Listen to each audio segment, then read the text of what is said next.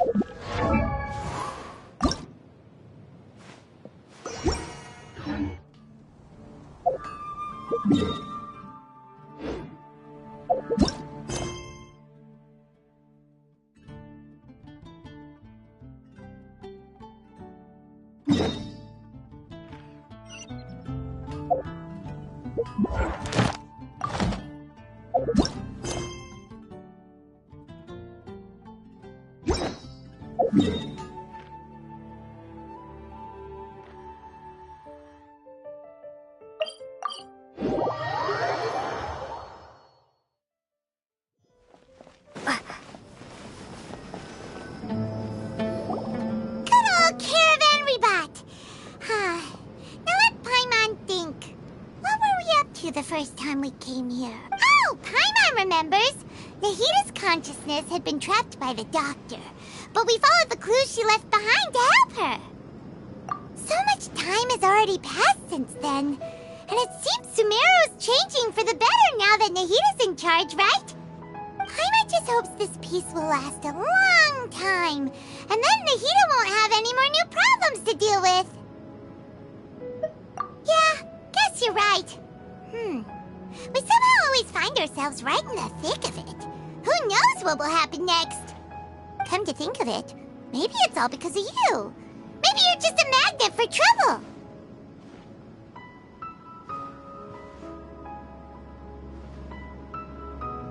Huh? Me? Before Paimon ran into you, Paimon never ran into any trouble. At most, when she was super tired, Paimon got caught in some strange whirlpool and sucked out into sea. And even then, you fished Paimon out! Anyway, for Nahita's sake, maybe we should think about heading to our next destination for now.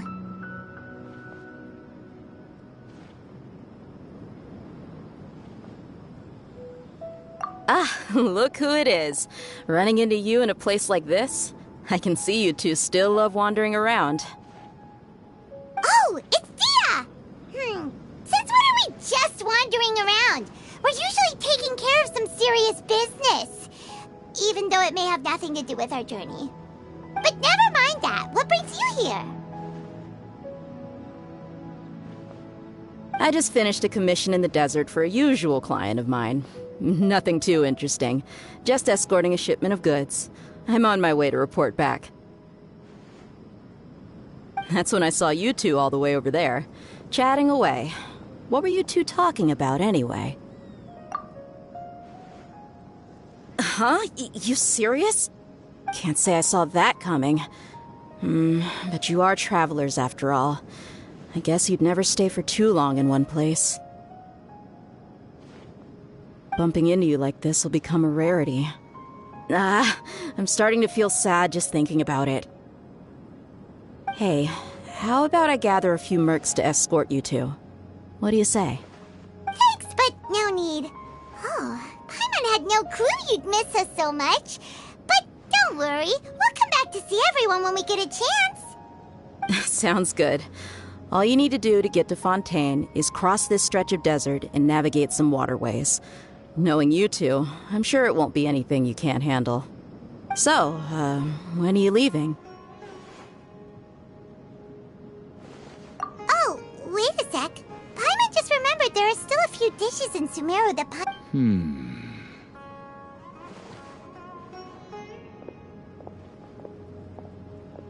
I see. Guess you won't be needing a going-away party or anything. It's sad enough to see you go like this. Though, now that I think about it, Sumeru wouldn't be what it is today without you. Seems true heroes always prefer leaving quietly. By the way, should we go say bye to Nahita? Oh, good point. Then there's no need to bother her in the real world. Then, I guess this is goodbye for now, Traveler in Paimon. Whether as a client or a friend, you're always welcome to come find me. Goodbye, Dia. Bye-bye, Sumeru.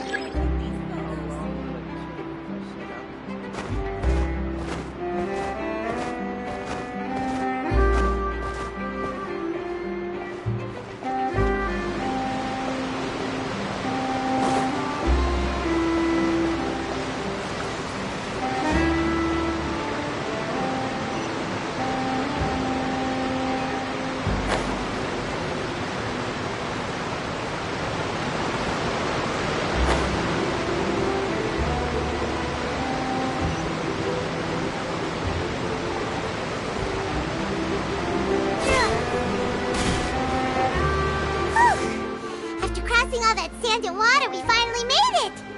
Oh, this must be Fontaine's port. Wow! Everything looks so advanced in Fontaine. Paimon's heard that the industry here is extremely developed, and there are all kinds of unusual machines. Just seeing the sights as a tourist is nice, but maybe it would be better if we found something to do. What do you think? Good idea! Nahida gave us loads of useful information. Seeking out the Seven is probably still our best source for information at this point. Yeah, the more we can learn, the better. So, what do you think the Hydro Archon's like? Will we get along? Nahida said that she has a very unique personality. Whatever that... To learn about a nation's god, start with the nation's people. There seems to be some locals talking over there. Let's go see if we can join the party.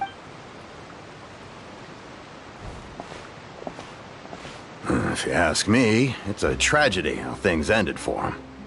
Clearly, he was a pretty decent person. Yeah, I didn't expect that kind of ending for him. I thought he would at least fight on a little longer for his family. I was expecting a sudden plot twist, but it's a pity that it never happened. Still, his story is quite the tearjerker.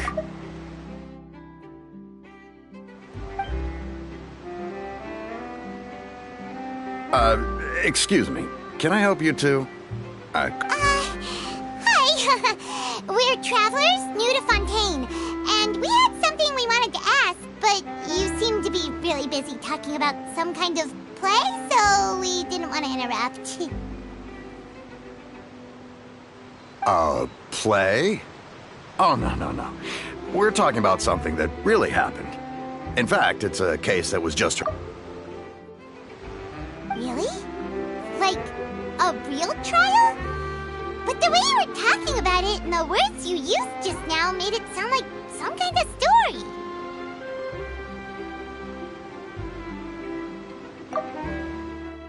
Well, good tales are often based on true stories, aren't they?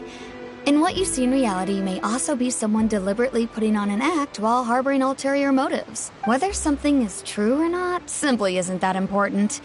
The main thing is whether the story being acted out on the stage is splendid enough. Oh, but it looks like you're not from around here. You probably don't know that the Fontaine Court of Justice is called the Opera Epiclese, or more commonly known as just the Opera House. But, shouldn't court cases be treated a little more seriously than that? Not to question Fontaine's way of doing things. It's just that putting someone on trial is usually a very serious thing. No worries. Other visitors to Fontaine have wondered the same thing. You could say that we just don't want to waste the moving stories behind those cases. And as for your worries about whether the cases are treated with due reverence, we have the absolutely just and honorable Chief Justice Neuvillette, as well as the Oratrice Mécanique d'Analyse Cardinal, a machine created by the Archon. Between the machine and the Chief Justice, false charges and injustice are a thing of the past now. Oratrice? Is it some kind of machine, too? Oh, Paimon's curious. We should check it out if we get the chance. Wait, Paimon almost forgot to ask you our question. Do Do you know what we should do if we want to meet the Hydro Archon? Oh, that's easy. Just go to the Opera House.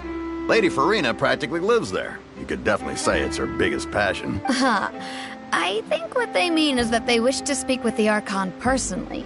In that case, I'm afraid it's going to be a tad more difficult. You'll have to make an appointment well in advance, and it'll depend on whether or not she has any time slots available. Huh. Is the Hydro Archon super busy taking care of official stuff? Wait, didn't you say that she's always at the Opera House?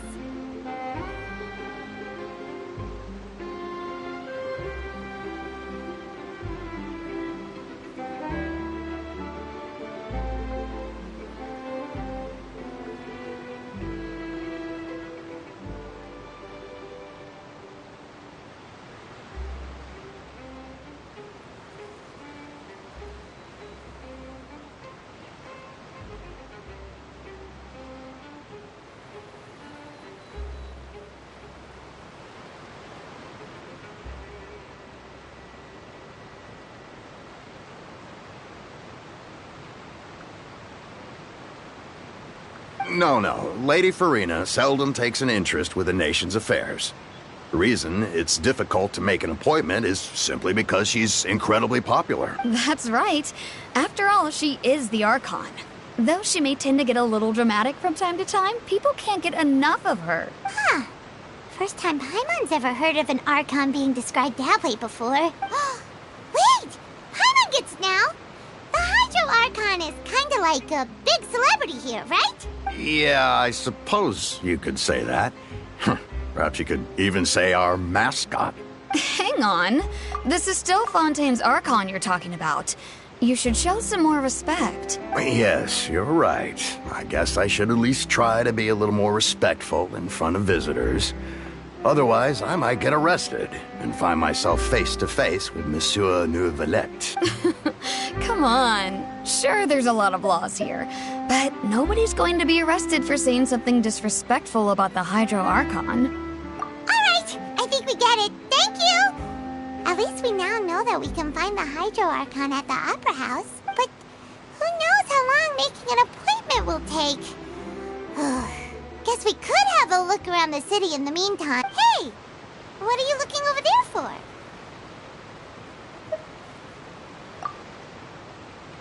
Huh. Maybe something's the matter. She isn't going to jump into the water, is she? Maybe we better go check on her.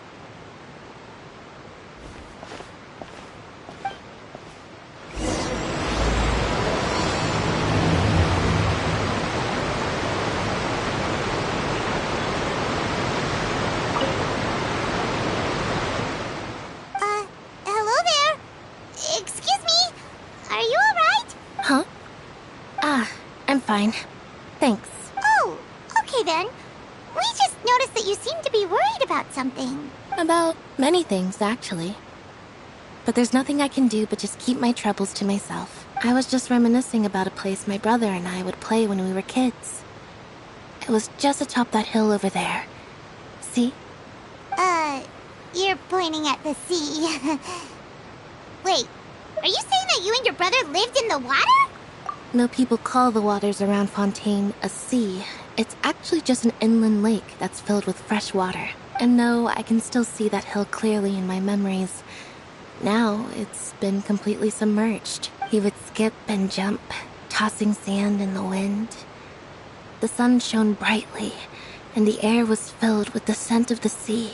But now, the water is gradually swallowing our memories. It won't be long before it swallows us.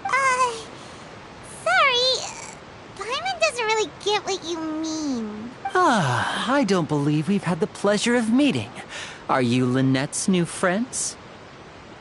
Oh, and you are? Thanks for looking after my sister. She often comes here to reminisce about our childhood, that's all. There's no need for any concern. Allow me to introduce myself. I'm Linny, and this is my sister Lynette. If I had to guess, I'd say you must be travelers from abroad. Nice to meet you. Paimon is Paimon, and this is the Traveler. We just arrived in Fontaine. We were just talking with your sister. Even though we didn't really get what she was saying. I see. It's unusual for Lynette to be so willing to talk with anyone. In fact, she seldom speaks at all. I'm usually the only one she ever talks to. Oh, really? Then you two are just like us! Paimon's always the one talking for some reason.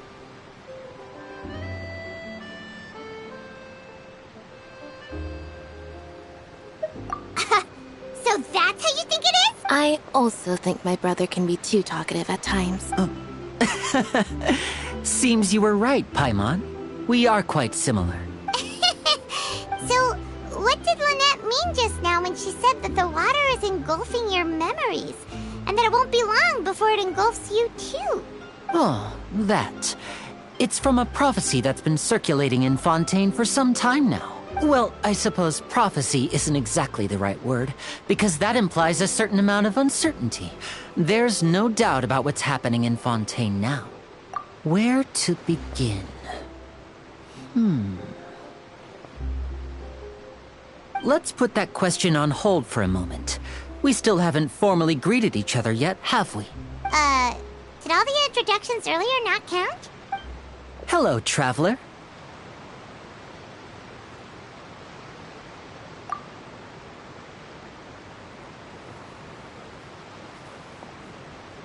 And hello, Paimon. Hey!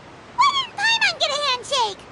You're not poking fun at Paimon, are you? Please, don't take offense. Just consider it a sort of etiquette we have here in Fontaine when making new friends. You should remember it. It might prove useful. Oh, all right then. Well, Paimon's just happy to have a local friend now. By the way, we were just getting ready to go to the Opera House to meet the Hydro Archon. Would you be able to show us the way? So you're going to see Lady Farina? No problem at all. In fact, I was planning to go to the Opera House. Please, follow me.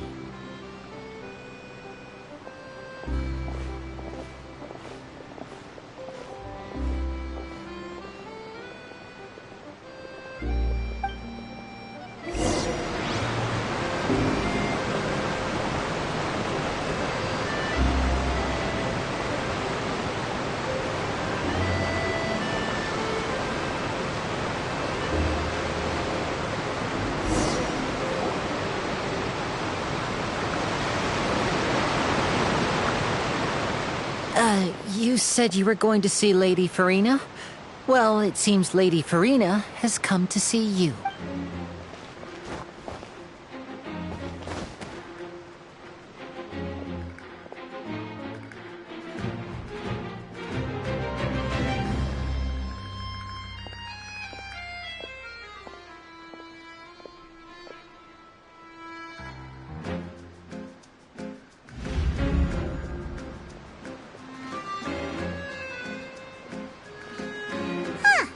So, she's the Hydro Archon? But how did she know we were looking for her? My dear people, rich and poor, those with cup in hand and those with nothing at all, raise your glasses in celebration. If you don't have one, then just raise your hand in lieu.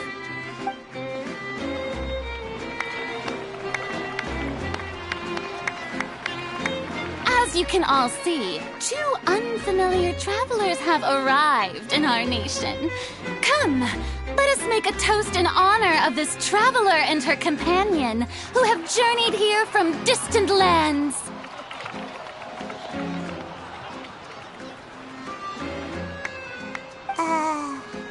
Is she talking about us?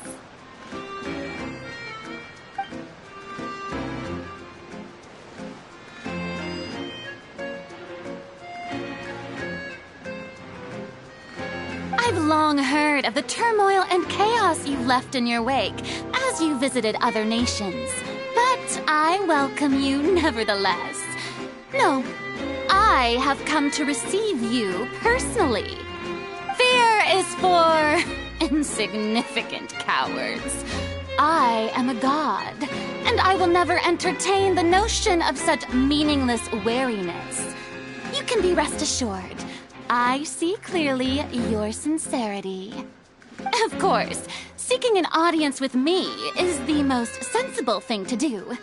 It will allow you to truly behold my power and witness my authority. Intelligent people always gather under the correct banner. I, Focalor, hereby welcome you to the nation of Hydro and acknowledge the value and significance of your trip. Now, you may rejoice in this. Yeah, Paimon still can't believe it. Feels like we've only been here for a few minutes. But the Hydro Archon's entrance was, how should Paimon describe it? A little over the top? Miss Hydro Archon?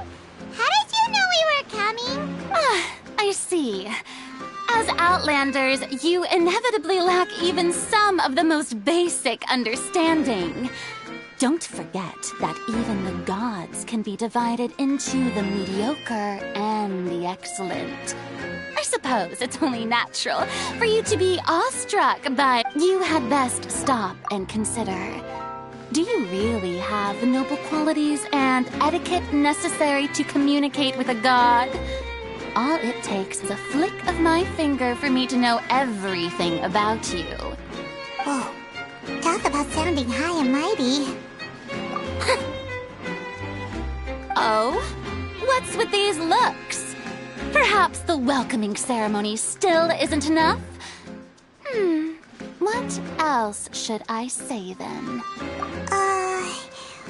Is she waiting for us to start talking?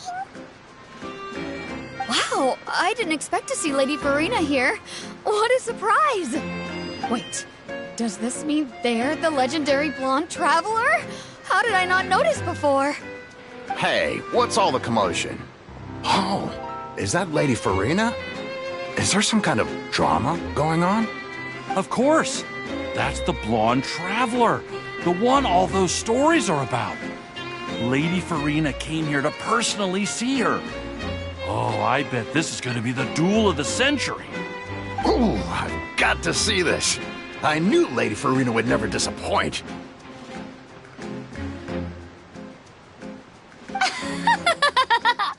Yes, but don't get too excited now. My dear believers and spectators alike tend to get quite rowdy, and despite the noise, I've come to tolerate all their ruckus.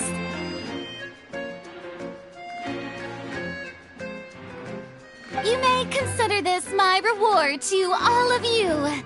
I have determined that there will be an epic duel between myself and this traveler from another land, just as you were hoping to see. Now she wants to fight? Aren't we getting a little ahead of ourselves?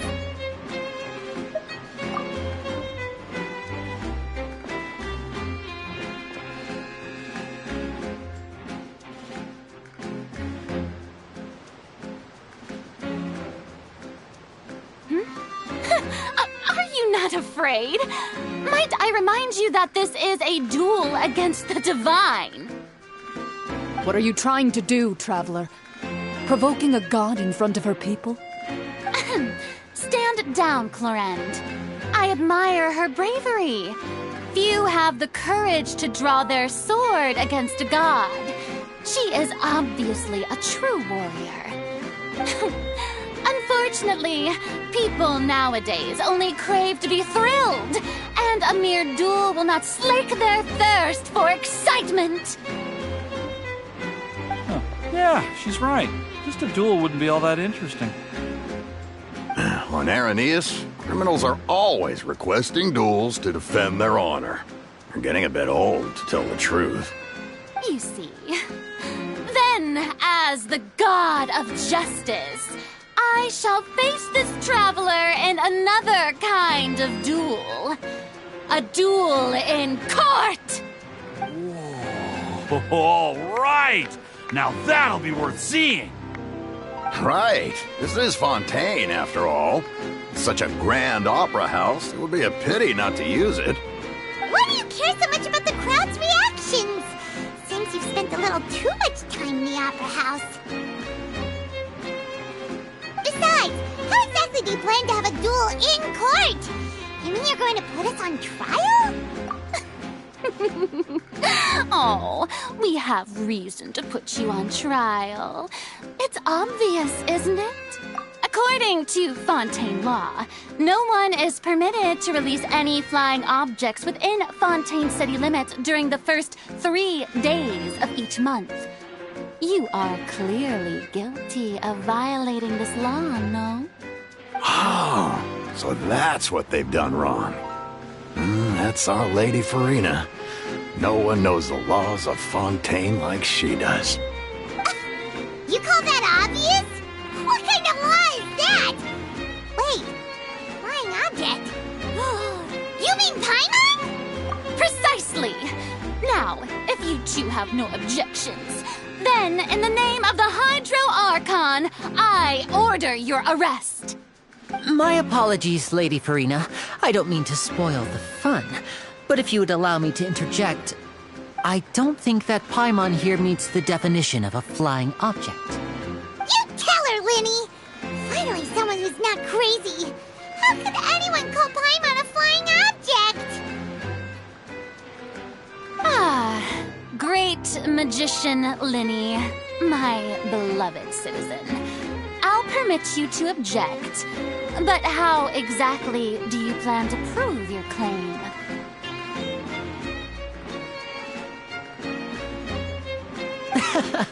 As a magician who just rained on your parade, I naturally should shoulder the responsibility of saving the show. So, with such an audience gathered here, allow me to perform a trick for everyone.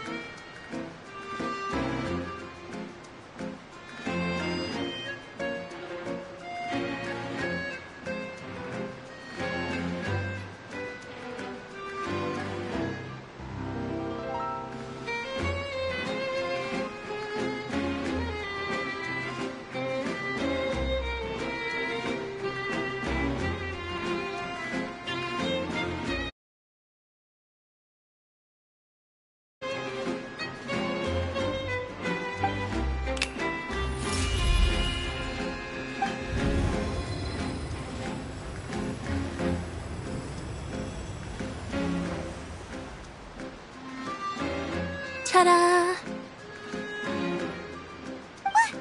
What's that on Paimon's back?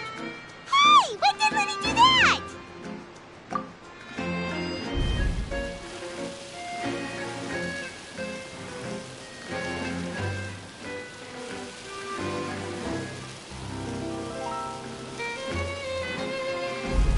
There.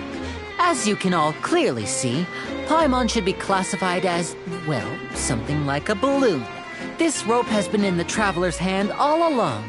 It was just that no one could see it before. Huh? You call that magic? You've got to be joking. I thought it was pretty good. Nice one. Huh? I'm not sure what to think. It seems Lady Farina's charges no longer hold water.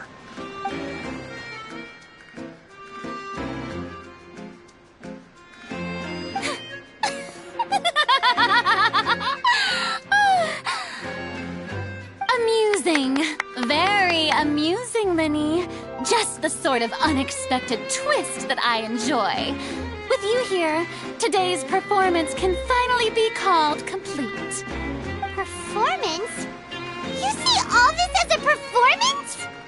In which case, consider the matter of your trial resolved. The God of Justice will not bring charges against an innocent person. But when there are valid grounds, I will not only judge travelers from abroad, but even the gods of other lands. I look forward to seeing your upcoming performance at the Opera House, Mr. Linny and Miss Lynette. That's enough for now. Toodaloo!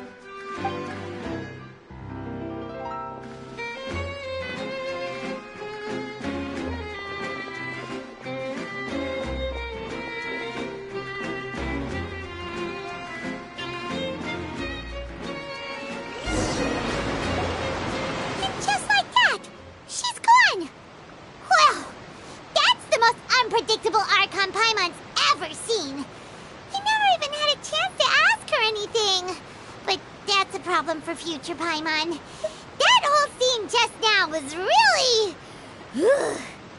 Don't mention it. I just happened to remember that there was such a law, so I did a little preparation, just in case. I didn't think it would actually come in handy. So, now do you see what kind of god Lady Farina is? She can be a bit confusing at times, but she is still amenable to reason. Anyway, Paimon had no idea you were a magician, Linny. It sounded like you'll be performing at the Opera House, right? I just know a few simple tricks I use to make a living. Lynette is my assistant. It will actually be my first time performing on the most prestigious stage in Fontaine, the Opera House.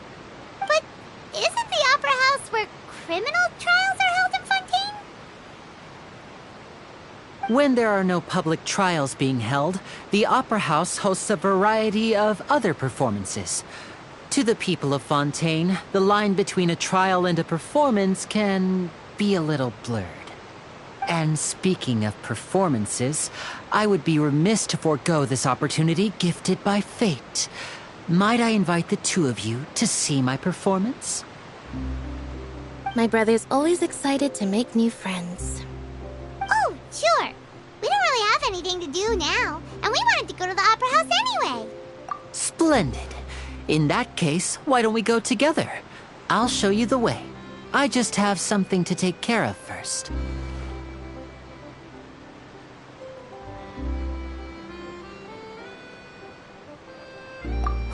You really mean it? Then I'll take you up on your offer. This is a magical item known as a magic pocket. Perhaps you can help me distribute them to the people here.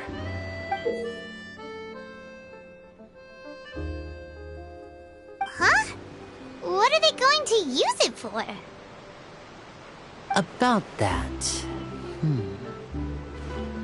You asked me before about the prophecy, right? Let me start by telling you a little more about what it entails. I'm not sure exactly when it began, but a prophecy has been circulating around Fontaine. It says that every person in Fontaine is born with sin. No matter how the nation of justice holds trial after trial, this sin cannot be absolved. Until one day, the water levels in Fontaine will rise, and the sinful people will slowly be drowned.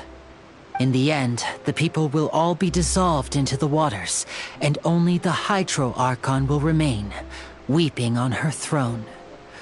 Only then will the sins of the people of Fontaine be washed away. That sounds pretty gloomy. Why are people in Fontaine born with sin? What is that supposed to mean? There are lots of guesses. Some say that the ancestors of Fontaine stole the power of the seas and stirred its wrath. Others say that the people of Fontaine never heeded the first Hydro Archon's warnings and offended Celestia. But here in Fontaine, evidence is what matters. There hasn't been concrete evidence for any of these claims, so they can only be regarded as conjecture. If even the people in Fontaine don't know what sin they committed, wouldn't it be better just to ignore the prophecy completely? Why bother feeling guilty all the time? That's exactly what the people did at first. But in the last few years, the water levels in Fontaine have actually started rising. Many places have already been completely submerged, and now lie beneath the sea. Many people carry on with their lives as before and shrug it off as a natural phenomenon. But my family and I think that the people of Fontaine shouldn't ignore the possibility, which would end up sentencing them to death. We hope that at least the people who reside near the waterfront can move away before it's too late. So, we've started distributing magic pockets to them. As a magical item, these magic pockets have astonishing capacity. I'm sure they will come in handy when people are moving their belongings. Oh, Paimon gets it! It's like preparing for a rainy day! But this is more than a bit of rain.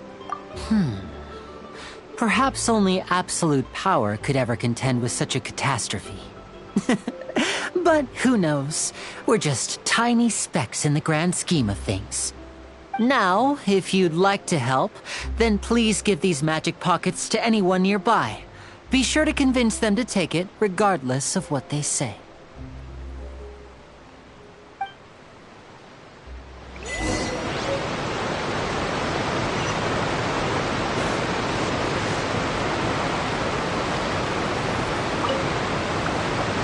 What's this? So you also believe in the prophecy. Keep it. I won't have any use for it. What? You mean you don't believe in the prophecy? No, I believe in the prophecy. But I also believe in another story. The story says that people once lived in the ocean. They were one with the ocean and couldn't live apart from it. But as time wore on, people desired to live on land and developed blood vessels, encapsulating the sea within their bodies. Thus could people set foot on land.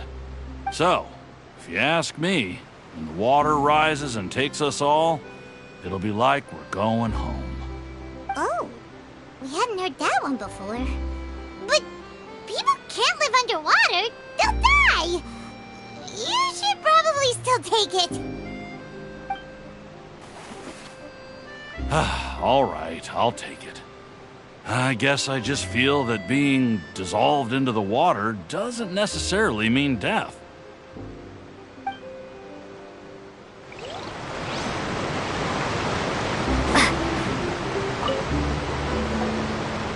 So you're the blonde traveler that everyone's been talking about. My apologies for not recognizing you earlier. Oh, a magic pocket? Seems you really thought of everything. I guess it's better to prepare for the worst and hope for the best. Thanks. Please, also thank the magician on my behalf when you get the chance.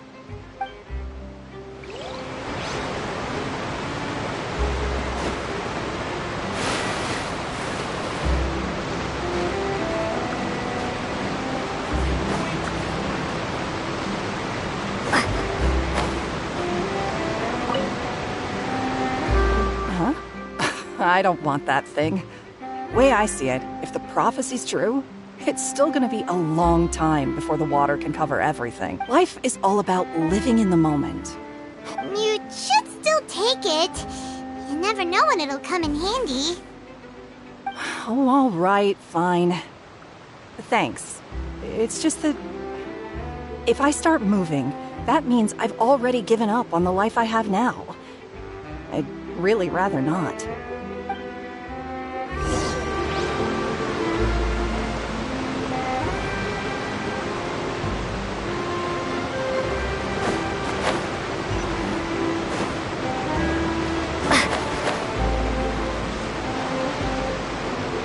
Oh? You already handed out all of the magic pockets?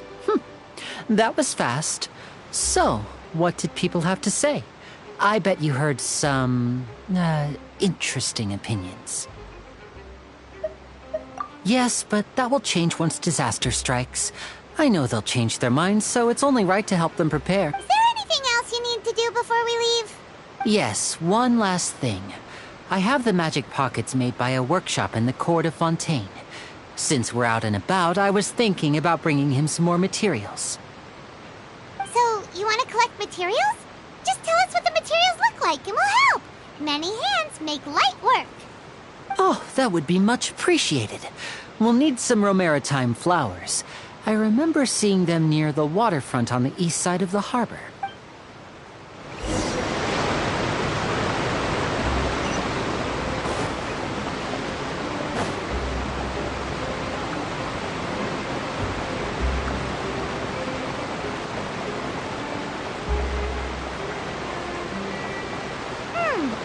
It seems we have to use Hydro to collect Romaritime flowers.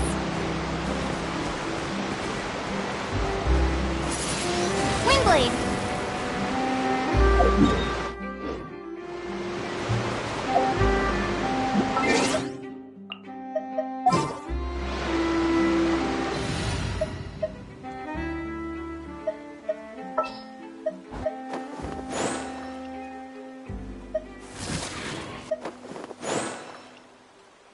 I'll take care of it.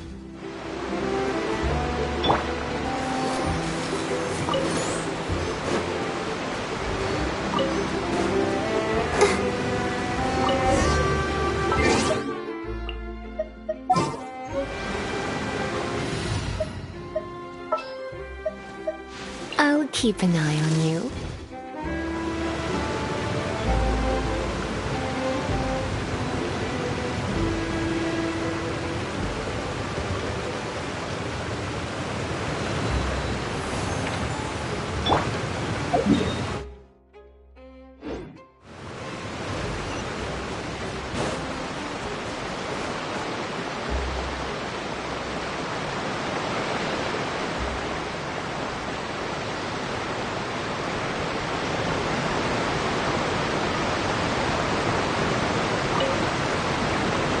You made quick work of that. I can tell you're an experienced traveler.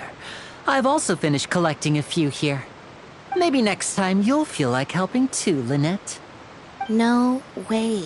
I'm in power-saving mode today. Otherwise, I fear I may not have any energy left for the performance at the Opera House. Fine. Though the performance is still a long way off. Now that we're finished here, we should get ready to head back to the Court of Fontaine. So, we're going to the Court of Fontaine before we head to the Opera House? Good. Paimon wants a tour of Fontaine's largest city and try...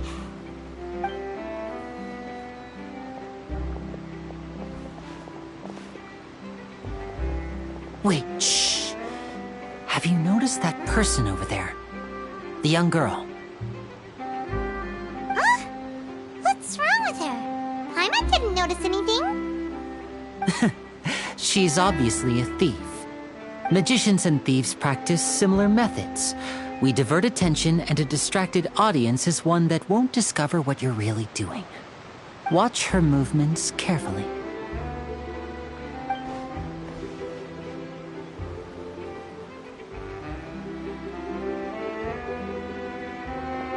Oh, he's right! Shh, keep your voice down. We need to think of a way to catch her, but it seems she's very alert. Perhaps we should split up. You two can ride the lift over there and wait up top. I bet that'll be her escape route if she tries to run. All right, let's go.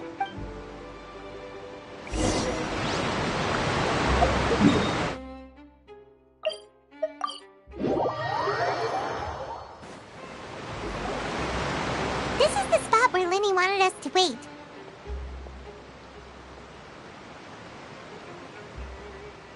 Oh, look! Isn't that her?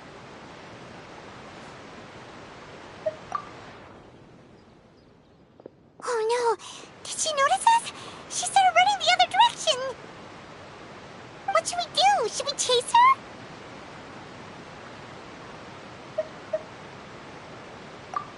You're right. She might also be trying to lure us away.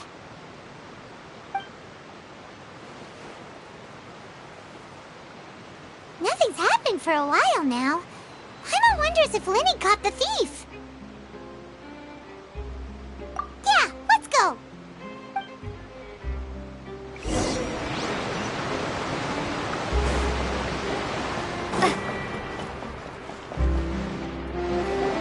Are you sure that's all she took? You should check to make sure you're not missing anything else. No, that was all. Oh, I can't thank you enough. I didn't notice a thing earlier. Anyway, I should be going now. Thanks again. Oh, were you returning what the thief had stolen? That's right. Pity I wasn't able to catch her. She distracted me by dropping the thing she stole on the ground. By the time I looked back, she was already gone. I saw the general direction she went, but Linny twisted his ankle, and I needed to make sure he was okay. Oh, did you get hurt, Linny? I'll be all right. It's just a twisted ankle, that's all. In fact, it's feeling better already. If you want to play at being a hero, at least try not to get hurt doing it. Imagine what would happen if you managed to derail our performance as a result. You're right. Sorry, Lynette. I have to admit that the thief was even more skilled than I had anticipated. But at least we were able to get the stolen items back, so it wasn't a complete failure. What a slippery little thief! Guess things turned out all right in the end, though. Linny's initiative paid off! All right, let's put this little detour behind us. We should go to the Court of Fontaine now.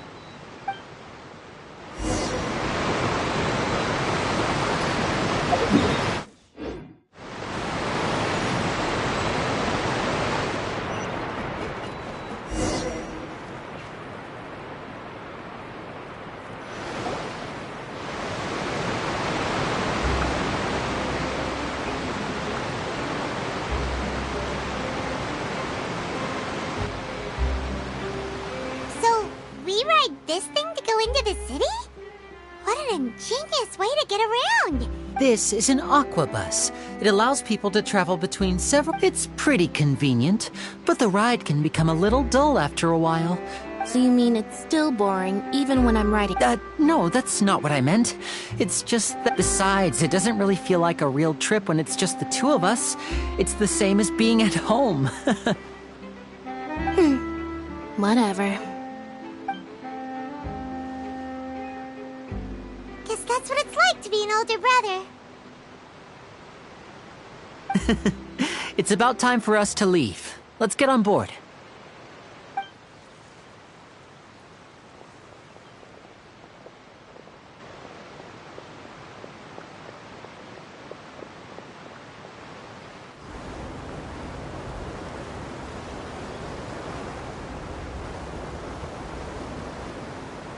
Oh, excuse me! Aren't you the great magician Linny? And his assistant Lynette? Hello. I don't believe we've...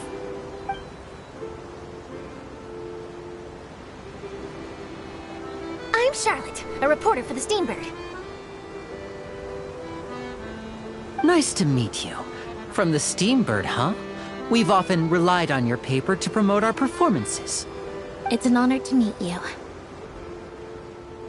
Wait, could that be the legendary traveler who's been making headline after headline in their journey across Tibet? Amazing! You recognized everybody almost immediately! I wouldn't be much of a reporter if I didn't know who's who, would I? Wow, today must be my day! Who knew I would end up on the same boat as so many VIPs? Could my vision finally be showing me some favor? So, Charlotte, what do you usually report on? Well, when there isn't any breaking news, I mainly cover the trials at the Opera House. You can still manage to keep readers' attention as long as you tell things from a clever enough angle, even if it's the same old topics. For example, vulnerable girls into relationships, or how a financial criminal was once so poor that they ate a single piece of bread for 5 days. That's fine and all, but what I'm really after is exclusive, sensational news pieces that could shake the country. These smaller stories are a waste of my talents. Oh, I just remembered. I've been following a case lately. Well, a series of cases, actually. You mean the serial disappearances of young women case? That's right! These stories are the talk of the town right now, and it's probably the most mysterious case we've ever seen. If I'm the first with a draft ready to publish when the case is finally cracked, and it's the headline story in the Steambird, oh, when that happens, I bet all the other reporters will shed tears of envy. I've already gathered all kinds of materials. I just can't wait for the truth to be revealed. So, what is the serial disappearances of young women case? You mean the culprit hasn't been found? That's right. The first missing girl case happened almost 20 years ago. And ever since, after a period of time, another girl disappears. What the cases have in common is that the girls are all of a similar age, and that they've all vanished without a trace. But the scariest part is that to this day, none of the girls have ever been found. Many suspects have been arrested over the years in connection with this case, but shortly after each arrest, another disappearance would always happen. Yes, it's possible. But either way, I believe that every case has some precise truth behind it, waiting to be exposed. Yes, I agree. And at the very least, the family of those missing girls deserves some sort of explanation. I just imagined for a second what I would do if Lynette were to suddenly disappear. I'd pay any price to get her back, and then find a way to track down the culprit. Please don't imagine that, Lenny.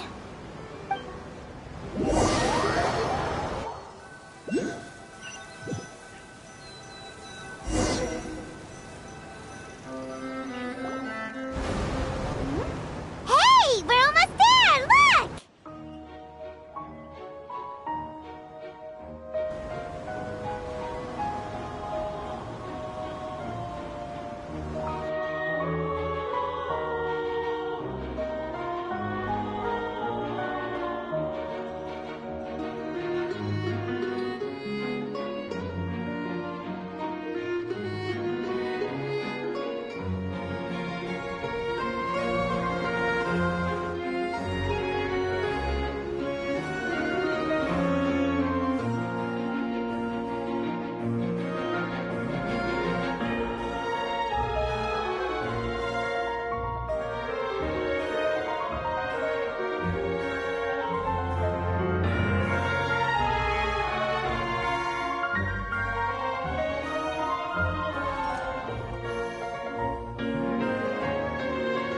Well, I really enjoyed chatting with you.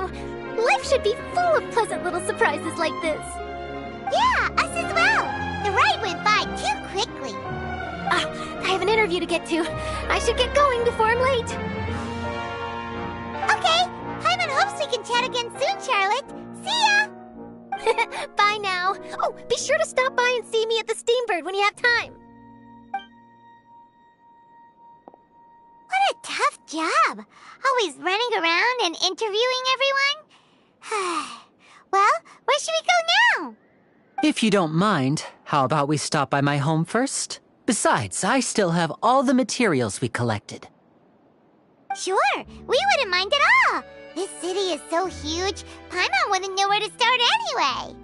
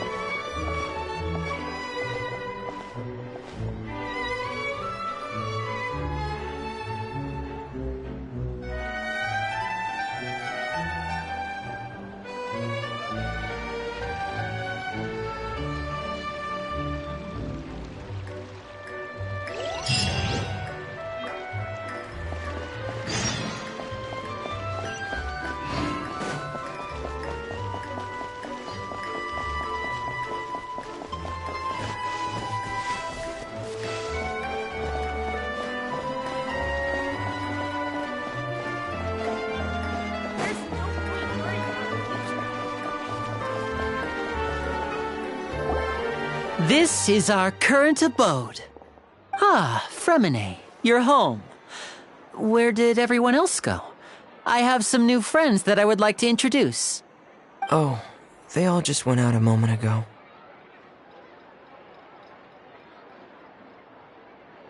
I see. Everyone is getting busier now that Father will be returning soon. I suppose that can't be helped. Allow me to introduce you to my little brother, Fremine. He is a phenomenal diver. Hello. Nice to meet you! Paimon is Paimon, and this is the Traveler! Oh, you sound very proud to have a diver as a brother, Linny. Linny, could you come here for a moment?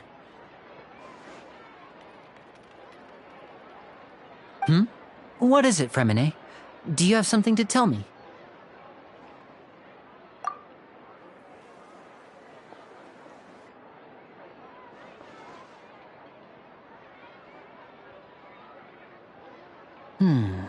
Okay, I see. Is everything all right? Oh, it's nothing. We were just discussing a little housework. Sorry for the interruption. Oh, before I forget, the Traveler and I collected more materials to make magic pockets. Were you able to get any, Fremine? Yes, I went diving and gathered lots of materials. I was about to give them to you. That's our Fremine, always quick with the underwater work. All right, I'll take these to the workshop.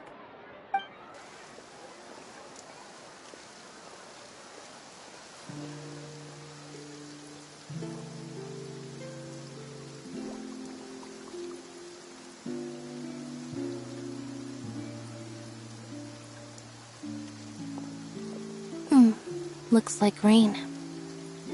Oh, you're right. But wasn't it clear and sunny just a moment ago? Fontaine's weather sure is weird.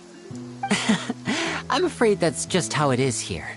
It often rains on days where there are trials being held in the Opera House, but don't worry, it'll clear up soon enough.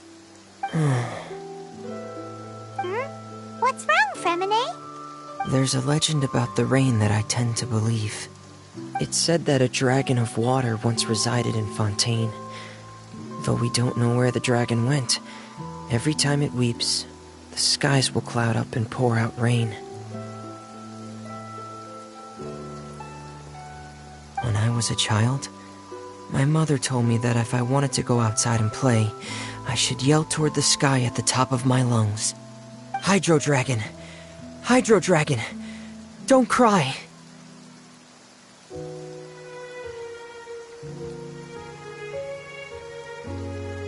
If it's an elemental dragon, then having the power to make it rain wouldn't be very unusual.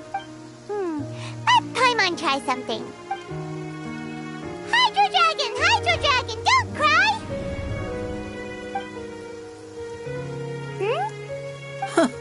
Doesn't seem to be of any use. It is just a legend after all.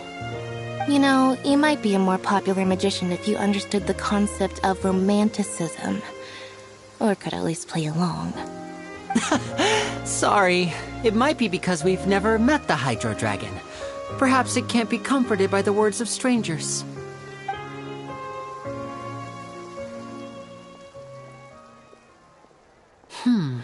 It rained for longer than I suspected. Oh, it's already getting late. Was there something you needed to do, Linny? Yeah, some preparations for the show at the Opera House. I need to find a way to catch the last aqua bus of the day. On the day of the performance, just ride the aqua bus to the island of Aeneas. I'll have Lynette meet you at the fountain in front of the Opera House. Oh, are you leaving now? What is it, Fremine? I'm in a hurry. Oh, I get it. Perhaps we could trouble the Traveler to help us take these materials to the Beaumont workshop and deliver them to the owner there. I'm afraid that Fremine can be quite introverted, and the boss there tends to be pretty talkative.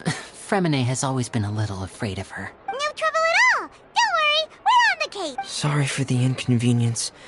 I'm quite useless when it comes to such tasks. I'll think of a way to make it up to you. Oh, no need. This will be a walk in the park for us.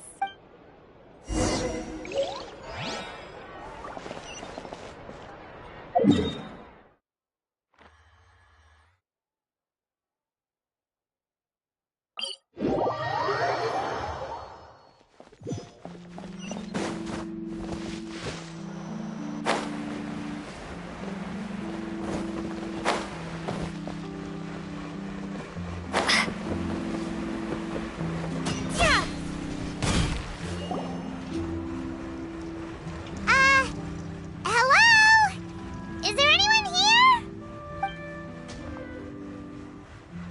Oh, hello there. New customers? Looking to buy, or do you need something made? Or perhaps you're just looking for a chat with me. Oh no, we're just here to deliver some materials. Here they are. They're for making... what were they called again? Ah, these must be for magic pockets. I could tell right away. I've already made several orders worth now. No need. They've already prepaid several batches worth. When they told me what they'd be using them for, I even offered them a discount. But they insisted on paying the full amount, saying that I had a business to run. It seems both their hearts and their pockets are made of gold. Whoa. So, is Linny actually loaded? I can't say for sure, but who knows? Maybe there's good money to be made being a magician in Fontaine. Hey! Is this machine what you use to make stuff here? It looks really advanced. Why use your hands when a machine can do the work? It would be a waste not to use the latest technology, and wasting is a kind of crime. But where does a big machine like that get its power from? Well, it's a little complicated. I'm not sure I can put it in layman's terms for you. But basically, everything we usually use here in the city is powered by indemnitium. It's a type of energy that's produced from trials. Huh? How can trials produce energy? Well, I'm not completely sure of all the details myself, but basically, when a trial is in session, the Oratrice Mécanique d'Analyse Cardinale harvests people's belief in justice and converts it into energy to be used all around Fontaine. So that's what its other function is? Paimon heard that the Oratrice was created by the Archon to make judgments. But Paimon still doesn't get it. How could something unreliable like people's beliefs be turned into a stable power source for these machines? Oh, yeah! So that means the Hydro Archon relies on the machine to take the energy created by belief and turn it into power for all of Fontaine, right? Even though I've never heard anyone really put it that way before, it sounds like it makes sense. Besides indemnitium, we have another type of energy called pneumosia. It isn't produced by the power of the Archon, but it is unstable by nature. Even now, it still cannot be widely used by civilians. I thought I'd find you hard at work, but here you are chatting the day away. Since you're already talking, I'm You again? Didn't I already promise you that I'd have the more I owe to Confrérie of Cabriere by next month? Why are you hounding me now? Yeah, but how do we know that you won't go running off by the end of this month? I want 50%. Huh? Seems business isn't so great for the workshop. We've already finished our job. Hey, hold on. Before you go around trying to collect payments, why don't you settle your own debts first? If Confrere of Cabriere wants to poach clients from Northland Bank, that's fine. But I'm afraid you still owe the bank a hefty sum of mora. So why don't we work things out between us first, before you get back to your little conversation here? You're from Northland Bank. But we said we'll pay everything we owe next month. Why are you hounding me now? Traveler, Paimon! I didn't think I'd run into you here in Fontaine. What are the chances? We're surprised to see you too! What are you doing here in Fontaine? You didn't want to stay in Snezhnaya? Long story short, I've already been in Fontaine for some time now. And honestly, things have been pretty boring. But it seems that fate brought our paths together today. Not only will I have some good friends here now, but ones who always seem to find trouble. Either way you look at it, it seems things are going to get a lot... Pretty sure we'd want to avoid anything that you'd find interesting.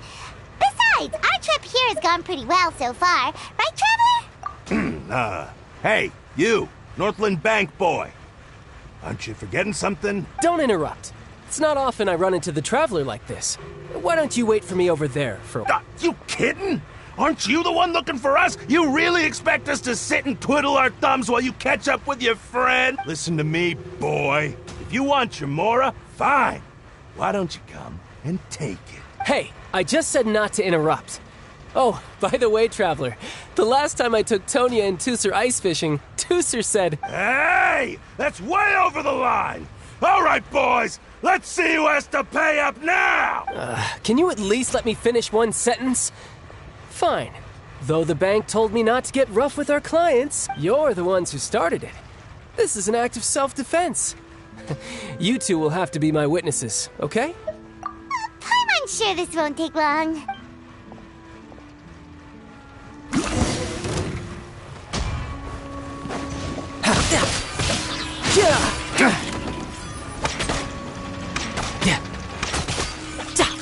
Riptide!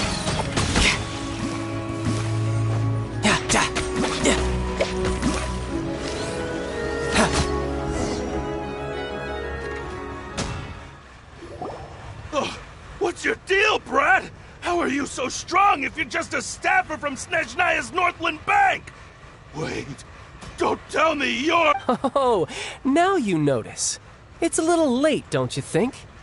Just make sure you understand that you don't mess with Northland Bank.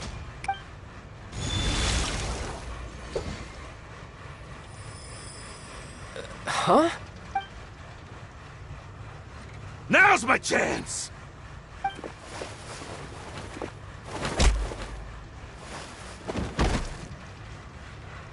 Huh.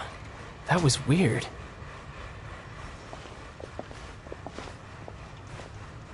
I'm not sure. It's as if I suddenly lost control of my hydro powers when I needed them. Strange. How could that happen? First time Paimon's ever heard of someone losing control of their vision. Never mind. It doesn't matter. If I want to stay sharp, I shouldn't be relying too much on my vision anyway.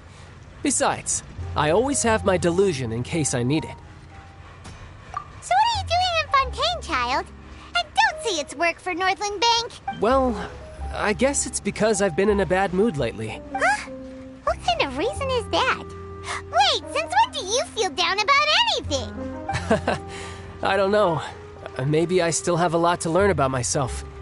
But recently, there seems to be some sort of restless power stirring inside of me. And I don't know why, but every now and then I feel like I'm in a terrible mood.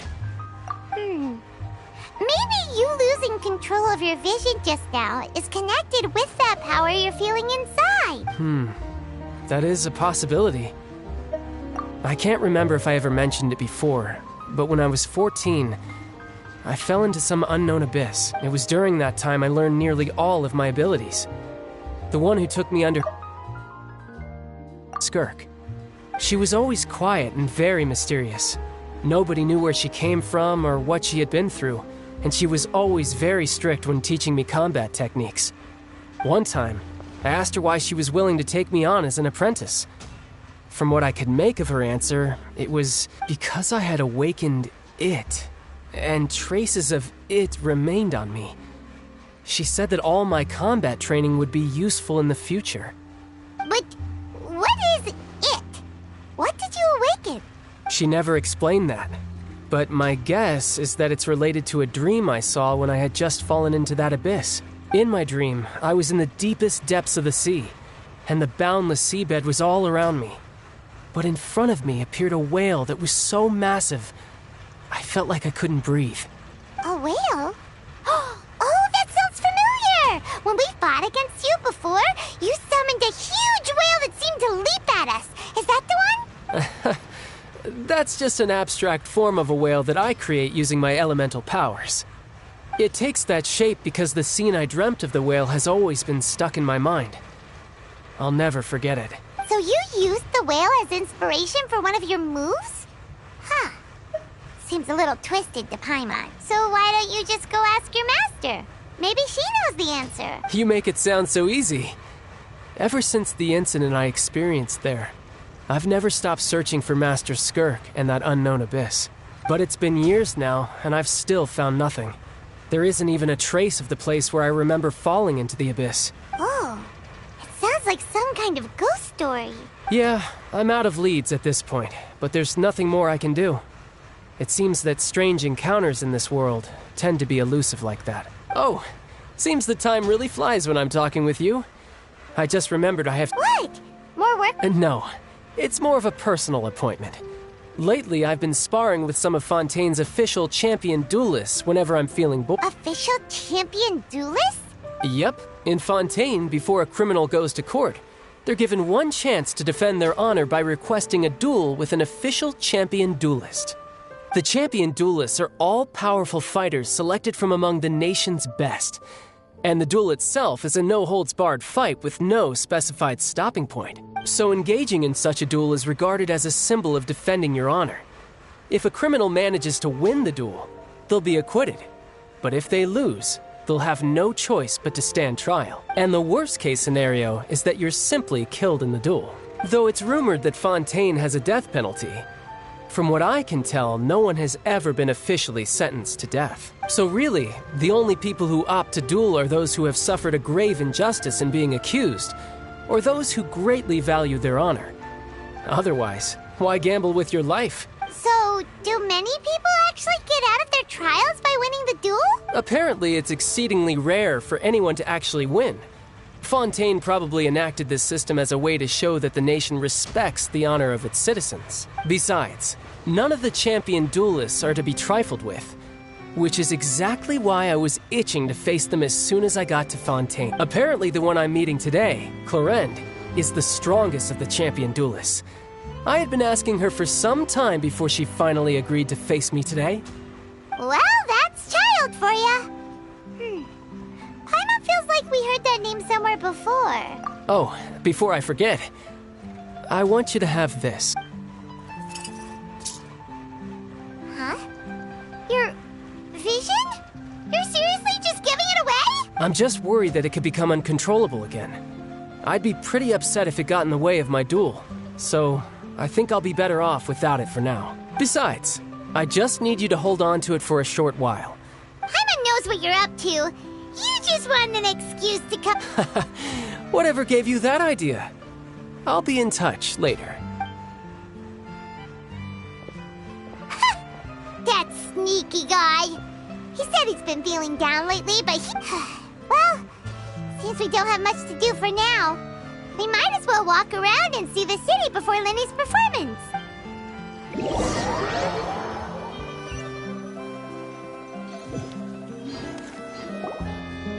Wow! Who could have seen that coming? The reporter who was barely around for most of the story was the murderer all along! Sorry. Paimon was just surprised, that's all. Paimon never saw that twist coming. The murder mystery novels here are amazing! The whodunits here in Fontaine are a lot different than the light novels you see from Yai Publishing House. Both have their merits, but Paimon thinks this style of novels are more, well, novel. It's so exciting to reach the moment when the mystery is uncovered, especially in the one Paimon was just reading. You should buy a copy and read it too. Oh, sorry about that. Paimon will be more careful next time. Hey, shouldn't we be heading to the opera house to see Lenny's performance soon? It's almost time for the show to start, so we should get going. Lenny said that the Opera House is on Aranias, so let's go ride the Aquabus!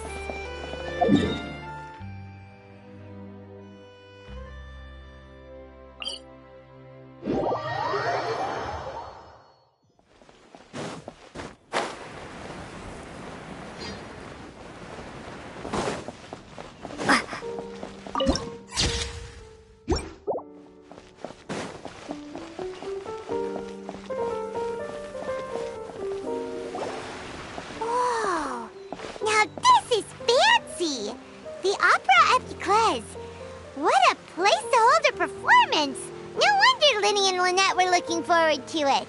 Huh. Looks like there's a lot of people standing around the fountain up ahead.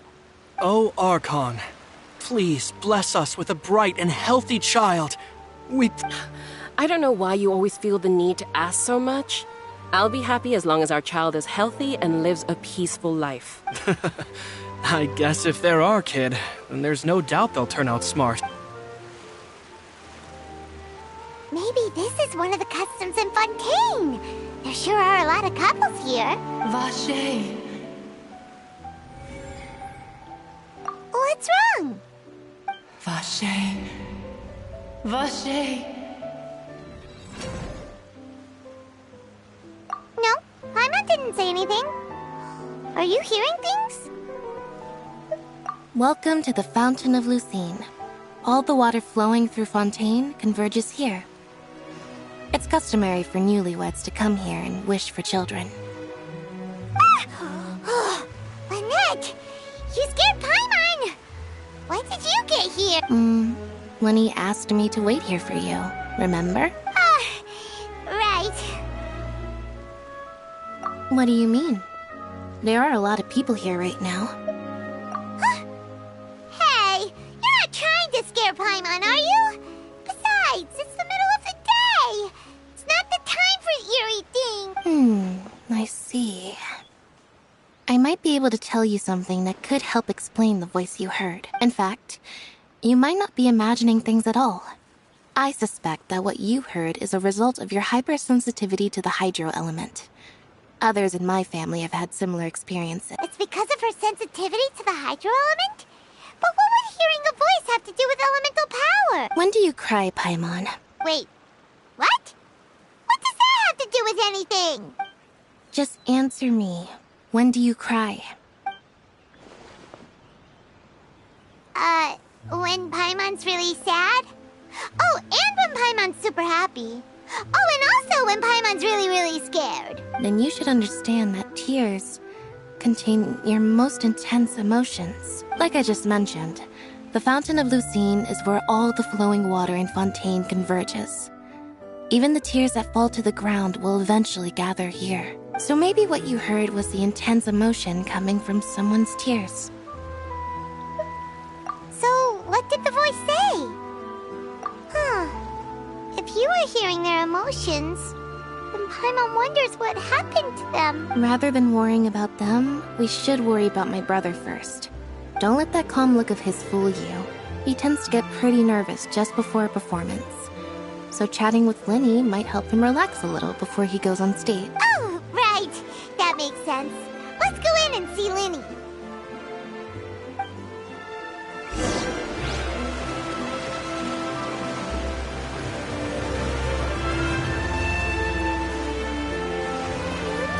Humans come from.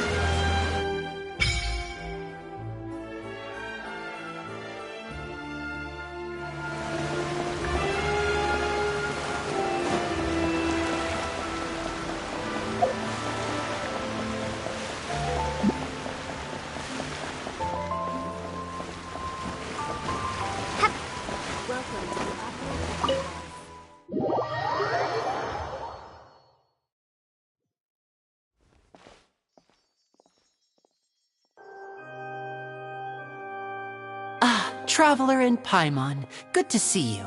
I knew you two would come. Are you kidding? We wouldn't miss it for the world. We've been looking forward to it. I can tell, judging by... But you're actually right on time. The audience still hasn't started entering the venue yet, which means now is the perfect chance for us to take you to the best seats in the house.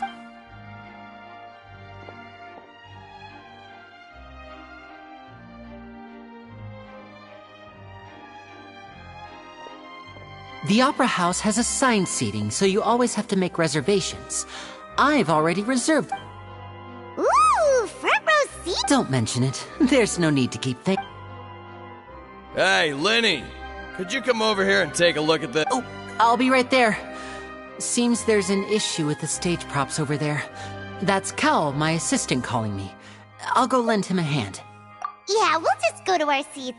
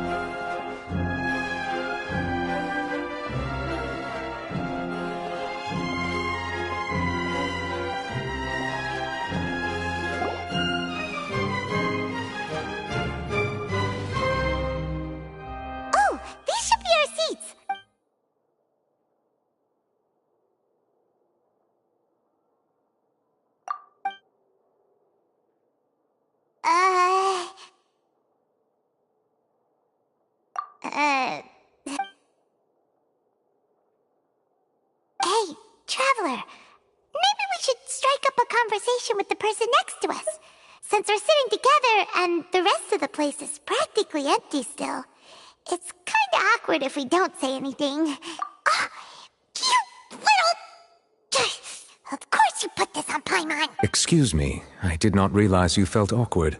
I am terribly sorry. I would be perfectly happy to chat with you if that is what you would like. Oh! So you heard all of that, did ya? Boy, you sure have good ears. Paimon thought she was keeping her voice down. Wait, that's not it. Paimon's... Sorry. Paimon's the one who was being rude, talking under her breath like that. So, let's talk, but, what should we talk about? Oh, Paimon's got it. You're also here early and sitting in the front. Are you a friend of Linny's too? A friend, you say? Well, if Mr. Linney would like to be my friend, I would be more than happy to reciprocate. Oh, so you're not friends with Linny then? Oh, this is getting more awkward by the second.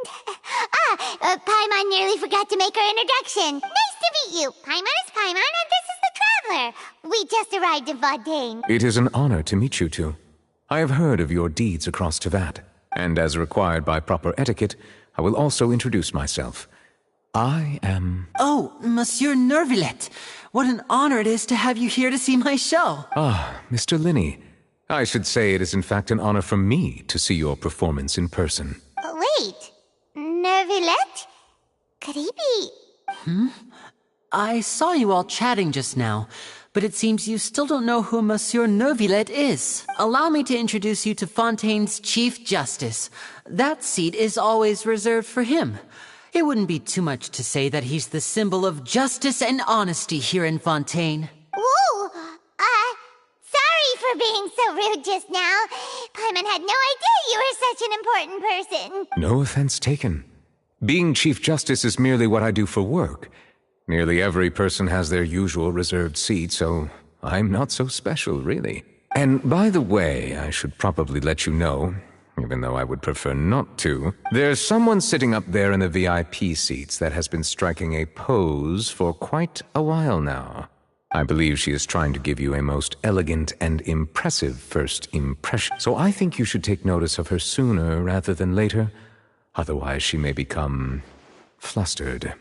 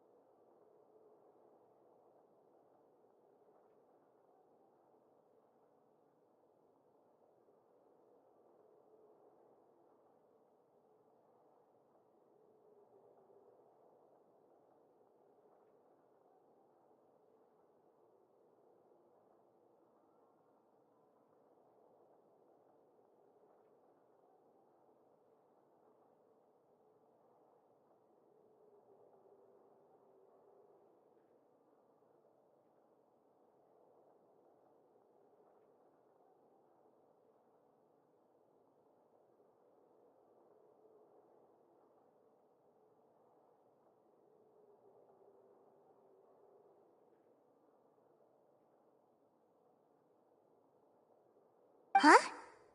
Oh, it's Farina, the Hydro Archon. Huh. She sure has a smug and satisfied look on her face. Guess she has no idea that you saw right through her act. Very good. That is for the best. No need to pay her any more attention. We may now enjoy the show. Huh? So is this what things are like between the Chief Justice and the Hydro Archon? All right, please wait just a moment longer. I've pretty much finished my preparations, and the performance will start as soon as the audience has made their way to their seats. Yay! The show's finally about to start! Paimon can hardly wait!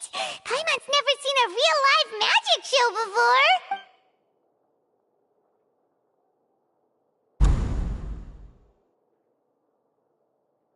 Oh! They're dimming the lights! The show must be starting!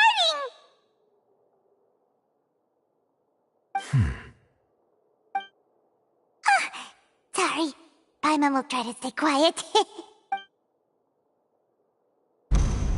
Welcome, one and all, to the Opera Epiclese. I am the star of today's show, Linny.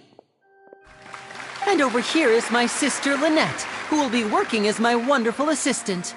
Please, let's give her a warm welcome.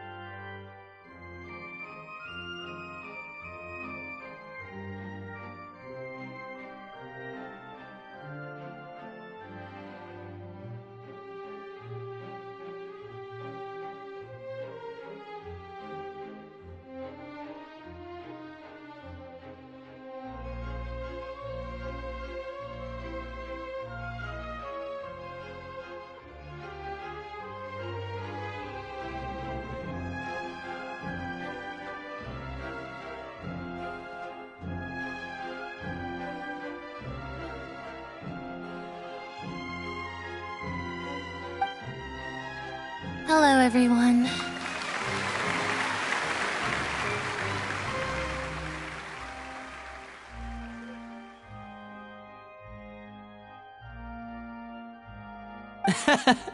I know she may seem to be a little sleepy right now, but that's just a sign that she's nervous.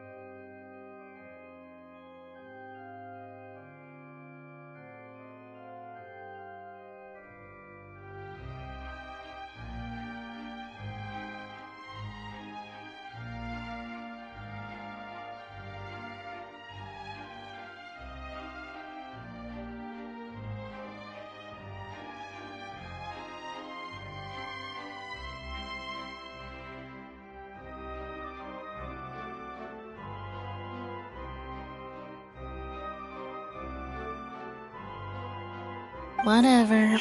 Now, some of you may be thinking, two vision holders who can freely manipulate elemental powers performing magic is not true magic at all. So, I would like to take a moment to assure you that elemental powers will have nothing to do with what you will witness on the stage today.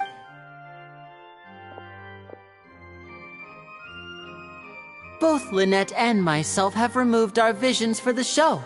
That way, even the gods won't be able to help us. Oh, good point.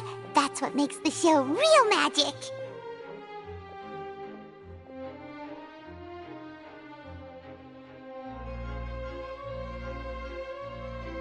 Now, without further ado, let the show begin.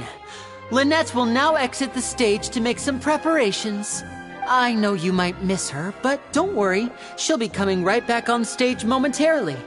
Perhaps in an unexpected way. I'm sure she'll be stealing the spotlight soon enough. Oh, and before I forget, there's one more thing I should say. You never know what can happen in the blink of an eye.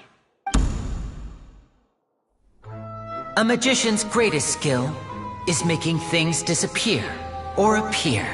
The possibilities are endless.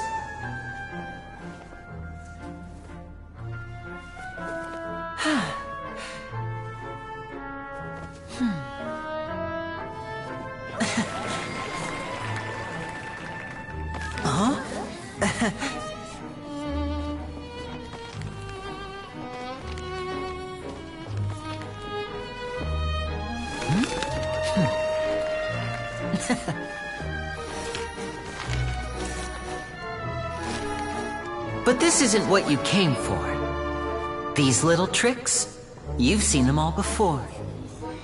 So it's time for something truly extraordinary, don't you think? This one's a little tricky.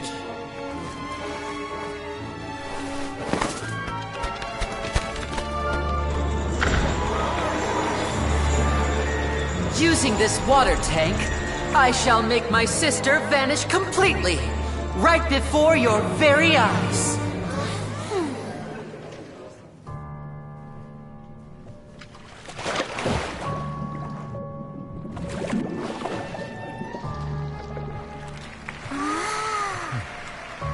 It's actually quite simple.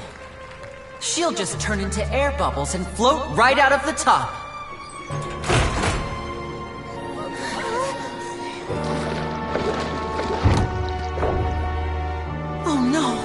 I told them to check all the props carefully. With the lid on, even air can't escape. An amateur magician would be getting very nervous right around now. Luckily, it's me on stage, so let me show you what a true virtuoso can do.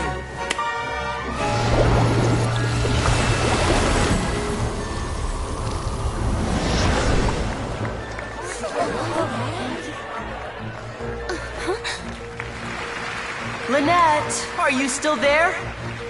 Don't go too far. We don't want to use up all our magic. Hi, I'm back. Uh-huh.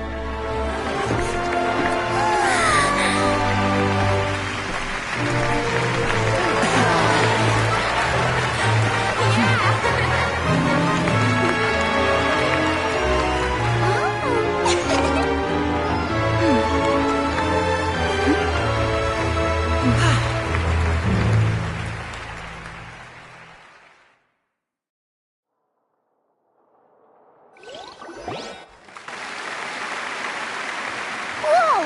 What in the world just happened? How did he do that? Paimon didn't see him do anything! Wasn't Lynette inside the water tank? How did she disappear and then reappear out of nowhere? If we could see easily through his tricks, then that would mean that his skills are still lacking.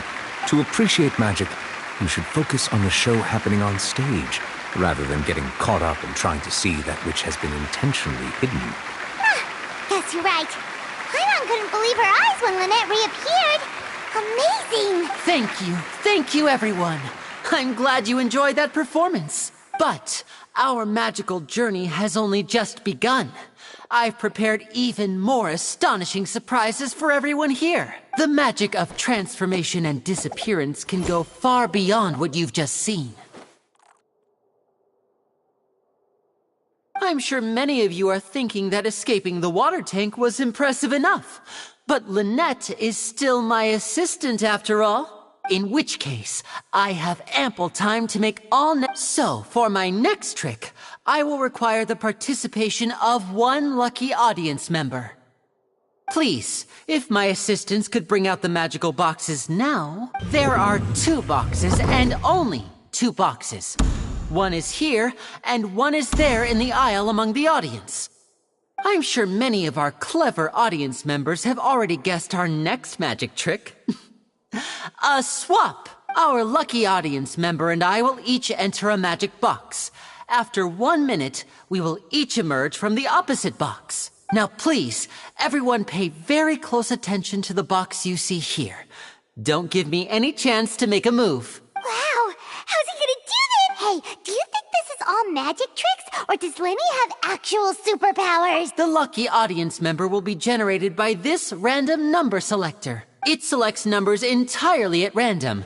Even I don't know who will be chosen to participate. Now then, let's begin.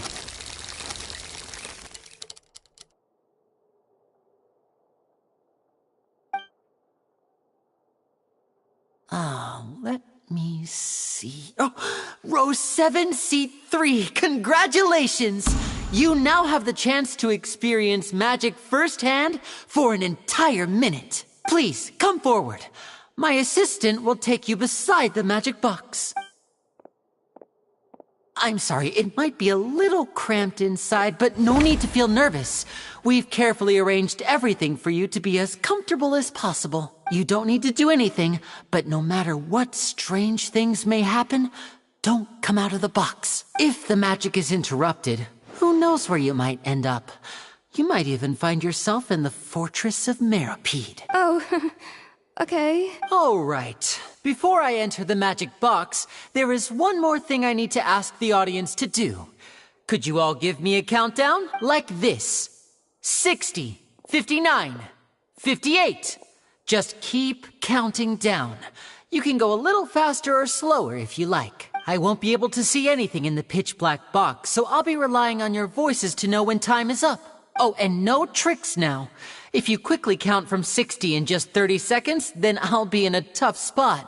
Ooh! Paimon kinda wants to count faster after hearing him say that!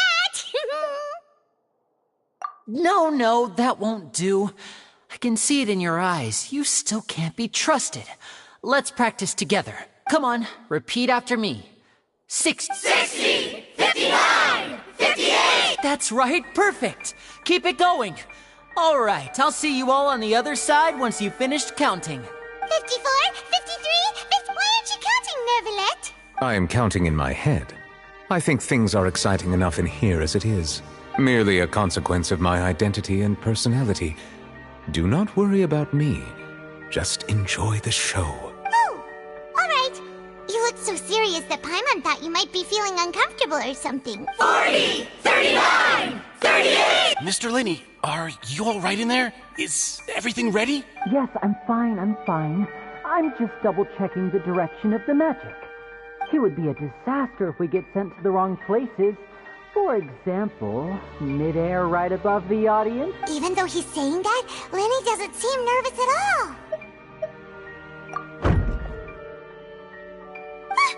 What was that noise? Did you hear it too?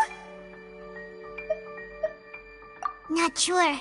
Anyway, it doesn't seem like anyone's worried about it. 25! 24! 23! What's wrong, Mr. Linney? I can still hear you moving in there. I seem to have accidentally knocked over a decoration. I'm trying to fix... Never mind the decorations. There's... No, that's unacceptable. I want my... 19! It seems things aren't quite going... It feels like you're all starting to count faster, but that's all right. I know it can be 10 seconds and change is still plenty of time. 10! Almost there now. 8! Swapping two people is harder work than you might think. Even a master magician like me can't guarantee I'll get it right the first time. Hey, wait!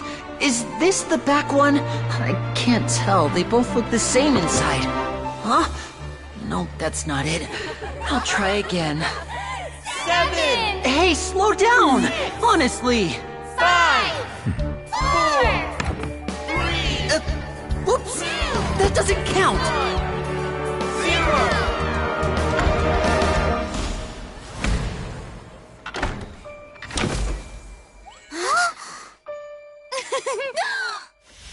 Ta-da!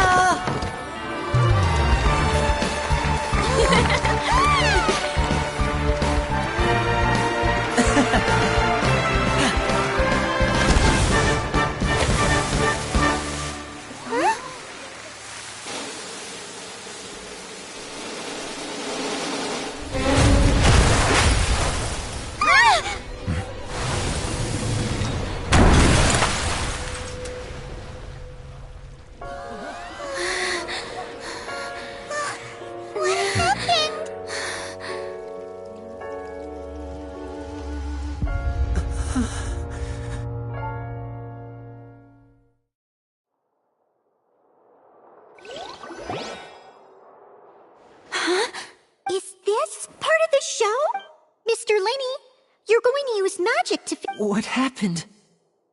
Oh no. Maybe this isn't part of the show. The girl was still in that box, right? This performance is over. Medical staff with me. Guards, secure the scene and detain all the performers. Seal the exits. No one is allowed in or out at this time. Yes, that's right. If this was just an accident, then we must investigate the cause. But if this was all part of some scheme, then those accountable... No need to be alarmed, you two. We'll get to the bottom of it.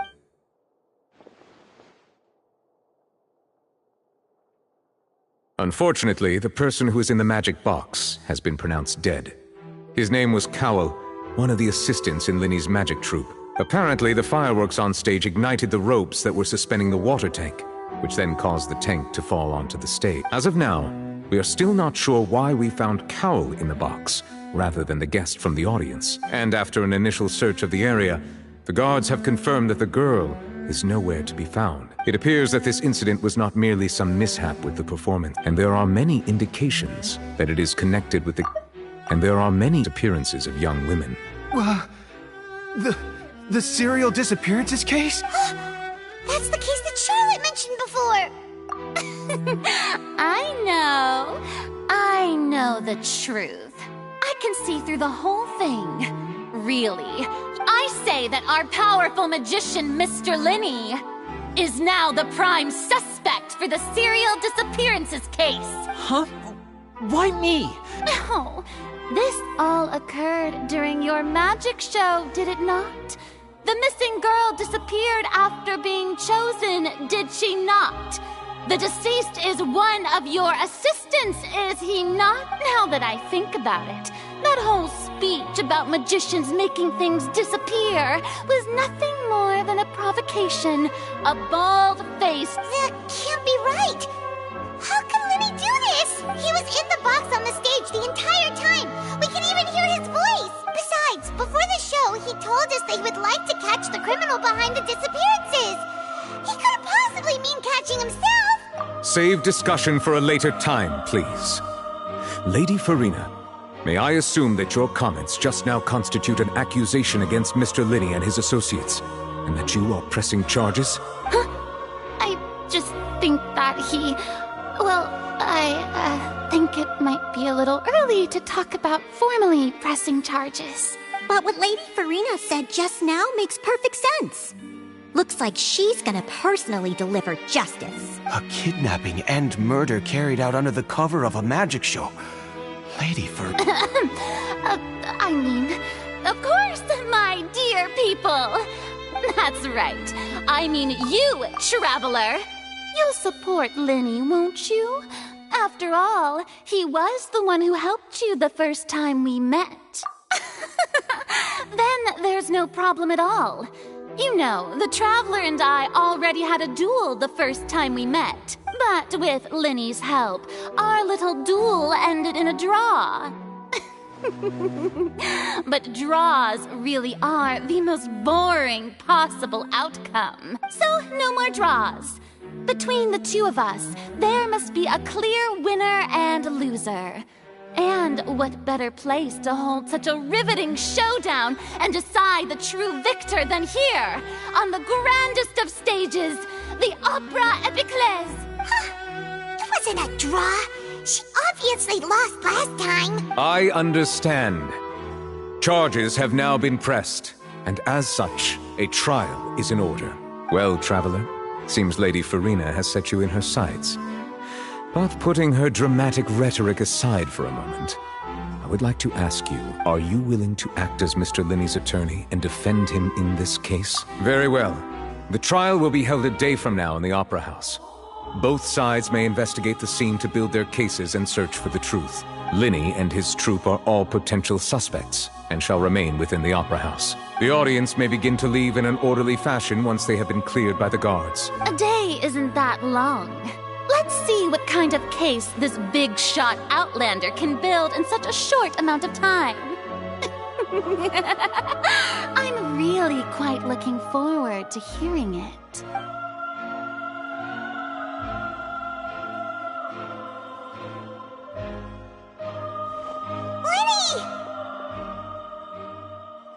Sorry about everything that happened just now. Were you frightened? Of course! Who wouldn't be scared after witnessing an accident like that? Yeah, I'm a little shaken up myself. How could this happen? And poor Cal. I know you already claimed that you would defend me, but now it's just us talking. Tell me, do you think I could possibly be the murderer? Good to hear. Thank you so much for trusting me.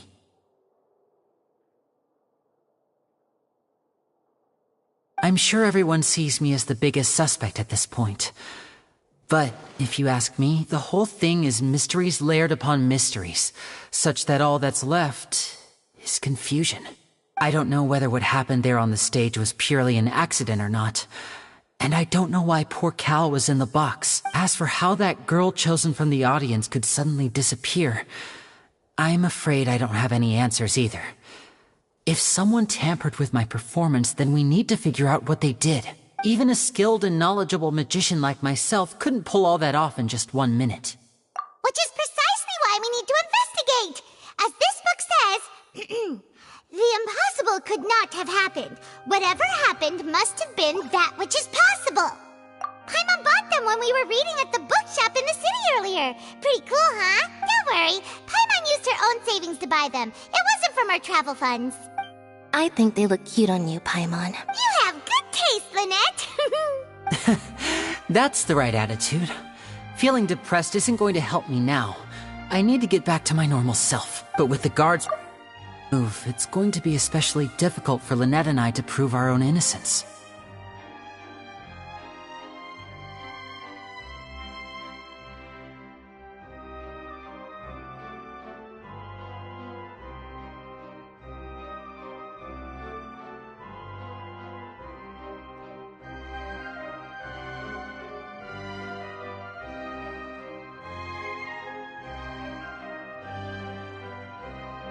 Good thing you agreed to be our attorneys. Thanks for that. We'll be counting on you. Yes, thank you so much. Yeah, just leave it to us. Oh, since we're going to start investigating, Paimon has a question first. Where did Lynette go during the performance? Oh, well, I'm afraid that would involve some of our essential trade secrets as magicians. The secrets behind our magic are past saving, Linny. I suppose you're right. The truth behind our tricks is going to be important evidence that will be weighted during the trial. 'Tis truly a pity. As a magician, our magic show is a work of art. We've poured countless hours and spared no effort in perfecting it. But if revealing our secrets will help you uncover the truth behind what happened, then it will be well worth it. We should go somewhere else if we're going to discuss our magic tricks. We'll go speak with the guards, and in the meantime, you can go investigate the stage and the seating areas. All right, let's go have a look while the investigation teams are still here.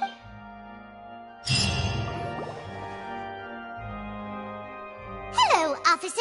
How's the investigation going? I see. You must be the traveler that Lady Farina mentioned. Listen, I'll be perfectly honest with you. I'd avoid getting mixed up in this whirlpool of a mess if I were you. Huh? What do you mean? Come with me and you'll see. The deceased is one of Linny's assistants named Cal.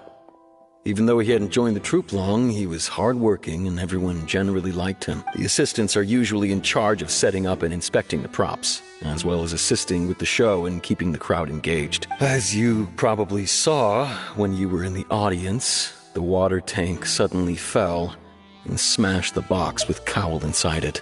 This is the real mystery. We've already searched the scene and were unable to find any traces of the girl. However, if you look carefully, the box was positioned directly under the water tank. The ropes holding the tank were then burned by the pyrotechnics on stage, causing them to snap. All these factors lining up so perfectly makes it hard to see this as a mere accident. If anything, the more logical explanation is that the whole incident was intentionally planned, and Linny is the most likely person to have access to all these areas. But he doesn't have a motive. Are you both good friends of his? Well, you can't say we're good friends, but we've known each other for a little while. So in just a short time, he was not only able to win your trust. I know there's no such thing as magic. The real trick of a magician is holding the audience in the palm of their hand. I've seen a lot of cases. Sorry, I tend to be pretty straightforward. Just know that I'm warning you for your own good. Anyway, you may investigate the scene of the crime yourselves if you're curious. Who knows, maybe you'll be able to come up with some new evidence.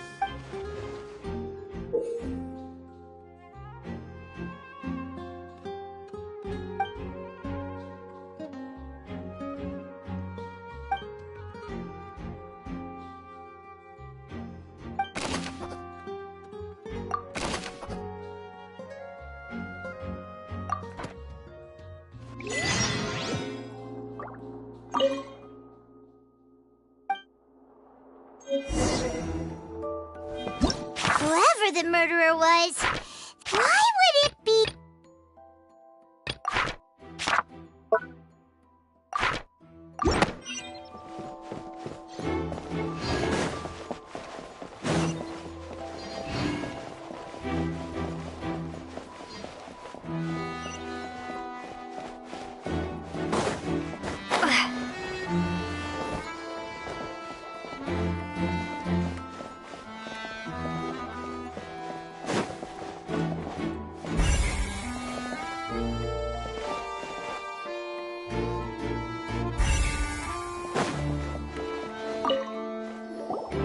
I see that you're investigating the area.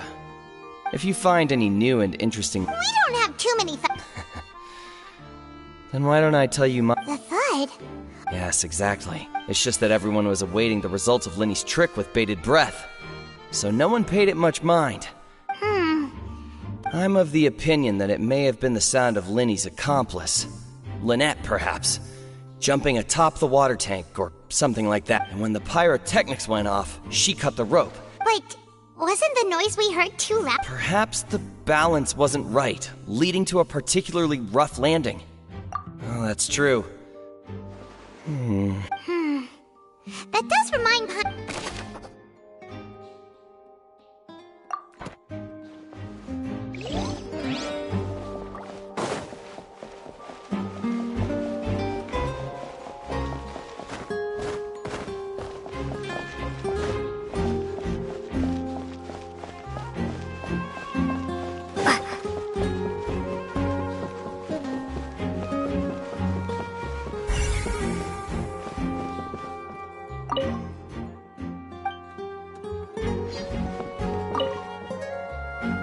Go ahead, have a look around. Hello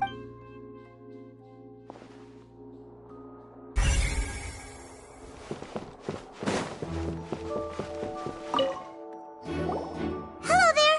What are you investigating? Oh, this location has also been cordoned off because the Magic Troop members are currently considered prime suspects. The investigation team is still... The seats were all booked in advance, so we were able to deduce the missing woman's identity by checking the guest list. Sure, it's not like this is confidential information. We will publish it later. Her name is Halsey. She's a painter from Fontaine who's made a bit of a name for it. Apparently, she wasn't a regular at the Opera House, but she'd been feeling some pressure with her work lately, which made her decide to come see the Magic Troop members all claim not to know her. We have looked into her social connections. It seems that she has no personal grievances or conflicts of interest with the suspects. Simply put, she wasn't related to the Magic Troop at all, which matches the features of the previous serial disappearances. Were the victims of... That's how it seems to us, in any case. Okay then. No need to be so formal. If you do happen to see the missing girl, please be sure to contact. It is of utmost importance that we get to the bottom.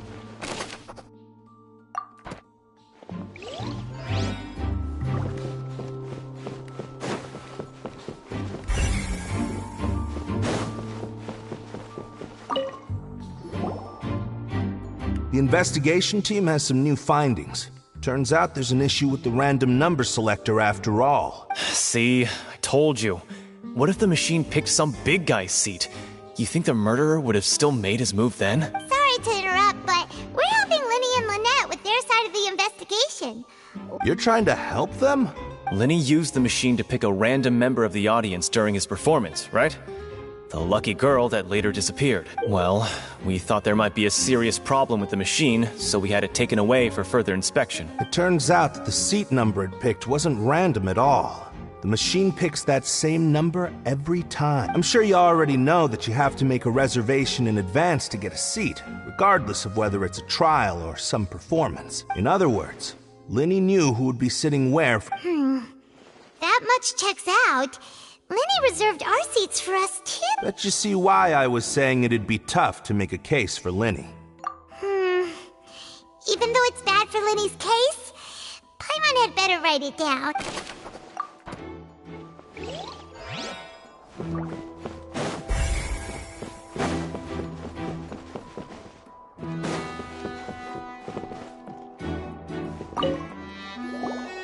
So this is the rope that broke and caused the water tank to fall. The rope looks pretty durable.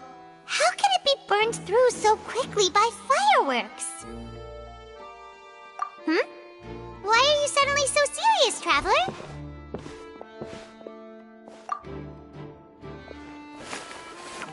Whoa.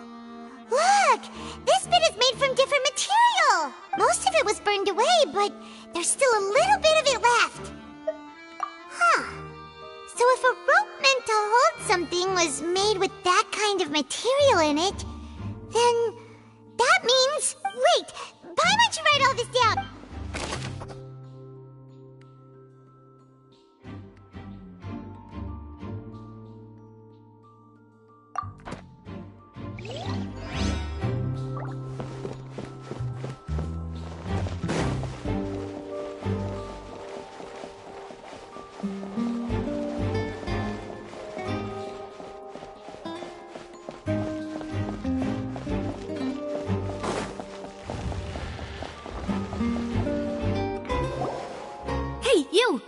Yes, both of you. Huh? You mean us? That's right. If I'm not mistaken, you're also among those who wish to cut down the thorns and pursue the truth. No? And by the looks... Well, you're right on the moor about that one, but who are you?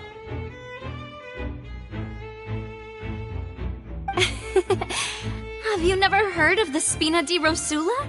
From mediating disputes and providing protection to solving conundrums, you name it, Spina di Rosula does it. And I, Navia, have the honor of being its renowned president. Though those who play by our rules call me boss. I'm Silver, her attendant. Pleased to meet you. And I'm Melus. Demoiselle's various daily needs and affairs are under my purview. Huh? Boss? Demoiselle? What gives Well, I am the My apologies, demoiselle. Should you prefer, boss, I will endeavor to use that instead. No need. You don't have to call me boss.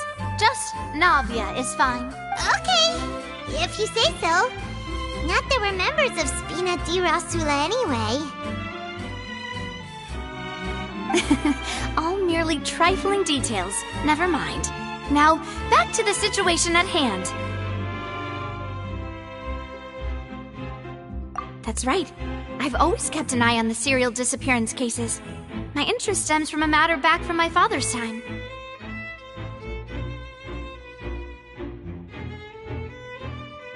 Judging from the look of things, I find Linny an unlikely mastermind.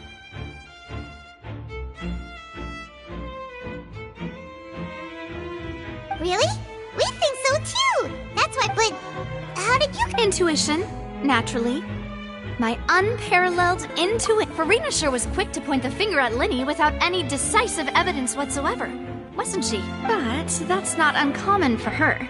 If you remember, the Justice had to interrupt her and ask if she was pressing charges just to keep her from getting carried away. Anyway, a trial begins the moment someone levels charges. And, of course, there was no way Farina was going to back down in that situation. Sounds more like you just don't trust the Hydro Archon. Well, what's your opinion? I must admit that she can be interesting at times, but liking her doesn't mean that I'll blindly agree with her. All right, I've answered your question. Wait a minute, did that answer count? Well, I say it does. But don't worry, you won't. In your opinion, do you think it's right to treat a trial like if... Well? And why would that be?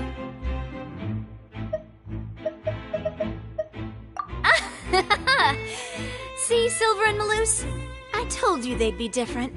Most astute of you, demoiselle. I too think that the traveler's response was most excellent. No matter how wonderful the script or how fervent the audience's expectations may be, the trials that go on stage here must be based in fact. And if that can be done, boss, then... All right, that's quite enough, Maloose. Anyway, I like your answer.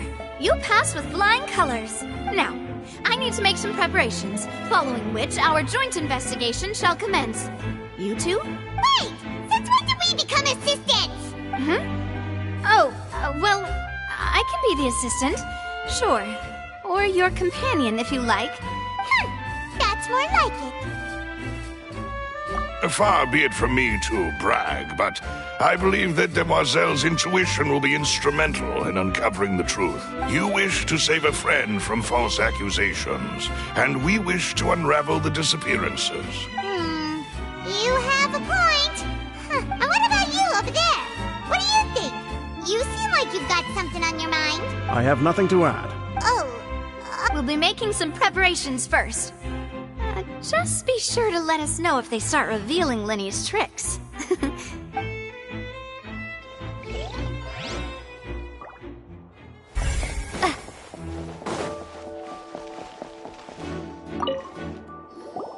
Sorry, but no one can freely enter or exit the Opera House at the moment. If you wish to leave, you must register your identity with us. No, we're not leaving. We're representing Linny and Lynette as attorneys, so we're investigating the case. Were you always guarding this entrance? Yes. After the Chief Justice gave the order, everyone coming in or out must undergo a strict inspection. So the missing girl couldn't have left from here. At least, not from that point on.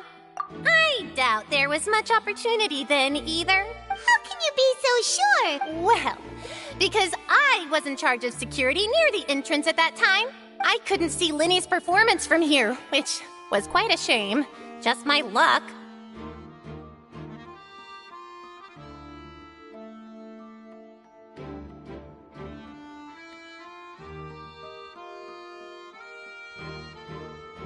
But still, I did not abandon my post, and I stayed put no matter how loud the applause was. If someone had so much as even approached the door, I would have noticed it, let alone if they had tried to leave.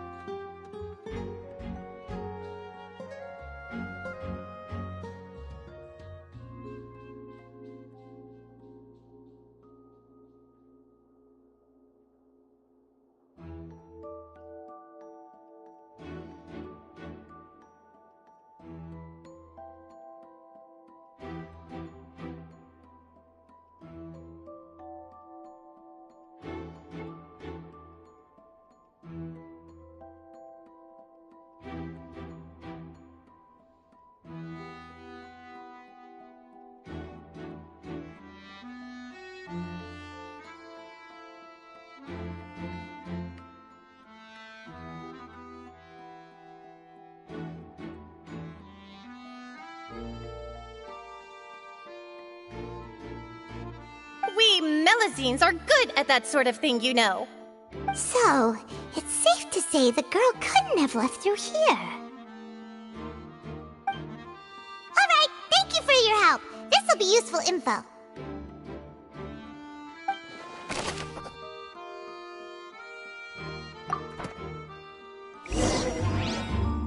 We've checked everything of note here at the performance venue. Paimon wonders how Linny's discussion with the guards is going. Let's go see, shall we? Ooh, things are getting interesting, huh? We're about to see how magic is made.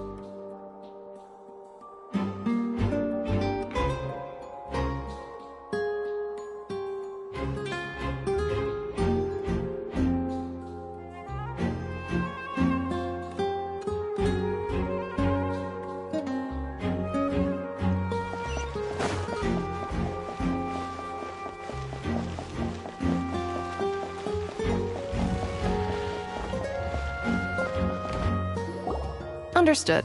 Then I will be going with you. Just so you're aware, I will be monitoring your actions and making notes. Very good. Thanks for being so agreeable. I'd pull a rose out of my hat as— You may spare the pleasantries. You've arrived. Who's this? Me? I'm Spina di Rosula's guardian angel. If you... Sorry, I got... And these are my companions. Would you mind... Fine by me. Oh, new helpers? I would be most grateful. Well, let's just say we're tagging along. It's not every day you get to see the secrets behind magic performed on such a large scale. I appreciate your kind interest. Come with me. We'll be heading below stage. Huh?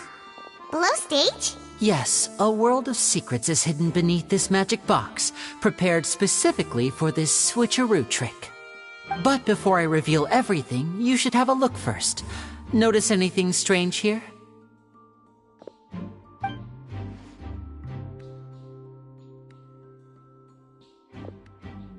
I'm not trying to be dramatic. Remembering the details of a trick will help you understand the methods used to perform it more easily. Huh. Weren't there balloons and other decorations here? Where did all that go? Ah, good eye. That said, you're still far from discovering the answer. The back? You mean the inside of the door? What's different about it? Paimon didn't notice anything. Very good indeed. I thought you might not be able to catch that, given that you were sitting in the first row. The back of this door was patterned. Those patterns are now gone, replaced by a smooth wooden board. So, if you put 2 and 2 together, what do you get?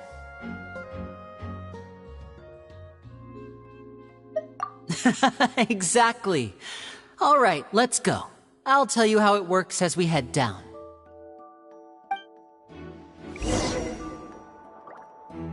Oh, so there was a passageway under the magic box!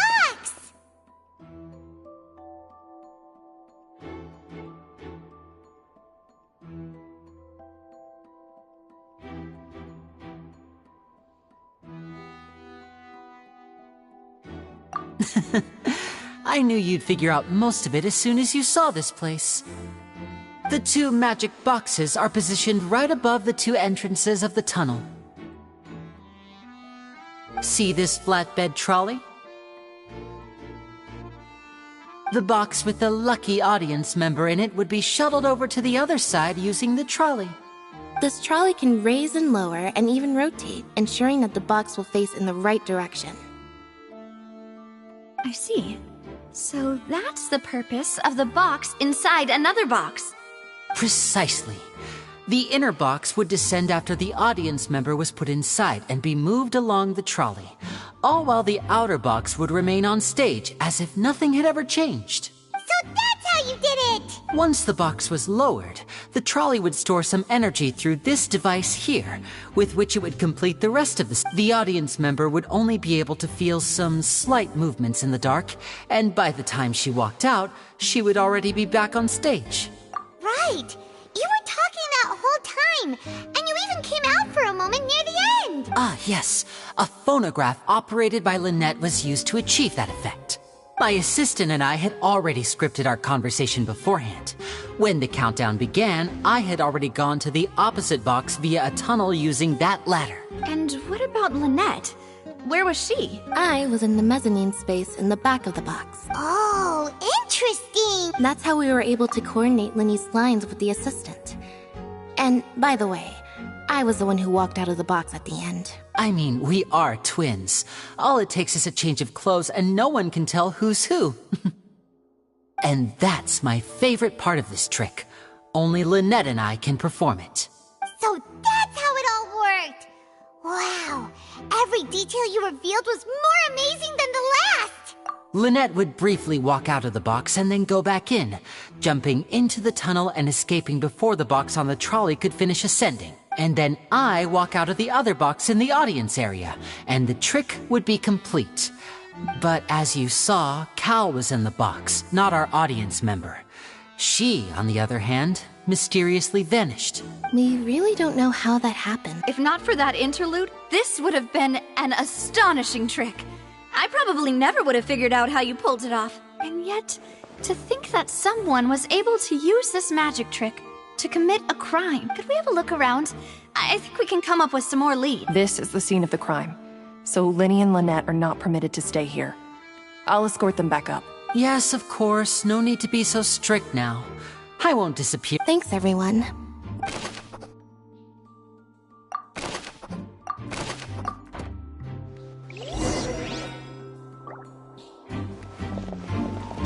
Whoever the murderer was, this rope with people...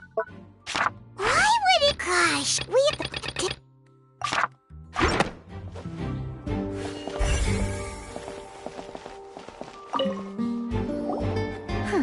Looks like a hook tied to the end of a rope.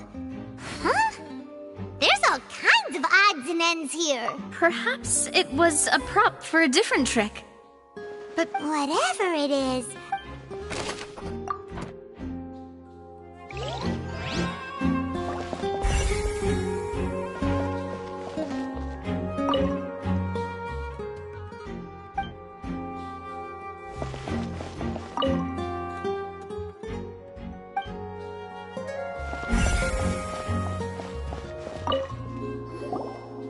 The floor is wet. Please be careful not to slip. Speaking of which, why would there be water here? Oh! Paimon knows! It's one of those tricks where you pour water into a jug and then flip the jug over only for the water to disappear, and here's a broken vase. Huh. Did the trolley knock it... That can't be. The trolley moves along tracks from start to finish. It couldn't have hit... Let's...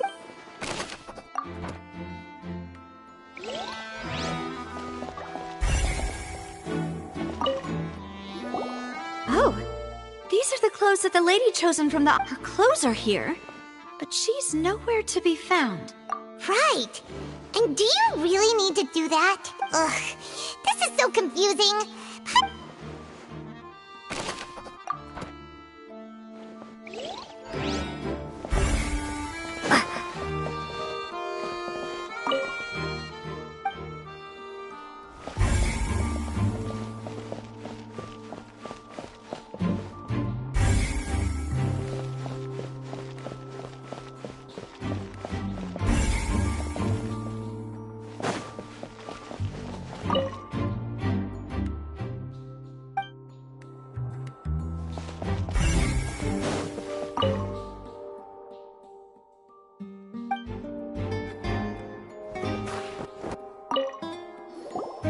What is this place? It seems someone could fit through here. Huh. Could this... Alone, perhaps.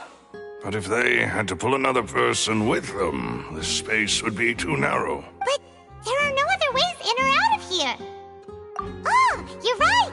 Let Paimon write that down.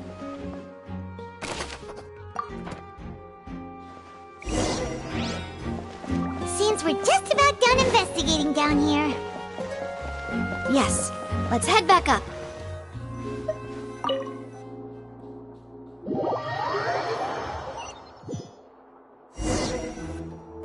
Well, we've ascertained the state of the crime scene. Let's find a place to sort out our findings once Malus returns. Seems to... Apologies for the wait, So, what did the guards say? Did the criminal They believe the odds of that are very low, since the vent leads to the Opera House's basement. The guards have checked the area carefully. No one left through the basement during the performance. So the tunnels become like a secret chamber then! You know, like the kind you usually see in The plot thickens. Halsey's disappearance and Cowell's death are both quite inexplicable. No wonder Farina was so confident in her accusation. All the current evidence points toward Linny and Lynette.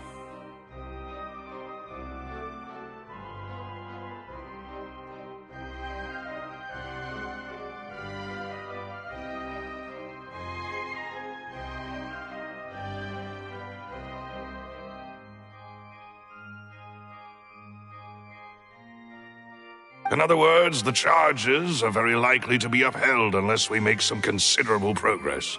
charges and then trial. So if the charges are upheld, they'll announce a sentence?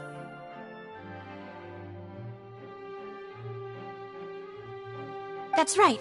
This is how a trial goes in the Opera House. During the proceedings, the Chief Justice and the oratrice will hear statements from both sides. That's right. This is how indemnitium is produced.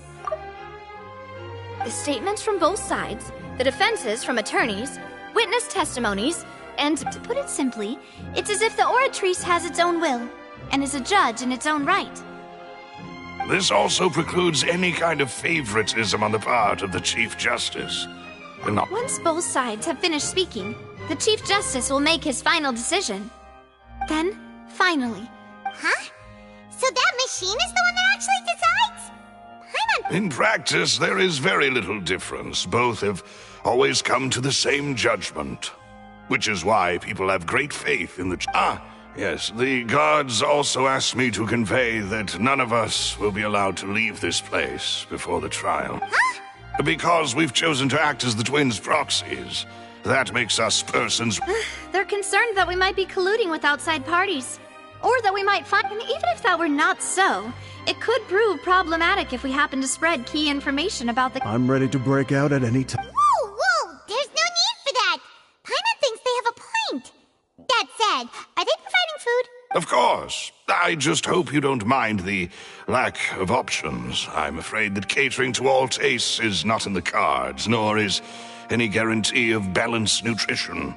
In that case, let's just sort out our findings together here. I mean, what better way to properly think through our findings than over some... Breaking out suddenly doesn't seem like such a bad idea after all. Just kidding! Just kidding! Paimon will still do... What do you mean, no snacks? Of course we'll have snacks. If we cannot buy some, then we'll simply make some. Huh? Understood, mademoiselle. Everyone, please come with me.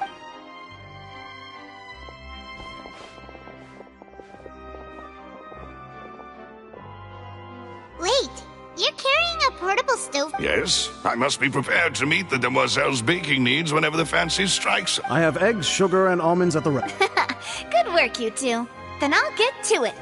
Please sit tight for a moment. These three are quite the interesting group.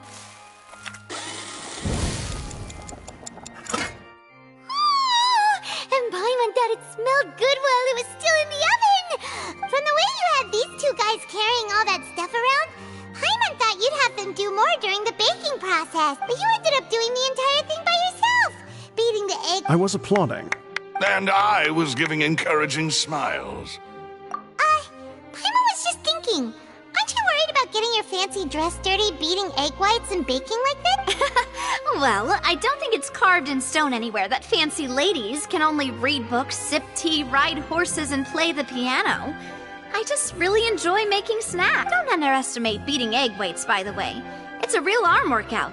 You also need to beat them to just the right consistency, or your macarons will crack. Anyway, give these a try, fresh out of the oven. There's 3 for each of us. Only 3? Well, eating too many sweet treats might send all that sugar to your head. You wouldn't be able to think clearly about the case on a sugar rush, would you? Tea is ready to be served as well. This is Demoiselle's favorite, strong black tea with a floral fragrance that clears the mind and lifts the spirit. No need for concern, I'm merely doing as I should. All right then. Down to business. As Paimon mentioned previously, the tunnel seems to be something of a secret chamber. However, we can assume that Linny and Lynette were not alone within it. Some criminal also occupied its sealed confines. The magician twins could have committed the crimes, of course, but they lack any logical motive. Exactly! Why would they do such a thing right when everyone was watching?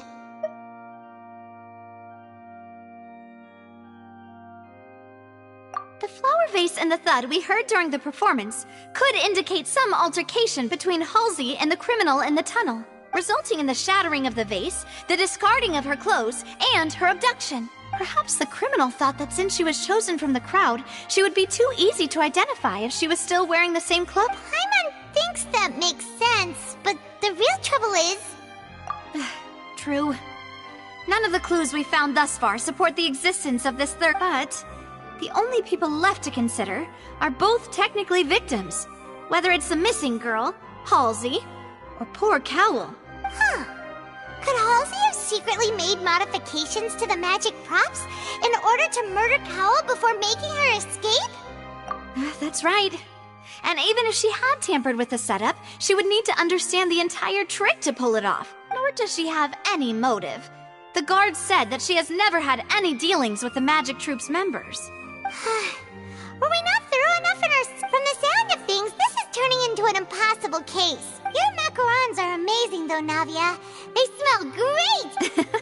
They are my specialty, after all. And I see you've already had 5 of them. What? 5? Oh, that... Please don't worry about it. At my age, a few less sweets might actually be a good thing. No! Being greedy is one thing, but Paimon knows how to count. Besides, Paimon knows that if she ate too many, then others wouldn't have enough. Wait, even you don't believe Paimon? How could you? If Paimon ate those 2 extra macarons, then may they in her stomach. All right, we get it. Well, I suppose one of us might have gotten too engrossed in our chat and eaten them by mistake. No big deal. Maloose, set up the stove again if you would. Huh? Making sure everyone gets 3 macarons, of course. Exactly. We don't want to... As you wish. And I have the egg, sugar, and almond. Well...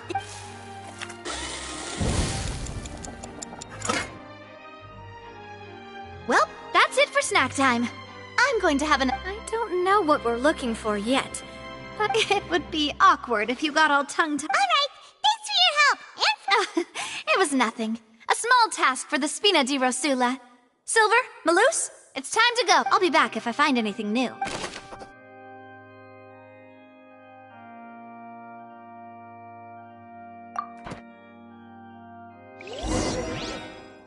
right, it's time to...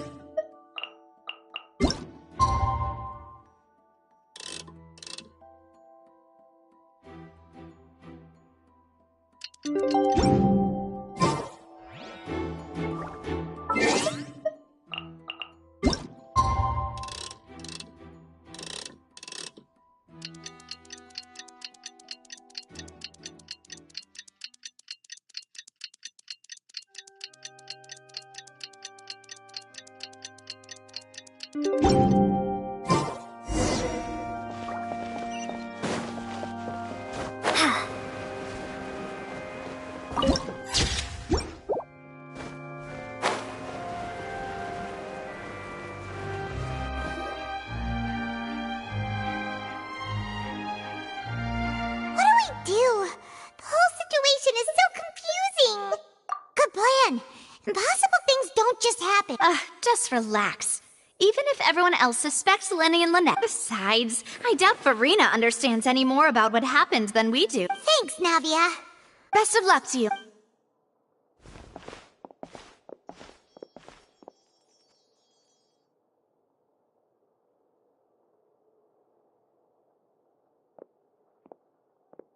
Ah, finally, you're back. Well, how did your investigation go? To be honest, you might be disappointed. No. We're already very grateful that you were willing to help. Well now, don't you all look disappointed? Don't tell me that your investigation came up empty-handed. That was to be expected, of course. The guilty can never produce proof of their innocence, but don't let that stop you. I shall be terribly disappointed should you, my most anticipated foe, concede so easily. Since both parties are present, I declare that the trial regarding the magic show incident is now in session. Firstly, in order for the audience to understand the causes and results of the incident, could we please have Mr. Linney explain the trick? Yes, of course. I will explain while Lynette demonstrates on stage. All the necessary items have been prepared. Thank you, Mr. Linney. In that case, I take your statement to be that you ran to and remained hidden within the magic box in the audience stands once the trick began, and thus could not have committed the crime. Is this correct? Yes, that's correct, Your Honor. In that case, I call upon the prosecution. Lady Farina, do you wish to refute his statement in any way? Why, of course I do. Allow me to take the first shot and break this case wide open. Mr. Linney is clearly lying. There is no way you could have been in the box the whole time if you were to abduct Halsey and murder Cowell. In fact, I'd say you were hardly in that tunnel at all. That is simply your hypothesis based on the presumption that I'm guilty. Oh, is that so? And if I may ask, what did you hear while you were inside your box? The roaring countdown of the crowd, of course. That's how I kept track of the time and built anticipation for the finale. And you didn't hear anything else at all? Nothing that might leave an impression of any kind? No, nothing. I see. But when the count reached 30 seconds or so, there was a thud. One so loud that I believe practically everyone heard it. Huh? Hey, hang on. Something's not right here. Yeah, I'm sure he could have heard a noise that loud from inside the box. I was right by the box, and I definitely heard the thud. Look at those scales. Could those mean... Well then, ladies and gentlemen, allow me to use the words of the magician himself. You never know what can happen in the blink of an eye. Indeed, it seems his alibi can also collapse in the blink of an eye. Of course, I have armed myself to do far more than smash your alibi. Confidence cannot go unfounded, and my foundations are rock solid. Tell me, aren't you and Lynette actually from the House of the Hearth? The House of the Hearth? No wonder they did something like this. So the serial disappearances were the Fatsui's doing. Now it all... I've got a feeling that what happened on stage probably wasn't just an accident. That's irrelevant. Our identities have nothing to do with what happened. Indeed. Then perhaps you could tell us everything that happened during that 1 minute. Your first priority is to prove yourself innocent after all. I'm sure there is little that needs to be kept secret now. Unless your script already has holes in it. The Outlander is speechless. My, oh my, don't they look flabbergasted? Now comes the infighting and discord, I suppose. Oh, good thing I made all those preparations. Seems the all-nighter I pulled last night is really paying off. Hey, Linny, why didn't you tell us this before? Order! Order! Mr. Linney, Allow me first. When the thud was heard in the Opera House, you were neither in the box nor the tunnel. Second, you and Ms. Lynette are both members of the House of the Hearth. Are these claims true?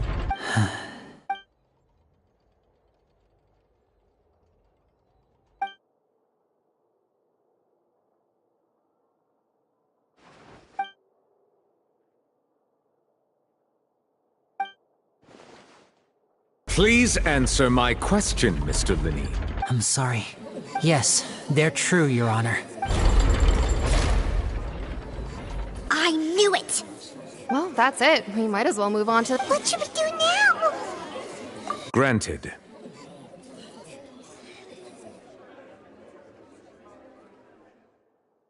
In that case, what is your request? Is that really necessary? They're already as good as guilty. The defendant deceived their own attorneys. What is there left to discuss? Order! Order, I say! Your request is reasonable, and we shall adjourn. This trial will reconvene in 1 hour. So you would stick to Mr. Linney's defense even after knowing what you do now? In that case, my dear audience, let's allow the joy of victory to steep...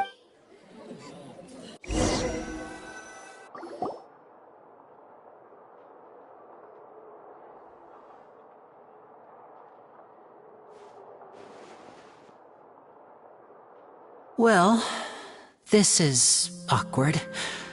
I didn't think the Hydro Archon would dig all that up. I'm sorry, Traveler. Yeah. Paimon doesn't know where to start. We trusted you two. We based our entire reasoning on the assumption that you weren't bad guys. Not to set the wrong tone or anything, but Paimon's really mad. I'm very sorry. I know you're angry, and reasonably so, but please, let me explain. I know you've clashed with the Vitui several times before. I wouldn't be surprised if just hearing the word is enough to make you upset. But our organization is very, very large, and the Harbingers have very different personalities and goals. Right now, we want to save people. As many as we can. That's right. I'm sure we're on the same page when it comes to this nation and the disaster that its people might face. I knew if it weren't for our respective identities, we could become good friends. That's why I didn't wish to flat out lie to you, but chose to hide some details instead. The truth is very important, but being completely transparent about everything would see us spending more effort than we need to. Right. So...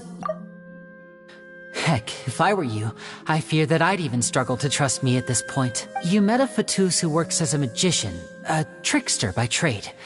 All by coincidence, too. But still, I'm asking you to trust me. I am no criminal. At least, not in this case. Sorry. Please forgive us. Well, you both say that, but...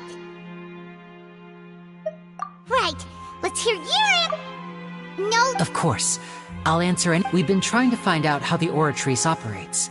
We want to know why it has consciousness. Why can it deliver sentences accurately? During our investigations, we learned that the machine's core is beneath it. From that moment on, Lynette and I have been designing this box swap trick, with the objective of getting close to the core. Is that why you needed a whole minute? That's right.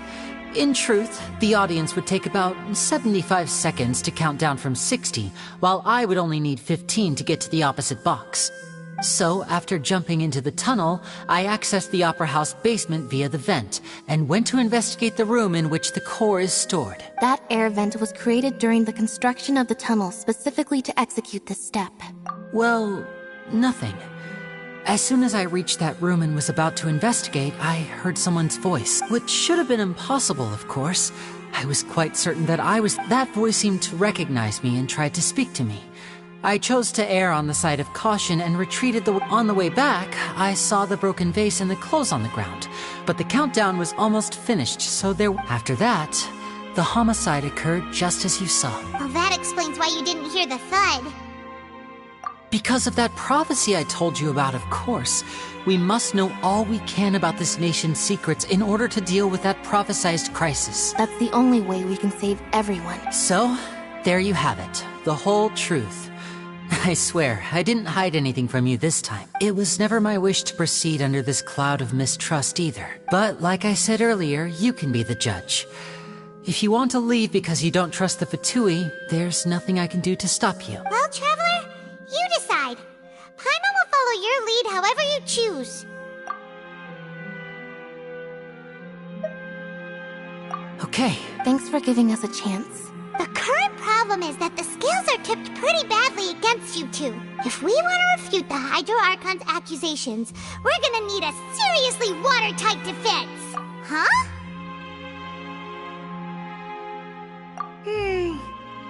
Oh, Paimon thinks she gets what you mean.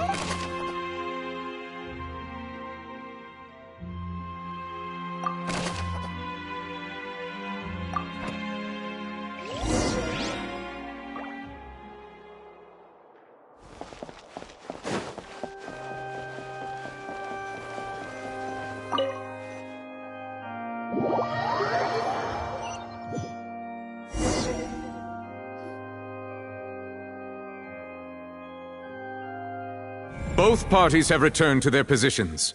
Let us continue the trial. When last we left off, Mr. Linney acknowledged the new evidence presented by Lady Farina as fact. Therefore, Lady Farina may continue stating... That took long enough. At this stage, let's revisit that scene from Linney's perspective.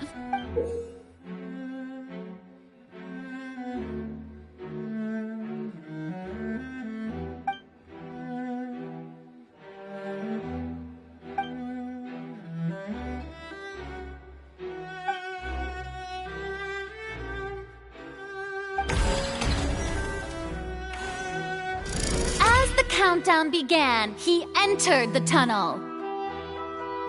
When the flatbed trolley passed, he opened the box and got into an altercation with Halsey, which caused the loud thud.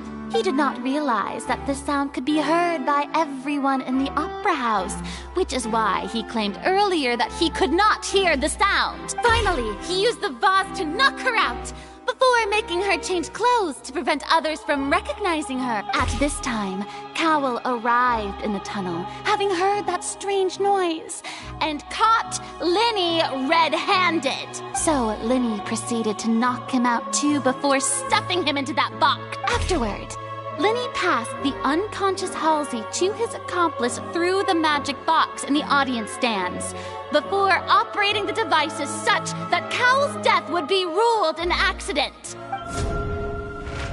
And there you have it. That's the Does the defendant's side have any objections to Lady Farina? The key to refuting Lady Farina is the order of events. What Linney experienced and what he saw.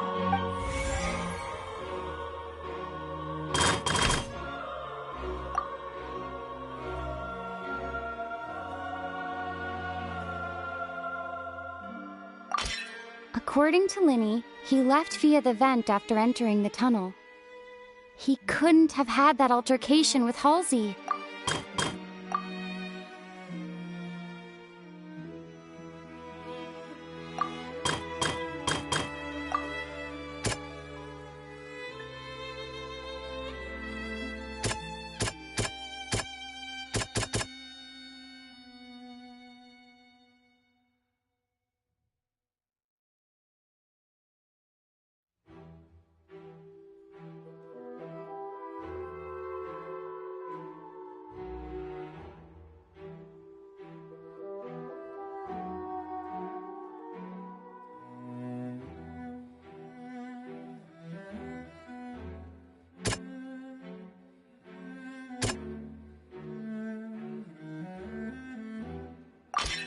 Linney went to the room that contains the Oratrice's core.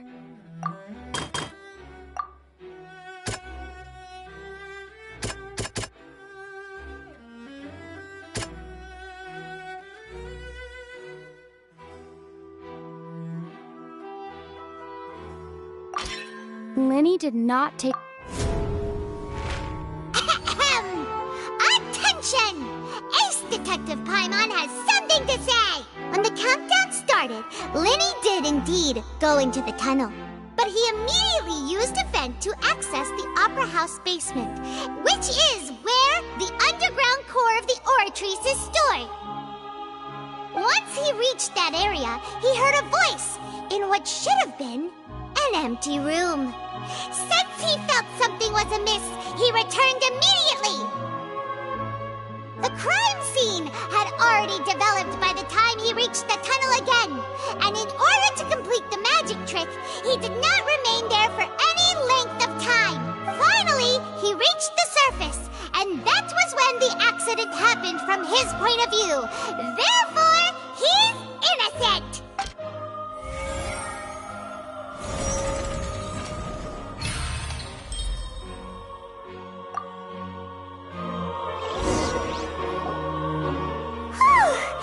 Paimon did it!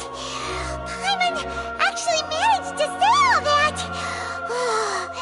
Wasn't it awesome? In other words, you believe that he knew nothing of the incident? That's right! My reasoning?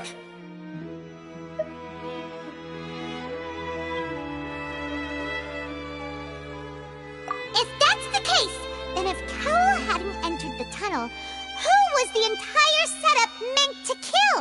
Assuming that what you say is true, Linny only needed to kidnap the young girl to cause a new disappearance case.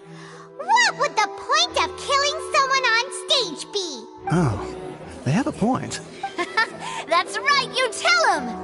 And that's why they're partners of mine. They've managed to turn things around. Oh, well, your denial is very strident, I'll give you that.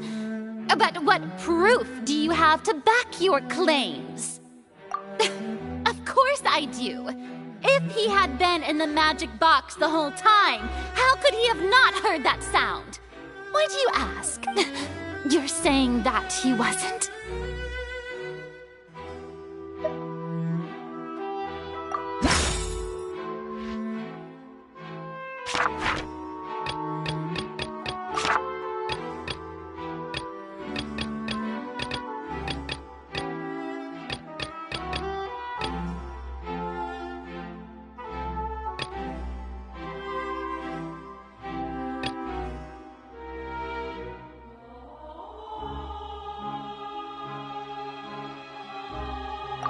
Are you sure we don't need to give this more thought?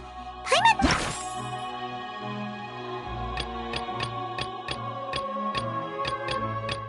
Are you sure we don't need to give this more thought? That's right! Linny wasn't in the box or in the tunnel. That's why he didn't hear anything strange during the performance. This means that when the crime happened, Linny had already entered the basement via the vent. The same clue you used to disprove his alibi has now become the best proof! How do you like that? Well played. To think you'd use such logic. Well then, if it wasn't Linny who committed the crimes, then who was it?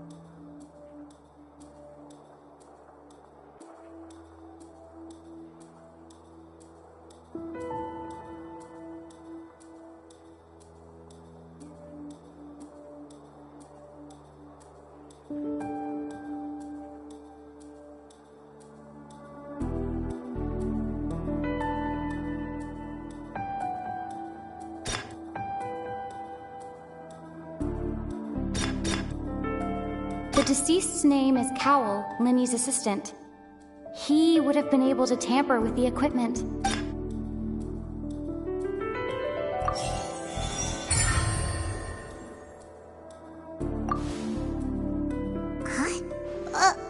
That can't be right. Are you serious? Oh, is that so? What I must do next is recreate the truth. What Cowell did, and how he went from would-be perpetrator to victim.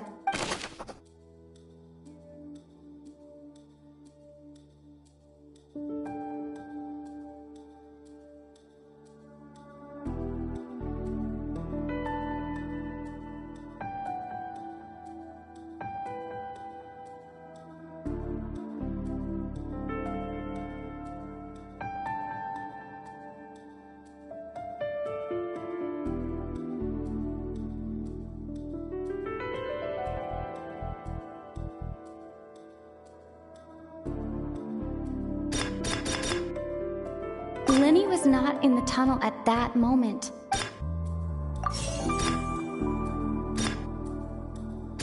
The sound we heard may have come from a clash between the deceased's name is Cowell, Linny's assistant.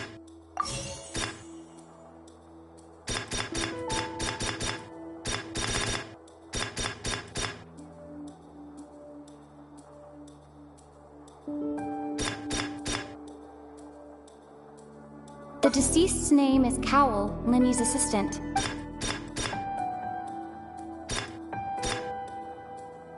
No one entered or left the opera house through it. Halsey's clothing was in the tunnel. It would have been tough for both people to fit into that vent. Halsey's clothing was in the tunnel. So there must have been some fear that she would attract attention. The deceased's name is Cowell.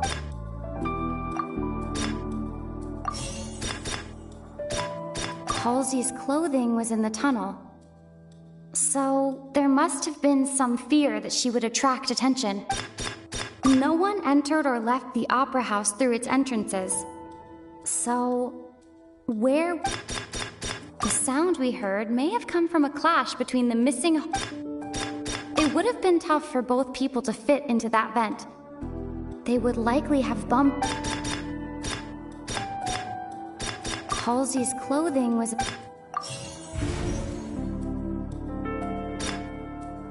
It would have been tough for both people to fit...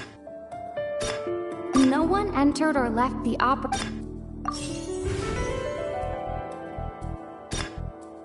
It would have been tough for both people to...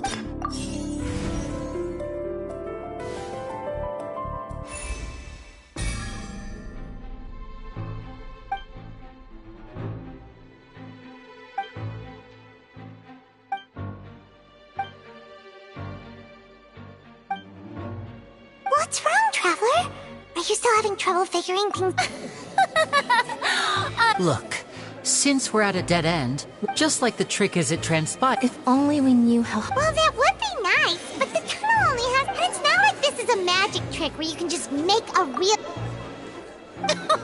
Excuse...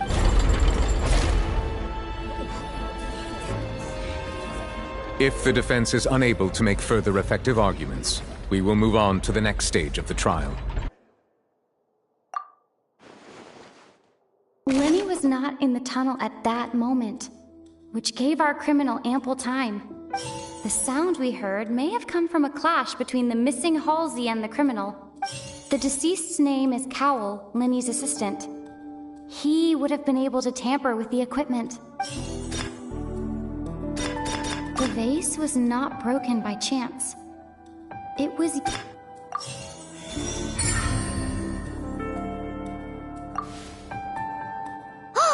Paimon gets it! It all comes together if Halsey disappeared instead of being kidnapped.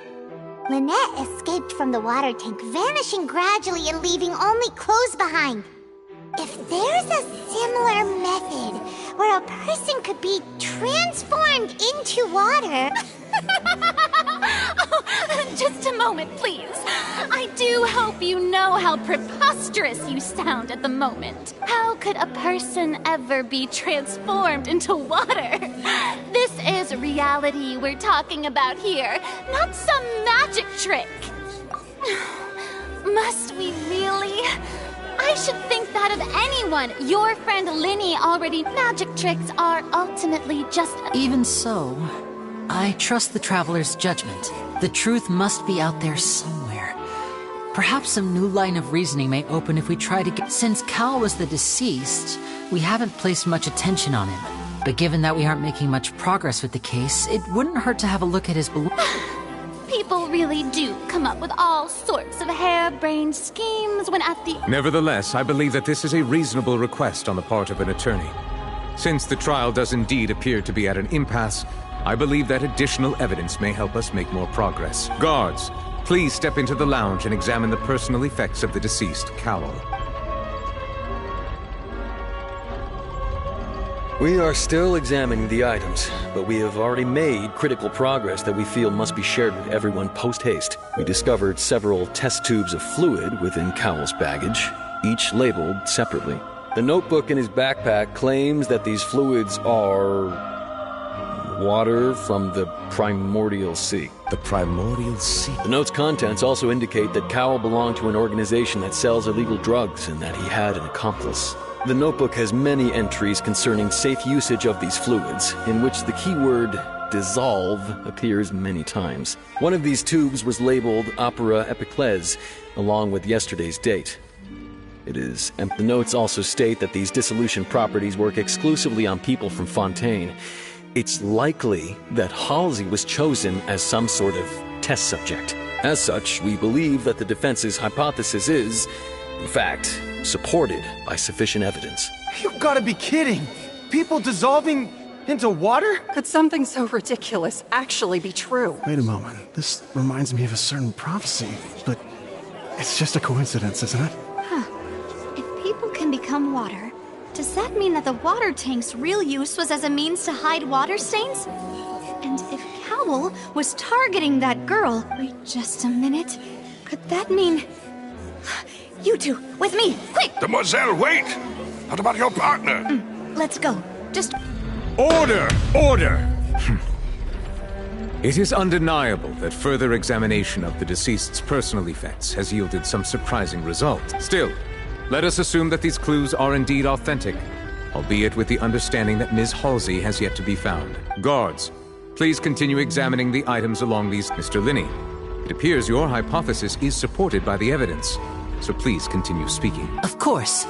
If we uphold this hypothesis, I believe that many of this case's seemingly unrelated clues can be connected together. Right! Like the metal hook! That one didn't make sense at all. Let's think about this. Cowell's methods must have something to do with that water from the primordial sea.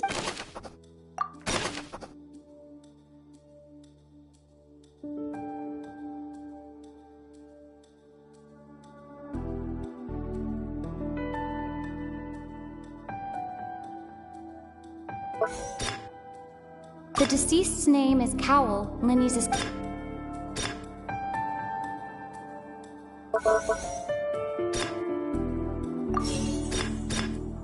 Now it seems like the hook rope was not meant for another magic trick.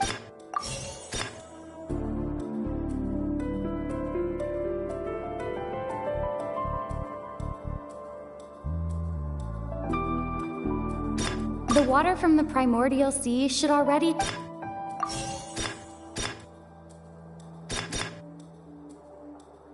I remember there was something else within the inner layer of that box.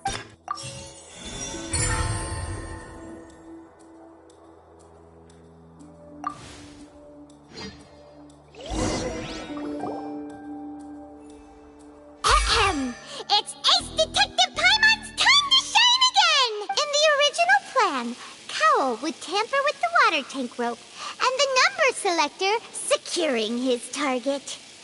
When the magic box containing Halsey was lowered, the metal hook would retract gradually and pierce the balloon at the top of the box. When the balloon attached to the box popped, the water from the primordial seed inside it would pour down and dissolve Halsey. Afterward, Cowell would enter the tunnel and break the flower vase to conceal the water inside the tunnel, with the remaining evidence being covered up by the water tank on stage. But he encountered something unexpected in the tunnel and wound up being fatally hit by the same water tank he meant to use to cover his tracks. Huh. That does make sense. That actually links together a lot of the more confusing pieces of evidence. Oh dear, what do I do? Even I think they sound convincing now. Have I falsely accused an innocent person? What a humiliation. Now, it seems like the only point of contention remaining is the exact circumstances that led to Cal's death. His notes mentioned he had an accomplice who could be related to the situation. On that note, the guards have just contacted me indicating that they uncovered new evidence. I shall now invite him on stage to show... Thank you, Your Honor. We were just inspecting the luggage of the other people involved in this case, and we found an identical sample of the water from the primordial sea among Linny's personal What? That can't be. Does this not, my dear citizen? Linny did not need to take part in the dissolution of the young woman at all. Indeed, he did leave the scene via the vent. Having made modifications to the props beforehand, his accomplice Cowell then caused Halsey to vanish using the water from the primordial sea. But upon his return, in cruel avarice, Linny desired sole credit and prepared to do away with his partner in crime. Ultimately, he knocked Cowell out, and the tool meant to cover the crime up also became... Now, as much as I regret having come to such a viciously straightforward conclusion, it does seem that the famed Fatui is quite the cold-blooded and ruthless organization. Am I right, Mr. Linny? We've used up all the evidence we collected. There's no way for us to make a rebuttal here. Is this the end of the road? Oh no! Seems using the water as new evidence was... I think we've all seen... I believe this is indeed... Now then, my good, noble... Excuse me, everyone! Miss, I must ask you not to shout, and to respect the ongoing legal proceedings. Oh, come on. Don't be hasty. I have a good reason for interrupting, you know. Now, would anyone here like to take a little break from all this debate? I'll show you an amazing trick. One that can bring a young woman who has disappeared back in the flesh, right before your very eyes. Please, do the honors, Mr. Linny. What in the world is... No offense, miss, but miracles like that are beyond my scope as a magician. Come on now, don't be silly. Magic is all about misdirection, isn't it?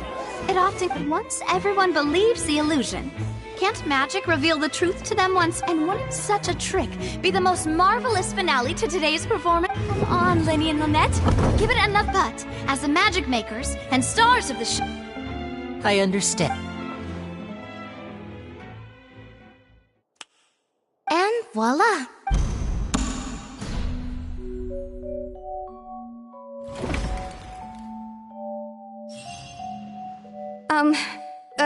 Sorry for the interruption. Wait, isn't that Halsey? So, the whole thing about people dissolve... To be clear, I'm only here because this person told me that if I testified, the merit of doing so would lessen my sentence. I was hiding outside this room listening to the proceedings because I was afraid that I would be the one put on trial. I was just feeling happy that no one had noticed me. And then, before I knew it, she caught me. That'll teach you to underestimate us three. Where should I begin? I'm sorry. I'm the one who killed Cowell. I admit it. What? Why? Firstly, my name isn't Halsey. It's Lillian, and I'm originally from Mondstadt. I heard that Linny's show was gonna be a real thriller, but I missed the chance to buy a ticket, so I stole one. That's how I make a living. I steal stuff here and there. And I'd never been caught before. But I was noticed at the harbor a few days ago, and I barely got away. Lenny was the one who caught me in the act. Hey, no wonder you look familiar. Liddy even mentioned that you were pretty skilled. Well, and I thought that would have been the end of it, but then the number selector chose me. He even mentioned the Fortress of Meripede. That's a prison, isn't it? So you can imagine how shocked I was. I thought he was on to me, so I played along with the show while looking for an opening to flee. But then I got water poured on me for no reason, and then someone jumped into the tunnel to nab me. I wasn't going to take that lying down, so I knocked him out and stuffed him into the box.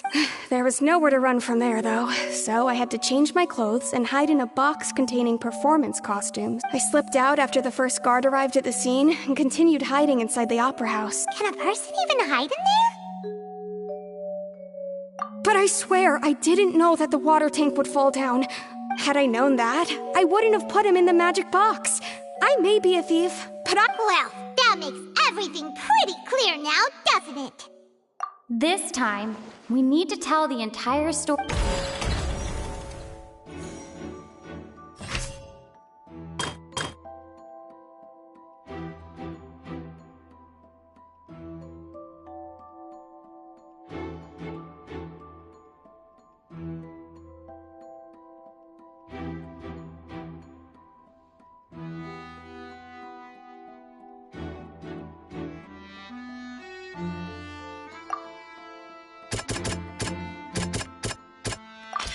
The strange sound wasn't from a fight. It was Lily Ann's attempt to break out when she was frightened.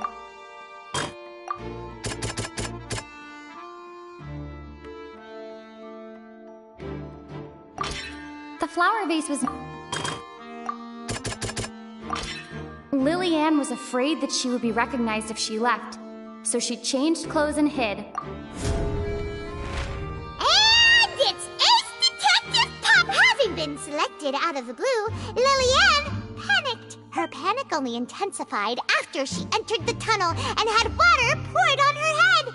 So she kicked the door open, producing the thud we all heard. Hearing the commotion, Cowell leapt into the tunnel, only to discover that Lily Ann had not dissolved. He did not know that Lily Ann was not from Fontaine, but was a thief who made her way in by stealing a ticket. Mistakenly believing that the water from the primordial sea needed time to take effect, he tried to force Lily Ann back into the box. The two broke the flower vase during the struggle, but Lily Ann came out on top, knocking Cowell out and putting him in the box. With no way of escaping, she changed her clothes and hid in the costume trunk until the performance ended.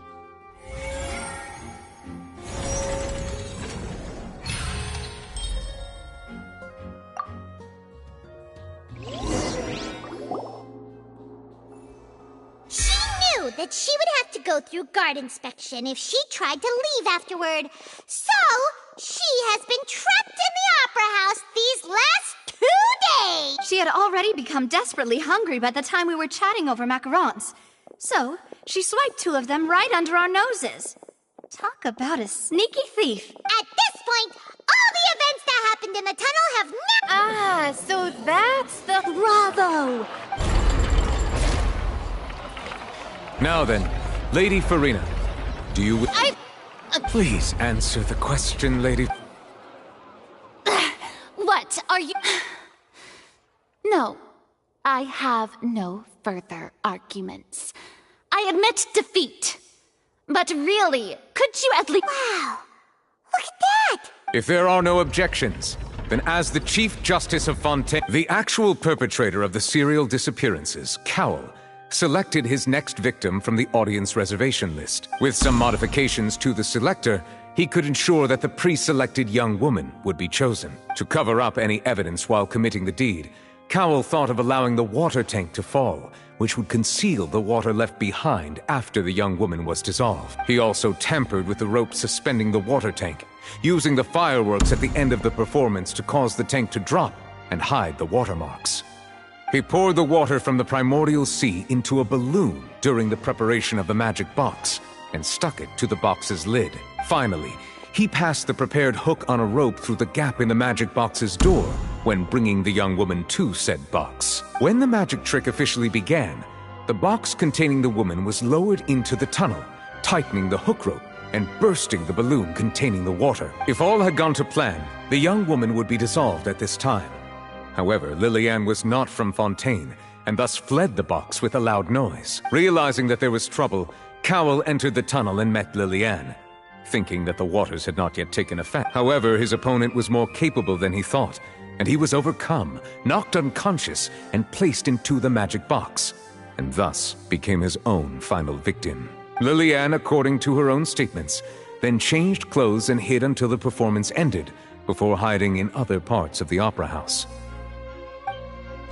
As for Linny, he was in the underground structures within the opera house, and was thus ignorant of these happenings. From this reconstruction of events, we can conclude that Linny, the accused, is in fact innocent.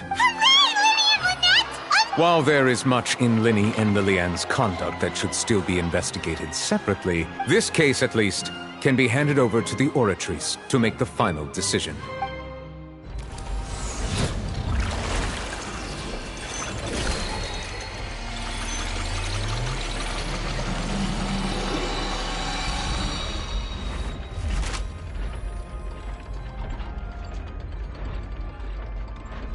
As such, Linny and Lynette are officially declared not guilty.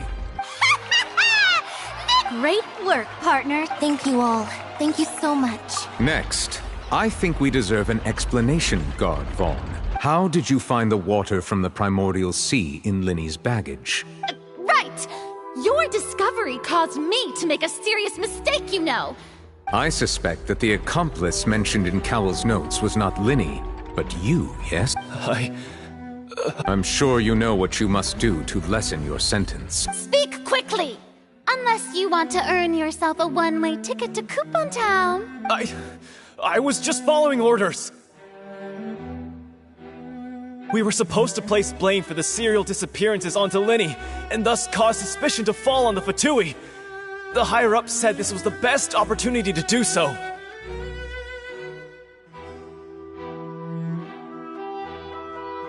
And now that your plan has fallen through, and the secrets of the water have been revealed, you have become a liability to said higher-ups, yes? Therefore, you would be wise to tell everything you know, and seek the protection of the guards. Yes, I'll tell you Our boss discovered that the water can cause people to dissolve. It can also be made into a potion, which when extremely diluted, can cause people to experience unforgettable exhilaration. We've been in this business for a while now, and have made decent mora off it. The disappearances were also the boss's idea. I mean, this is the boss we're talking...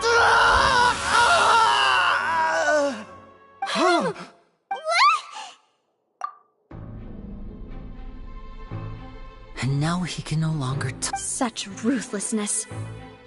I shouldn't have expected any less of them. An outrageous act. All present, please submit to inspection immediately.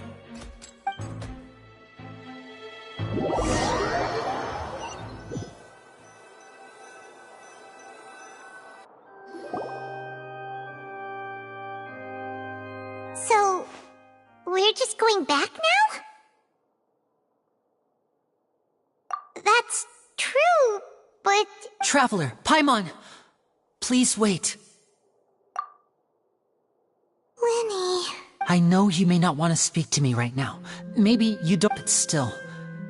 Let me thank you again for defending me to the end, even after you learned that I'm a member of the Fatui. I guess. But regardless, I'd like the opportunity to set things straight.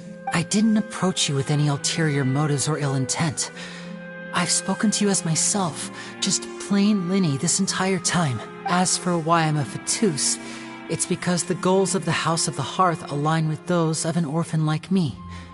That's all.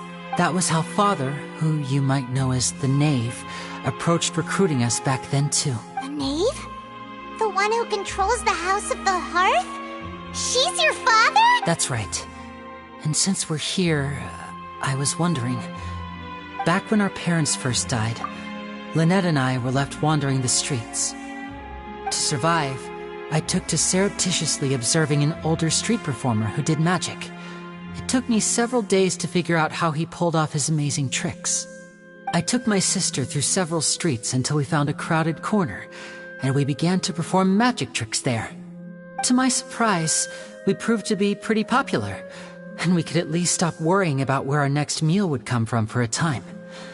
But I didn't want my sister to remain a street rat together with me forever.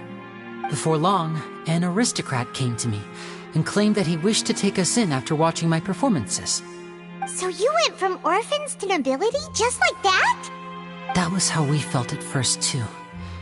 As if fate was on our side and we could say goodbye to those painful days. But I gradually discovered that while we were called foster children, he was really after my talent for magic tricks. He would constantly take me to all sorts of banquets to garner attention, which he would then use to expand his social circles. That doesn't seem too bad either. Better than roaming the streets at any rate. It took a while for me to realize just how dark his heart really was. After one particular performance at a banquet, I discovered that Lynette was not on the same return vehicle as me. I waited a long time after we returned home, but she did not come back. I went to that noble's bedroom and asked him about her whereabouts. The answer he gave me was, she caught the eye of the most eminent person at the banquet, so I sent her over as a gift. I mean, you'll be able to perform your magic regardless of who your assistant is, yes? Oh no. So he was gonna...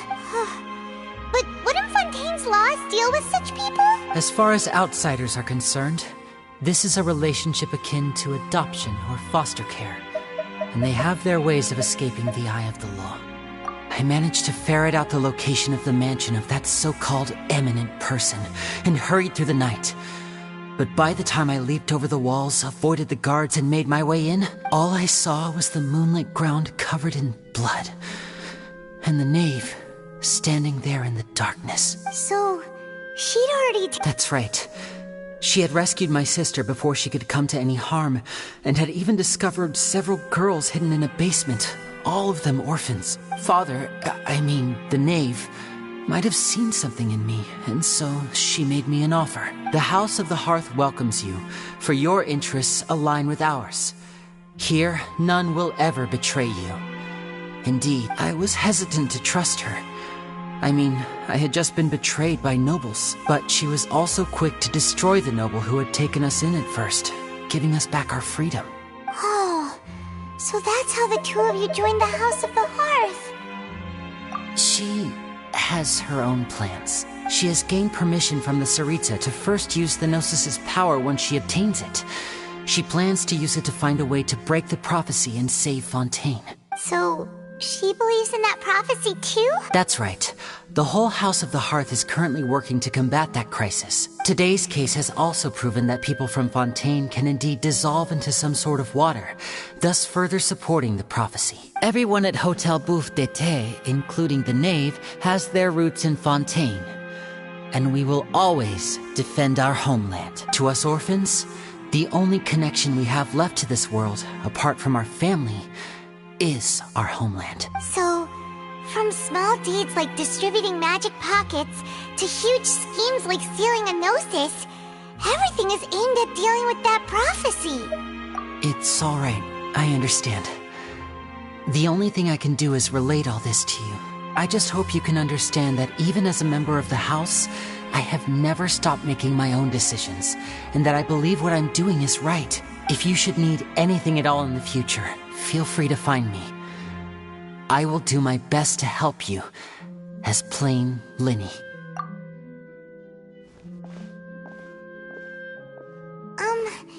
Bye, Linny!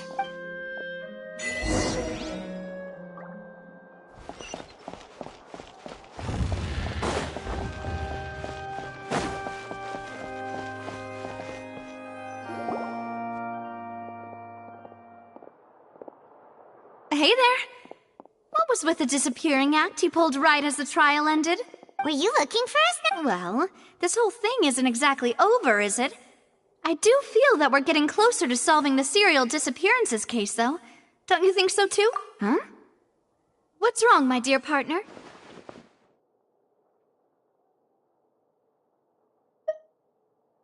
Besides, are you sure we're the ones who can crack a case that's been cold for decades now? And given that there's new evidence from the trial, there should be a trail of breadcrumbs for the Hydro Archon's people to follow now. Ah, I see.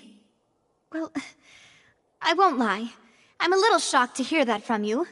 But I suppose you are just travelers who have only arrived in Fontaine after all. Sorry. I might have been too presumptuous. Don't say that, Nav. Aw, and we were having so much fun investigating with you, too. It was like having new waters flowing into a stagnant mire, causing new hope to spring forth, and the reflection in the murk to become clearer. Sorry about that. I'm a bit prone to nostalgia. Don't mind me. Wait, shall we have a farewell meal? You know, to commemorate our time as partners? Huh? Do we really need to get that formal? Well, guess you really did treat us as partners, huh? Well, I'd just like to have a proper ending to every important memory. That way there are no regrets later. Anyway, it would just be a meal, so it shouldn't take up too much of your time. You don't have to twist Paimon's arm. If Boss Navi is treating, Camp Paimon... Oh, wonderful. In that case, why don't we return to the Court of Fontaine and head to the Hotel de Boer? I believe we'll make it just... All right, then. Let's have our farewell...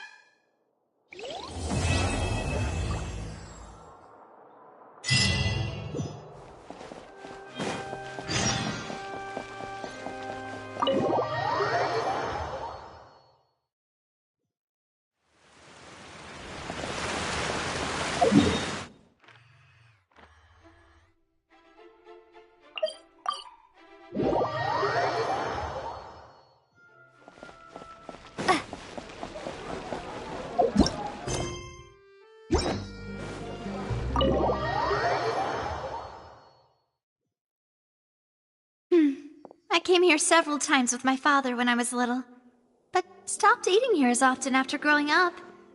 I hope the food here will be to your taste. Oh, don't worry. We haven't eaten at a hotel like this in a while. Paimon's getting excited already. In that case, I'll go order for us first. Please wait here a moment. Ooh, everything looks so good. People in Fontaine sure know how to enjoy life. Why, of course. Go ahead, try whatever you like. If the food's good, I'll make a group reservation for the rest of Spina di Rosula next time. And if it's not? Well, then I'll still bring everyone. Albeit with only one dish per table. You, sure have your own way of doing things. Oh, we called this a farewell meal, but we could also treat it like a victory feast, right? We did just win that case after all. Oh, true. Very true. Huh? Paimon didn't mean that you had to order even more food. Speaking of cases, do you think that the mastermind behind the serial disappearances will get caught soon now that this has all happened? Well, we've certainly taken a big step forward, but I feel that's about it. We know that there's an organization that means to dissolve these young women, but we still don't know what they are really after. If it hadn't happened right in front of us, Paimon wouldn't have ever believed that a person could be dissolved like that. Right? Yet it was because this was such a preposterous notion that the investigation could never really move forward before. Ugh. If only that guy could have finished speaking! We were so close to hearing who was behind it. In such investigations, even the smallest step can seem like a yawning chasm if the trail of clues is, to be honest. I don't have high hopes for any follow-up that the authorities might conduct. It's not that I don't have faith in their ability. It's just that a different perspective is required in some matters. It's easy to guard against and deceive a single narrow perspective. A shift in thinking is required at such times in order to produce a breakthrough. Which is exactly why the Spina di Rosula, those highfalutin folk, are not all-knowing. That's why we exist. Where filth falls through, where their watch fails them. That's the kind of problems we solve. Seems Paimon thought things were simpler than they actually are. It's all right. Well, this was supposed to be a farewell meal, so I doubt you have further interest in this business, right? Let's talk about something else.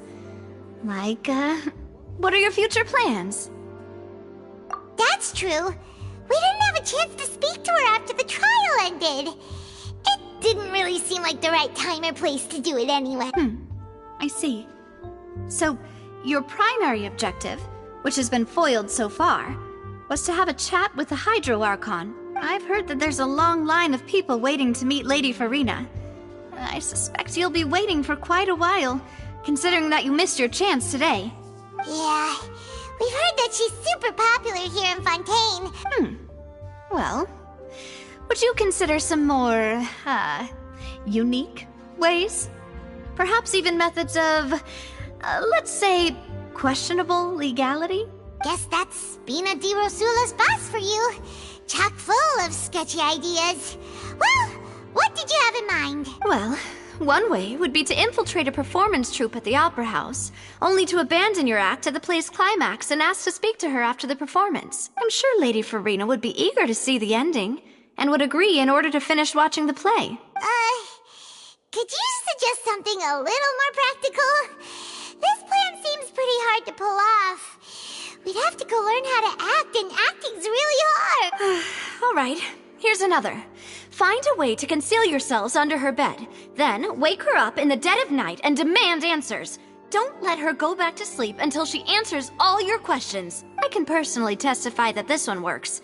When I'm sleepy, I'll do anything as long as I can finally get some sleep. That might work, but that's not really the problem. The problem is, we don't want to get ourselves arrested. Valid point. I overlooked that part. I was just thinking about leveraging a person's desire for sleep. All right, no more joking around. Perhaps you could... Oh, I don't know. Cut the line when she's on a break. You did defeat her in court, clearing citizens of hers from false accusations. False accusation she had nearly upheld personally. I imagine that she feels quite ashamed about the— You mean that if we catch her while she's on a break, she might be too embarrassed to refuse? Oh, that does make some sense. Why don't we give it a try after this meal? You know, strike while the iron is hot and all. Huh? Paimon. Was this your drink? Sorry about that. Paimon wasn't really paying attention and the cup was right next to Paimon. Would you like to order another? No, it's fine. We're just about done here. Alright. Honestly, Paimon wouldn't recommend Fonta anyway. It tastes kind of salty and icky. Is that so? Well, in that case, we'll have to blacklist the Fonta here then. If we're all finished eating, then I'll go pay. Yeah, we're...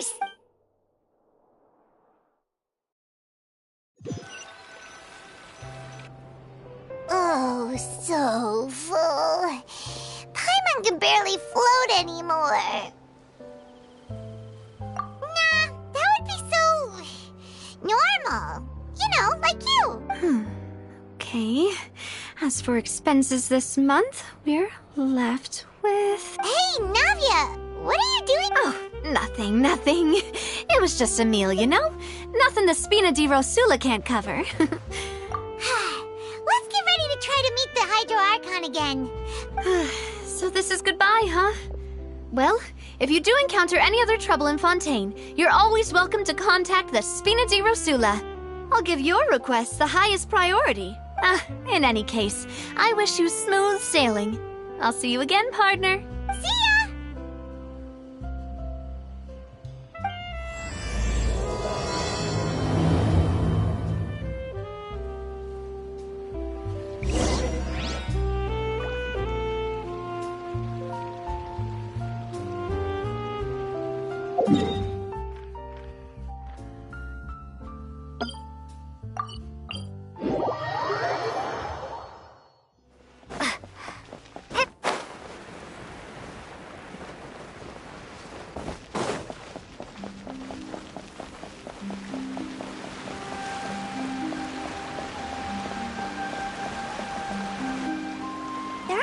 people around anymore. Looks like that boat we took to Araneas might have been the last one. Vache. Looks like we're back here again. Huh? Traveler? Are you hearing voices again? Ugh. That's kinda spooky. Vache?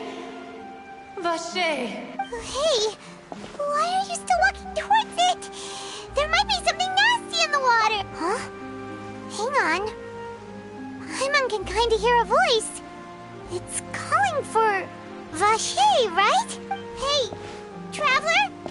Stop walking! Come on, wake up!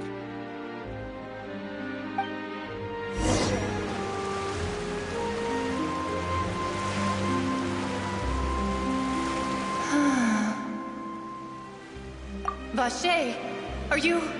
my dear Vache? No, wait. You seem to be someone else. Do you know Vache?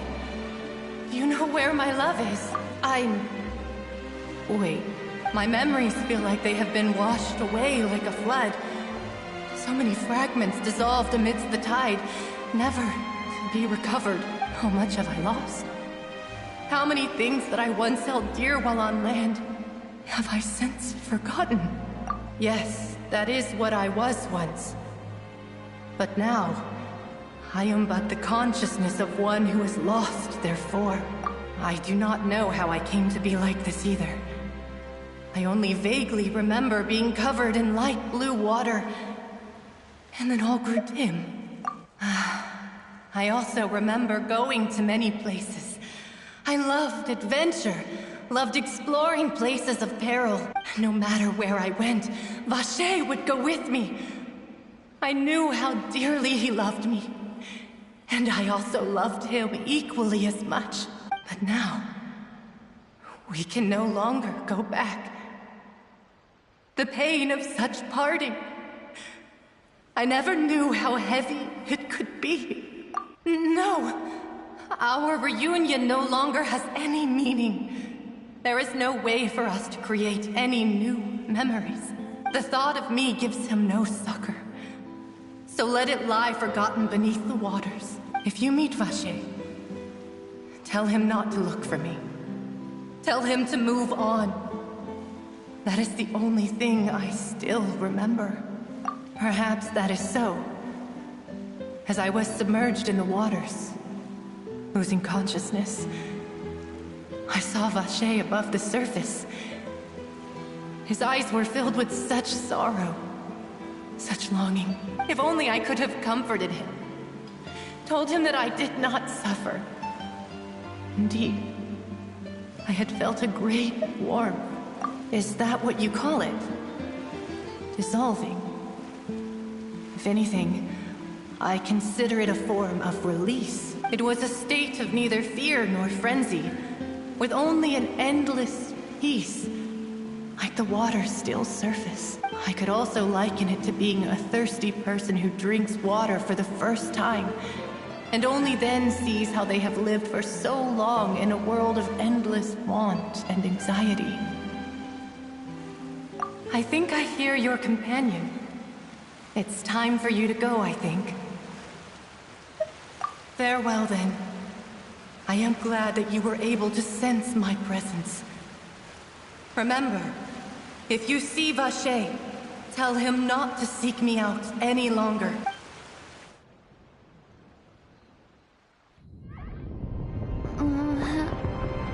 Wake up! Come on, hurry! Navia's outnumbered!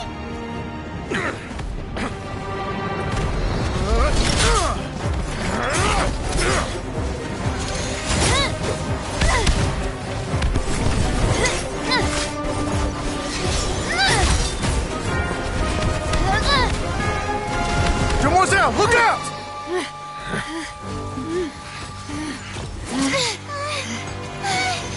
Dear God, it's a whole army of Gardamex.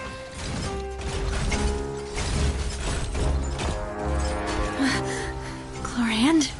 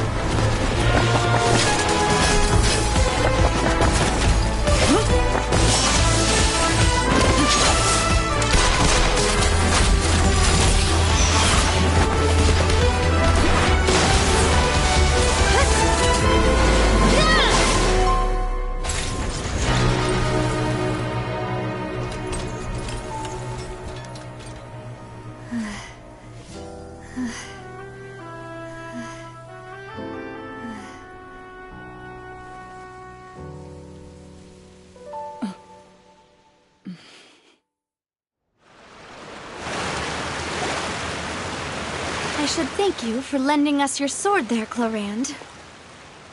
But before I do so, could you explain how you managed to show up here? I followed you. It seemed to me that danger has followed you more closely as of late. I believe that following someone without their knowledge is actually called stalking, is it not? Mr. Callus's last wish was for me to ensure your safety, and I will not betray his trust. He would do the same, were he alive today. Do not speak of my father! Sorry, demoiselle. I was not strong enough. Thank you for your aid, Miss Corand, but do keep an eye out for your manner of speech. I believe we all wish to avoid unnecessary emotional... Sorry, I did not consider your feelings. Whatever. What else do you know? How did you come to the conclusion that I'd be in grave danger? I doubt I know much more than you. But I believe that the mastermind behind the serial disappearances is very powerful. Your performance tonight will almost certainly attract their attention. Huh. I'm sure they've known about me. To be honest, I'm shocked it's taken them this long to act against me. And what about these Gardamex? I thought only those associated with the Maison Gardiennage could control them. None of these mecha have serial numbers. I was sure to check a moment ago. They are not the ones used by the authorities to enforce the law. I can only conclude that some powerful or wealthy party must have obtained them via illegal means, deploying them as a private force of sorts. What? Your point being that they're out of Spina di Rosula's league, then? Yes. Be careful. I will continue investigating, no matter what. We will... Regardless, thank you for your help today, Clorand. But, if you get any ideas, tell me first. I don't much appreciate being followed. I do not think that they'll strike again anytime soon. So I shall stop following you. Good day, all. Right. I suppose that's the best news we've gotten today. Demoiselle, I believe that Miss Corand was being sincere with you. If we tried, we could attempt to thaw relations. I know, she's...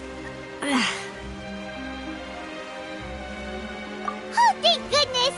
Paimon thought we were done for! Those Gardamex came out of nowhere while you were unconscious, and Nadia and her gang saved us! Oh, and there was that champion duelist named Clorand who came out to save us too! We got lucky there. Paimon probably couldn't have fought them off otherwise. Oh, come now. Forget all that polite talk. That wasn't really a farewell meal we had back there. Not for me, anyway. In truth, I hope that every meal we have together shall be a victory feast. As such, we're still partners. There's no need to thank me. It will take 50 years for me to match Demoiselle's magnanimity. If it were me, I would have joined the Spina di Rosula on account of her goodwill long ago. All right, you two. That's enough. Actually, Navia, how did you know that we were in danger? You sure did show up in the... Well, to be honest, you're the one who tipped us off, Paimon. Huh? Really? Paimon contributed somehow? Ooh, Paimon's even more amazing than she thought! Yes, all thanks to you grabbing my drink by mistake. How did that help? After we parted ways, I was on the way back to one of our bases when I suddenly thought of what you said, that the Fanta tasted kind of salty and icky. Fanta only comes in sweet flavors, so how could it have tasted salty? The color of the drink, if I recall, had also been a bit off. So the Fanta had been spiked with water from the primordial sea? Yes. So, if you hadn't drunk that cup for me... Spina di Rosula is preparing the grandest of awards for you as we speak for saving the boss. Huh. Really? I sent people to Hotel de Boer to investigate, but whoever did this left no trace at all. That's when I figured I'd be in danger, and hurried here as quickly as I could. But why would the Q? All we did was defend Linny in court and help clear his name.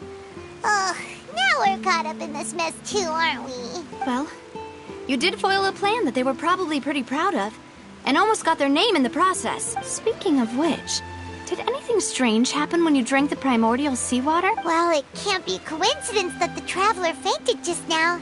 She said that she heard that voice calling for Vache again. Oh, and this time Paimon heard it too, but it was real faint. Does this situation have to do with the primordial seawater then? Does that mean the primordial seawater raises someone's sensitivity to hydro when it's used on people who are not from Fontaine? That doesn't sound like too much of a bad thing, to be honest. New intel? While you were out cold? Well, let's hear it, shall we? Oh, that is important. Vache. That name doesn't ring a bell. I suppose he hasn't stepped forward as a witness in court lately. Since he saw that young woman dissolve, he was at least at the crime scene. But he never gave testimony or any information regarding people dissolving in the primordial seawater. Yes, thank you. This is very important information indeed. We will continue to investigate. Oh, you mean you'll help us investigate? Well, you did say that our farewell meal didn't really count. That means we're still partners, right? And besides, we're in this now whether we like it or not. You're not gonna let those people who targeted us get off the hook so easily, are you, Traveler? Demoiselle, do try not to look quite so pleased. You are the face of Spina di Rosula, after all. You talk too much. Well, in that case, let's head back to one of our bases, shall we? I'll arrange accommodations for you. We also have some plans to go over, and hopefully we can deepen our bonds as partners. But don't worry, you two. With us around, our base is definitely secure.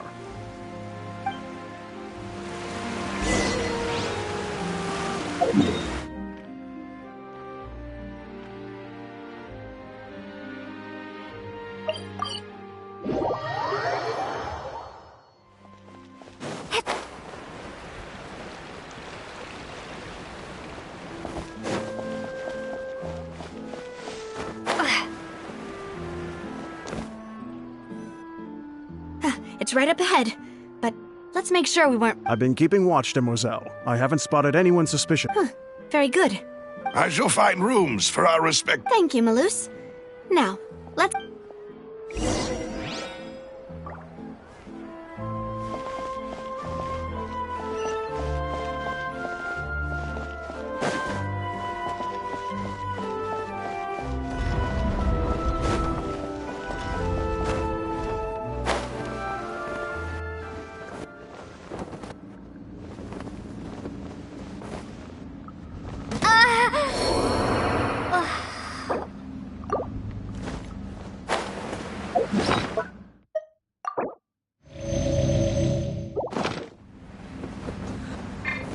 I won't let you down!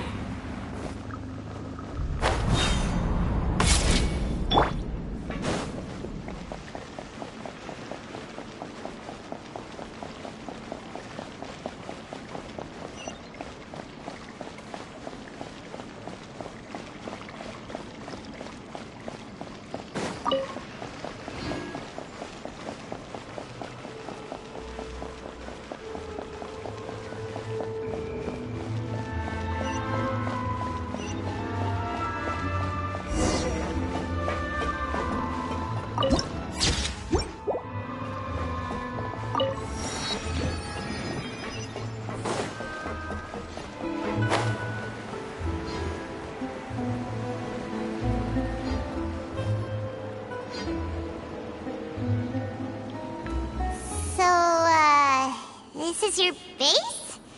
Your accommodations have been arranged. Under the present circumstances, I can confidently say it's the best we have. Well, our funds have been a little tight lately. After all, we don't allow illegal or unethical profiteering. In fact, our funds often come from citizenry who support us. Seems like it's tough times for everyone. But if you have the support of the people, that... To be honest, our financial situation was a lot better back when my father was in charge a few years ago. Your father... he was... Demoiselle, if you'll allow me to no. I'll explain it myself. I suppose I couldn't run from this topic forever. And as my father's name is Callus. Yes, the same one they call Callus the Unfaithful in the streets. 3 years ago, he was accused of murdering his own friend. But he chose a duel to defend his honor instead of standing trial. He died in the duelist's ring. Oh no. But I do not believe my father was a murderer. I'm sure he was set up. At the time, I believed that if he only stood trial and was duly investigated, something amiss would crop up and prove his innocence. But strangely, he not only requested the duel himself, but rumor has it that even after being seriously injured, to the point where he could be deemed as having lost the duel, he refused to surrender, determined to die in the arena. 3 years later, I still don't understand why he did that.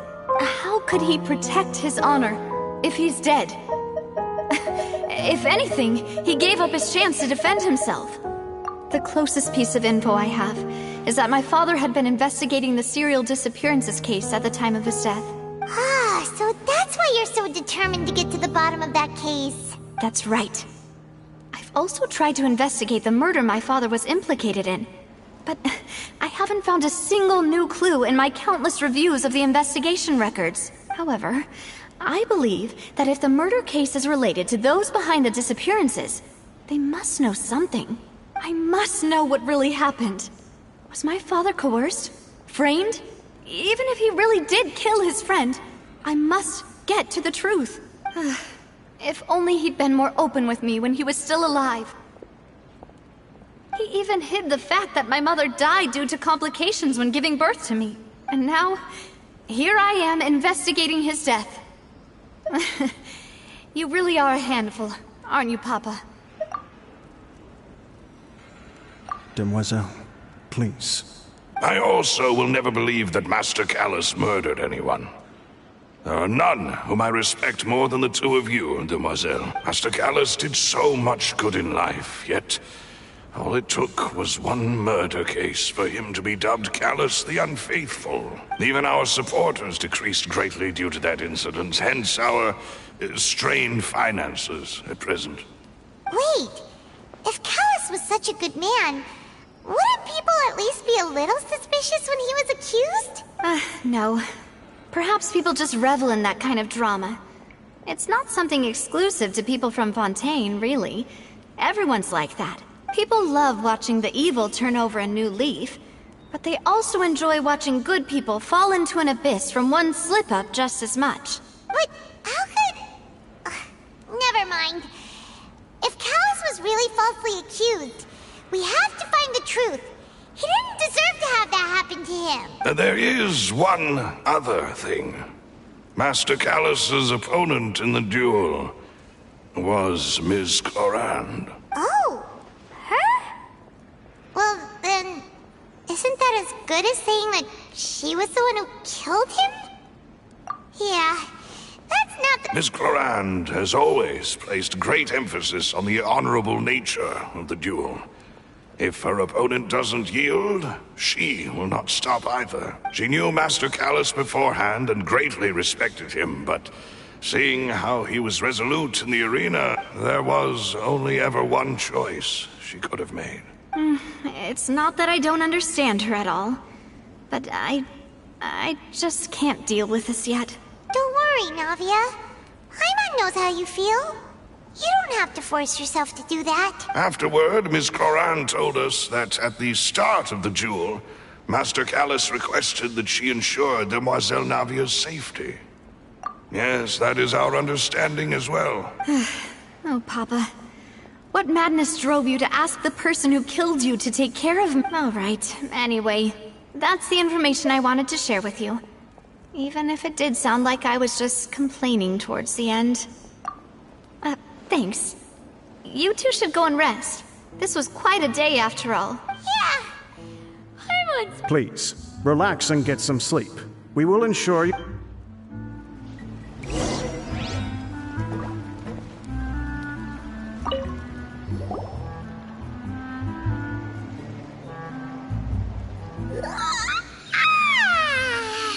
Paimon slept so well. This place feels almost too safe. Huh? Navia? Where did the other two go? I sent them back to Poisson. It's Spina de Rosula's place of origin, and where we have our headquarters. There's not much for them to do here at the moment. Paimon gets the feeling that you're just trying to get... But never mind that. When did you get back? Were you waiting here the whole time? No, I just returned after going out for a while. I did some investigating yesterday regarding the name Vache. Wait, so you didn't sleep at all? How could I after having such critical new evidence appear? Guess Paimon wasn't speaking for everyone just now, huh? Unfortunately, this name seems to have been wiped from existence. It doesn't seem to have a match anywhere. I suspect that those behind this have already taken steps to hinder an investigation from this angle. But that does prove that this Vache person is a key witness in the incident. Does that mean we're too late, though? No. There is one ray of hope. One place in Fontaine that they would find almost impossible to threaten, no matter how much they wanted to. And that is the archives kept by Chief Justice Neuvillette. A place where detailed files on all the cases in recent years are kept. If the Oceanid you met is one of the young women who went missing recently, we should be able to find some related... So Neuvillette maintains an archive of case files? Whew.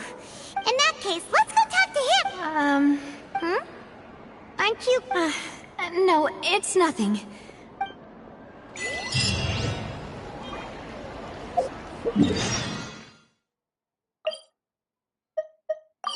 The Palais is right up ahead. Come on.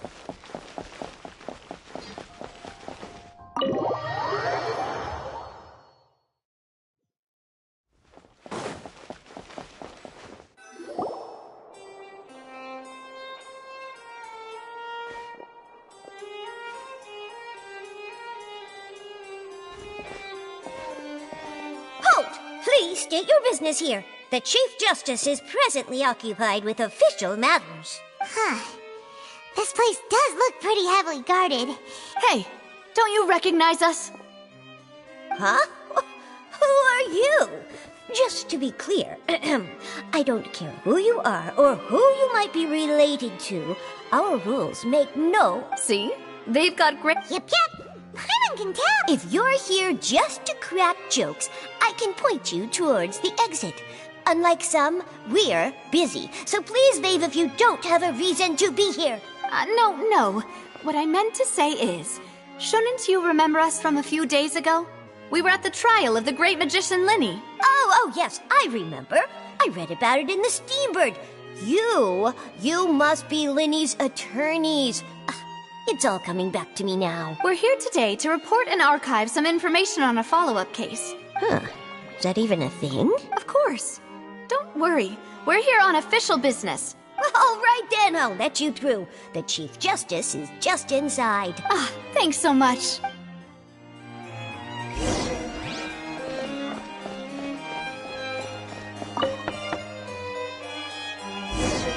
Please come in.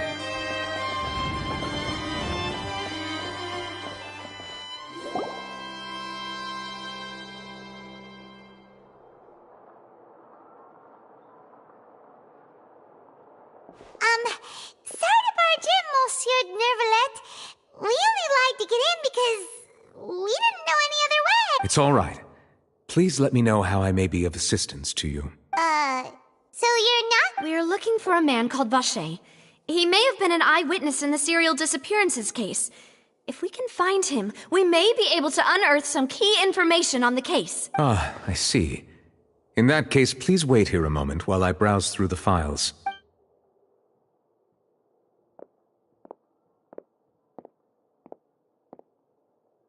Who knew that Neuvillette would be so easy to talk to?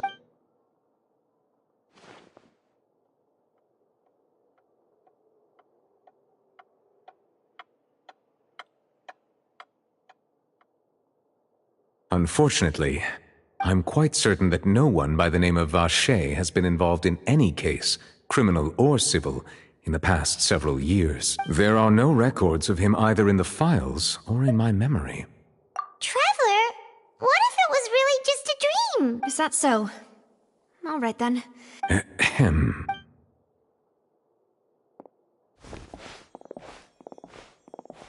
Miss Navia, I can understand how you feel. Your father, Callus, was a truly exceptional man. We deeply regret his passing. And what are you trying to say, Monsieur Neuvillette? Are you trying to console me? Extend your sympathy?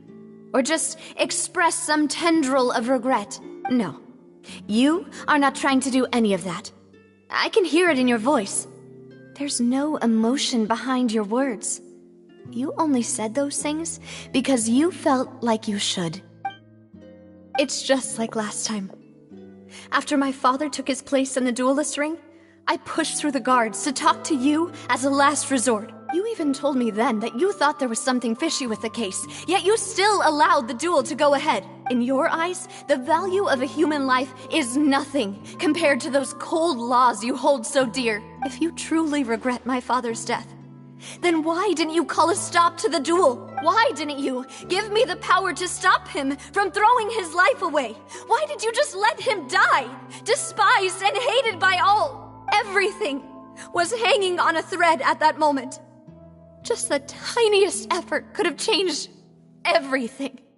There are still so many things I never got to tell him. So many questions he still owes me answers to. If you really have no heart, then just look me in the eyes.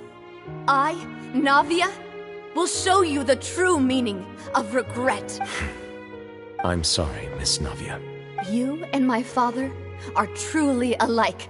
You keep all kinds of things in your heart and never say a word to anyone. It's not so much that you can't feel, but that you would never express anything. Oh well. In any case, everyone already knows full well the apathy of the Chief Justice. My apologies for taking my emotions out on you, Monsieur Chief Justice. Let's go, Traveler and Paimon.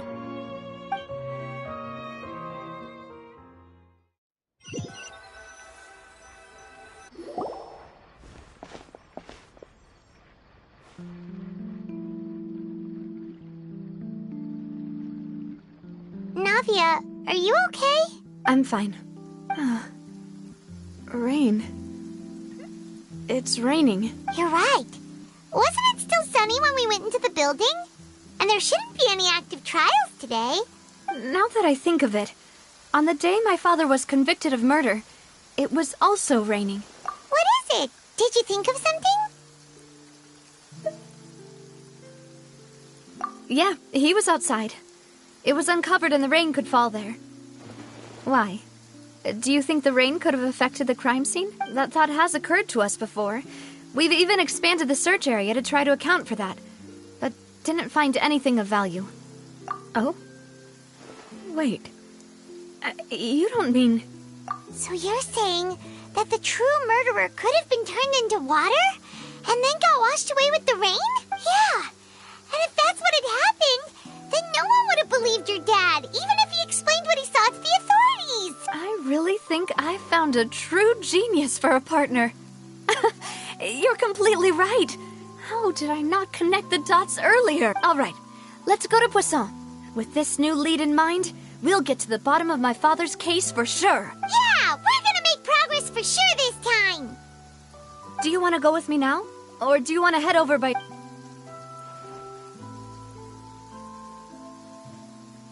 Great.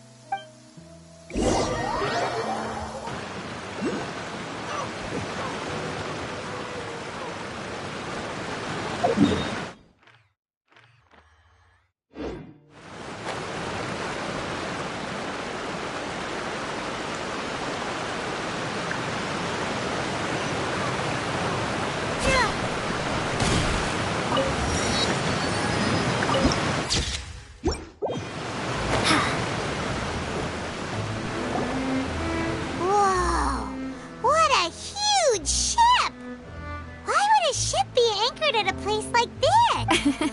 There's no need to be so surprised. While it may look like a ship, it's actually Spina di Rosula's headquarters. My father was the one who asked for it to be built like this. Perhaps our taste in exterior design is the only thing we occasionally had in common. A gigantic and glamorous ship embodies discovery, opportunity, ambition, and conquest.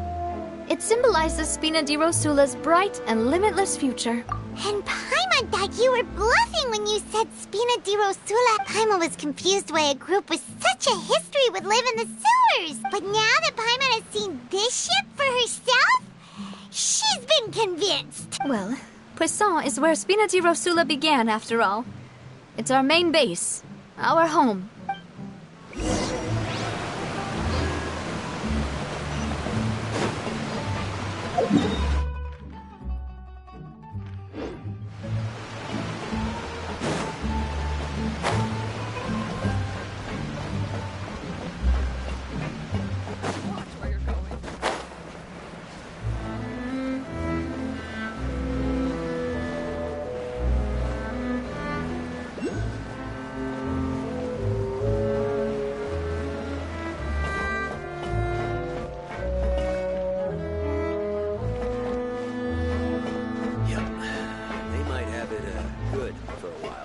But it ain't gonna last.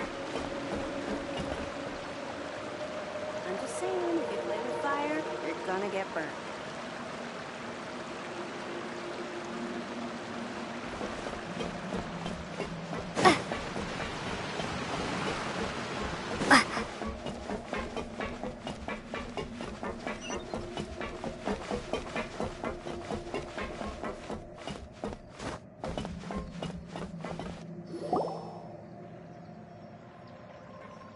Melus, we're back! Apologies for the wait, demoiselle, and our most important partner. You said before that you still had some business at the court. What brings you back to Poisson so quickly? About that. It's because my partner here reminded me of something really important. You see, what if my father's case had something to do with water from the primordial sea? You still remember, right, Melus? On that night, it was raining? Yes, the case was quite similar to that of Mr. Linney's. Both were what you'd call impossible murders. Could you tell us a bit more about what happened before? Yeah, of course. Many years ago, something called synth began to gain popularity in Poisson. At a glance, it was a kind of drink that could excite your mood and produce many pleasant hallucinations. Wait! Didn't that guard guy who turned into water also mention that the primordial water could be used to produce some kind of potion? Yes, he did. Considering what we know now, it's almost certain that synth is created using water from the primordial sea. If you drink synth for an extended amount of time, you'll suffer many side effects, such as losing the ability to focus or control your emotions. And if you were to stop drinking it completely, you'll experience flashes of paranoia and anxiety while lacking energy to do anything. It's an extremely dangerous substance. As he oversaw Poisson, my father was compelled to put a stop to synth abuse and called for a complete ban of it. Boss's uncompromising attitude incurred the synth vendor's wrath, but no matter how much they threatened or bribed him, he refused to yield. Not only that, Boss became determined to find the mastermind behind the synth operation and put an end to the problem once and for all. Yes, but the enemy was very cunning. So he could never get anything out of the dealers, all of whom only sold the stuff and weren't privy to the rest of the operation. Recognizing that, my father decided to contact the dealers in secret and cultivate personal relationships with them. Finally, the man's name was Jacques. He felt greatly ashamed about his work after seeing many families destroyed by synth abuse. That night, my father hosted a banquet at his countryside estate. He planned to meet up and exchange information with Jacques over some food. But then, we heard 2 gunshots from the courtyard. We raced to the scene and found my father, still holding a gun, and Jacques, who was already dead on the ground. Huh? How did that happen? Aren't they on the same side? Sounds just like Lenny's case, doesn't it? In both cases, the culprit seemed obvious, but neither appeared to have any motive at all. Looking back on it, though, I now believe the most important clue was something we all overlooked at the time. There were pieces of clothing left at the scene. Precisely. It's all thanks to you that I made the connection now. Back then, we all just thought they were some costumes that Jacques used to disguise himself at the banquet. But, considering it now, it's almost certain that they belong to a third person at the scene. With one extra person, we'll also need to reconsider why the 2 shots were fired. You're right. We still don't know what happened. But my intuition tells me that we're on the right track to figuring it all out. I'm finally headed towards the truth. Jacques was an empathetic man who was infinitely remorseful for his past actions. It's unlikely that he turned on Boss with 0 warning. I think this third person is probably the key to the full truth. On that note, however, even though this will not please you, demoiselle, as your and your father's butler, I must still offer a word of warning. Our opponent is insidious and cruel. They are extremely difficult to deal with, and Boss has already lost his life trying to bring them to justice. Even though Spina de Rosula has lost most of its former glory, Poisson has welcomed a new time of peace, and we have been allowed to live out our lives. There is no need to follow your father's path. It would be both wise and in line with Boss's wishes to step back and give up on the case. If that's indeed what he wished for, then he should have told me that himself. Was I not the closest person to him? And yet, I was the one most kept in the dark. What was the point of him dying without sharing any of the secrets he knew? Did he manage to protect anything in the end? Synth is still here. Callus the Unfaithful is still his epithet. And Spina di Rosula is barely getting by. Nothing has changed. Did he think I'd just accept his meaningless death and live out my life just as meaninglessly? I've never accepted that. Ever. Not since that day, and certainly not now. I want to find out the real answer for everyone's sake. For the missing girls, for the victims, and for myself. Davia. This is indeed the best moment to act.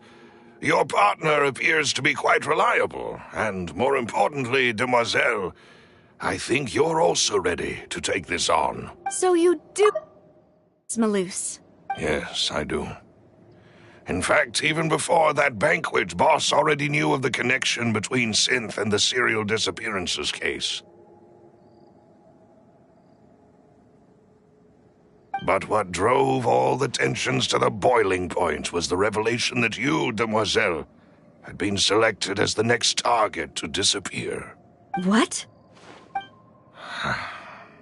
Boss also didn't tell you that he had been diagnosed with a rare illness. The doctors told him that he had no more than 5 years left to live, and the serial disappearances case caused him great anxiety. 5 years was nowhere near enough time to resolve this long-standing conflict, but once he passed away, all the danger would pass on to you. Knowing all of this, he decided to use one final intimidation tactic before his death. He claimed to have already gotten his hands on some key incriminating evidence for the other side, and even told some members of Spina di Rosula about the details. But as long as you remained safe, he would not share the evidence with the public. If something were to happen to you, then he and all those he told would immediately expose all they knew about Synth and the disappeared victims. Right, so nobody would be able to get off scot-free. As we've seen, Boss's tactic has worked. Even though Boss has been gone for a long time, the other side has not tried to take Demoiselle's life. No, I don't believe it. He never appeared to look sick to me. No father wants their daughter to see them weak and haggard, especially someone as proud as Boss. To him, dying in a duel and suffering lasting dishonor as the unfaithful were still far preferable than losing face and... So he chose to die in silence. so that he could protect me. I'm afraid you're not understanding this correctly, demoiselle. What Boss wanted to hand to you was not a parasol, but a sword. If Boss's spirit could hear you telling me that you want to find the answer for the sake of everyone involved, I'm sure he'd be extremely proud. That fool. Couldn't he have just given it to me straight? No. He might have set up everything precisely because he never thought I'd be able to understand him. Is that the amount of confidence he had in me? And what if I was never able to make it to where I am now? Yeah. I suppose that's true. With the way he'd set things up, if I had wanted, I could have just lived out my life without a care in the world. But thankfully, he rarely talked to me about complex matters, and thus understood little of me as a person. In this case, he really didn't need to give me an easy way out. Malus, what was the key evidence that he shared with you? It's the location where synth is produced. Essentially, it's the enemy's headquarters. When he was threatening the enemy, Boss didn't share the specifics of the incriminating evidence he found. But if you want to use it against the enemy, you'll still have to take several things into consideration. Why? If we know where the place is, can't we just go storming in? You mustn't forget that we're fighting against a mysterious and dangerous organization that's been in operation for decades. There's no telling what might be lying in wait at their headquarters. We also have no idea what kind of evidence we may be able to find inside, nor what people we may be able to capture. But a single visit to their headquarters would be tantamount to a formal declaration of war. The worst case would be that we leave empty-handed, but also open ourselves up to full retaliation. Then, in that case, why not work with the Fontaine authorities? Well, you saw one of them dissolve during Mr. Linney's case. We have no idea just how thoroughly they may have been infiltrated. Huh. That's true. Seems my father really had no choice. But things are different now. It should be a lot easier to prove the other side's guilt, now that we've connected Synth with the disappearances case. You sound like you've put a lot of thought into this, Malus. I am the butler, after all. I live but to serve the boss and Demoiselle's will.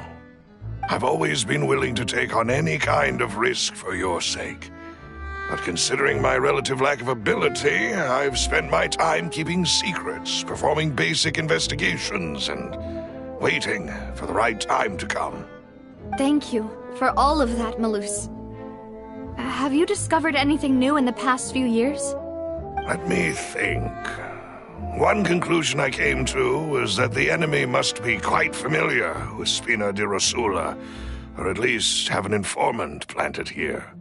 When I announced orders to the organization's members on Demoiselle's behalf, I used to deliberately keep a few people in the dark and observe the reactions of the synth vendors. If the vendors didn't change their plans, then the individuals informed of our orders must be innocent. If the vendors packed up and fled, however, then someone must have given them the news. After several rounds of testing and investigative tracing, I've narrowed the suspect list down to 3 people. The first is Florent, Spina di Rosula's senior advisor. Huh? Florent? Yes, surprising, isn't it? He was one of the people Boss trusted the most, which also means that he was someone who understood Boss really well. Thanks to his position within Boss's innermost circle, he always knew our upcoming plans and could thus avoid capture this whole time. There's someone else like him too. Marcel, the head of Confrérie of Cabrières. Uncle Marcel. It's a guild in Poisson. Boss helped it to grow to its current size and prominence. In the beginning, they were only reselling some daily goods, but now they're one of the richest guilds around, with a lot of business connections in the city. So, they're like a sister organization of Spina di Rosula? Yes, you can say that. When we were fighting against the synth dealers, they provided us with plenty of support. It's a bit difficult to imagine someone using their own money to hunt down themselves. The final suspect is Thierry, the man responsible for coordinating information between Spina di Rosula and the guards. Although the guards mostly leave us to our own devices, there are still many activities we have to report to the local authorities. Since Thierry is always in the know about our current activities, he could theoretically always plan one step ahead. I see. These are all people who I communicate with quite regularly. To think that the enemy we've been fighting against has been right next to me all along, among those I trust the most. It's almost too hard to believe. If you want to investigate them, please take every precaution to not alert the quarry. Judging from our experience, the enemy is extremely cautious. Of course. And thank you, Malus. You've provided us with a lot of great information. You're too kind, my lady. I'm just doing my duty. And before I forget, proving Boss's innocence would also mean clearing him of blame in Jacques' death. After that incident, Jacques' wife and daughter were taken into the Spina's care. They still live in Poisson today. If it might help, you could also pay them a visit. I can make the necessary arrangements. Aw, thank you so much, Malus. You really are the best. A new case awaits, my dear partner. I hope we can work together to uncover the truth and end this case once and for all.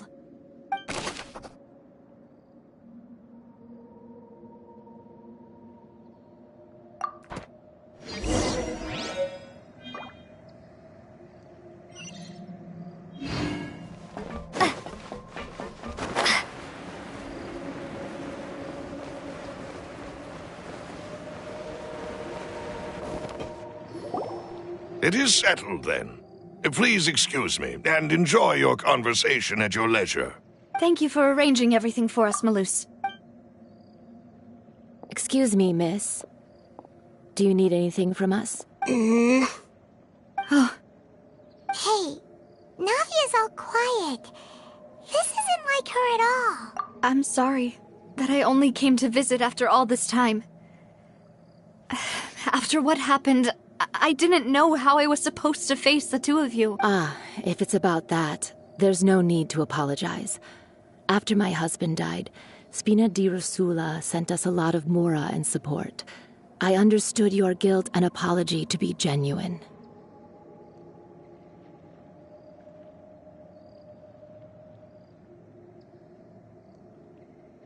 But aren't all of those things nothing compared to the loss of Jacques?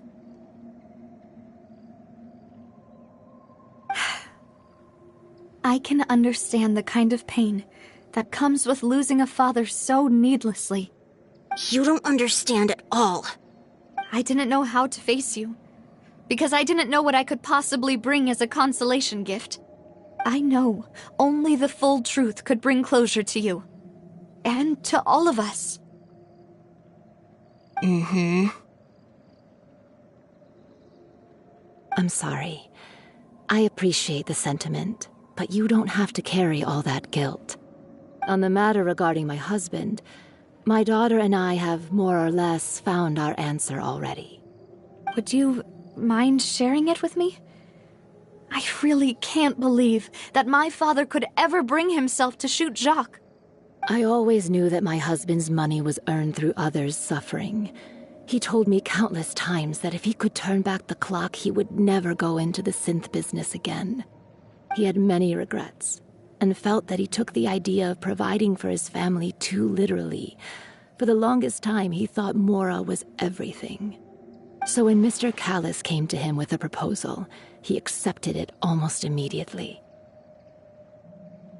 He tried to be as careful as he could, but even so, he was still found out by the higher-ups. They found out about his betrayal? Papa didn't say that exactly, but Papa did tell me that I should never be ungrateful. Before he left that day, He told me that he had no choice. It was only later that I realized it was his final farewell to the two of us.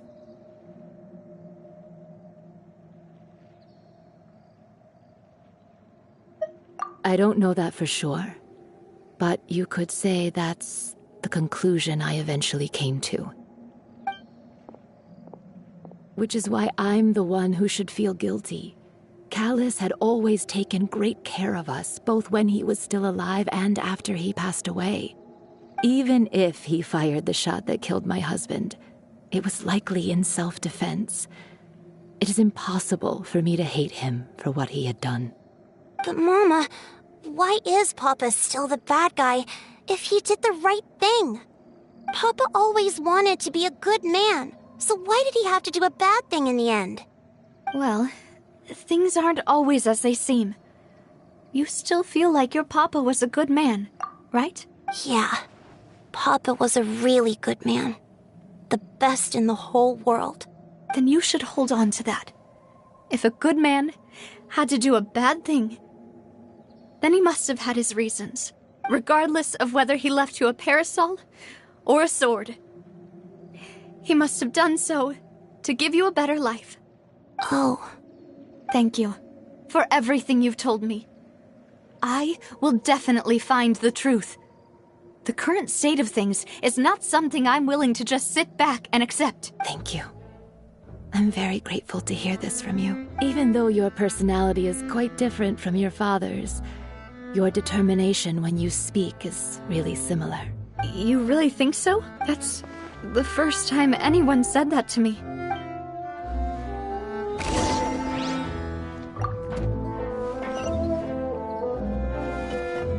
Are you okay, Navia? I'm fine. Don't worry. Let's investigate the 3 suspects next. Florent should be nearby, and we should be able to find Thierry and Uncle Marcel in the city. I'll get my... Greetings, boss. How may I be of assistance today? I'm sure you've heard about what happened at the Opera House. Someone got turned into water right in front of us. Yeah, I've heard. With something that dramatic, I'm sure journalists will milk it for all it's worth. And it'll be all the talk for the next several weeks. It also reminded me, on the day that the incident happened with my father, it was raining outside, and we found some clothes left at the scene. After my partner here put the dots together for me, I feel like we should try to reopen his case. Can you do me a favor and try to recall what happened that night? Let me think. Mr. Callus was feeling pretty upbeat that day. So he was drinking and bantering away with us at the table. After that, he told us that he wanted to go get some fresh air. So we let him go without thinking much of it. Who knew that we would hear 2 gunshots ring out right after?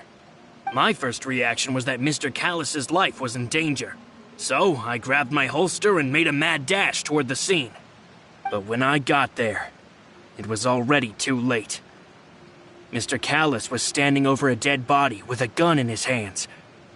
All we could do was look back and forth at each other, not knowing what to say. So you also remember 2 gunshots then? Indeed. The guard said that the first shot didn't hit anyone, while the second killed Jacques. But I've never really bought that explanation. Reason being, Mr. Callus had left his gun on the table. I even made sure to confirm that before running to the scene.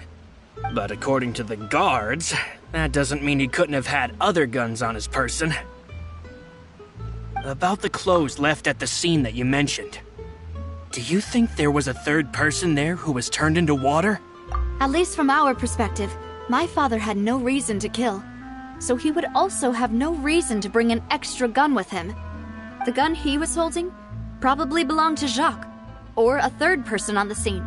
Yeah, that makes a lot of sense. So you're saying Mr. Callus ended up with the gun because he seized it from one of the other guys? But hold on.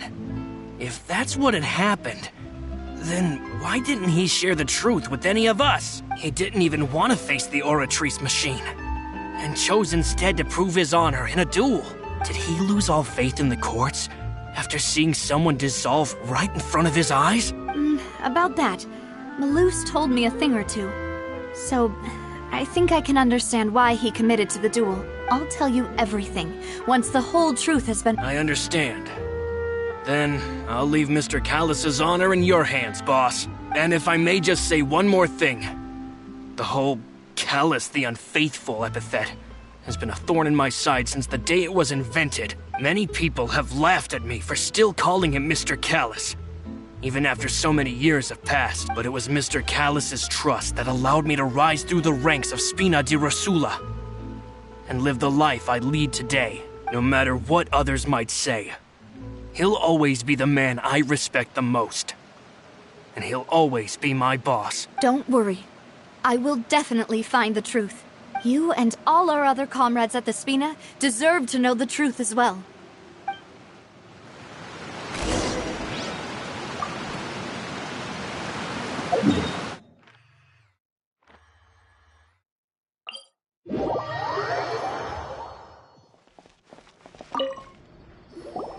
Hey, Thierry! It's me! Oh, now, what brings you here, Miss Navia? I've heard that you made quite the name for yourself at the Opera House. Oh, so you've got news of that already. Oh, okay. Hey, I'm also a member of the Guards, you know. The way you make it sound, people would think I was sent off to Poisson because I had done something wrong. Are you sure there isn't a little bit of truth in that? Under normal circumstances, shouldn't you have been called back to the city already?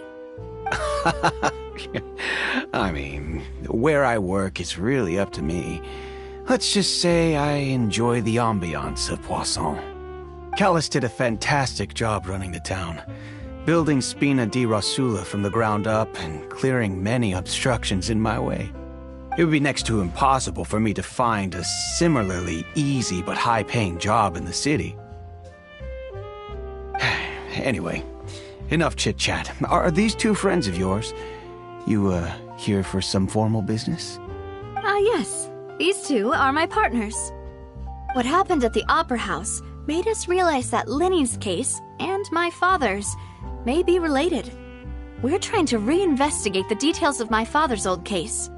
Ah, I get it. You think there might be more to the case now that we know people can be dissolved into water, right? I was also flabbergasted when I first heard of it. If you want to go through the original files from your father's case, I can help you look for them.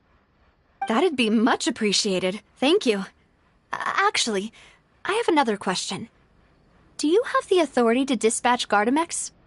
Of course. Without them, I couldn't possibly handle Poisson on my own. Why do you ask? We definitely can't use them to forcefully get more evidence for your father's case. Well, you see, just recently, we were attacked by a horde of unnumbered Gardamex in the city. So, if you hypothetically wanted to do something against me, all you would need to do is get rid of the mecha serial numbers and send them after me.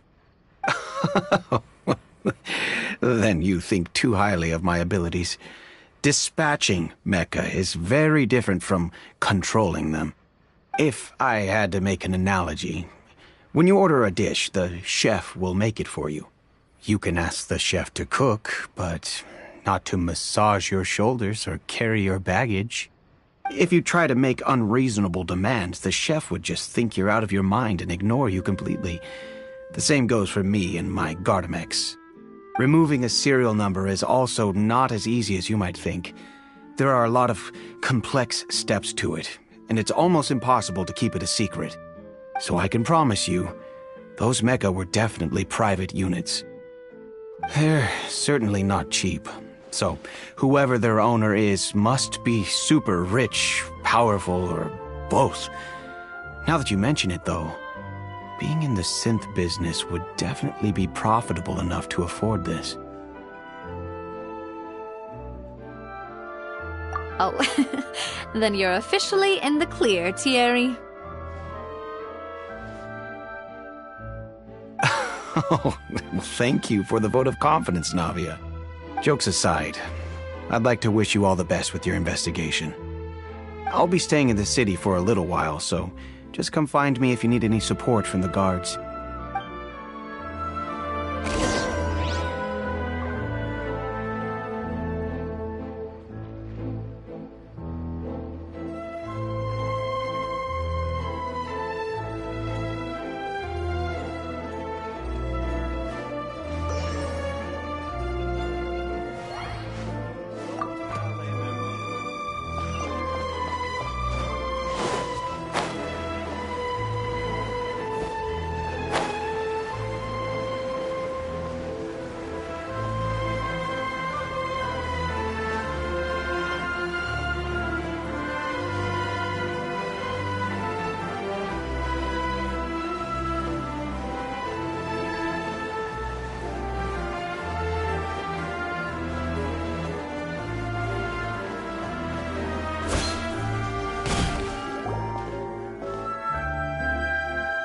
Hello. How may I help you? I'm here to see Marcel. Could you please let him know? You can just say Navia's looking for him. Sure. I will let him know right away.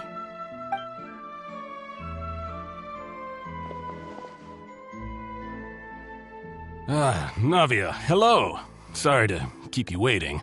I'm not as young as I used to be, so my legs are giving out a bit.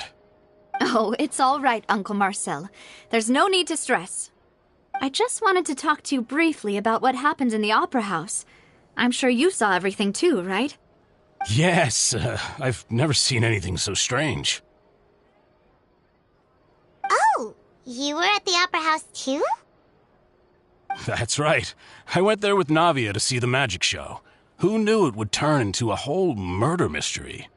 I also witnessed your marvelous sleuthing work. Quite impressive.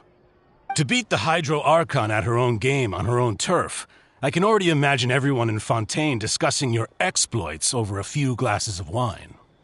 Oh, Paimon doesn't want to become the talk of drunkards. Apologies. It's just how Fontaine is as a nation. Everyone loves drama and theatrics.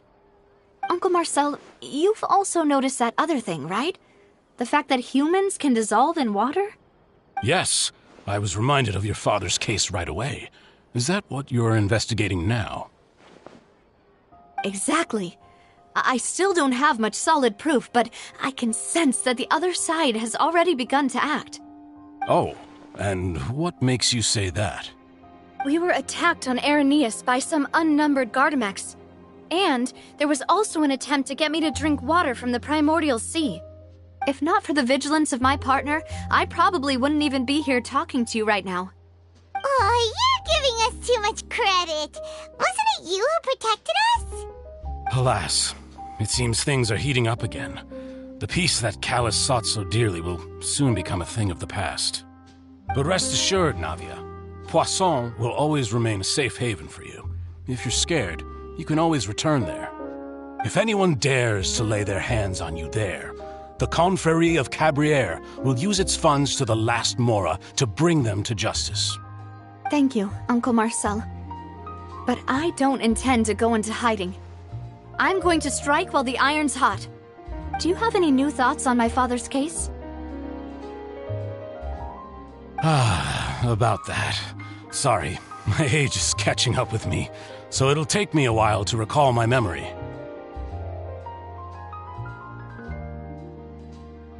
The Confrérie was responsible for that banquet, so I was out and about the whole time making sure things were running smoothly. I didn't even have the time to drink with the guests. Then I heard the sound of a gunshot, and the rest was history. Oh, it's okay. No need to push yourself. We'll ask around some more, see if there are any valuable clues elsewhere. Sounds good. Just let me know if you ever need Mora. All my wealth comes from Callus's patronage and support. I'll spend however much it takes to clear his name.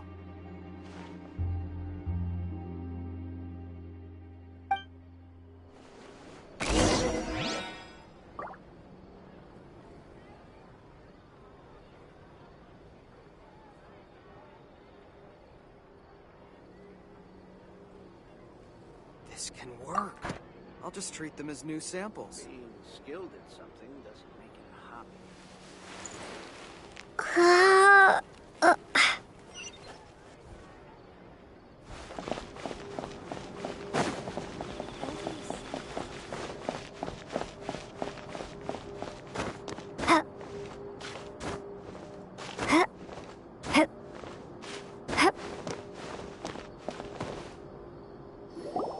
We've talked to all 3 suspects, purely based on their conversations with me.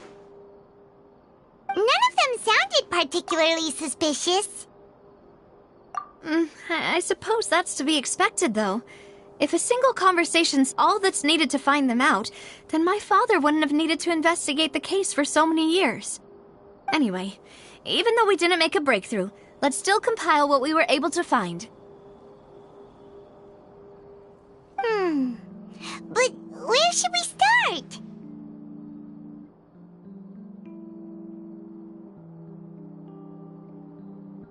Ah, you're right! Flora mentioned that Callus probably only ended up with the gun because of circumstance. That makes sense. According to Jacques' family members, he already told them that he had been discovered, and that he had no choice before he left home that day. If I had to guess, he probably received an order from the synth boss to kill my father. Had he refused, he and his family's lives would have been forfeit. So, Jacques fired the first shot?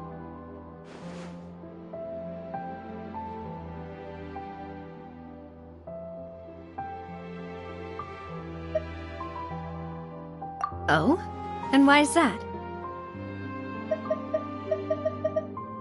Ooh, that's a good point.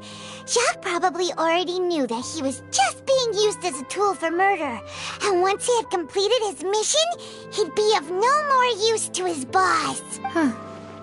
So, what would make more sense from his perspective would be to turn his back on the order and seek protection from my father.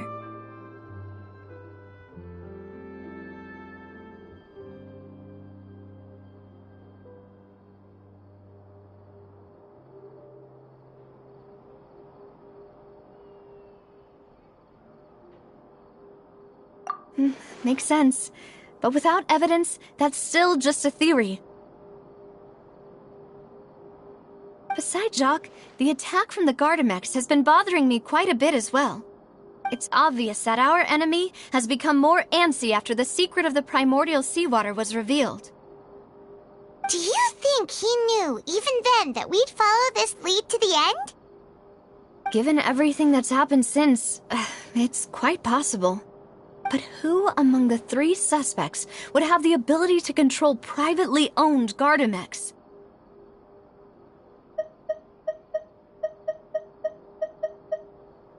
Thierry, you say? It is possible that he's figured out a way to convert the Gardamex for personal use. But I didn't feel like he was lying when he was talking to us about the mecha. I also don't think he'd be able to keep that kind of tampering under wraps. Yeah, had he actually tampered with the mecha, we'd be able to prove it with a simple check of the guard's inventory. If the mecha were taken from the guards, it should be pretty easy to find out when and how that happened.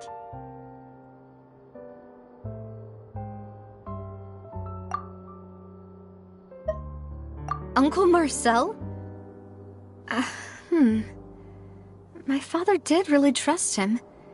And they worked together on a large number of projects. Maybe that's how he got to know Jacques. And with funds from the Confrérie, he could also afford a large number of Gardamex. It's still really hard for me to imagine, though. After all, Uncle Marcel has been around since I was just a child. Also, wouldn't this mean he has been spending a whole lot of mora and energy to fight his own synth business?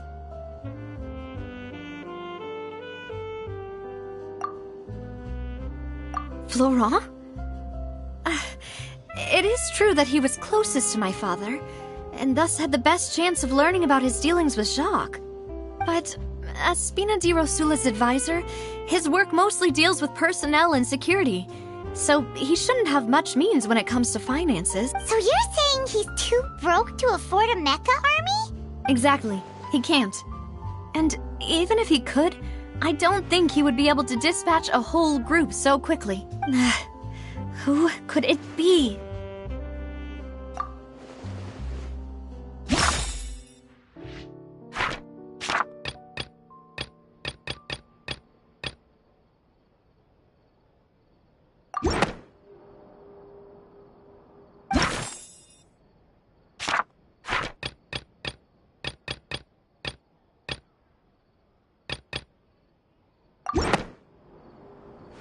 You know, if you think everything through, Uncle Marcel is indeed the most suspicious of them all. Could we be missing other suspects? Maloose didn't know about the people turning into water thing when he narrowed it down to these three, did he?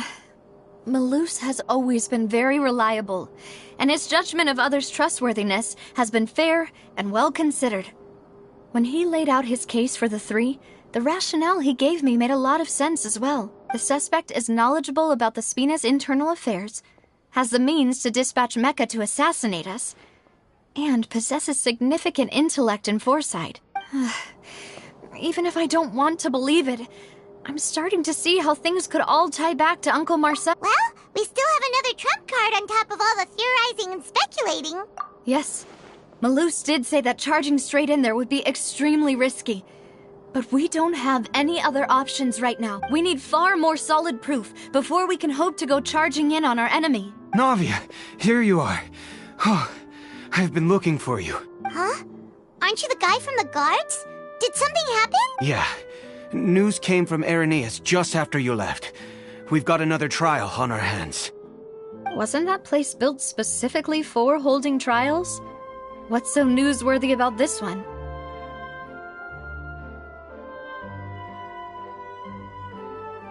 I know. But they said is a Fatui harbinger called Tartaglia. What? Is that someone you know? Yeah, we know him. Maybe even a little too well. Well, he's been accused of being the true culprit behind the serial disappearances case. It's absurd, don't you think? Wait, how? None of our investigations have had anything to do with him. That's what I thought was strange about it, so I came to tell you the news right away. If the charge against him stands, then it'll be next to impossible to get the guards to support any of our planned investigations. Right, because they'll think they've already found the culprit. Yeah, and it'll be... I understand.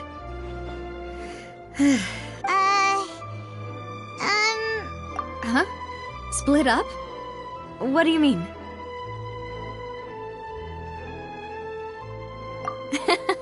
Just as expected of my partner. Since this is a trial about the serial disappearances case, the culprit's attention will be focused on Irenaeus, leaving his home base wide open. You're right. This is our best opportunity. I won't have any chance of making that charge stick, though, unless we find more evidence. It'll be up... We'll help you, just like you... Demoiselle, please allow us to accompany you. I'm ready. Ah, Maloose, Silver, when did you two get here? We heard that you'll be leaving Poisson and figured it's our hope that your Thank you so much. Then, let's make haste for Irenaeus. Paimon, Traveler, I'll see you at the Opera House. See you then!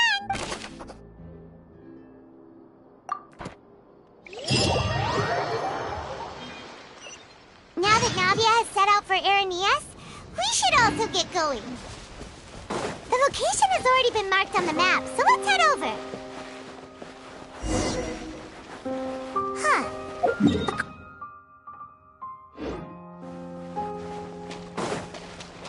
Let's go and try to find the entrance.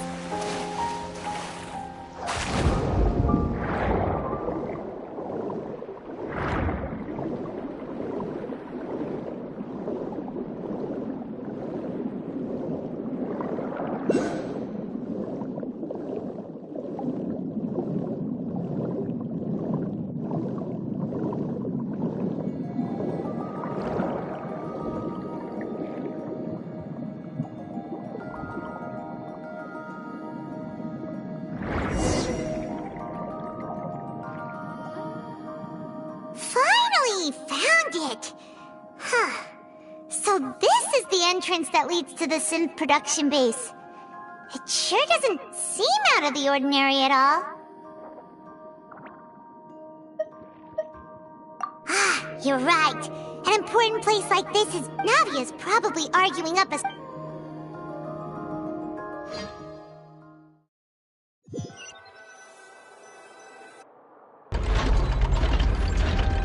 It would appear that I must repeat my question again, Mr. Tartaglia. Do you accept the charge that you are the true culprit behind the serial disappearance? To be perfectly honest, I don't understand your country's complicated court system, or the reason why I'm being charged with something I've never even heard of. However, I did hear that people who have been charged can choose to participate in a duel to clear their name. Is that right? In which case, as long as I accept the charge, I can have an all-out fight with that champion duelist Clorend, right? I've got to admit, that's one of the most enticing offers I've ever received. When I privately sparred with her last time, she was obviously holding back. Real disappointing. Hey! Don't you understand? You're currently the prime suspect for a major case. This isn't the place for you to be looking for fights. Oh? Sounds like the Hydro Archon wants to lecture me on the ways of the Opera House. Then why don't you duel me too? I'm the kind of student that learns best in the heat of battle. No. That's not what I meant.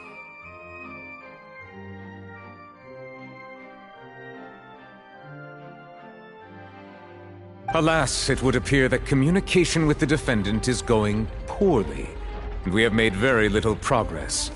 In that case, let me explain everything from the very beginning again. The goal of this trial is to determine the culprit behind the serial disappearances case. That case had nothing to do with him. You've got the wrong man. Huh? What's going on? Why is she interjecting again? I told you it couldn't be one of the Fatui Harbingers. Miss Navia, this is the second time you've interrupted the court proceedings. I only tolerated your behavior last time because you were able to provide the court with a key eyewitness. But that was an exception rather than standard court protocol. I can very well charge you with contempt of court for your interjections. Oh, please. Did you ever think I had any respect for this place's pointless theatrics? We can put that discussion aside for now. I'm not here to argue with you. I'm here to charge the true culprit behind the serial disappearances case. And if my charges prove true, then Tartaglia here will be proven innocent by default. Correct? Oh. A young lady has charged in and offered to clear my name. How fascinating. Well, I'd gotten half bored to death by all these rules and procedures anyway. So I'll take you up on that offer. So, Your Honor, is there nothing else for me to do? You may take a seat for now in the audience, but that doesn't mean the suspicions against you have been lifted. Now then, Miss Navia, who is the— That person is—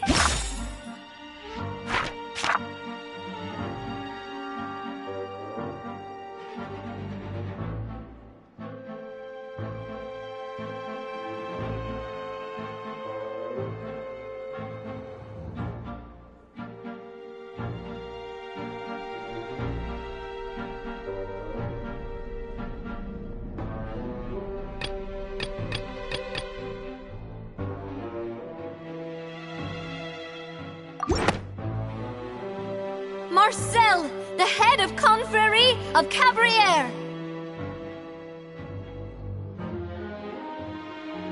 Huh? What confrérie? Never heard of them in my life. I've heard of them, but weren't they Spina di Rosula's sister organization? Oh, is this going to be a friends to enemies type situation? Please let me remind you, Miss Navia, that charging someone is an incredibly serious matter. Committing to the charge also means taking on the legal responsibilities associated with it. And if the charge fails, depending on the circumstances, you may also be charged with the crime of making a false accusation. Knowing this, do you still wish to charge this man? Yes, I do. In that case, I declare the charge to be valid. Miss Navia and attorneys, please take your places on the court. Members of the guards, please contact Mr. Marcel right away so that he may stand trial.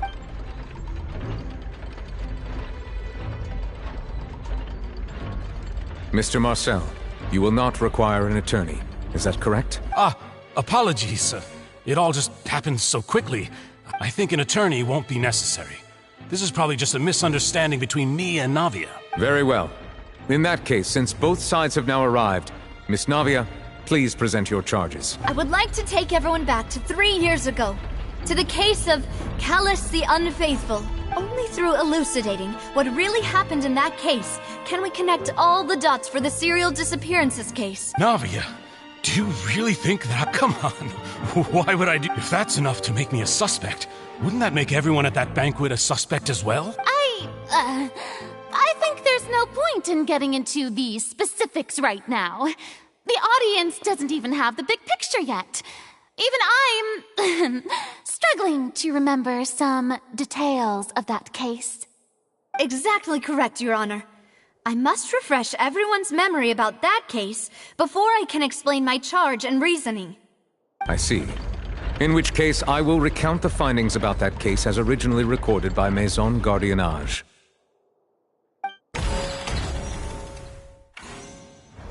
On the day of the murder, Spina di Rosula hosted a large banquet in a countryside estate owned by the Confrérie of Cabrières. During the banquet, all attending guests heard 2 gunshots from the courtyard. When the guests arrived at the scene, they found the primary suspect, Callus, holding a gun, while his acquaintance, Jacques, lay dead from a gunshot wound. The guards' investigation did not recover any other firearms from the scene. As a result, they concluded that the suspect's first shot must have missed, while the second must have taken Jacques' life. The suspect did not dispute this conclusion, and also declined to defend himself in court. Instead, he chose to prove his innocence through a duel. Callus was defeated by champion duelist Clarande in the ensuing duel, and soon succumbed to the injuries. These are the known facts about the case. The one with the motive to kill was Jacques, not my father. And even so, Jacques still had no reason to pull the trigger. In truth, the third person shot Jacques first, and was shot in turn by my father when my father seized the gun from him. After that, the true culprit turned the third person into water, erasing all traces of him from the scene. Thank you for the summary, Your Honor. Of course, the guard's conclusion appeared quite sensible to us at the time. However, we should revisit the case now that we've gained new information about the abilities of water from the primordial sea.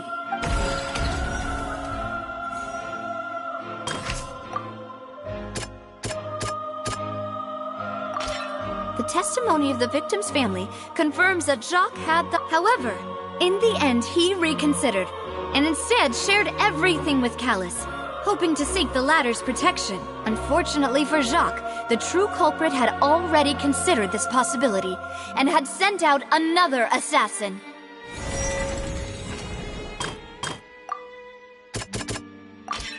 This assassin first shot Jacques, then turned to shoot Callus, only for Callus to wrestle the gun from him and kill him instead.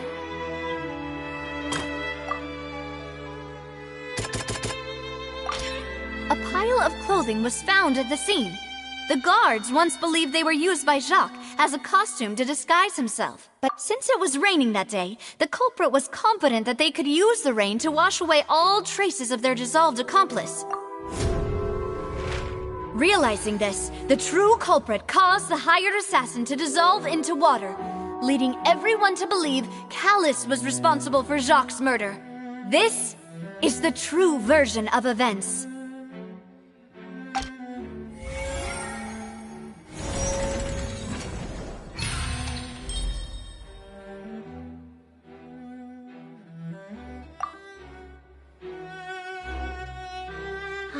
So that's what happened. Wait, you're telling me something as dangerous as water from the primordial sea has been used for all these years? What a great theory. It also explains Callus's and Jacques' respective motives. I guess they didn't shoot each other after all. Mr. Marcel, you are the one being charged with the crime. You should provide a rebuttal if you wish to prove your innocence. But I think I agree with everything Navia just said. In fact, there was nothing in her speech that directly implicated me. Then, may I ask some questions? In my opinion, we primarily need to determine 2 things. 1, do you have the evidence to back up your claims? I'm afraid not. Boo! If you don't have any evidence... I may not have the evidence with me, but I know where I could go to collect it. If we look up the deserted clothes against a record of people who went missing around the same time, we should be able to find a match. Considering the serial disappearances case, the guards probably kept careful records of all missing persons from around that time, regardless of age or gender. That makes sense to me. Monsieur Neuvillette, I would consider this to be a reasonable investigative direction. Why do I feel like Farina's acting a little differently today? Maybe she's scared of embarrassing herself again? Alternatively, she's become more diligent after charging an innocent citizen in the last trial. My second question has to do with the ensuing duel. If the truth is indeed as you describe, then why didn't Mr. Callis explain himself in court? If he had testified that a person had been dissolved, he could have at least mounted a defense. I've thought about this too, and the answer is actually pretty simple. He felt there were things that were more important to him. The dissolving power of water from the primordial sea is an important secret for the true culprit of the serial disappearances case. My father could have exposed it for all to see, but he chose to take it to the grave. At that time, Spina di Rosula was in dire straits, and his reputation had already been shattered. He had no guarantee that going forward with the truth would allow the culprit to be brought to justice. What was certain, however, was that it would paint a gigantic target on my back. Boss once told me that Demoiselle had already been selected as the next target of the serial disappearances case. What? If the secret had gotten out, the culprit would have fought an all-out war with Espina right there and then. I wouldn't have been the only one in danger.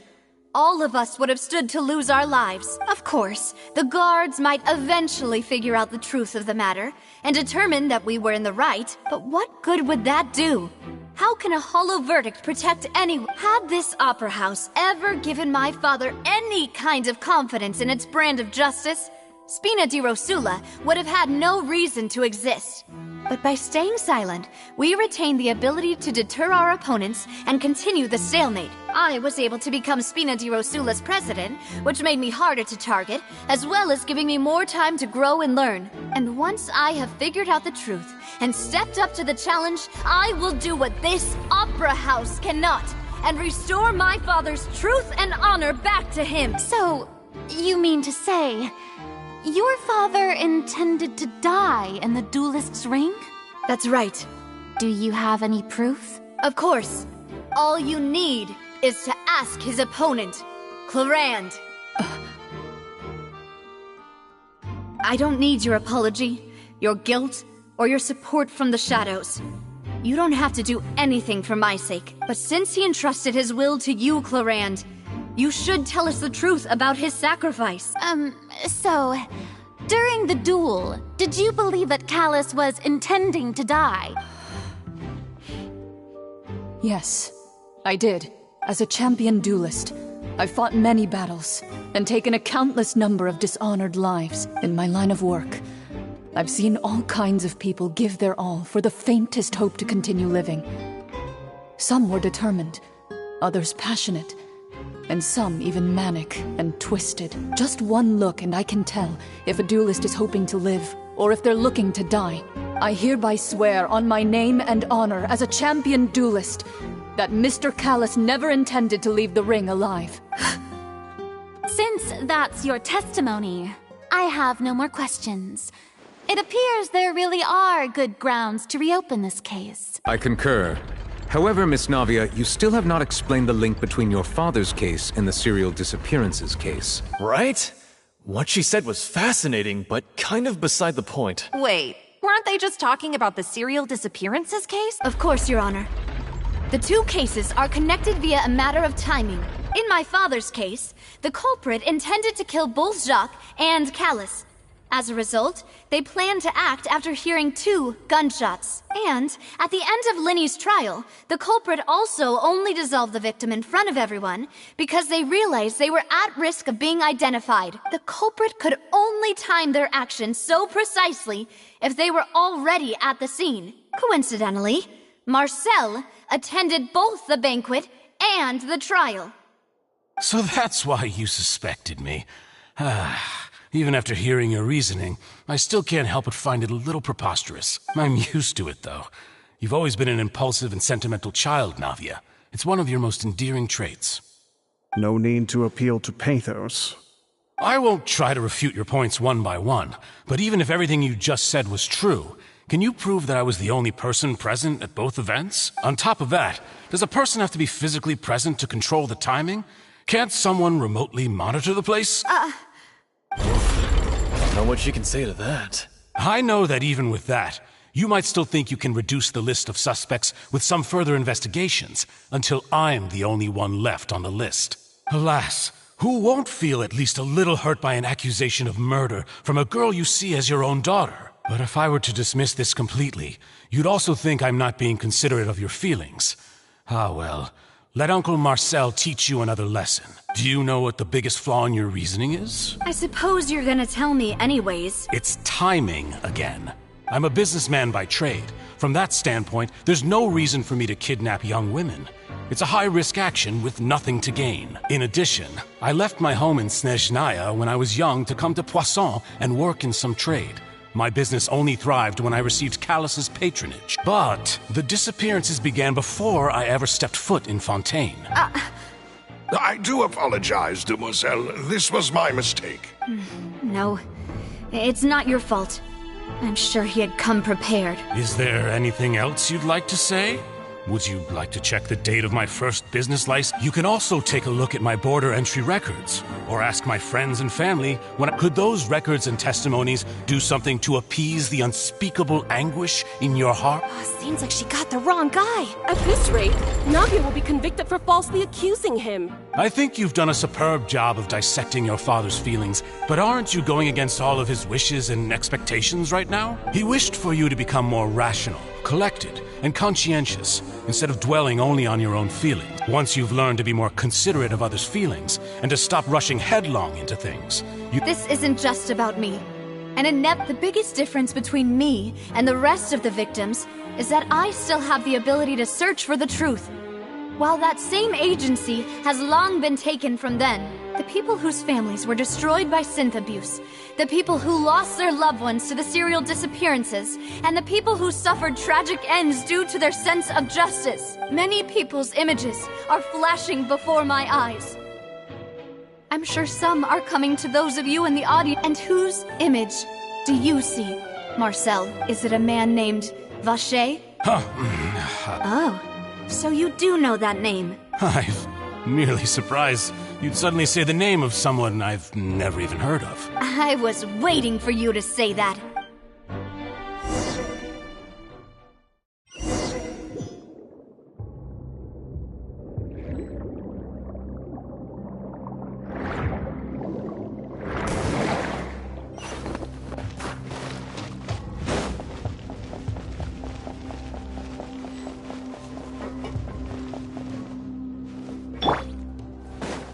I must leave.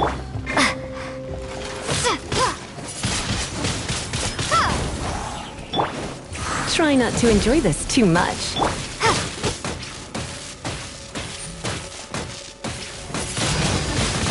Windblade!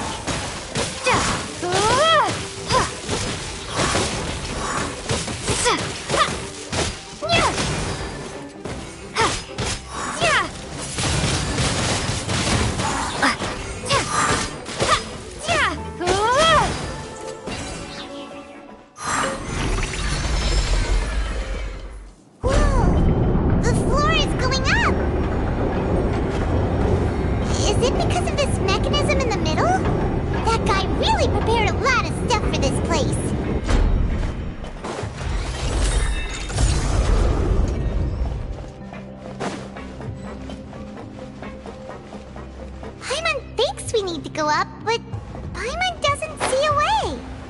Let's take a look around. Maybe we'll find a hidden mechanism that'll show us the way up.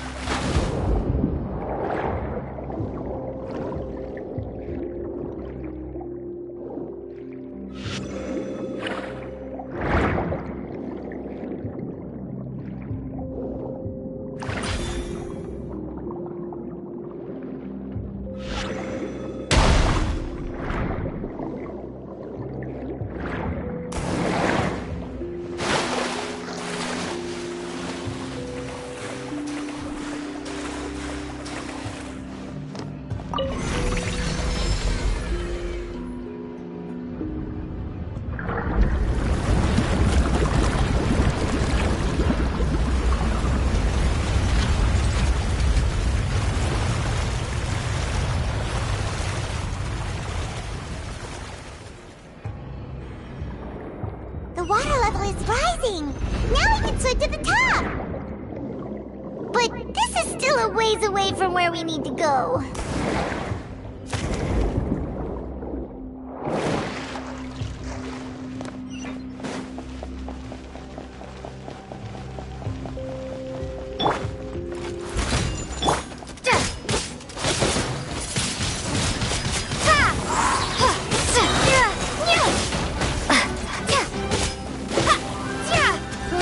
Let it rain!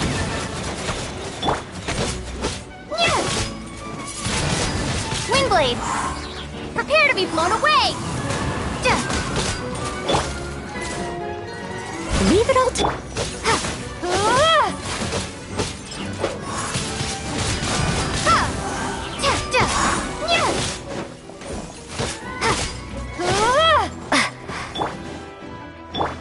Go, go, Baron Bunny!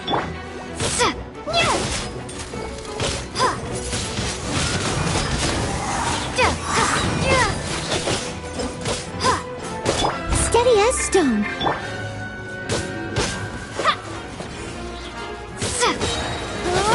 Be gone!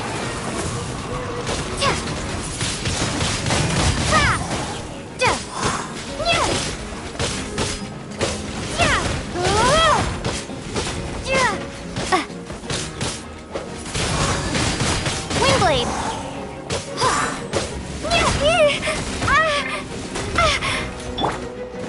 I must leave no...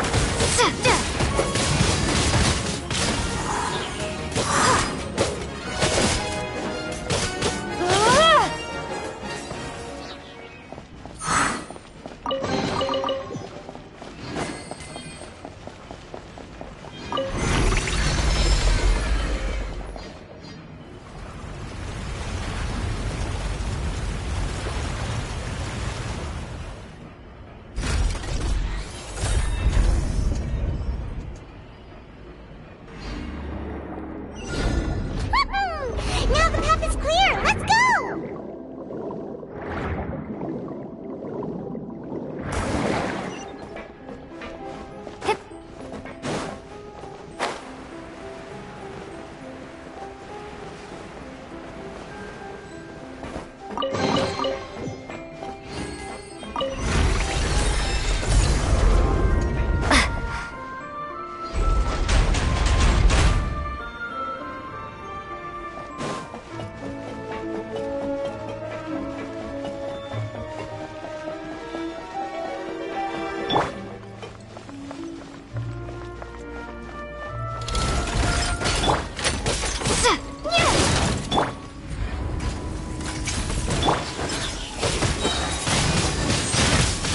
Prepare to be blown away!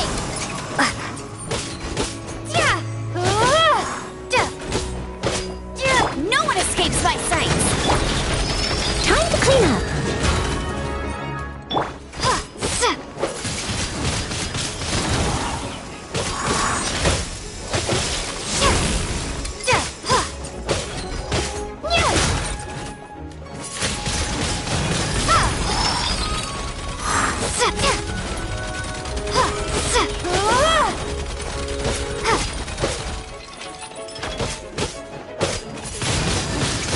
Windblade!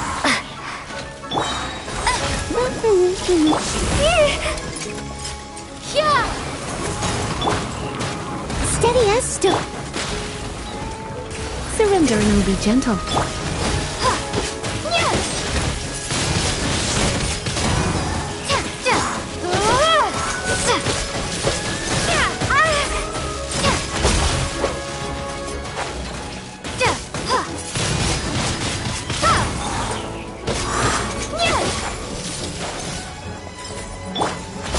Let it rain! Leave it all to me. Windblade!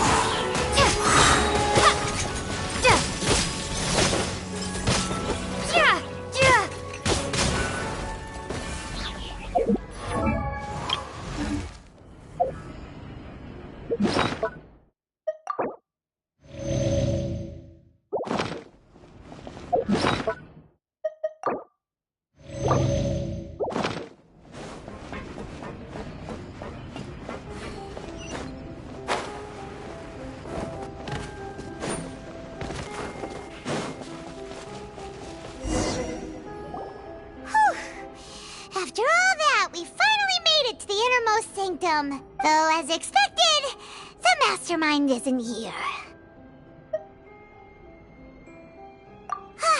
That's right. Then let's hurry up and...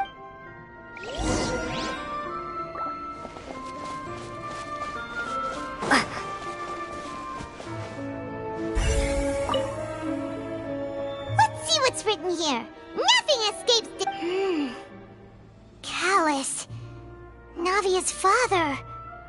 Oh, this seems to be an investigation report on him. Yep, it's about finding someone to assassinate Jacques and Callus because of a lack of confidence that Jacques himself would go through with it. This should prove the existence of the third person, right?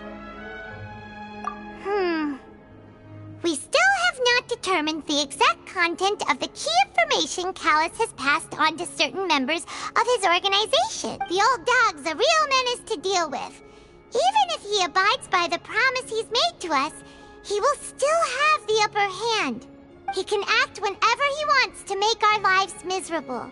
The only option left is to remove him from the picture entirely. I concur.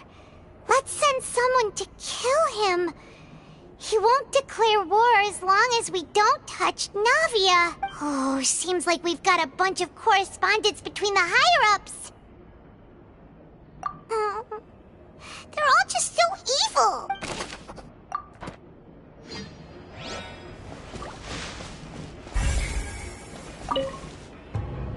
Oh, look! There's an important-looking basin over here, and it's full of water. That means this is where they make all the synth. And that special water is the main... If you dilute it with normal water, you'll get synth. But the pure stuff can dissolve a human. Paimon will take notes on this incriminating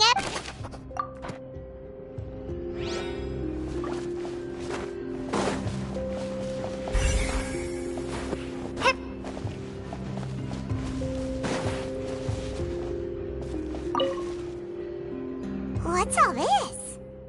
Aw, it's a bunch of really cute things. Pink accessories, a hair tie, a necklace, even a makeup box.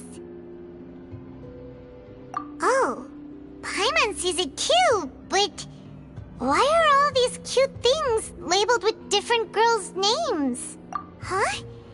You mean the girls from the serial disappearances? They were brought here, and then they were turned into water, and all the boxes of things. These names.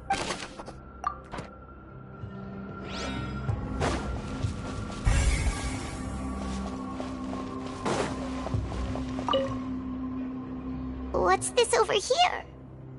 Looks like some kind of place for research. Experiment number 16 aims to verify Jacob Ingold's research conclusions on the primordial sea and use his theory as a foundation to achieve a breakthrough. The experiment was a failure. No individual managed to resurface from the water from the primordial sea. Female specimens 22, 23, and 24 were dissolved. Sorry, Traveler. Paimon will try her best. It's just that Paimon's never read something so scary before. How can someone write something that terrible in such a matter-of-fact... You read the rest. Paimon's too scared to keep going.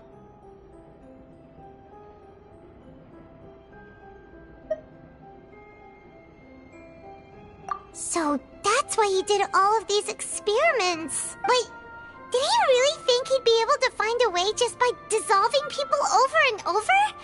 That's just insane! Huh? Isn't that the name you heard by the fountain? Paimon thought he was an eyewitness in the serial disappearances case. You mean Vache is the one who did all of these... experiments? So that's it! Vache was no victim, but personally took his lover and... No, that's not it either! If that's the case, why would he want people to resurface from the water?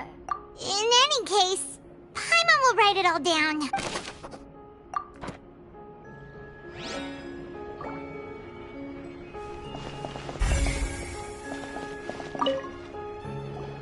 Whoa! There's so much synth here! And so many bottles of ingredients that probably just contain the waters of the primordial sea. Mixing in progress. Ready to drink?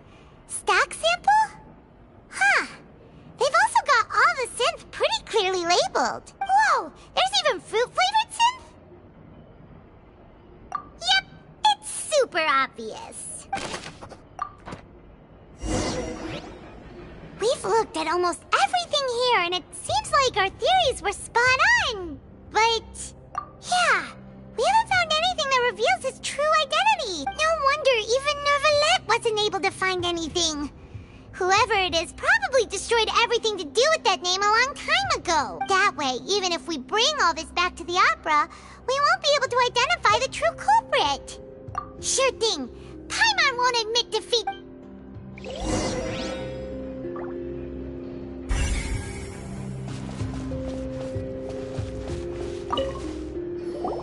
You take that side and Paimon will take this side. Check everything carefully. We'll find something for sure.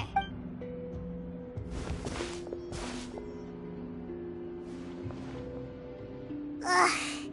Nothing at all. And Paimon can't even find snacks either. Whoa, really? Let Paimon see. Venier. Isn't that Vache's lover's name? Then you found her diary. Let's see. Aw. It's just a normal diary chronicling their love story. She was so sweet, too. Oh, Paimon feels even worse for her now. So many! A whole page's worth! But they're all crossed out. Was she unhappy with all of them? The final name she decided on was Marcel. Wait, but Marcel's pretty old. Has this case been going on for so long that he's Vache and Venier's grown son? Hey!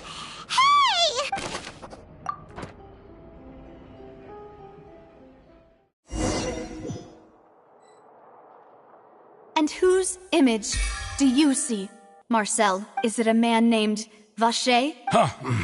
Oh, so you do know that name. I'm merely surprised you'd suddenly say the name of someone I've never... I was waiting for you to say that. Navia! We're back! As expected of my partner. I just knew you'd return in the nick of time. Just how often do you intend to flout the rules of this court? It's all right, Monsieur Nervalette. Given their confidence, I expect they've found the crucial evidence.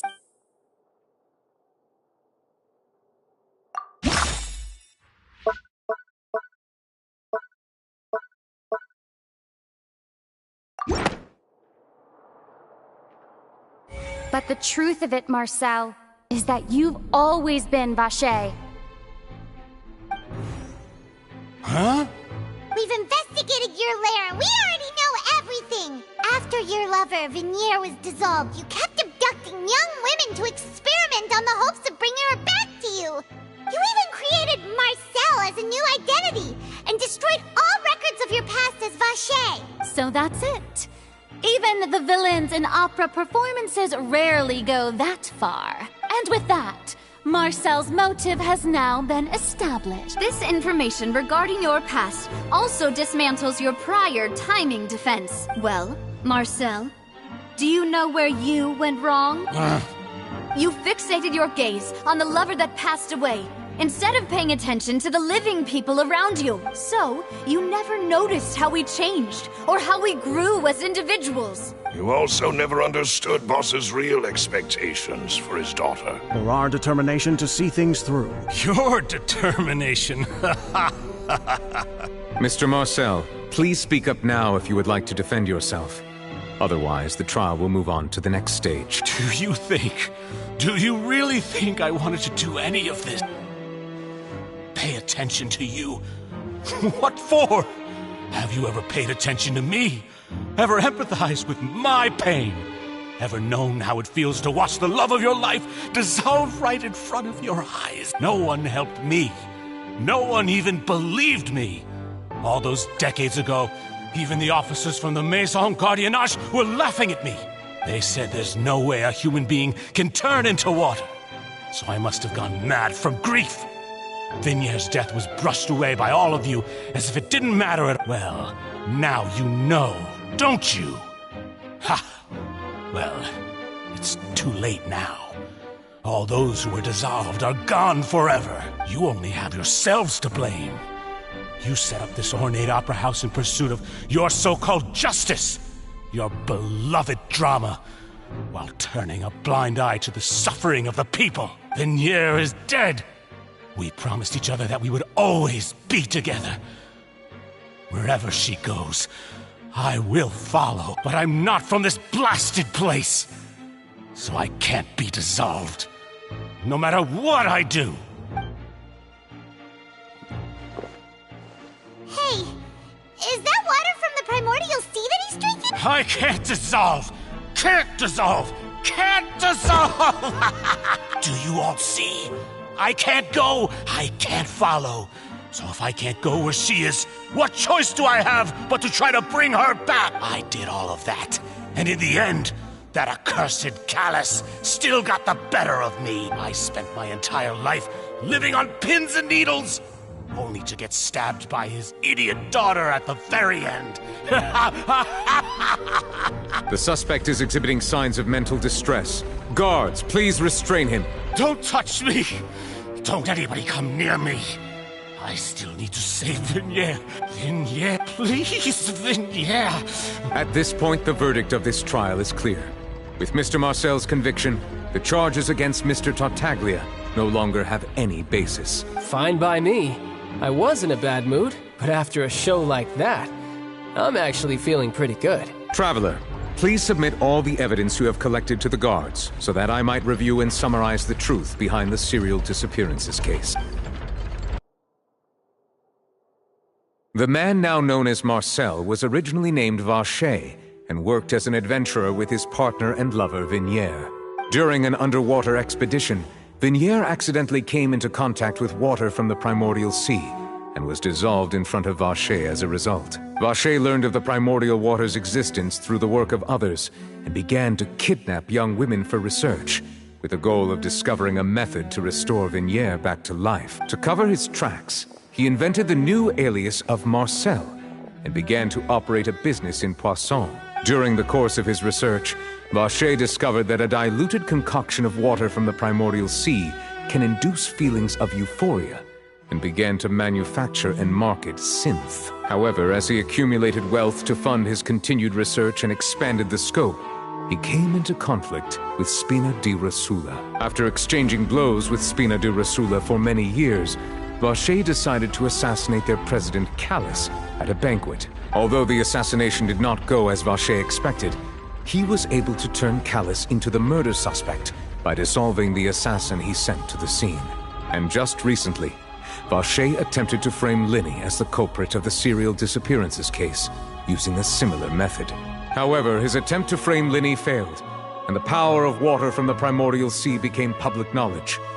This case also exposed enough of Vacher's machinations that he was eventually successfully charged in court. Thus concludes the enigmatic history of the serial disappearances case, with the truth revealed to all.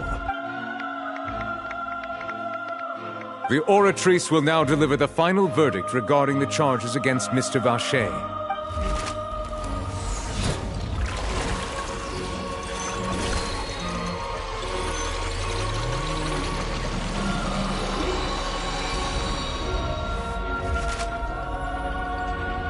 According to the judgment of the oratrice mécanique d'analyse cardinale, Mr. Vacher is guilty. Guards! Take Vacher away. Good. It's what he deserves. With that, the serial disappearances case is over now. We really just witnessed history. Who would have thought the true culprit would be such a polite and well-spoken guy? He's hurt so many innocent people, and now he's finally getting what he deserves. Huh? Are you okay? Demoiselle, you were absolutely brilliant. The day our late boss had always hoped for has finally come. You can rest easy now, knowing justice has been served. Yeah. It's finally over. It's all thanks to you guys. And my partner. See, Papa? Spina di Rosula's still doing well with me at the helm. Well now, hasn't this been a most delicious piece of drama? The villain has been caught, justice has been served, past wrongs have been righted, and it's a big ol' happy ending. Since it's been such a great show, I'll just let the false accusations against me slide. Either way, I've still got some business to attend to. So, if you'll excuse me... Please wait just one moment, Mr. Tartaglia. What now? None of this has anything to do with me. According to court protocol, since this trial was initiated due to a charge against you, a verdict must also be made regarding the initial charge before the trial can conclude. Oh, come on. Is this really necessary? Haven't you already caught the real criminal? Isn't it time for side characters like me to exit stage left? Please respect the laws of Fontaine. This has always been the rule. All right, but this sure is a lot of hassle. All I need to do is stand over there, right? Let's just get this over with.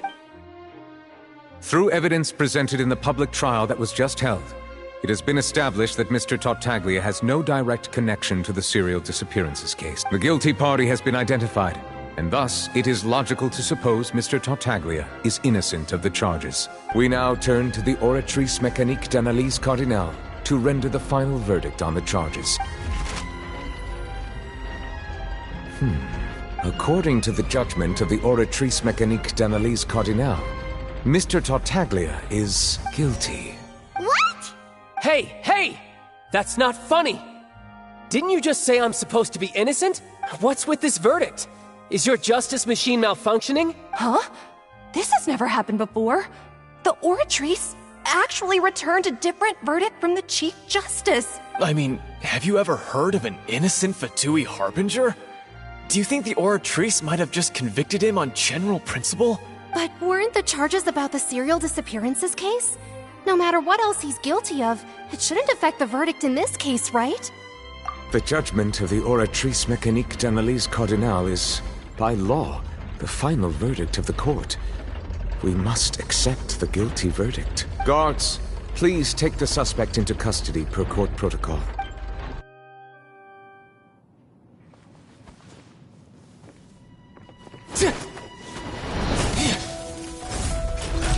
So this is how justice is done in Fontaine. What a joke. You've got your rules. Well, I've got mine too!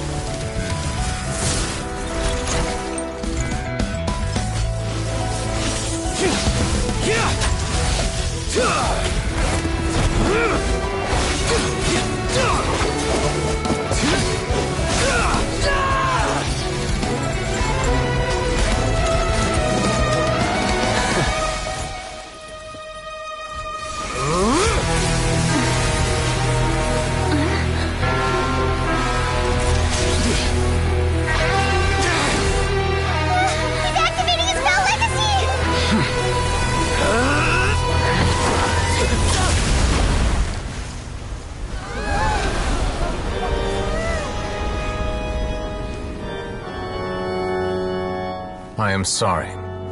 If you have been wronged, we will find the truth.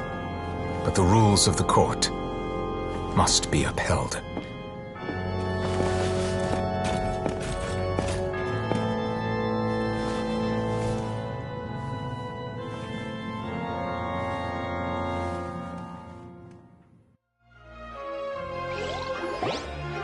Hey, Monsieur Nouvelette, what's going on?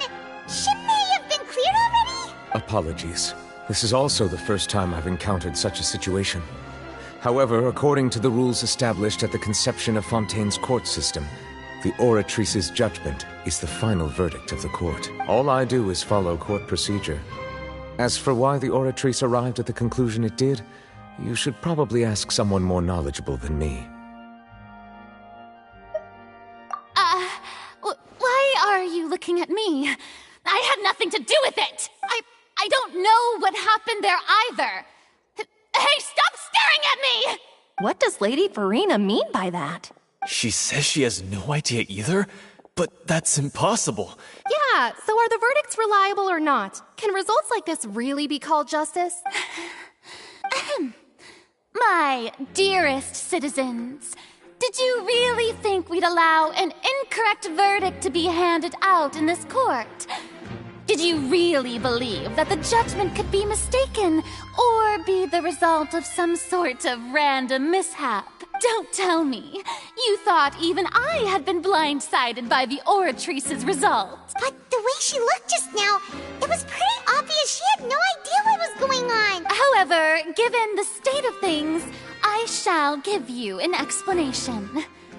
Everything that just took place, including my supposed shock and bafflement, was a part of an elaborate performance, with every action meant to stir up drama and excitement. And, of course, for every performance there is a script. Everything has unfolded exactly as I expected from the very beginning. As the embodiment of the very concept of justice, the oratrice shall never render an arbitrary judgment! If you thought Child had nothing to do with the serial disappearances case, it is only because you've been blinded by the superficial appearance of innocence. Everything he's done, not to mention the danger he poses, are beyond ordinary comprehension and completely unforgivable! All shall be revealed in time. You will come to understand my noble intentions, as well as the absolute correctness of the oratrice's verdict.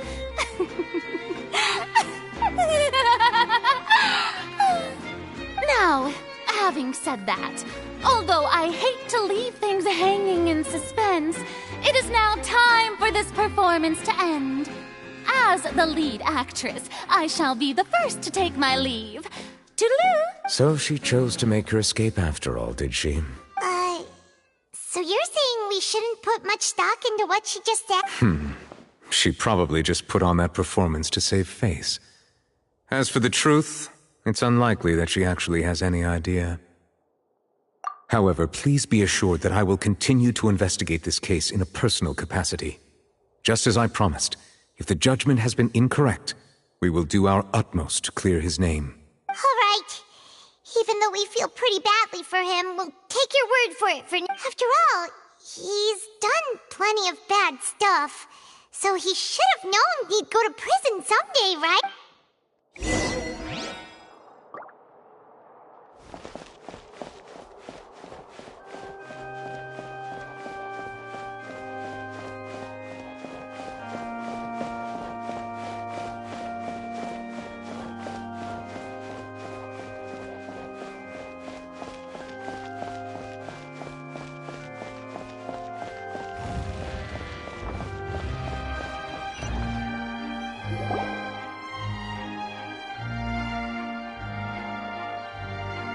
Hey, what are you doing? Quick, stop him! Traveler! Hey! Traveler! Marcel! What are you doing? Stop resisting arrest! Cease, or we'll add another charge to the list. No, wait! I just want to ask the Traveler something. I'm not looking to run away. Please, just let me ask this one small thing. Go on. Thank you.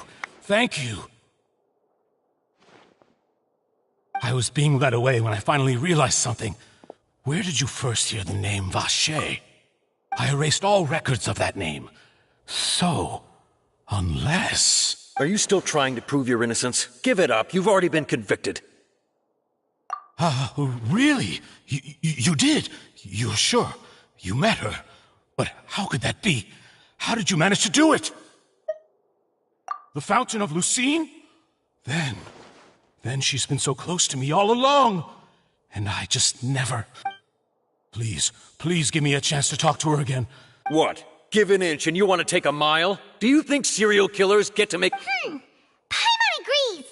Why should we give him what he wants when he's only done a ton of super terrible things? This request, is it worth as much to you as your life? Of course!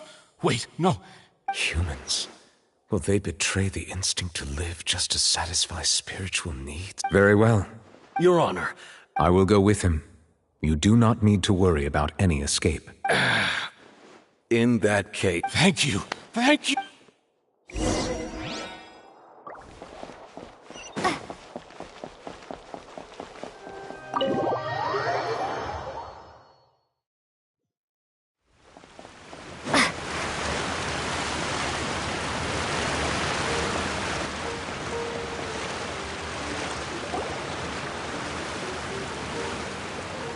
Is this the place? You said she's here, but what do I need to do to see her?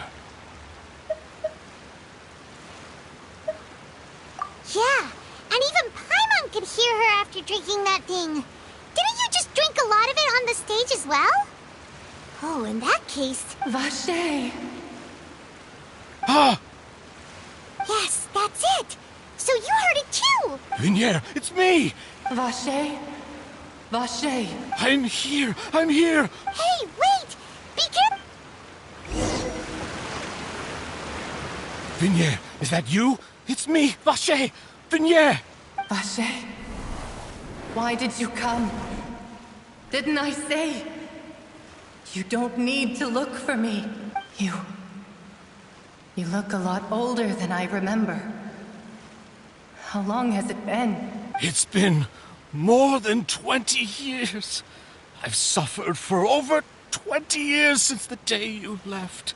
All this time, only the thought of bringing you back has kept me alive. Nothing else mattered to me. I must be dreaming. Who would have thought I'd get the chance to tell you all of my feelings like this? Vinier, you are my everything. I really don't know how I could live without you. But Vache, if you ask me, this world would be better off without you. What are you saying?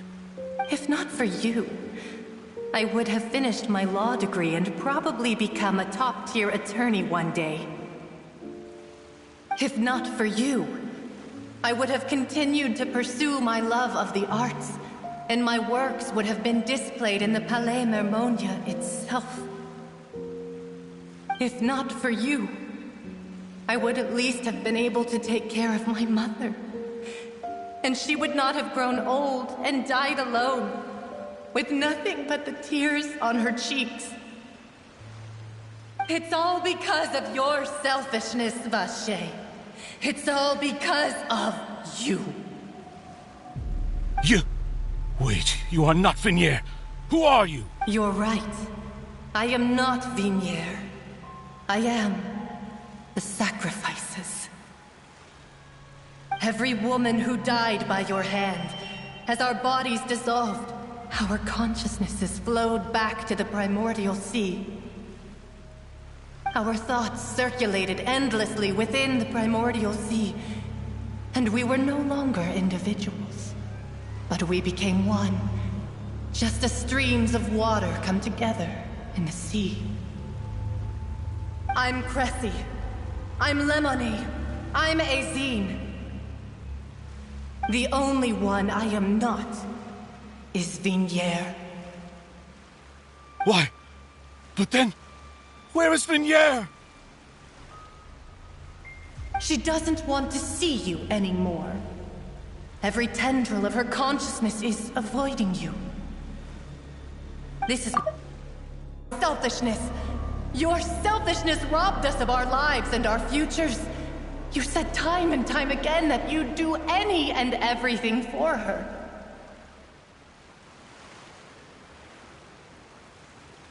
But did you ever consider to see you do the things that you did? If she would despise you for what you became. You are a liar, a heartless murderer, and a cowardly narcissist. The only thing you are not is Vinier's beloved. From the moment your first victim died and her consciousness merged with Vinier's, she has had nothing but pure hatred for you.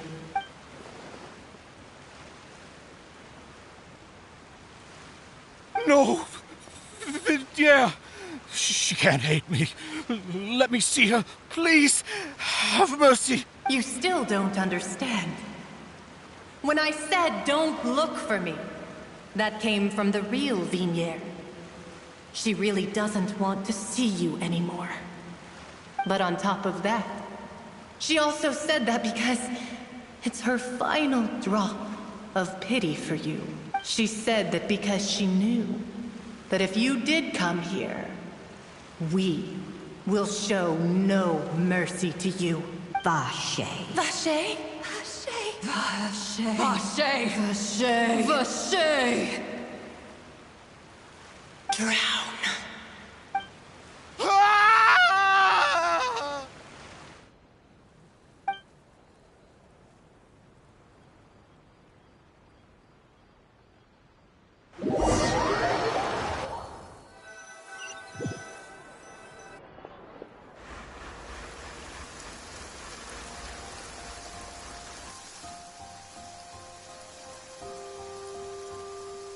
Finally, we have some time to do shopping. Gosh, it's really been a long time since we've been able to relax. Huh. Well met, partner. I knew something great was going to happen when I woke up in such a good mood today. Even this weather can't put a damper on the demoiselle's mood. It's a pleasure to see you both again. Oh, hey, Navia! It's been a few days. Paimon's already started to miss you. Oh, now that I believe. I'm easy to work with and always bring home the bacon. Who wouldn't treasure having a partner like me? Sounds like you're really enjoying life these days, Navia. What have you been busy with since the trial? It's just been one thing after the other. I've been making non-stop trips between Poisson and the court since then. Everyone from Spina di Rosula organized a memorial for my father.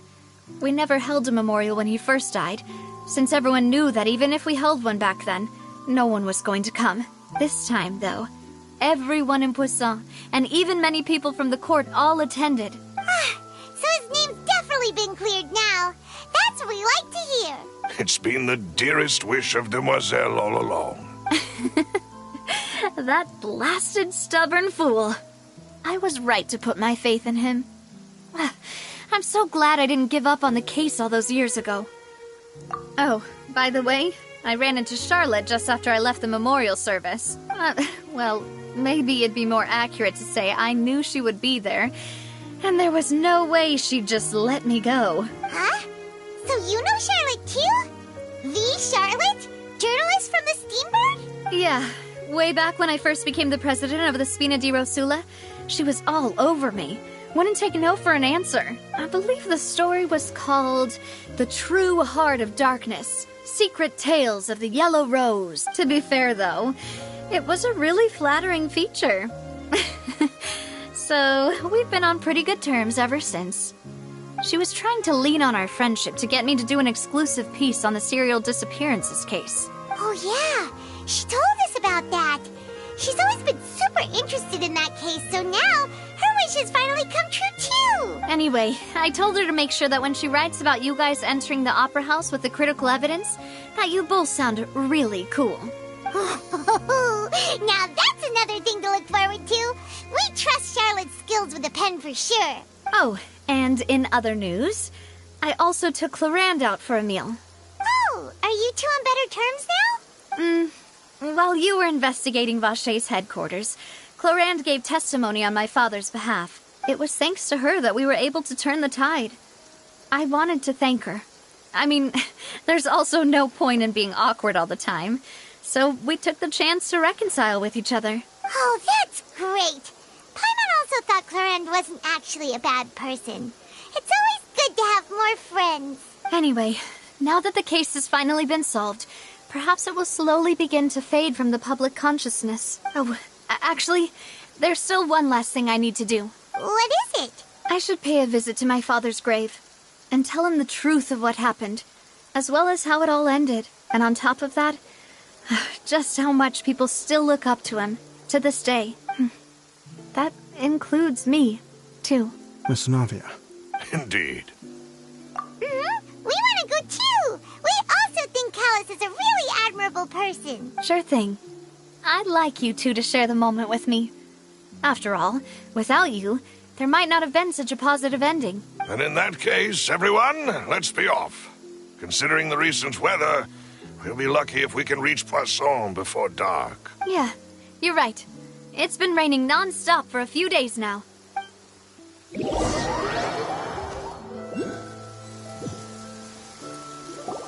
Huh. This is where my father's grave is.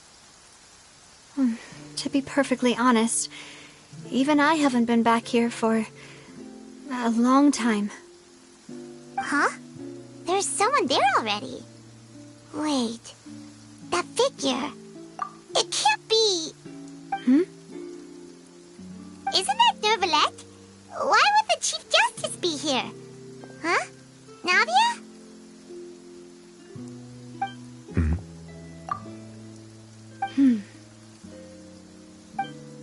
My apologies. I should have asked before coming to pay my respects. Don't say that. Sorry about that. Oh, I was trying to say there's no need for you to apologize. I wanted to show my father how much I've grown. But still, I doubt I've grown to the point that even the Chief Justice would feel compelled to apologize to me over and over. In that case, I will stop apologizing for now. You really could use some pointers on understanding human emotions, Monsieur Nervalette. In any case, why did you come to Poisson? Well, ever since that day, I've been turning a question over and over in my head. Just what is justice anyway? There was once a time when I didn't want to believe that there could be anything more important to humans than life itself. Oh, rather than that, it's probably more truthful to say I didn't believe humans were capable of resisting the most basic instinct of living things. That they could rebel against their own nature, or consider certain things to be more important than their own lives. Which is also why I didn't stop your father from beginning that fateful duel. I believed that a truly innocent man would never throw away his life like that. That there was nothing, should have been nothing more important than one's own continued survival. But Mr. Callis proved me utterly and decisively wrong. If not for his sacrifice, the serial disappearances case would have remained unsolved to this day. Mr. Callis made the choice he did for his daughter, for his associates, and for many people completely unrelated to him. And in the end, from a certain perspective, one could say that he did it all for the sake of justice. A justice that's higher than life itself. So, you asked me why I came here. I just wanted to say my apologies to Mr. Callis in person. I should have noticed all of this much sooner. This regret has filled me with a sadness that has haunted me for days. That high and mighty chair in the Opera Epiclese indeed insulates one from many important things. Spina di Rosula, thank you so much for your hard work and perseverance. I'm sorry for being mad at you before. So, you're actually one of those types that's cold on the outside, but pretty thoughtful on the inside, huh? That reminds me of Silver, one of my guys. Sorry about that. Self-expression is not one of my strong suits. Didn't I just say you don't need to apologize? Ah, so Navia and Nervalette seem to have made their peace as well. Let's not disturb them for now. We can wait till after they're done.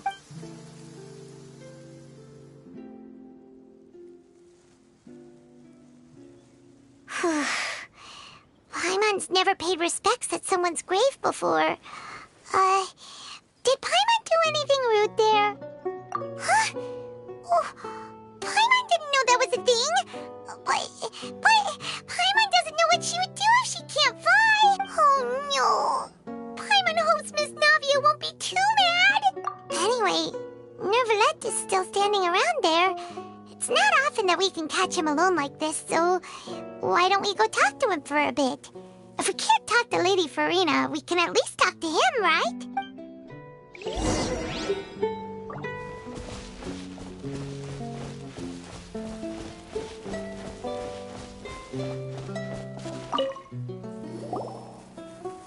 Oh, it's you two.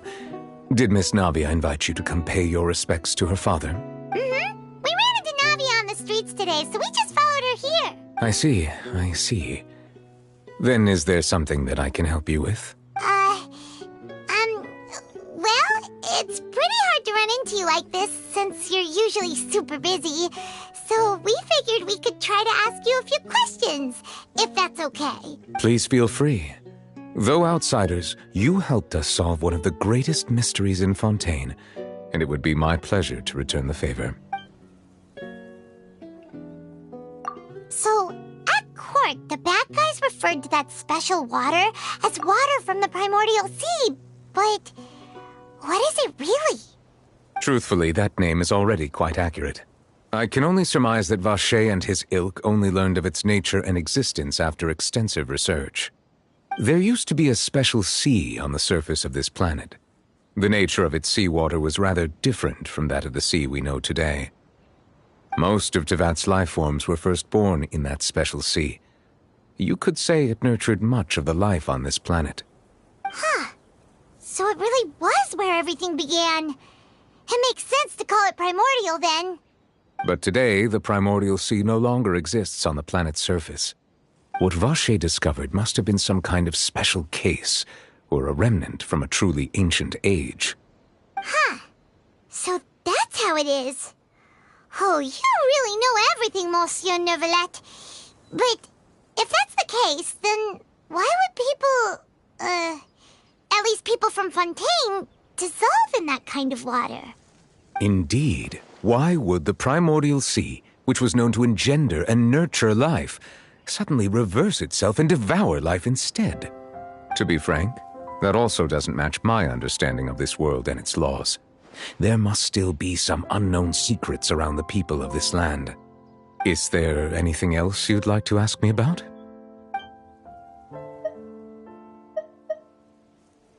That the sea levels will rise and everyone will be dissolved in water, leaving Farina crying alone on her throne, but the sins of the people will be finally washed away for good.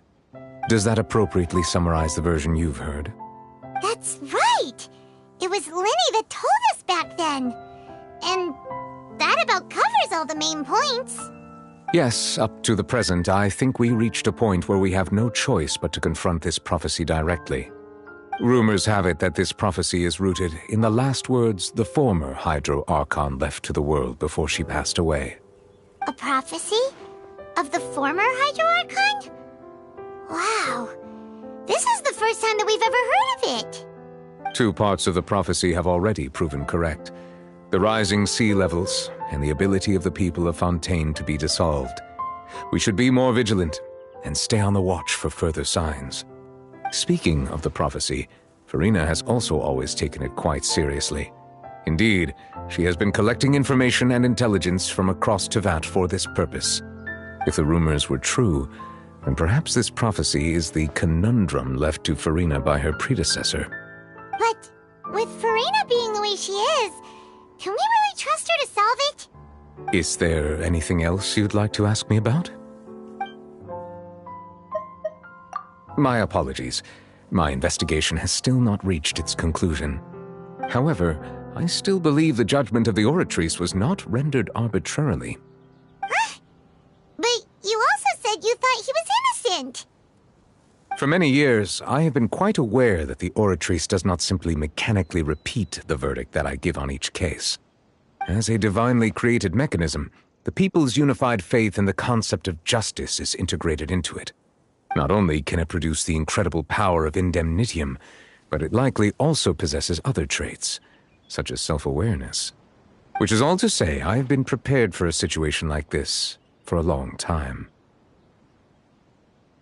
Huh. So when Linny told us that he heard a human voice from the room where the Oratrice's core is stored... I was not aware such a thing had occurred. Perhaps that could serve to prove my conjecture. I will add that to the list of items to investigate. In any case, I am inclined to believe that the Oratrice does have a methodology all its own. We just do not have enough information. Based on Farina's reaction, I doubt even she had any idea what was going on. She managed to bluff her way through it, though, with her time-tested twin tricks of bravado and drama. While we do intend to get to the bottom of this, for now, we regret to say that the Fatui Harbinger will just have to bide his time in the fortress of Meripede. If we did incorrectly convict him of crimes he did not commit, we will most certainly compensate him to the fullest extent allowed by the law. If you ask Paimon, the only compensation he'll want is a no-holds-barred fight with you. Is there anything else you'd like to ask me about? Your sibling, another blonde-haired traveler. I'm sorry, but I've never seen anyone who matches that description. If he ever stepped foot in Fontaine, I'm sure he followed our laws to the letter and had no reason to appear on the stage of the opera Epicles. Is there anything else you'd like to ask me about?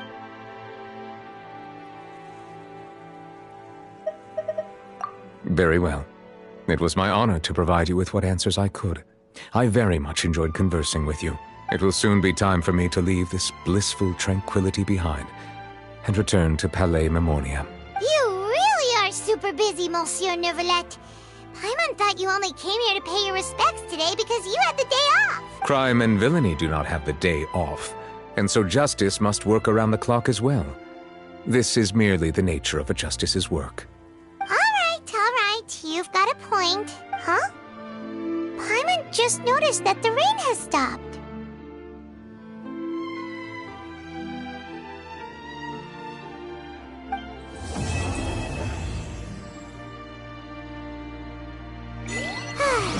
You know, we've been walking around for a while now. Why don't we go back to the Spina di Rosula base in the court of Fontaine and have a rest? Navia said something about having a place ready for us that...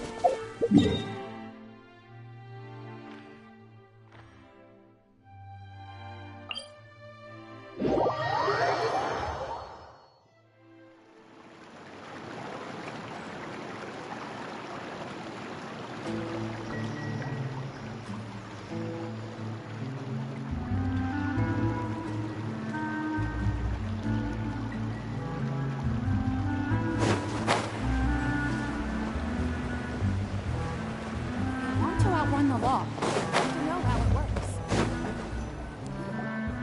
Yep, there's the room, and it's empty and waiting for us as promised.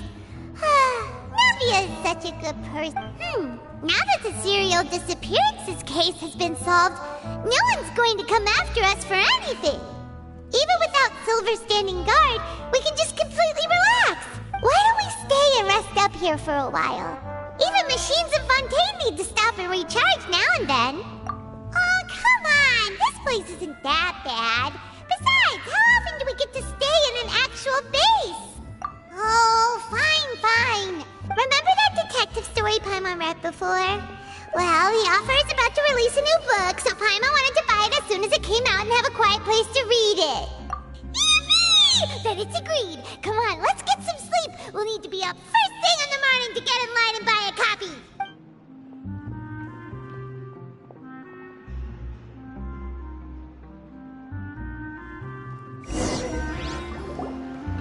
Paimon didn't expect that style at all. Even though it's a detective novel, it's also like a social documentary. Whew. It's actually pretty good. No! Paimon just spends a bit more time sleeping than you, that's all. Excuse me, but do you know if the Traveler and Paimon are lodging here? Huh? Who are you? Paimon doesn't recall seeing you before. Wait, you're not here to give us trouble, are you? A blonde traveler and a chatty little fairy. Whew, looks like I found the place. Good thing I asked the Spina di Rosula. Seems they sent me the right way. Hey, what do you mean by chatty? Paimon's always careful not to talk too much. Most of the time, anyway. It's an honor to meet you both. I was sent from the Palais Mermonia. Monsieur Nourillet wishes to see you. It seems he has something important to discuss in person. Nourillet? He wants to see us again already? Huh. We talked so much the last time we met. Has something happened since then? I am not privy to the details. It would be best if you came to the Palais Mermonia and asked Monsieur Nourillet in person. If you say so, but Paimon has a bad feeling about this. Now that I've delivered the message, I'll take my leave. Thanks! We haven't left the room for a few days, so we'll head over once we've freshened up a bit.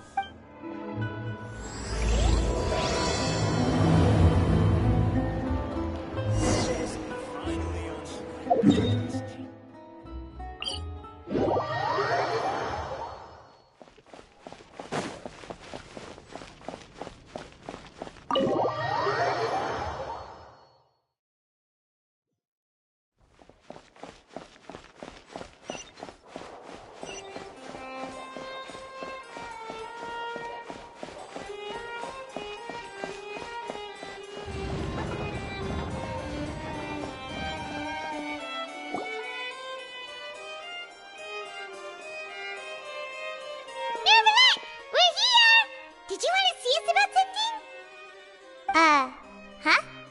Why were you just standing there? You daydreaming or thinking something over? Yes, I did send someone to fetch you.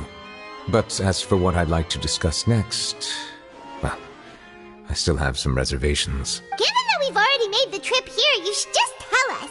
Bet you need us to help you with something, right? I do indeed have something I'd like to ask you to do. However, you should wait until after I tell you the details, then decide for yourselves whether you'd like to help or not. The situation is this. If I'm understanding you correctly, the Snezhnayan Harbinger known as the Knave has essentially requested a diplomatic meeting with you, correct? I heard that she was originally from Fontaine, but for her to suddenly arrive here and abruptly request such a meeting like this, I sincerely advise you to refuse her invitation outright.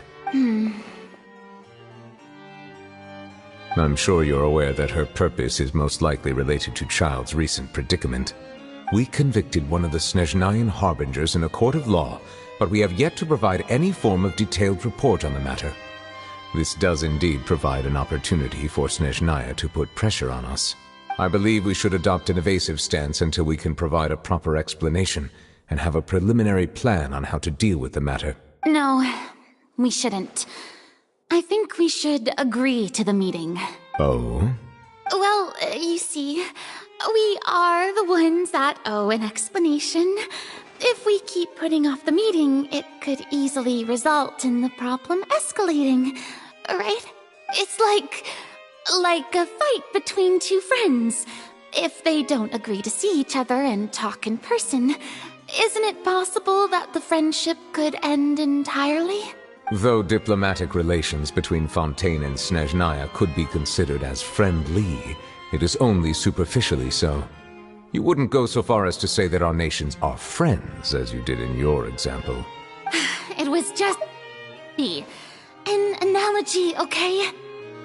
Moreover, even if we were to talk in person, If we don't have sufficient information prepared, it is quite possible the result wouldn't be restored relations, but a complete falling out.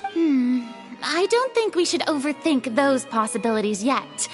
Even if the logic of the divine is not immediately apparent, its wisdom will only be revealed with time. Besides, you'll be at the meeting. If any problems do pop up, you'll have no problem navigating them. I must clarify that interacting and communicating with people outside of court is not my cup of tea. It seems you think too much of me. But more importantly, I agree to join the meeting with you. You mean you won't come?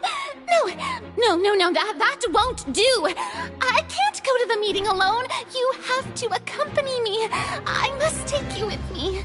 Lady Farina, could there be something else regarding this matter that is being kept from me? No, not at all. Look, I am the Hydro-Archon of Fontaine, Focalor, the god of justice who is loved and adored by many. So I only hope that justice will be served in this matter. Don't overthink it. I'll go find someone to arrange the meeting.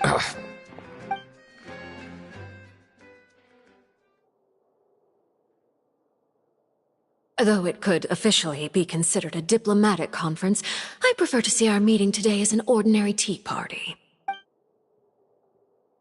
I assume you see it the same way, Miss Farina?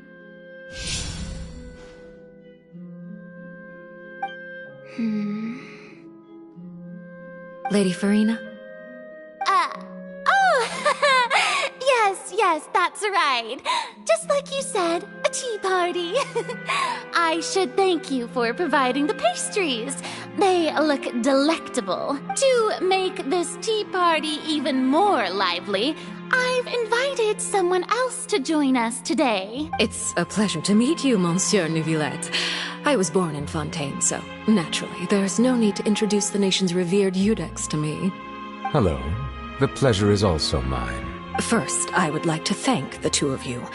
I'm often away on business outside of Fontaine, and I'm told that the children of the House of the Hearth have been well taken care of by you.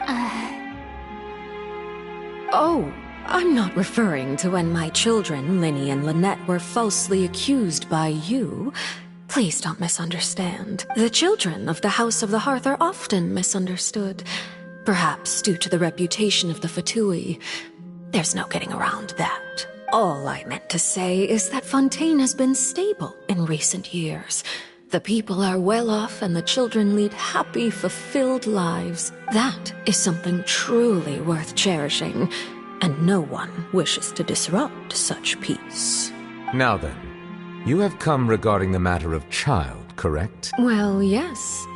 It appears the ever-busy Eudex Neuvillette doesn't wish to waste time with diplomatic pleasantries, and hopes that we can get straight to the point of our talk. Yes, as you surmised, understanding child's situation is indeed one of the goals of this trip. As we are both diplomats from Snezhnaya as well as Fatui harbingers, Child and I have always been colleagues. Were anything to happen in Fontaine, each of us would serve as the other's attorney to resolve the issue. So now, in my capacity as his attorney, I request that Child be turned over to Snezhnaya. We have a responsibility to cooperate with Fontaine and resolve what has happened to him together. The rules governing attorneys only apply before a trial has concluded. Since a verdict has already been rendered, we see the case as settled. I apologize for being unable to grant your request. An outright refusal. Very well. I respect all the rules of Fontaine's courts, just as I respect you as Chief Justice. Okay, why don't we back up a step? You don't need to transfer Child to us. I only request to enter the fortress of Meripede to see Child and confirm his condition. It's not like you couldn't even manage to fulfill a simple request like that. Right, Miss Farina? The fortress of Meripede has always been completely autonomous. Even we have no authority to interfere there, and diplomatic issues do not suffice as an excuse. However, if you absolutely must confirm the situation of the Harbinger, I have a proposal. The knave showed up already? Well, Lenny did say that Father will be returning soon. We didn't even know that Lenny was from the House of the Hearth at the time, so we kinda overlooked that information. Yes, thank you for your kind advice. I'm well aware of the situation. I also noticed that Lady Farina acts a little odd and unnatural whenever I bring up matters related to the knave. Could the knave be threatening Lady Farina or something? If that were the case, then why wouldn't Lady Farina inform me? And what means could the knave possibly have to twist the arm of an Archon?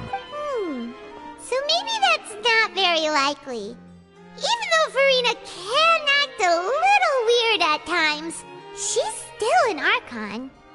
In reality, this problem is even more thorny than it appears. According to reports from the fortress of Meropide, Child recently disappeared under mysterious circumstances. The details are still unclear. We cannot rule out an escape, but there have also been no reports of him outside of the fortress of Meropide. Special guards oversee the fortress, and its internal systems are extensive. Combined with the special characteristics of the surrounding terrain, an escape should not be possible.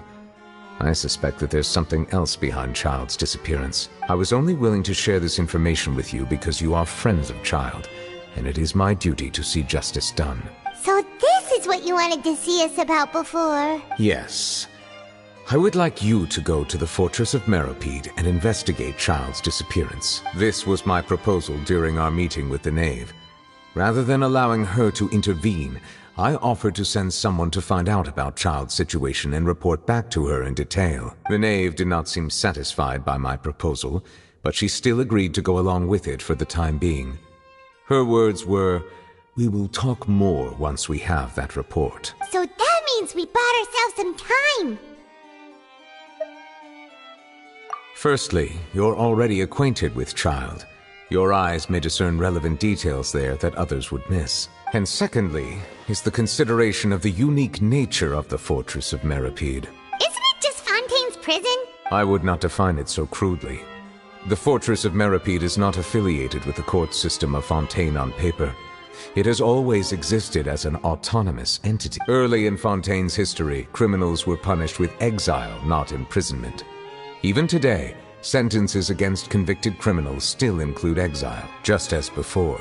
The fortress of Meropide may seem like a prison, but it should in fact be regarded as a gathering place for exiles. All we do is dispatch guards to keep watch and help maintain security, but we have no right to get involved with any other matters. Although I do have a personal relationship with the administrator there, neither myself nor the courts have the right to be directly involved with the investigation, no matter how serious the grounds. Oh, Paimon gets it now.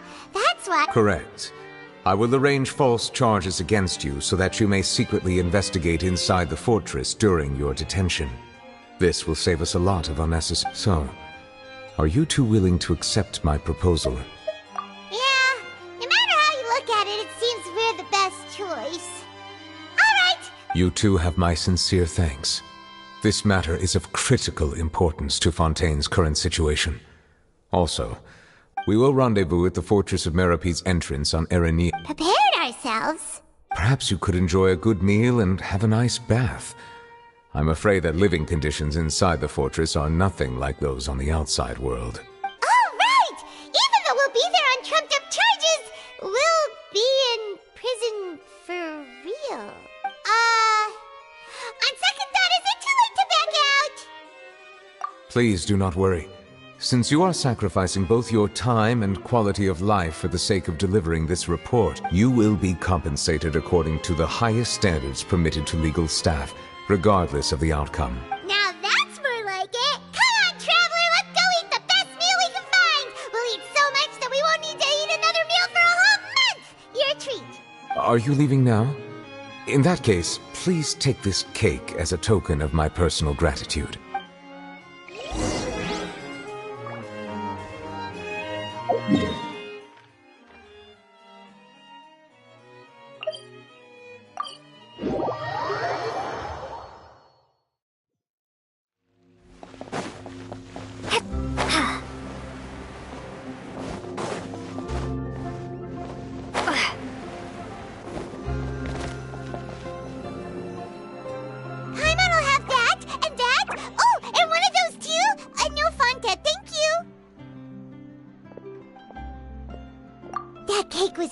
good.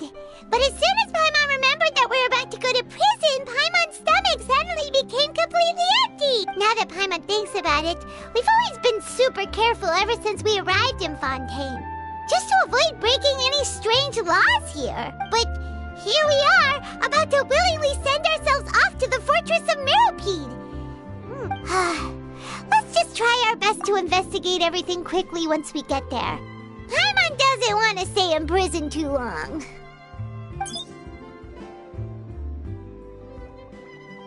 Oh, what is that I hear? Is it the taste of a breaking story? Hey! You can't hear a taste! And what are you doing here, Charlotte?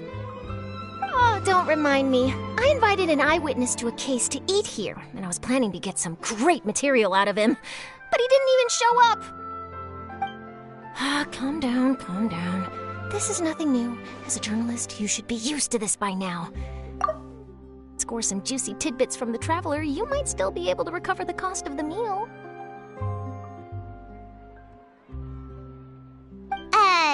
You know we can still hear you, Charlotte. Never mind. It's nothing. I just heard you mention the Fortress of Meropide. You didn't commit a crime, did you? Please tell me all about it. No way! We would never! We're just going there to...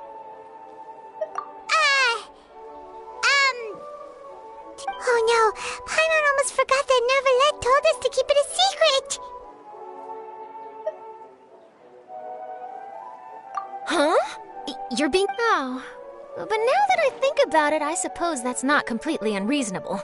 That's pretty despicable. Almost as offensive as committing theft. You mean Paimon really did something that serious? Sorry, Paimon really messed up. Well, in that case, it's nothing particularly newsworthy after all. Oh, how disappointing. Oh, right. There's still a chance. Since you're going to be at the Fortress of about that, Paimon... Oh, it's nothing difficult. All you have to do is think of a way to get some time face-to-face with the... He was awarded the honorary title. On top of that, the Fortress of Meropide has never been under the jurisdiction of the courts.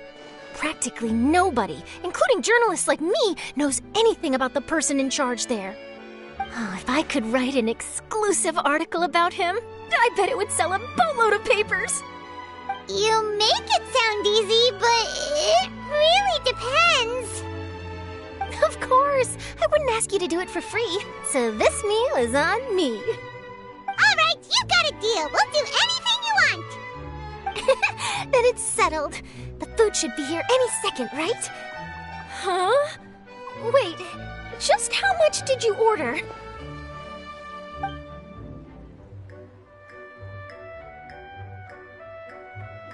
Oh, Paimon's so full. Well, guess we have nothing to regret.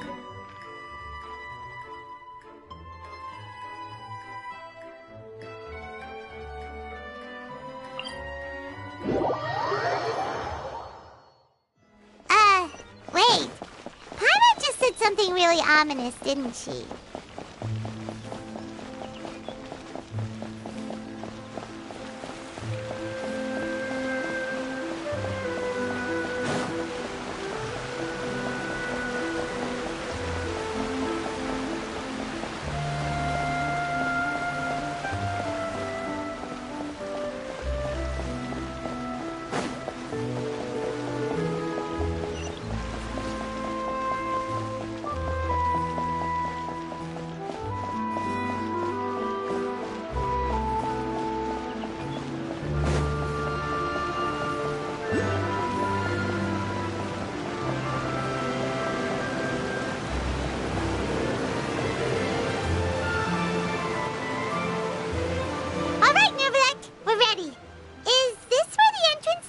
You have come, just as promised. Yes, this is the one and only entrance to the Fortress of Meropide from Irenaeus. Careful. You may want to step back a bit. Ooh, so you have to go down from here? Is the prison underwater? Utilizing both the barrier of the water as well as the fear humans have of the depths, the Fortress of Meropide is naturally the perfect place to confine and guard criminals. But do not worry. It is not nearly as frightening inside as you may think. You will see for yourselves once you are down there. Paimon hopes you're right. Don't know about you, but just thinking about being at the bottom of the sea like that gives Paimon the heebie-jeebies. Oh, and there's one more thing. I mentioned that I have had personal dealings with the administrator of the fortress, Wriothesley. He's a very shrewd fellow. Yeah, we heard about him too. He's that Duke, right? Correct. He is the highest-ranking manager of the underwater prison. Even though you are going there to investigate at my behest, it would behoove you to avoid any confrontation with him or any of his subordinates.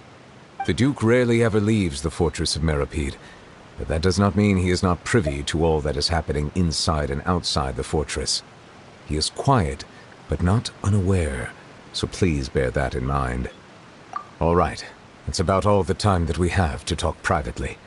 I'm counting on you two. Don't worry, we won't let you down. Good. Madeline! I'm here, Monsieur Nervalet. These two are the newest convicts, I presume? Don't worry, they won't escape on my watch. Like we would try. Please follow me, you two. I'll process your paperwork for entering the Fortress of Meripede.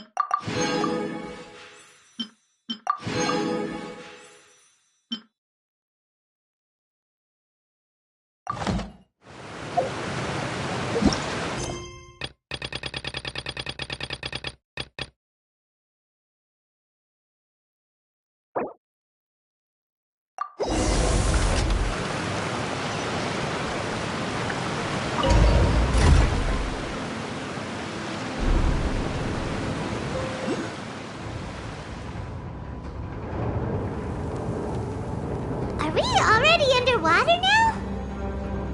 Huh. So this is what it feels like to be a criminal in Fontaine. You two seem to be taking this pretty well. It's rare to see convicts in such a good mood.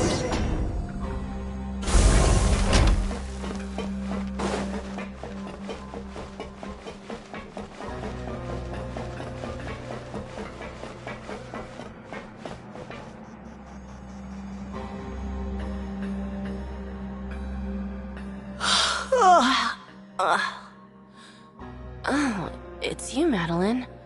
Why'd they make you make the trip down here to— Monsieur Nervalet personally requested I escort these 2 convicts. I suppose he was concerned others might not be up to the task. Well now, aren't you the lucky one? Must be nice to be on good terms with the big shots like the Chief Justice. The only people I get to see every day are the new inmates. Well, have you tried service with a smile? Who knows, it might help your professional reputation. Yeah, right. As if. Every criminal comes through here looking miserable. How can I smile with such a toxic work environment? And even if I did smile at them, the convicts would probably just think that I'm some freak getting some kind of twisted enjoyment from their pain. Oh, she's got a point. Well, I've finished transferring you. You 2 will register here, and Moret will guide you through the remaining procedures. Yep, I'll take it from here. You head on back to that bright and sunny world above. Okay, let me see. You are the Traveler and Paimon, correct? That would be us! Let me confirm your charges and sentence. Let's see. You 2 are charged with eating a cake specially prepared for the Archon by a Snezhnayan envoy without the Archon's permission, thereby incapacitating the political center of Fontaine for a brief period. Sentence: 45 days? Huh?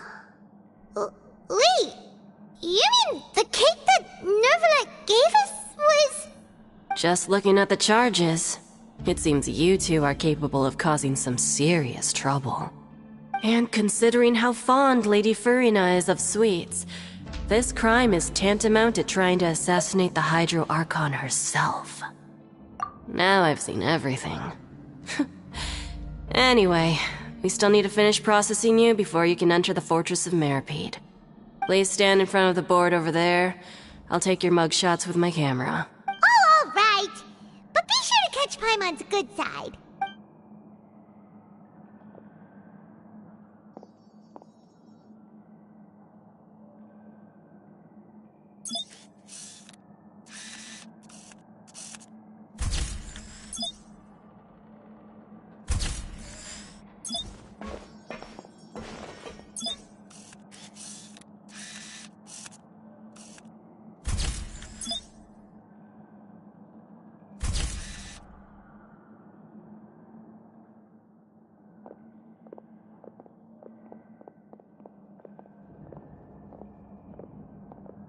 And we're done. Thank you for your cooperation. Next, someone will be along to guide you inside the fortress. Please be sure to cherish this opportunity for rebirth. Huh?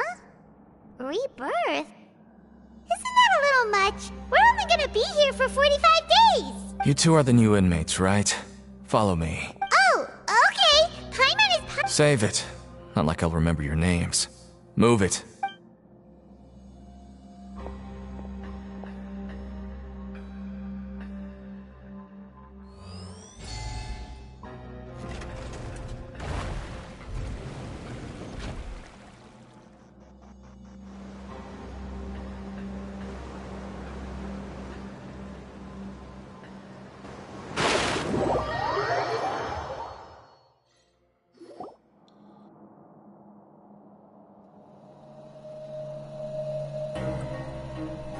So, are you one of the guards here? Is there anything we should be careful of while we're here?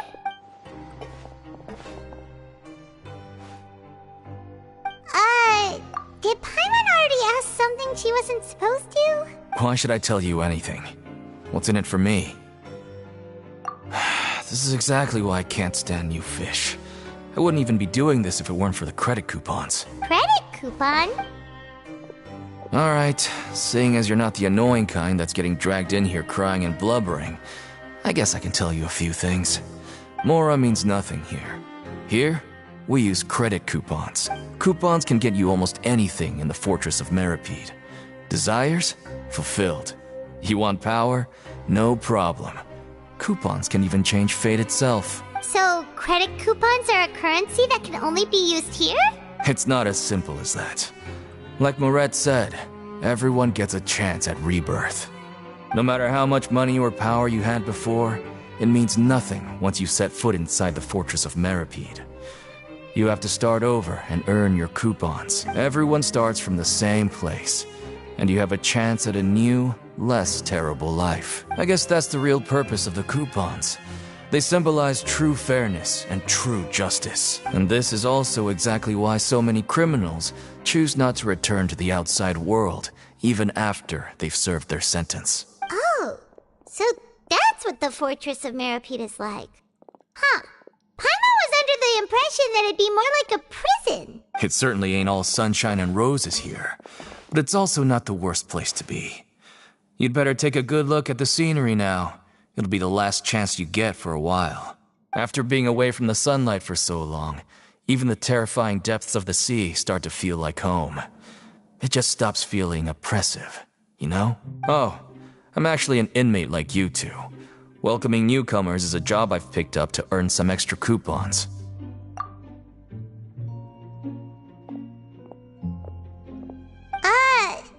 Why aren't you answering us again? I've told you enough for free. Any more info is gonna cost you. So all you care about is Mora! Wait, no. Coupons? Almost there. It's down through here. Your turn to give it a try.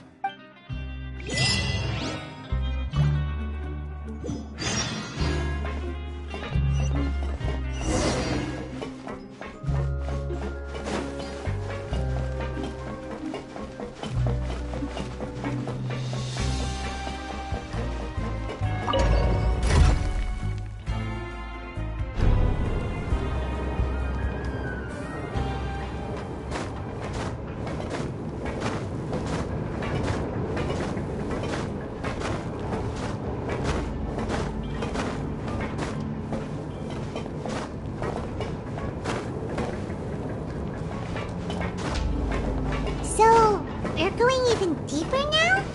Just how deep down are we? It's like a metaphor for your previous life, isn't it? Our lives weren't that bad.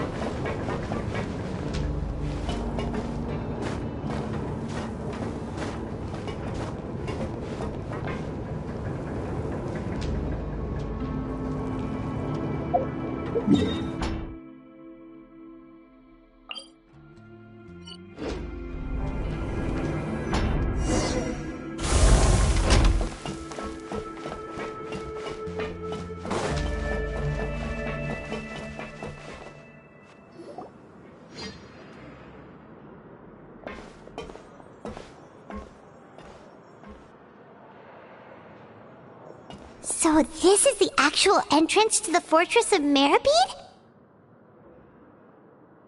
Huh. It looks like there are other new arrivals, too.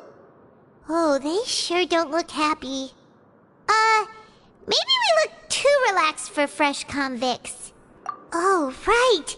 We're on someone else's territory now. If we're discovered, even Neuvillette might not be able to rescue us.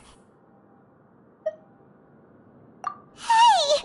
Don't scare Paimon! Look, I don't really know you, and I have no idea what kind of crime you committed, but...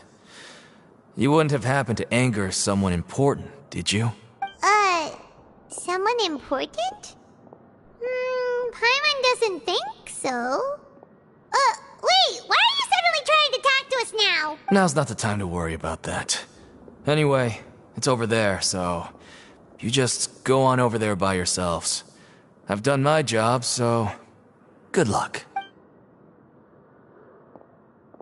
What was that all about?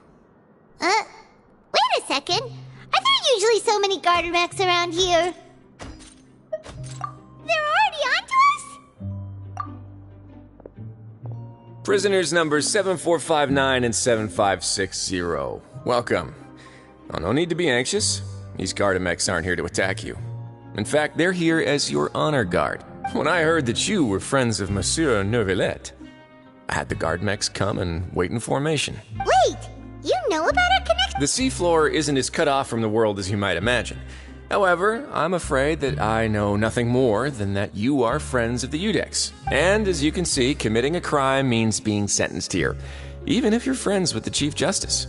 Quite fair. The Duke! Greetings, Your Grace. Lovely weather today, isn't it? Oh, greetings, my good fellow. Well, I'm willing to imagine that the weather is as good outside the sea as you say it is. How great it would have been if only the Fortress of Meripede had been built on the coast, huh?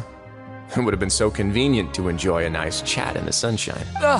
My profuse apology. So this is the Duke. The Traveler and Paimon, correct? Mr. Deacon here was responsible for your welcome. I trust you were satisfied with...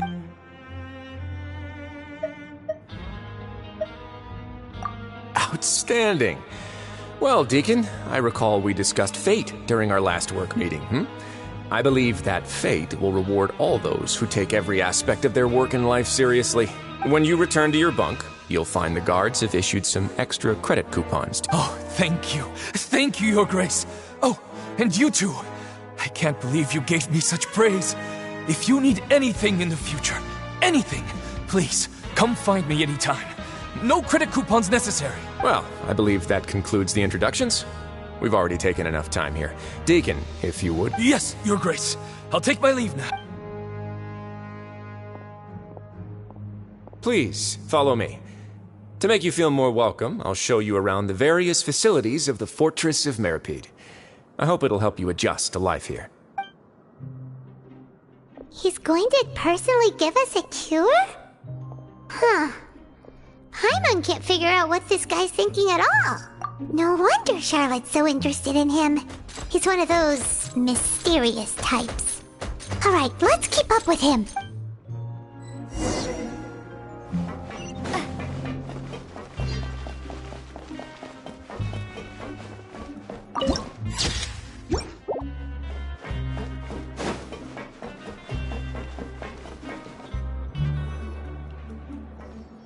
There's no need to be so reserved. The label of criminal is nothing but one of many identities, and being criminally inclined here at the Fortress is just one of many ways to survive. Is it really okay for the warden to think like that? We're real criminals, you know. What if we... Well, then maybe you'll be able to carve out a name and a place for yourselves in this underwater world, But before you go in swinging, please remember that in the Fortress of Meripede, it's better to not cause trouble for yourself or for the guards. Now, we've arrived at a very important place, the Coupon Cafeteria. You can come here and claim one welfare meal each day. Welfare meal? You mean it doesn't cost anything? That's right. Criminals are essential to Fortress operations, so we must guarantee that they at least have the basic means to survive. But that's not how it was. Back in the day, it cost you credit coupons just to get a cup of water here. For fish like you who just arrived with nothing, you'd have to go to work hungry until you earned enough coupons to eat. It was only after His Grace became the administrator that we got the free meal rule. Now everyone gets a square meal every day, even no-good slackers who've never picked up a wrench in their whole lives. Nobody starves to death here. In the Fortress of Meripede, credit coupons are the only currency, and everything must be purchased. In some sense, you could say using the coupons is a form of trade. But trade is always conducted by people. So if we want trade here to prosper, we need everyone to work hard and live their lives. If nobody could even afford a meal, then the whole fortress would be up in arms. And that would only make things more difficult for me. So, rather than saying that we're giving everyone a free meal here, you should say that everyone's hard work has improved the living conditions in the Fortress of Meripede. Your Grace's reasoning is correct, but what I said is also true. Whatever the case, hard work is rewarded here. You'd be hard-pressed to find anywhere else as fair and reasonable. Right! Paimon sees your point. By that logic, this place doesn't seem so bad after all. Oh, wait, no.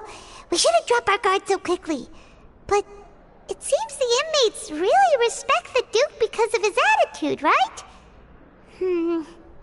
We should still try to verify the truth with our own eyes. Let's continue this way.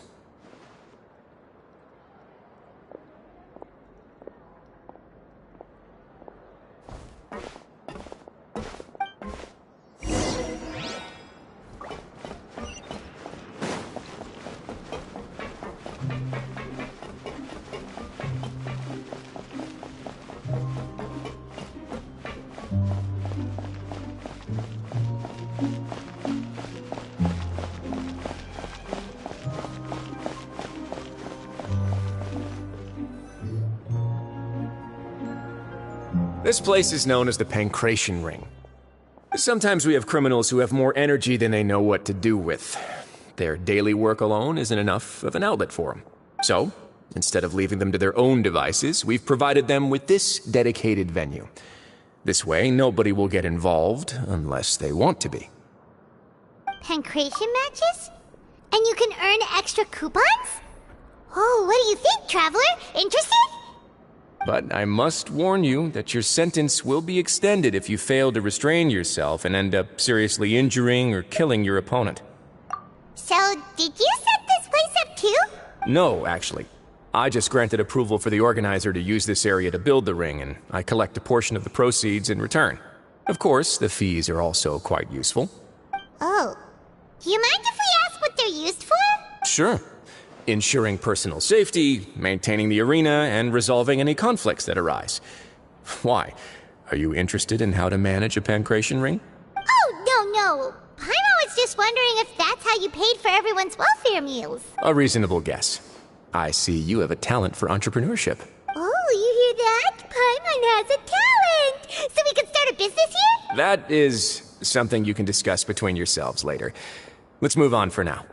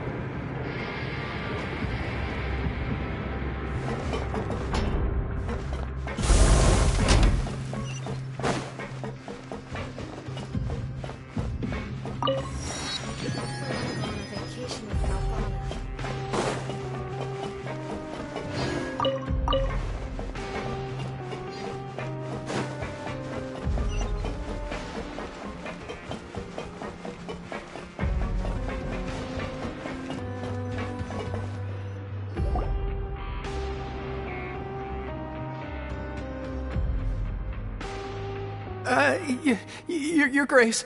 Good morning. I mean, good afternoon. No, wait, what time is it again? What time indeed? Time waits for no one, so it's best to keep an eye on it. My apop... Jeez, that guy's so nervous he almost forgot to breathe. These are the dormitories, which is where inmates sleep. The guards will inform you where your bunk is later. In the Fortress of Meripede, criminals usually spend most of their time in either the production zone or the sleeping areas. The production zone? What does it produce? Is that where we'll be working? Not necessarily. Though working in the production zone is the most reliable way to earn credit coupons, if you have other skills, you can skip your shifts to earn them in other ways. Wow. Wait, you're the manager of this place, and you're just telling us to our faces that it's okay to skip work?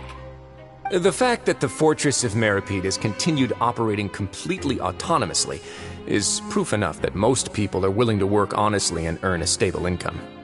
As for what we produce, many of the clockwork machines seen all over Fontaine originate from our workshop.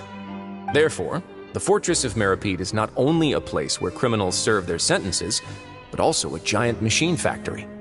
There's no need for me to get into specifics about the production process now. You'll experience it all firsthand when you report for work tomorrow. Let's move on. The tour continues over this way.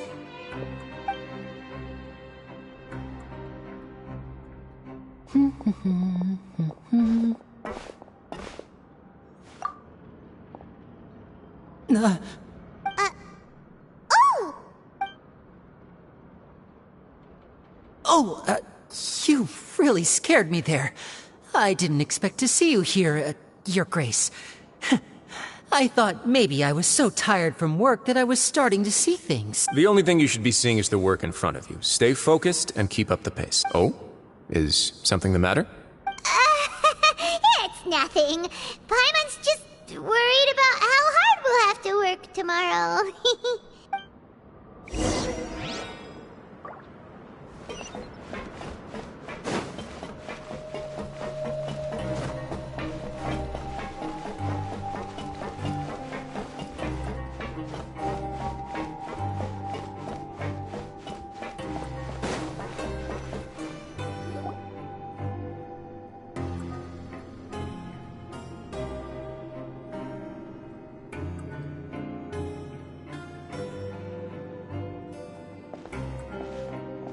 Your Grace?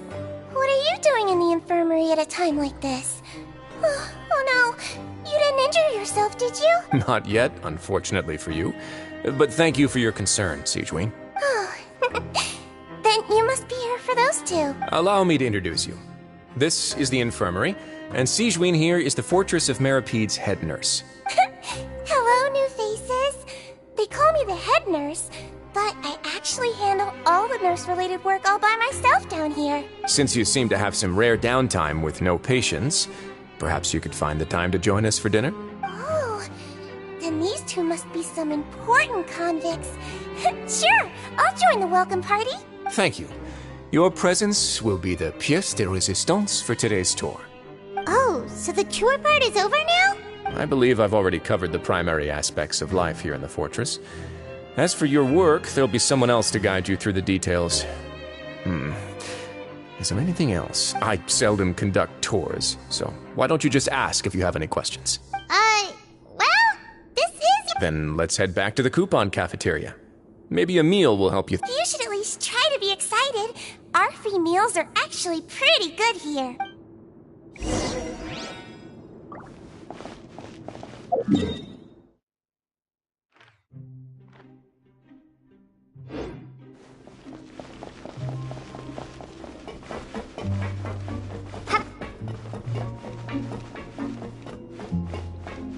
Kids these days, you just can't rely on.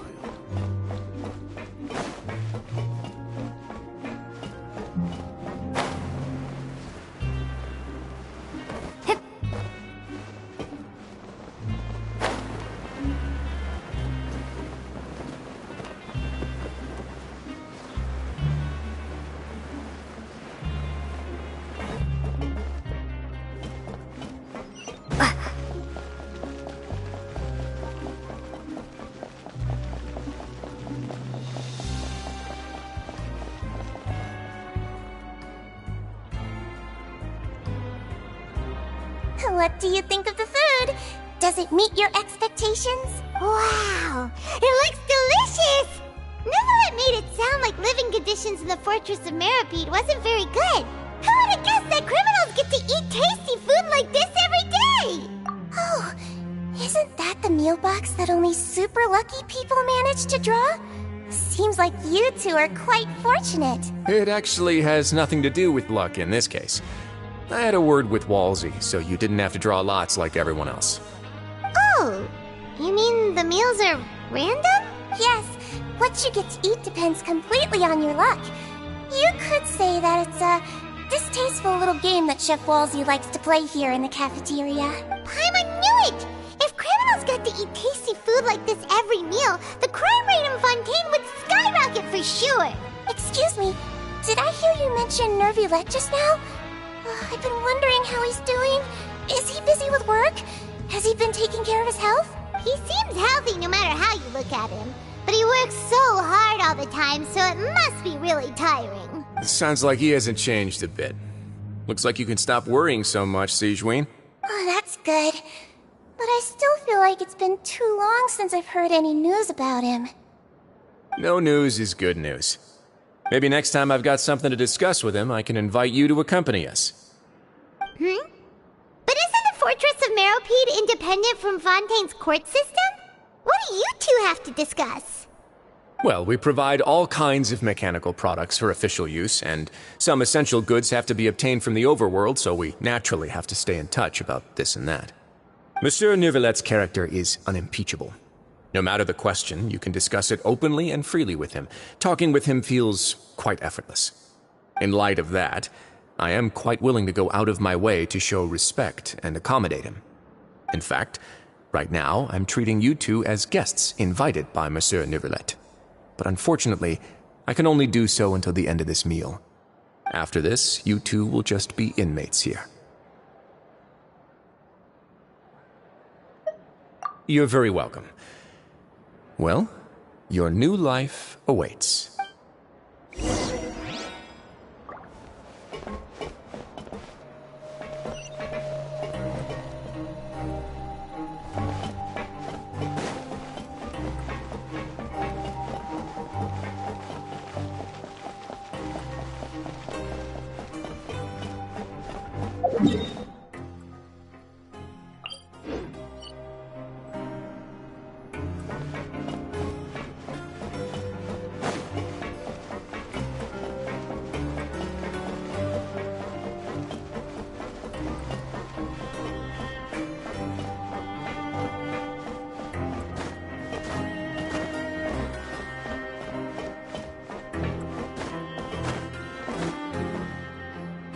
The Traveler and Paimon, right?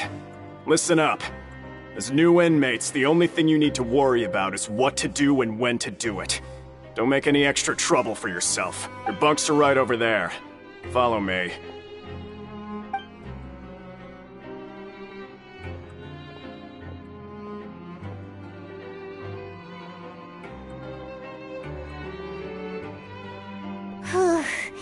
So this is where we'll be sleeping from now on.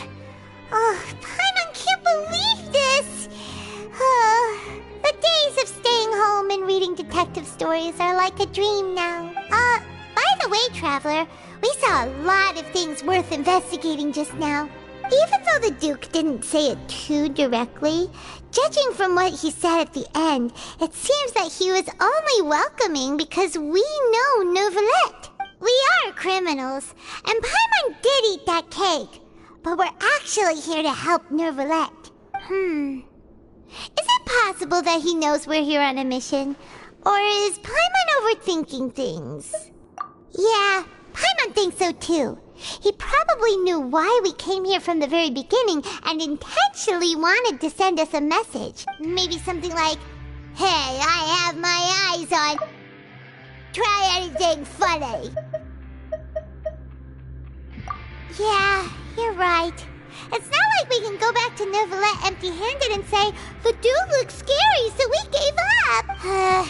And besides, the Duke said that he was willing to go out of his way to show respect for Neuvillette, right? So, we at least need to try. But Paimon hasn't gotten a clue where we should start our investigation. You mean... Yeah, that's what Paimon was thinking too! Paimon almost spilled the beans when we ran into him. Fortunately, based on his attitude, it looks like the Duke sees Linny as just another inmate. We worked so hard to help clear Linny and Lynette's names, and yet we turn around and bam! He's in prison anyway! Oh, right! Linny and Lynette are from the House of the Hearth. They work for the Knave, so they could be here to investigate too! Huh? Oh, it's a card! Paimon didn't notice it earlier. It looks like a magician's prop. Lenny must have left it here. He's in prison and still doing his little tricks, huh? Let Paimon have a look. It was nice to bump into you again. Let's catch up in the production zone tomorrow. What in the world? It's written like he's greeting a buddy on the street. Paimon thought he'd write something important. If you say so. We can ask him what's going on tomorrow. Let's get some rest now.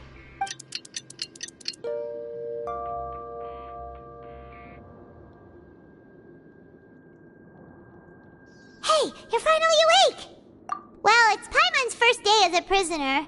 Last night, Paimon dreamed about getting interrogated by the guards until Paimon told them everything, and then Paimon woke up. Hey, come on! It's just a dream, okay? Paimon wouldn't really squeal. Maybe? Hey, lazy bones! What are you still doing here? If you don't want to starve, then get yourselves over to the production zone. Sorry!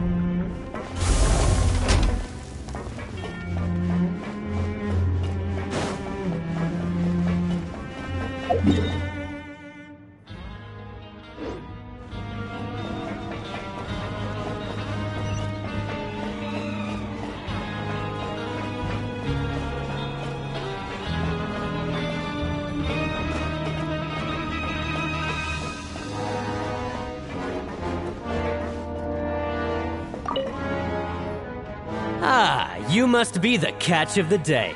Looks like you've got some luck getting assigned this space. Yep, we just arrived yesterday. Don't interrupt me when I'm... Yes, sir. Listen carefully to my instructions. I don't want any mishaps. Every machine here is worth more than the both of you. Working around these machines can be very dangerous. Do your job well, and you can eat in the cafeteria after your shift. Get sloppy, and you dine in the infirmary. Anyway, the Fortress of Merope doesn't want to lose a single one of its machines. And it also doesn't want to waste the production potential of any inmate. You got that? Got it! Your job is to use the machine over there to process widgets. Watch carefully, and make sure you step on the pedal at the right time. If the machine gets jammed, then give it a little maintenance with your fist. Here, take this. Bring me the processed widgets, and I'll give you some credit coupons in exchange.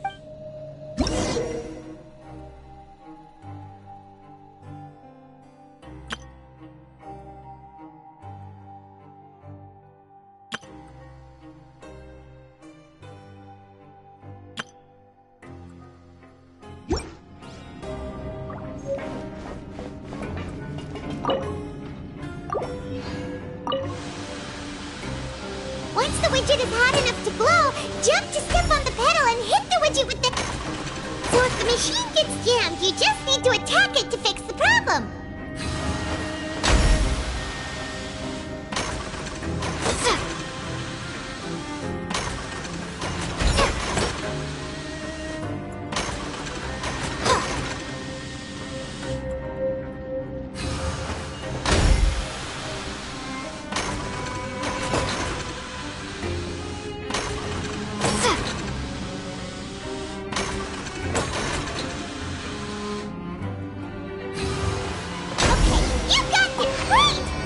Report back to the foreman and give him the processed widgets! Huh.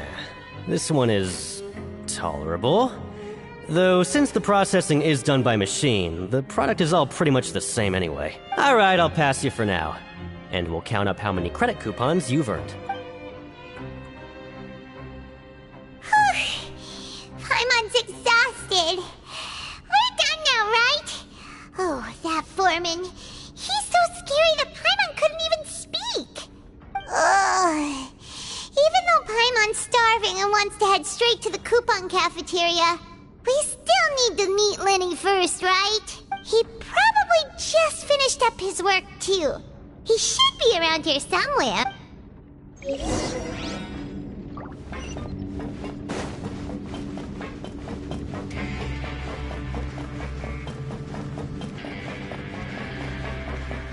Lenny?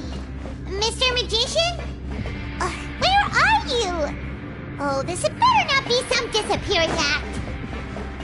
He doesn't seem to be around here. Let's try looking somewhere else.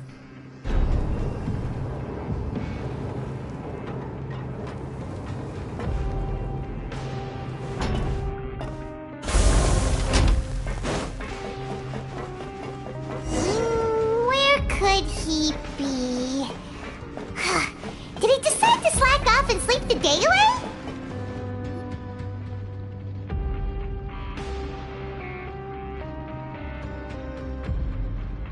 Hey, over here. Oh, you scared Paimon! How did you appear out of nowhere like that? Oh, you scare so easily now? Is there something worrying you these days? You little... The only thing we're worried about was trying to find you. Sorry. Come over here and keep it down.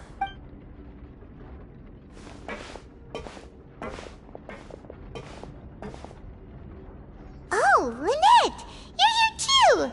You two really are inseparable. That's right. My brother simply can't stand to be away from me. It's not just Lynette. Fremine is also here. Do you still remember him? Oh, you mean that diver from the House of the Hearth, right? Pyro remembers seeing him in the Court of Fontaine before. Now hurry up and tell us, how did you end up as criminals this time? We fought so hard at court to prove you were innocent, but now it looks like our incredible court battle was for nothing! Sadly, even the teeniest of things can land you in prison these days. I put together a street performance and used the popularity we gained from the Opera House incident to attract a big crowd. And then? Next, I invited several audience members to participate in the show. And then, with the entire audience watching, their wallet suddenly disappeared. My brother was charged with theft, and I was charged as his accomplice, having assisted him in his crime. It really isn't that bad. The missing wallets are all in the leftmost drawer of the Maison Gardiennage's big filing cabinet. We just need to see how long it takes to discover them. Yep, we should be released then. In terms of the magic trick itself, I think the performance went perfectly.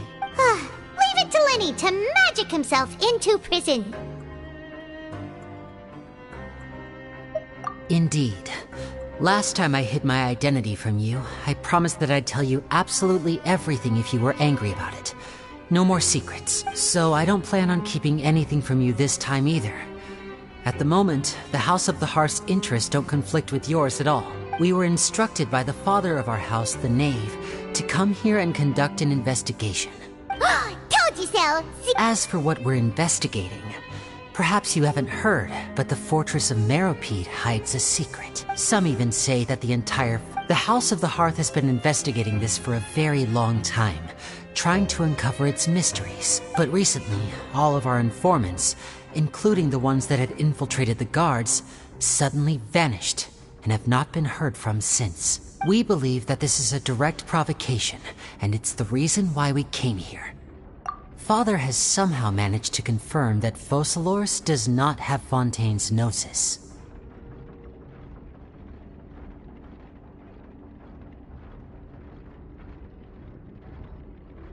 Huh?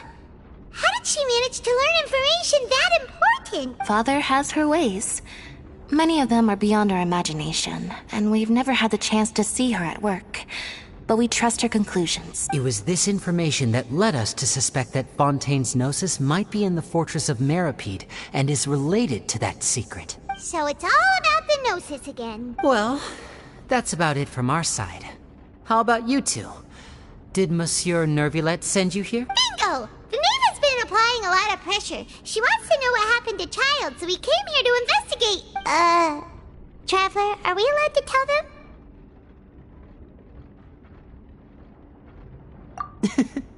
You don't need to worry too much about that.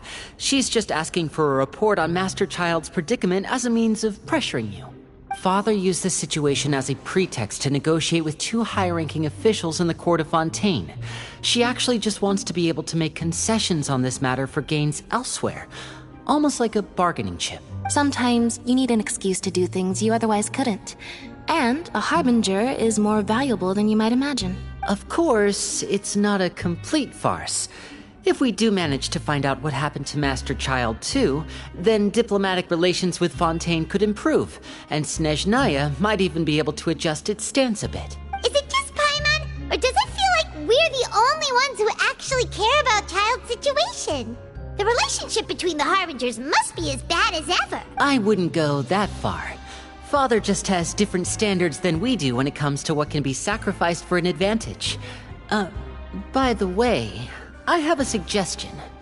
Why don't we, even though we have different objectives, we're both here to, as you know, the house... See, I told you. Is that so?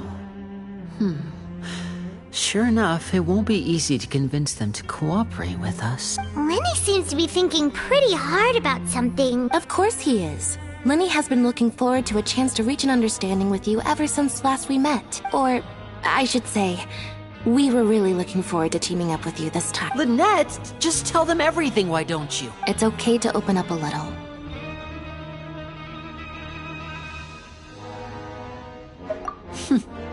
Very prudent of you, and consistent with your behavior since we first met.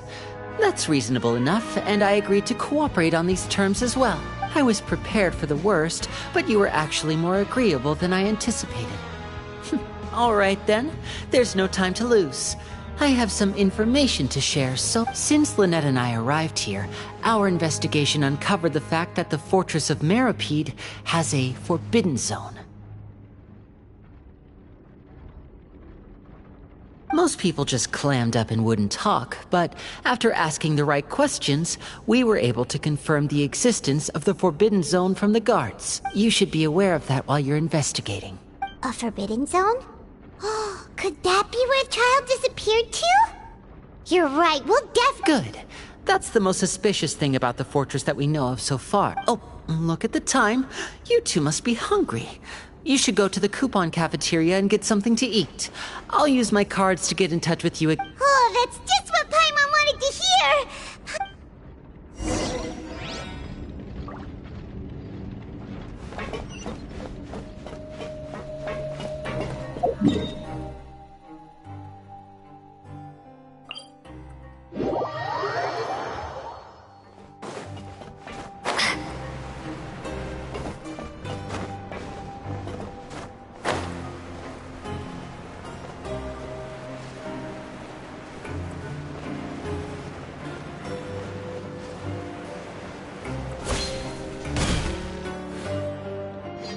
Oh, he wasn't kidding.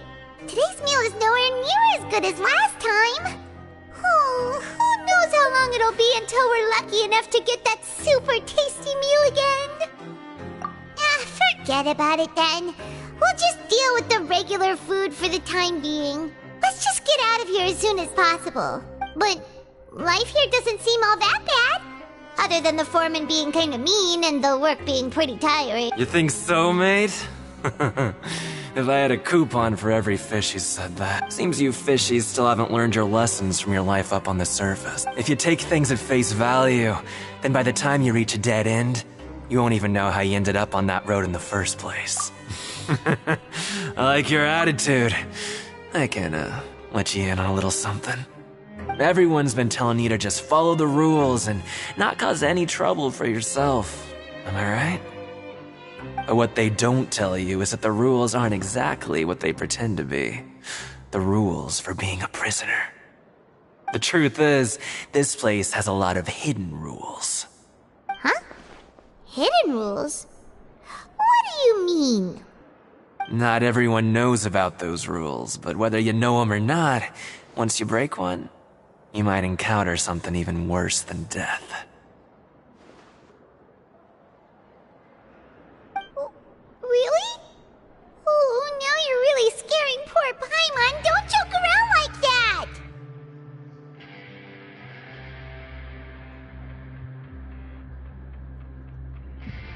Of course. And I'd say that just disappearing would be one of the better outcomes. Oh, you mean that if there really are hidden rules, then Child's disappearance might have something to do with that? In that case, would you tell us some hidden rules? We definitely want to avoid breaking them. Come on, mate.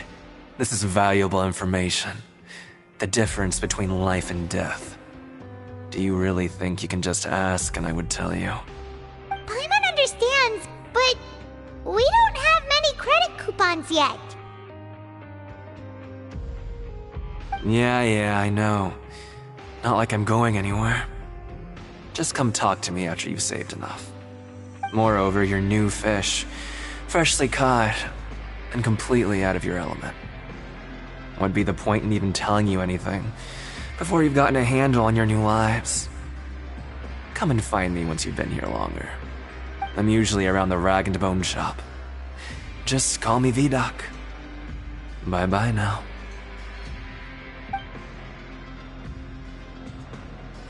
He left. Just like that. Huh. Do you think he's just trying to scare us into buying fake information from him?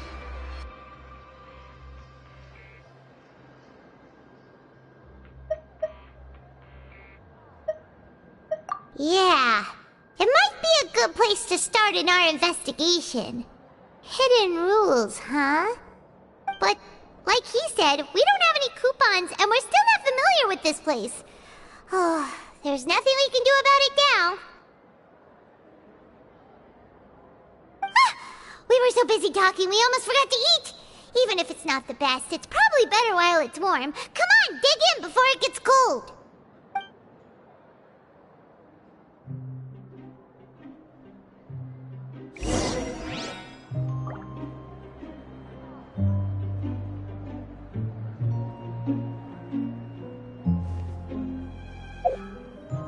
Grab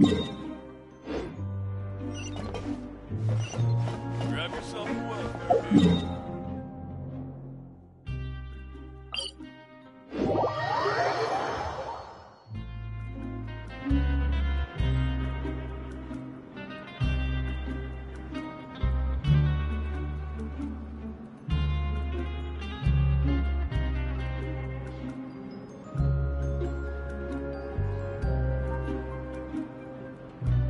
I want to go on a vacation with Albana.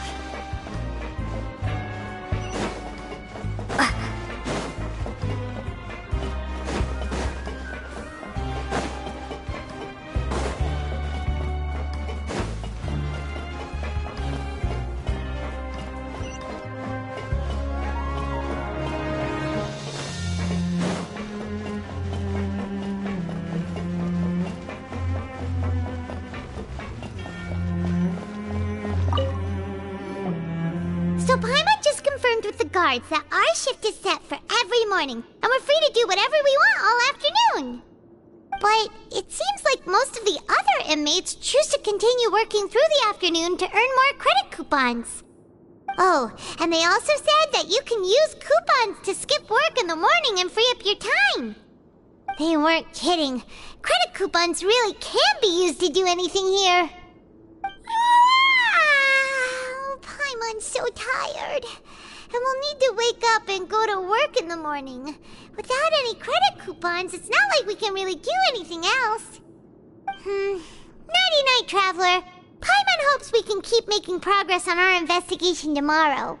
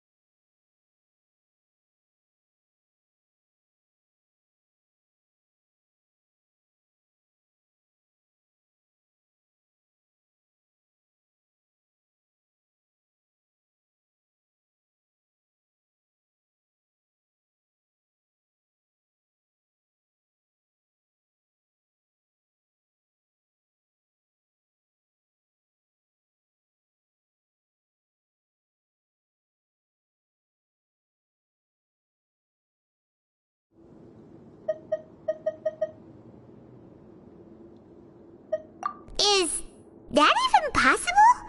Unless it wasn't an ordinary dream?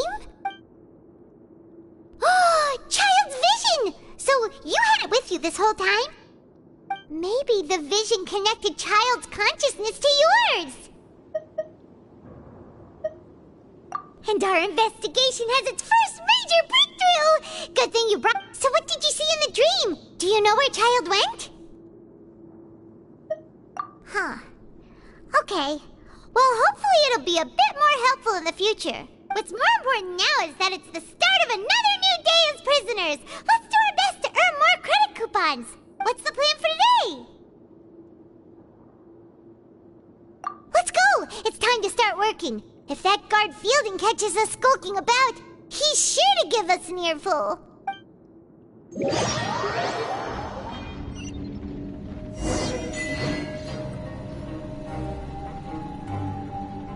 Look who decided to show up! Get your butts in gear and get to work. Time's a-wasting. Good, here you go. Remember to give me the widget once you've finished processing it.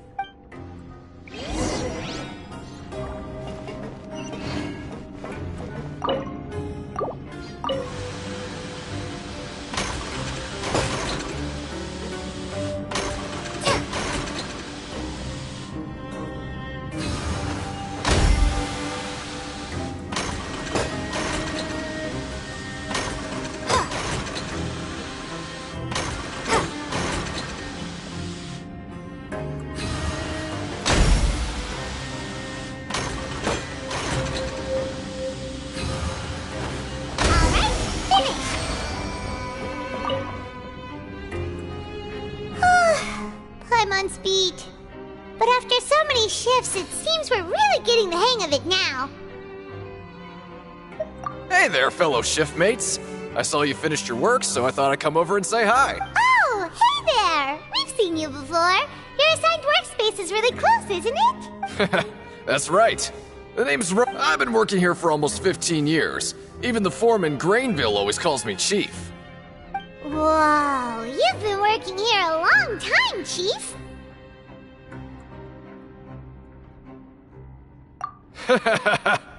If there's anything you'd like to know, just ask me. I know the work here in the production zone better than the back of my hand. Alright, Chief. We'll be sure to come to you first.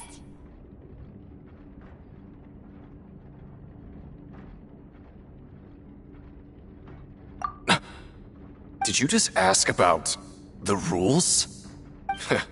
Pretty sharp for newcomers. You've already heard about the rules, huh? Who'd you hear it from? Alright. Seeing as I'm the one who came over here, you're already calling me Chief. I guess I can tell you a little. Truth is, you two keep working like this, you might be putting yourselves in danger. Huh? Wait, there's even a rule about that? What would have happened if you never told us about this? Well, it's usually not that easy to break one on accident. The conditions of the hidden rules are usually pretty specific. But once you do break one, bad things happen. If you work continuously in the production zone for 3 days, and if all you do besides eating and sleeping is just work, then something bad will happen during lunch on the 3rd day. Huh? Like what? Oh, don't scare Paimon! If I knew that, then I wouldn't be standing here talking to you, now would I? You mean, even you have never tried working 3 days like that before? There's actually a legend about this rule. They say that there was a worker who worked way harder than me. He was both efficient and eager on the job, and most other workers couldn't hold a candle to him. One time, he tried to test his limits and worked as long as he could. Then during lunch on the 3rd day,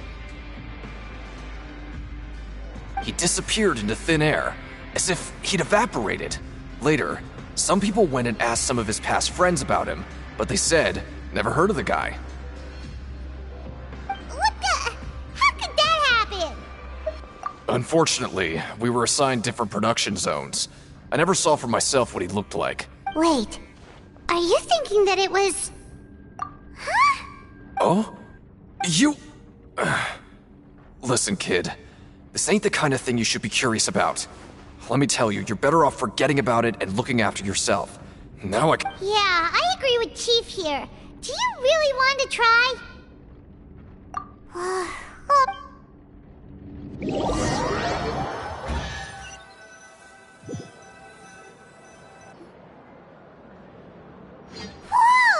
Isn't this the Super Lucky Meal? Looks like hard work really does get rewarded. Paimon's gonna take her time and savor every bite. What would you like to do this afternoon?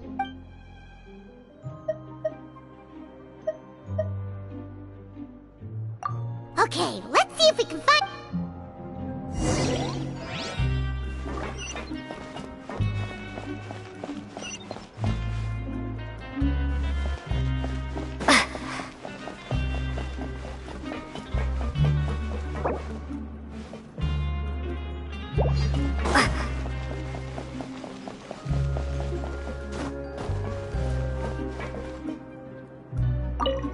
I'm not very good at remembering people's appearance.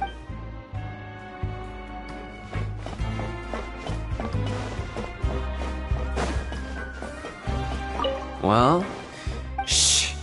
See.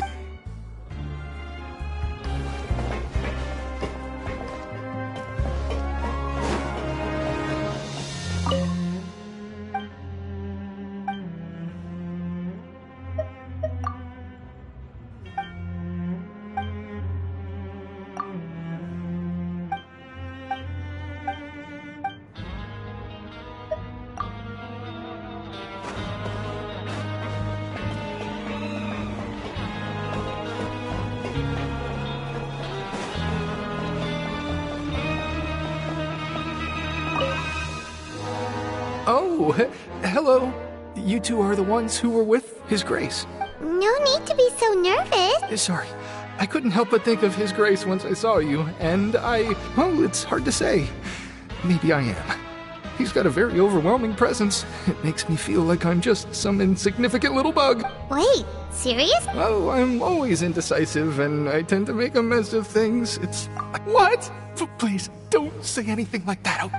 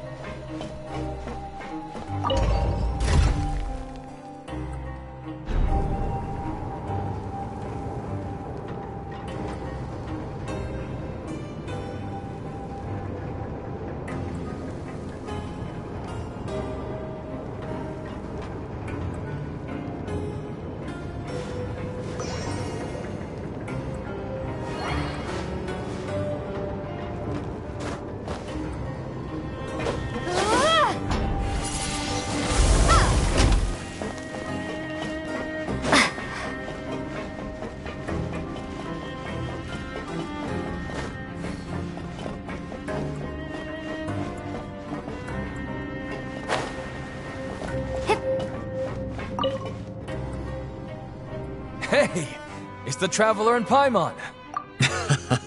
No need to tease me, okay? I won't trip on the same step twice. Listen, I feel ashamed about last time. Thank you for praising me in front of His Grace.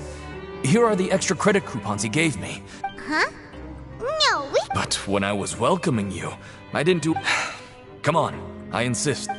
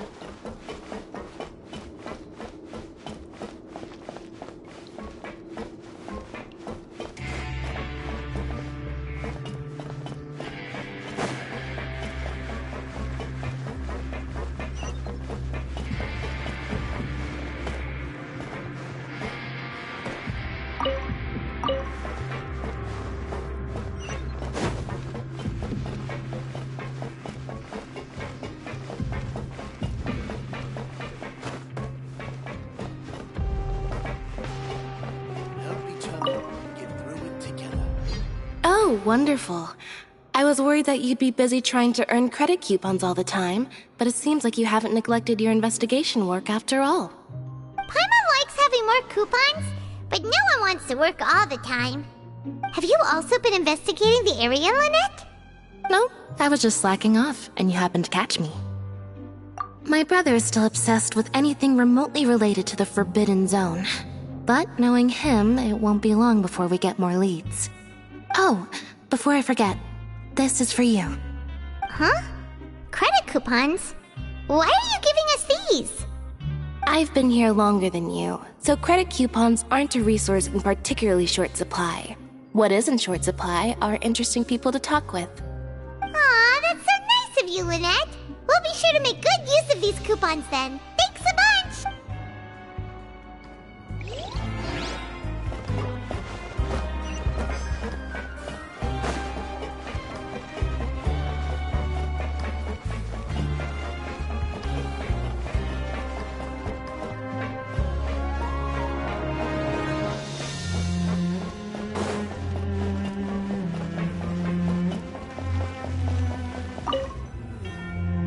Oh, you want to stop investigating and go rest?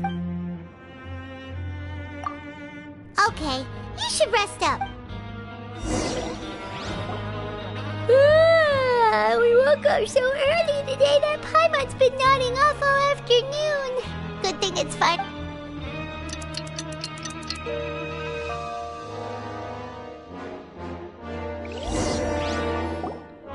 Oh, Paimon doesn't want to get up.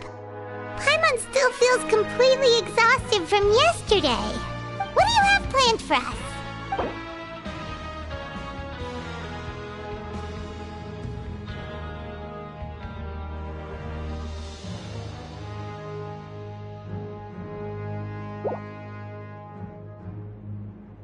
Right, we just need to keep it.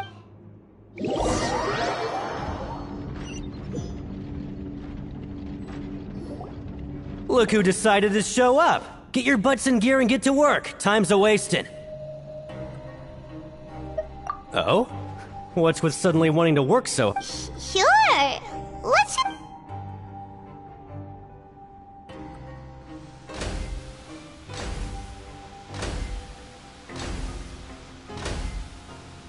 Nice! We did well today.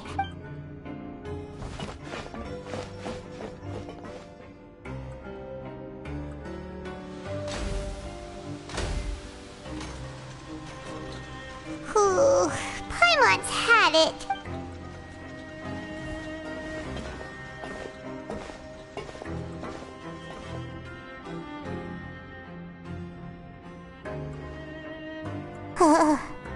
That's it. Paimon doesn't even have the energy to talk anymore.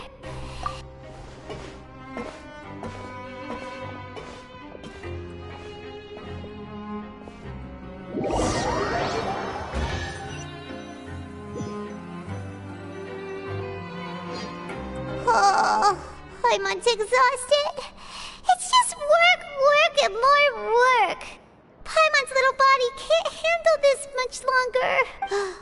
Wait a sec. Now that Paimon thinks about it, haven't we been working non-stop for 3 days now? And now it's lunchtime! Oh, Paimon feels a shiver going down, but it doesn't seem like anything's changed at all.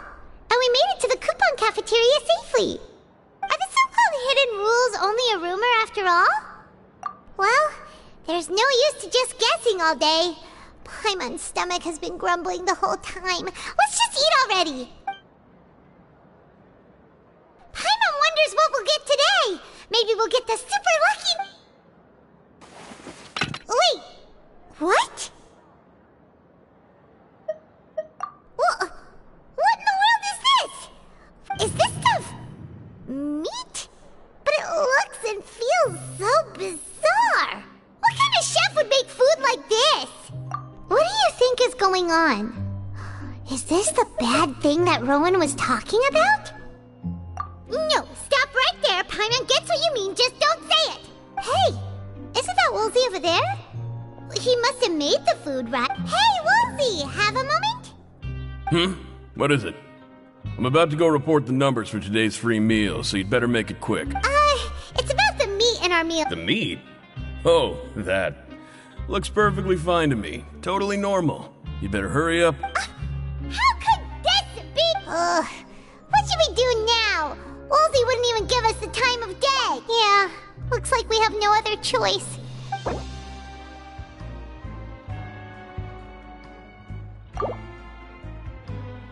What would you like to do this afternoon? Yeah, Paimon felt like some of the people here were a little strange the moment she saw them.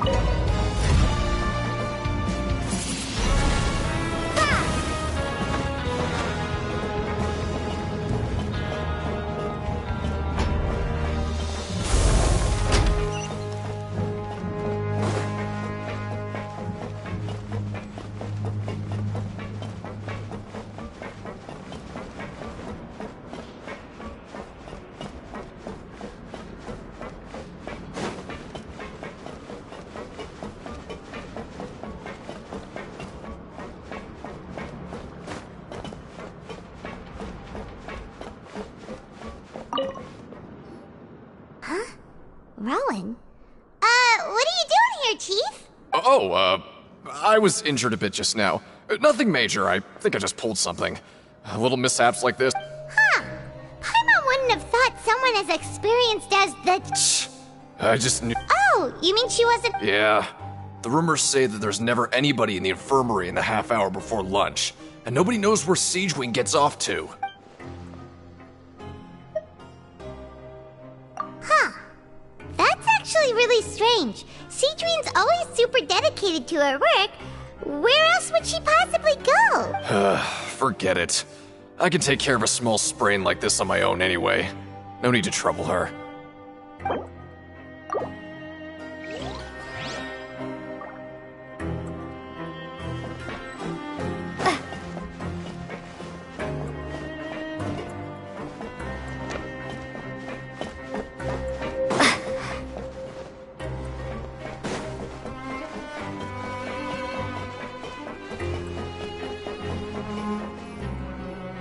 Hey, look! There's something here! Looks like a research notebook. That suspicious guy peeking into the infirmary just now.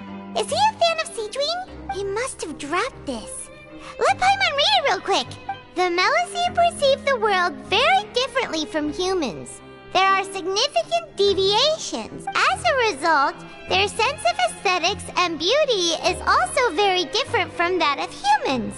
This must be taken into consideration when giving gifts. Ooh, this all sounds pretty serious. He sure did his homework.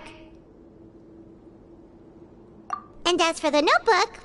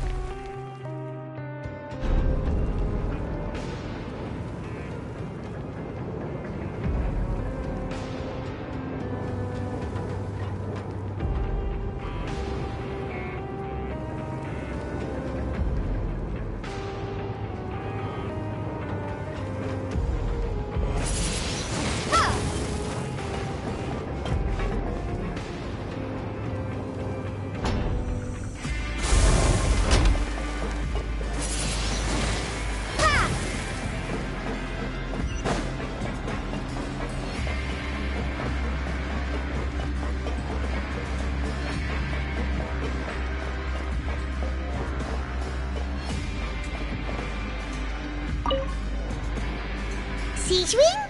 Aren't you supposed to be in the infirmary? What are you doing in the production zone? Hello, Traveler. Paimon. Everyone's usually busy around now, and we don't have any patients to look after in the infirmary. I thought I'd come here and enjoy the sight of everyone hard at work. Enjoy? It's really worth watching. I often stand here and observe everyone. Humans are just so interesting and adorable. I like to watch your expressions while you work. Are you talking about pets or people? Oh, I can see why you think that, but you shouldn't jump to conclusions. See, we Melusines are a different species, and we see the world very differently from humans. It's very easy for me to observe everyone's condition. All it takes is one look, and I can tell which workers are exhausted. Wait, Melusines can see that? Huh. That does sound useful for being a nurse. Yes, running around tending to everyone's health is very fulfilling. But I'd much prefer it if you're all happy and free from exhaustion and pain in the first place. Take care of your body, and make sure you eat well.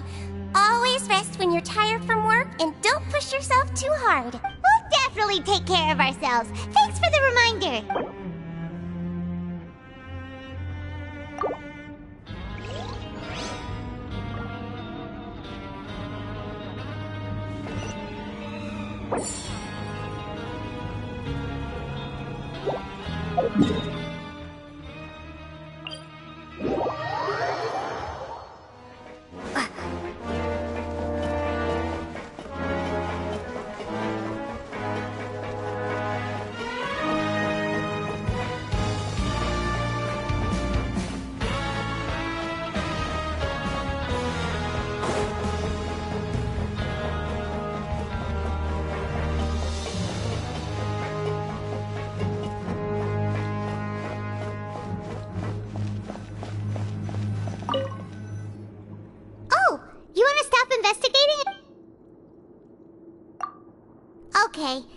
rest up. So after working a few days straight, we got some strange meat in our lunch. What was that all about? Has our investigation turned up anything useful recently? Really? Well, we'll keep searching.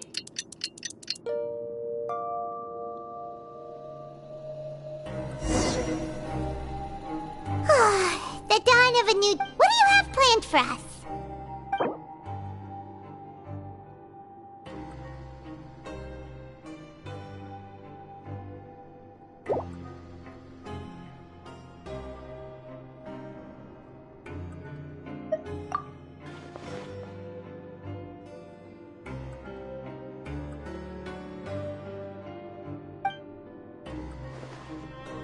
After working here so long, we're really starting to... But doing the same thing all...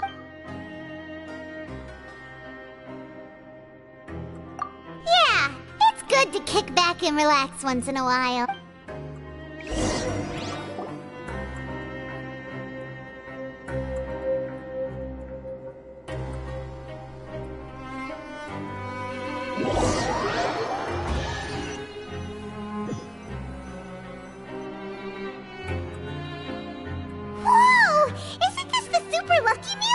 Looks like hard work really does get rewarded. Paimon's gonna take her time and savor every bite. What would you like to do this afternoon? Sure! If we're not going to work, then let's kill some time at the pancration ring. Grab yourself a welfare meal.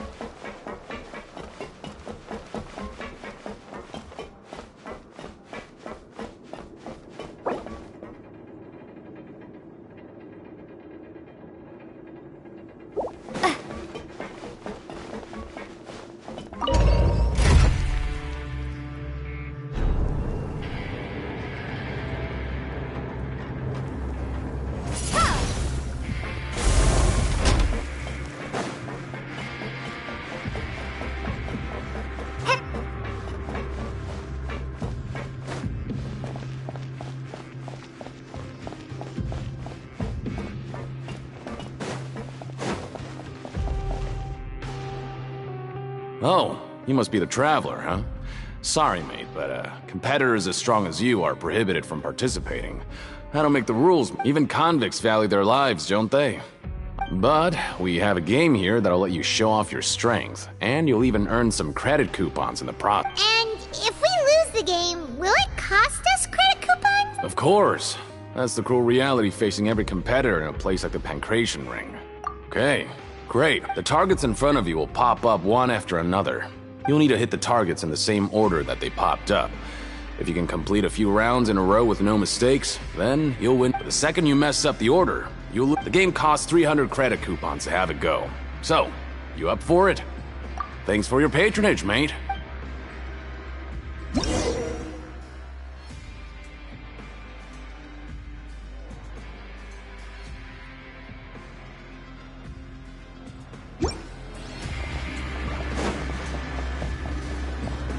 Okay, do your best to hit the targets, just like Colin said!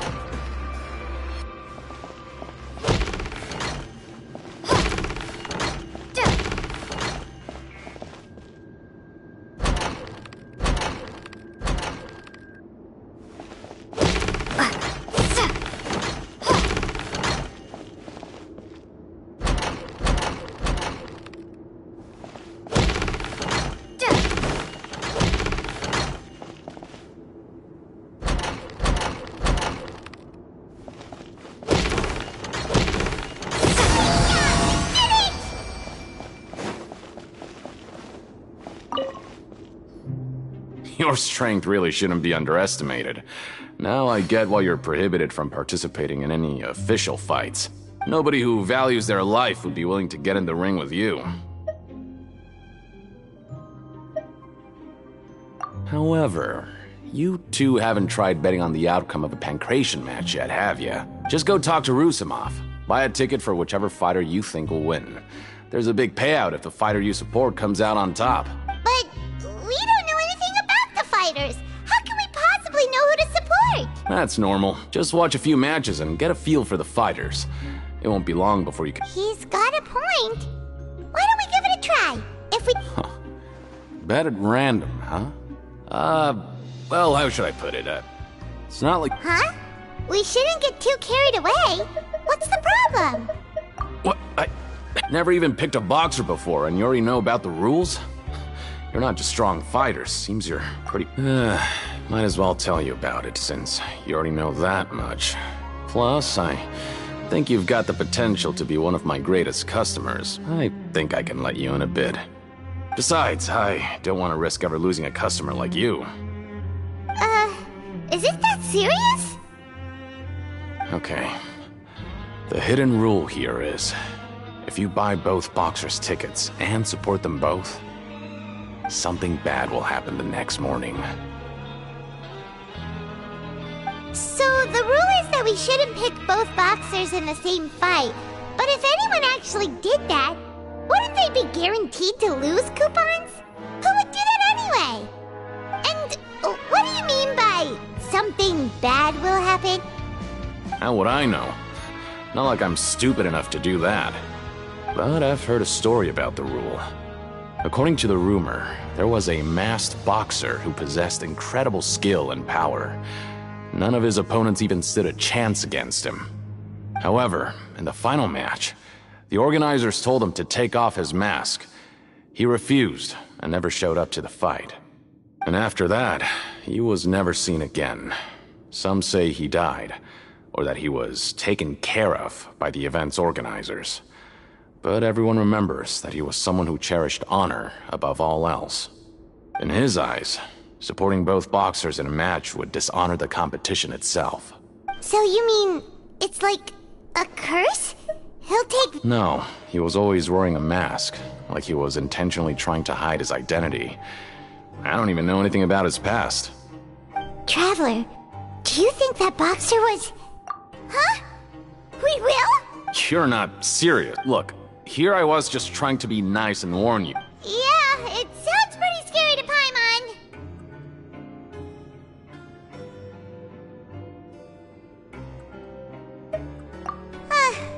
Seems you've made up your mind. Just be sure to protect Paimon, okay? Betting on both fighters will set you back about 3,000 credit coupons. If you have enough, then go ahead and give it a try. Just don't come running back.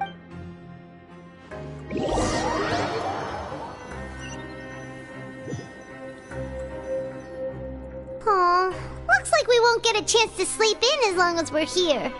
Let's get to bed early.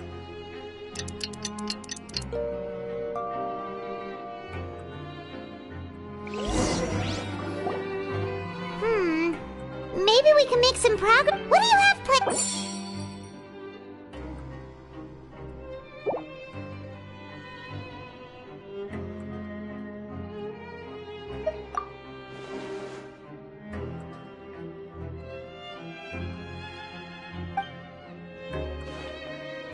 After working here so long, we're really starting to get the hang of it. But doing the same thing all the time can get old pretty quickly. How are you holding up? Yeah, it's good to kick...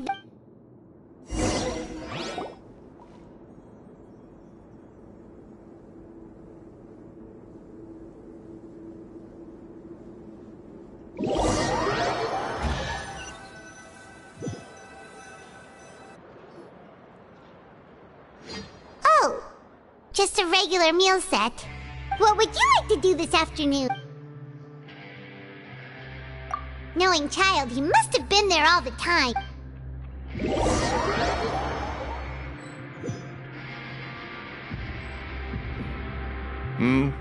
Are you two here to buy tickets? Better be quick about it. Who are the boxers in the next... We have the reigning champ, Le Grappler. Are those their nicknames, or... Since you're new around here, I'll help. Anyway, for this match, I recommend that... I can tell you're new to this. Maybe you don't quite understand the rules, no? Oh, no need. We're aware that we're going to lose coupon.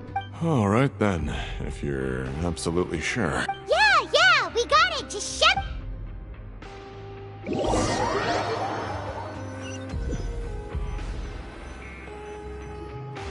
Seems we had a productive day. Hope we can make even more progress tomorrow.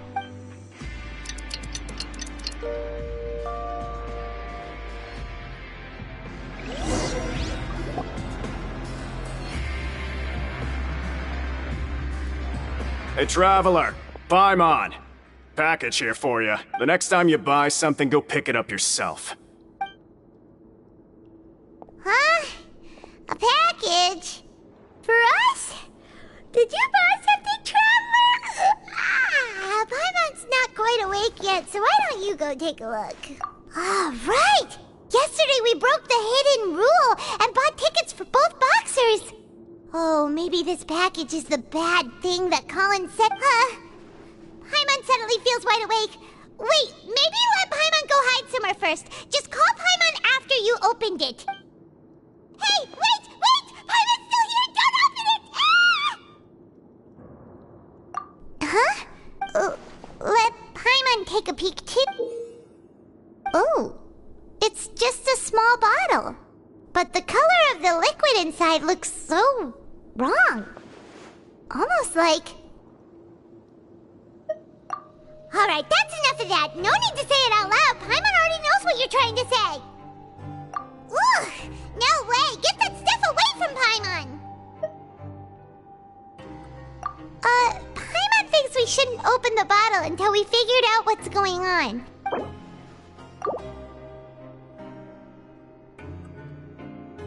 What do you have planned for... Though it feels nice to slack off a little, less work means less coupons. Let's make the most of our morning.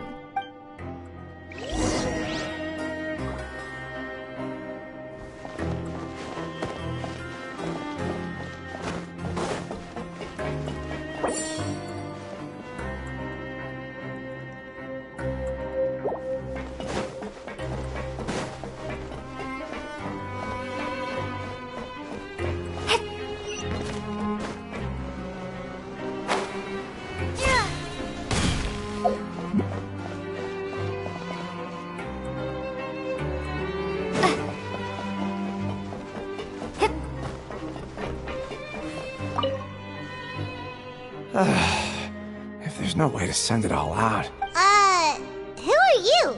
We've never... I'm not! Of course I'm not. Please, don't mistake me for a... Then what are you doing here? You sure seem anxious about something. I'm a promoter for Fontico, and I'm usually responsible for promoting our drink products. I thought I could complete my task here quickly and return to headquarters, but I've been here way longer than I anticipated. Oh, a promoter from Fontico? So what kind of problem did you run into? I'm so upset. It's all because of that Duke. After discussing the company's promotional plans with him, he told me outright that my project was worthless. However, in light of our long history of successful collaboration, I still tried to patiently explain the details. However, to my surprise, he just cut me off while I was speaking. Let me take a moment and recall his exact words. I'm just gonna stop you there and say no. If anything, I'm saving you time. It seems you don't fully understand the value of credit coupons here, nor do you understand the value of your own products. The former is because you are from the overworld. That's understandable, and I don't blame you for that. But as for the latter, only someone monumentally stupid, so breathtakingly stupid, that they were completely ignorant of the value of credit coupons, despite living in the underworld, would ever possibly consider buying your drink. Let's just forget it. Anyway, that's how he rejected my proposal and asked me to come up with another solution with the condition that it doesn't cause any trouble for him. Can you believe that guy? Well, he is the head honcho here. Not much you can do about that. We met it too and could tell that he's the kind of guy that's hard to pin down. Fine. I know, I should just let it go. I'm on his turf, after all. His house, his rules.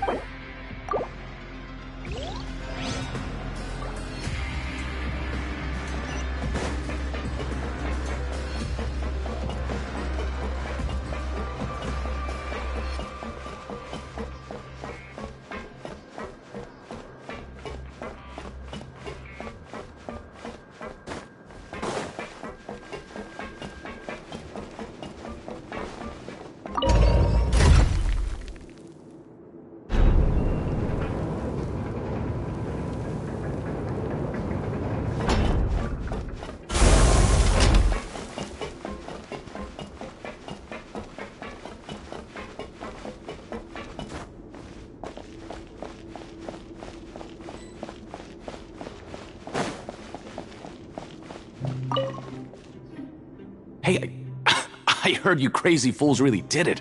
You bought tickets to support both fighters, didn't ya?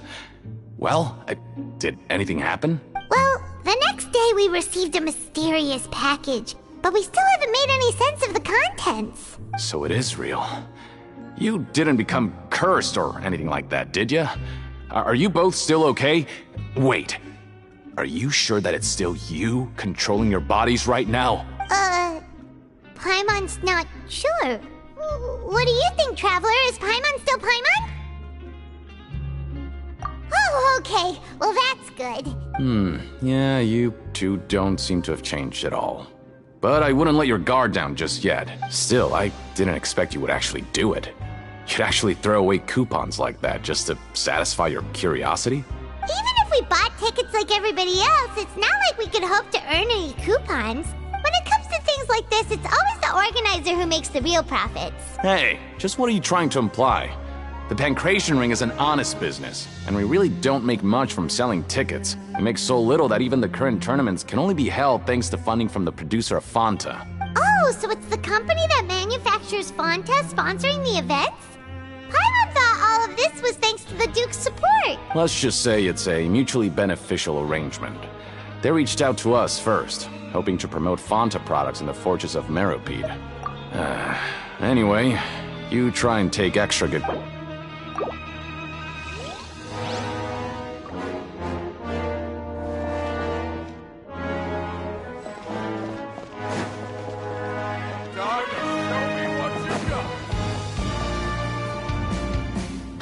Hey, what are these papers scattered all over the ground? Are they registration forms or something? Maybe not. Every page has the Fontaco symbol on it. Maybe it's some flyers from the company. Okay. But if someone catches us, they could accuse us of trying to steal the company's secrets, couldn't they? Oh, you're right. Guess there's nothing to worry about then. Let Paimon have a look here. Without assistance from the Fontaine Research Institute, development of the new product has been slow, and some researchers on the project have voiced concerns. We have no choice but to let the new product undergo the first phase of promotional trials without a designated name or packaging. We will adjust the direction of future we have decided to only conduct closed, small-scale trials for the time. Sure doesn't seem like anything unusual. Let's put these papers back where we found...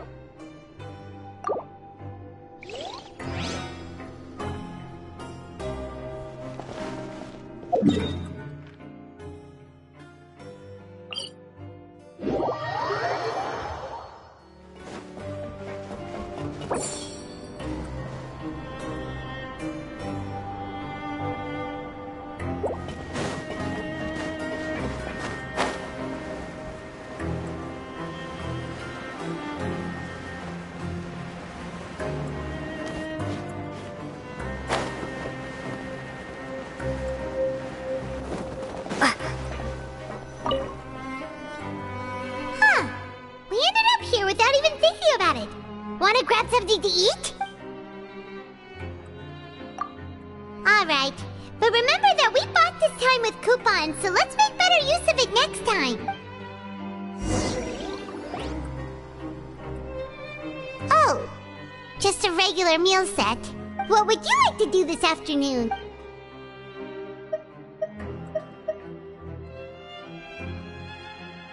After working here so long, we're really starting to... But doing the same thing all the... Yeah, it's good to...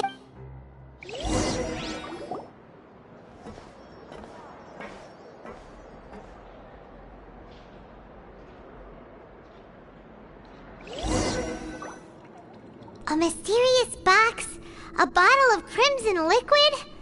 Paimon still doesn't know what to make of it. Do you have any ideas, Traveler? Really? Then it looks like that part of the investigation led us... Well...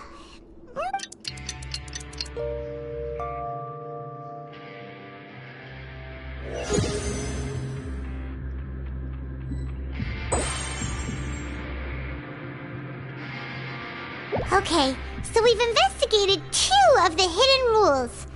Paimon, we'd better pick up the pace with our investigation, otherwise we'll never get anywhere. Yeah, let's skip work for...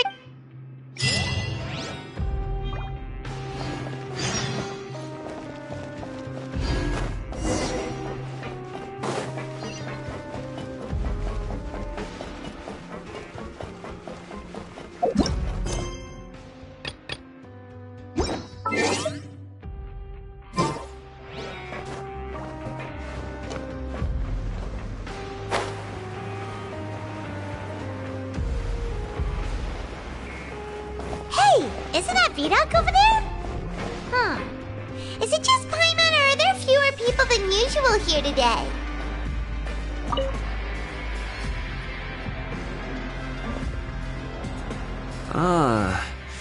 Seeing you at this time must mean you've already saved up a lot of credit coupons. Or at least enough to skip work. Seems you're getting into the swing of things around here. Impressive. Very impressive. So, now can you tell us about the hidden rules you know? If that's what you want to know, I guess you couldn't have come at a better time. Huh? What are you... Leonid and those other pesky broke urchins have all gone to work in the production zone. I wouldn't want them listening in without pay. We get it! So, you know those pipes that make strange sounds? Don't ever, ever go near them at night. Even if you manage to avoid the guards, you might find something even more terrible there. Something even more A group of cannibals? In the Every month, they meet a few times in the dead of night. Rumor has it they might be connected to the people that have... But what's even... Since they have no way to dispose... Paimon might already know what you mean by other forms. So that's what's going on here. Oh, Paimon's stomach doesn't feel so good. You two look pretty skeptical. No matter. Learning the truth behind dark secrets isn't necessarily a good thing. I've got things to do too. I suggest you just act like I never told you anything. Traveler, can we just trust him on this one? Oh, Paimon doesn't want her blood and flesh entombed here for all eternity? Oh, so that's how you see the situation. Huh. You know, Paimon does feel a little better about it now. When will all the secrets...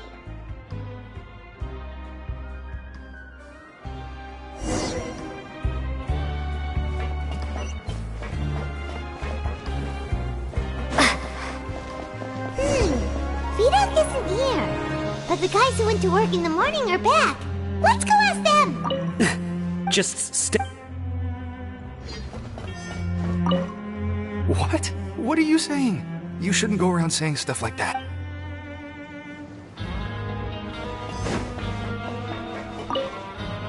What are you talking about? Listen, you should keep your nose out of other people's business.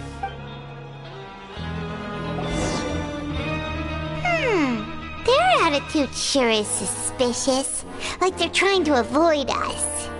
But if they're being so obvious about acting weirdly, do you think they might just be trying to lure... Oh, this is all getting way too creepy for Paimon. So you mean we still need to investigate some more? Okay, if you say so.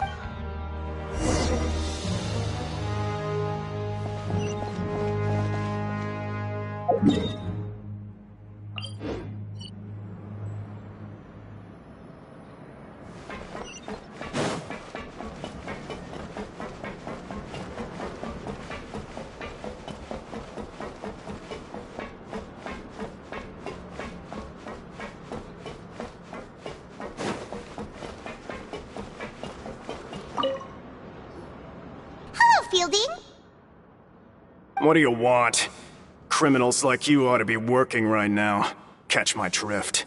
We just want to ask you a simple question. Have you ever discovered anything odd during your nighttime patrols? Why are you asking about something like that? Whatever happens at night isn't your concern. Well...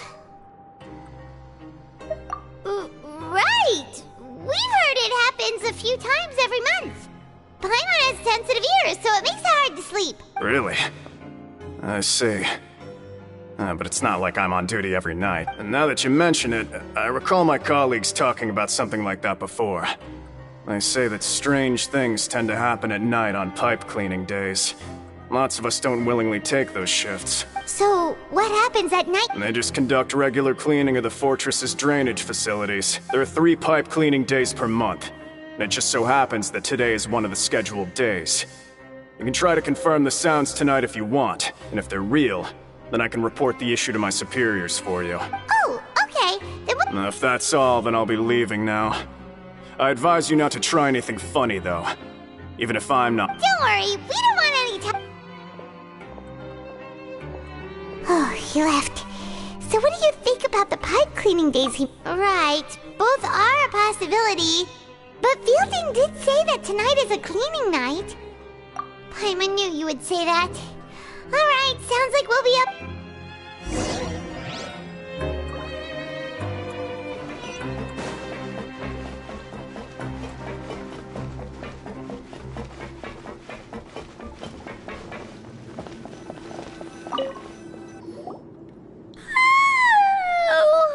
I'm so tired.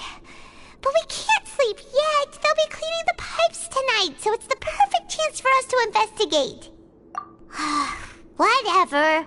Just be sure to wake Paimon if she dozes off. Huh? Traveler? Did you fall asleep already?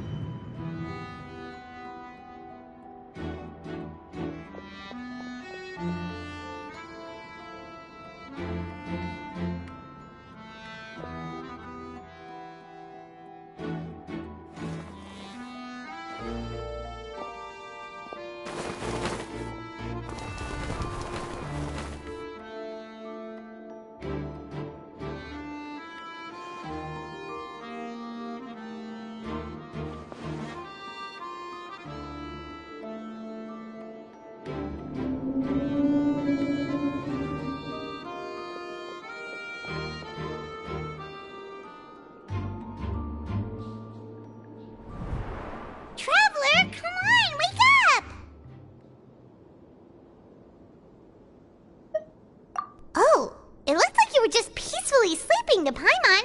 Well, what did you see this time? Really? So we're finally starting to figure out what actually happened. But what about the cannibals? How do you explain them?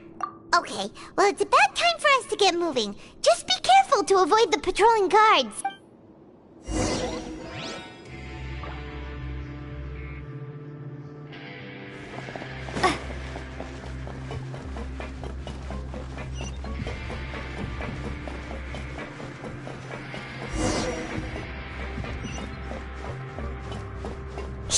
Careful! We'll get in trouble if the guards catch us!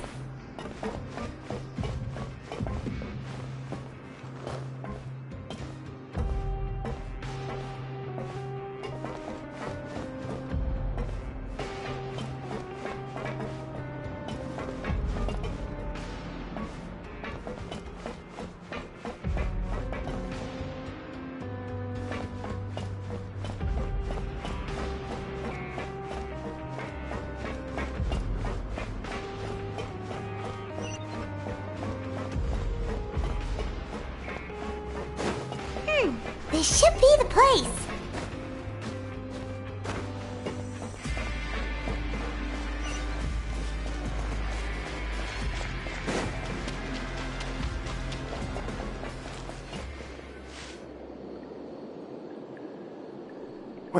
I know you.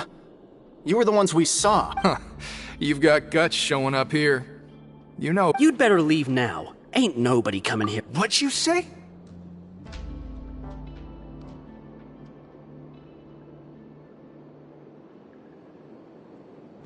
Yeah, so what if they were? If you push us, we can make those rumors a Hey, what's the point of all those rumors? I don't have to tell you anything. If you Yeah, scram. Nothing worth seeing here. Huh? What did you say? Isn't that exactly what Boss said when he left? Hey, do you know our boss? Whoa. We had no idea our boss was such a big deal. He always kept his identity a secret. So, did he have you come here to find? Oh, so your child's crew here? Seems like he had no problem fitting in. We're the only ones who heard him say those words when he left that night. So, unless he somehow told you those exact same words after that... Oh. Wow! Those dreams of yours sure come in here. We gave him the business for a while, and would always give him a hard time when he first came to the fortress of Maripede. But here in the fortress, the strong will always earn respect. He was working the longest hours and racking up wins in the Pancration Ring. You could always see how amazing he was. So eventually, we all did. But one day, he suddenly told us that he had to find a way to escape this place. And as his crew, if the boss wants something, so we got to work. We just wanted to give him a better chance of escaping. Oh, thanks to your rumor, nobody. But has a child already escaped? Why are you all still coming here? Because as far as we know, the pipe he went into isn't actually an exit. It should be a dead end. It leads to an abandoned factory area, and even if there were a way to escape from there into the sea, we're still way too deep. No one could ever reach the spot. Boss still insisted on going in, so we told him that we'd pretend as if he never exists, and that if he wanted to come back, he should wait for nighttime on a pipe cleaning day. That way, we could... So you come and wait here through the night a few times a month just because... Yeah, but it's been so long now. We already know in our hearts that he must have... Is it also possible... Nothing could ever defeat Boss or slow him down. Okay. Paimon was just brainstorming possibilities. All right. Keep quiet and follow us.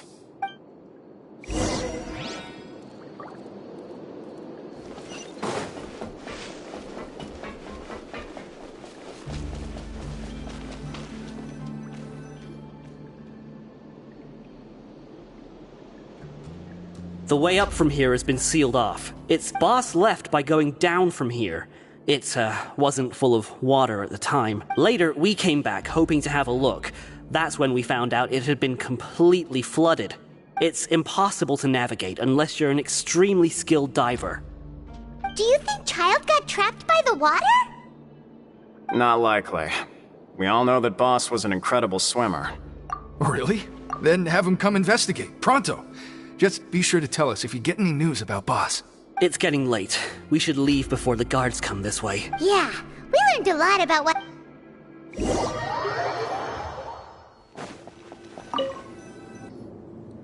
Whew. We finally learned some key information. Seems all of our investigative work has finally started to pay off. When you said you knew a diver, you were talking about Fremine, right? If we ask Linny, he'll definitely have Fremine help us. Ugh. Why is Child like this? What was he doing going into the pipes? Fortunately, though, it seems like it's up now that we can finally relax. I'm starting to feel super sleepy. Let's try to get some rest while we still can. Nighty-night, traveler!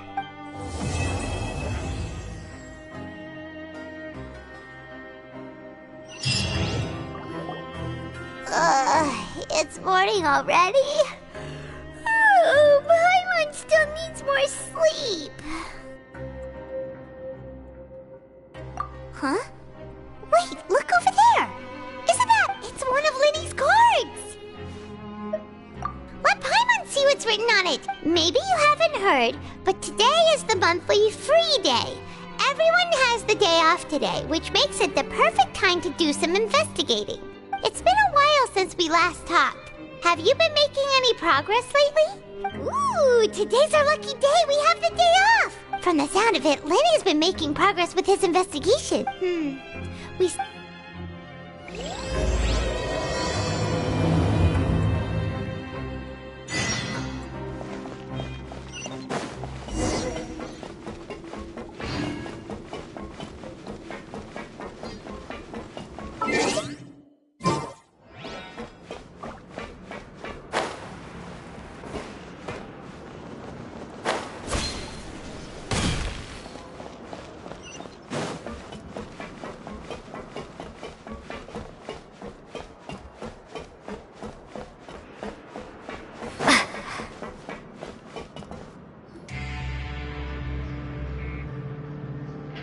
Look! There are some people talking over there! Let's...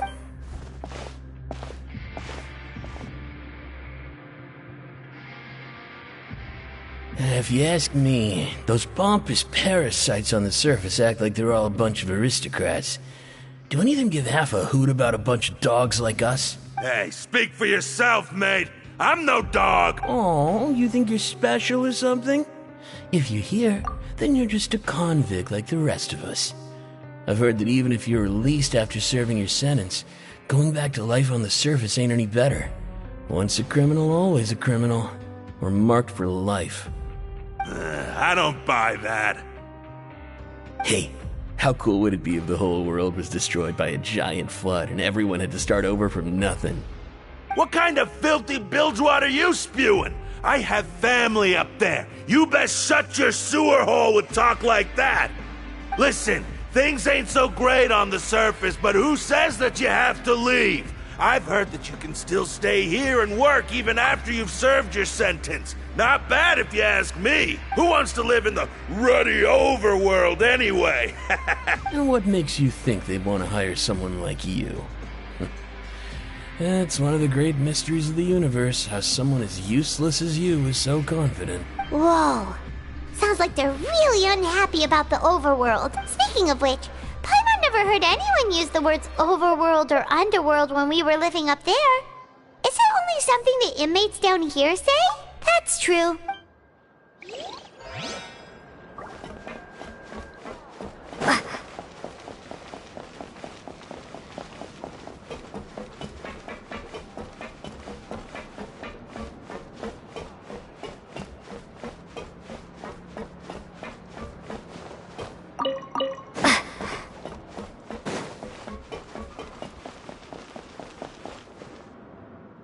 Hey, you over there? Yeah, you. Say, do you like playing card games? You know, like Genius Invocation TCG?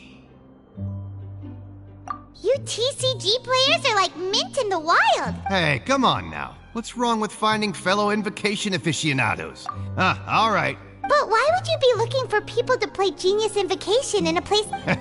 Whether you're throwing down cards or throwing punches, it's all a competition, isn't it? It's all the same in my eyes. There are lots of card players here in the fortress. When I saw you, I immediately thought, hey, even outsiders from other nations play cards. So I came over to say hi. Sure. Great! Since you've been here longer than us, you need to flex your seniority a little bit, right? Maybe you could start by telling us newcomers some stories about this place. I thought you would have already heard everything by now.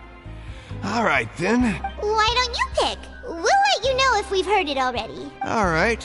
Have you heard any strange rumors since you've arrived? Ben, did you know that there are some people who are always gossiping over in the corner? There are two guys who are always skulking around in the corners of corridors gossiping. The bigger guy is Quisto, and the skinny one is Lavaroon. People call them the Bombshell Bros. I never really found their gossip very mind-blowing. And it's pretty much just the same stuff that I hear about when I'm at work every day. If you're interested, you can go talk with them. They tend to talk a lot of nonsense, but they aren't exactly bad. Good to know. Let me think.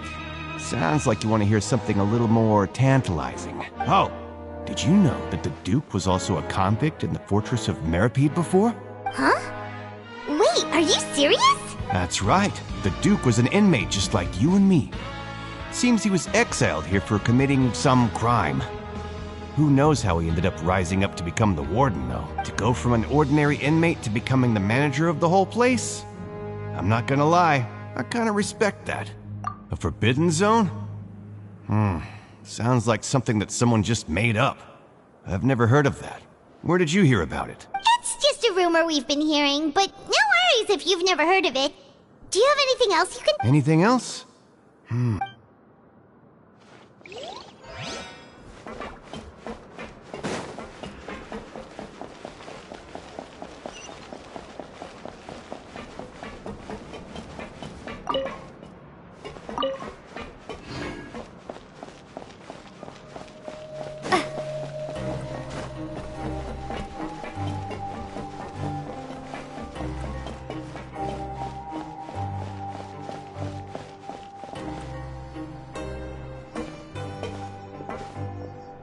There's a group of people over there.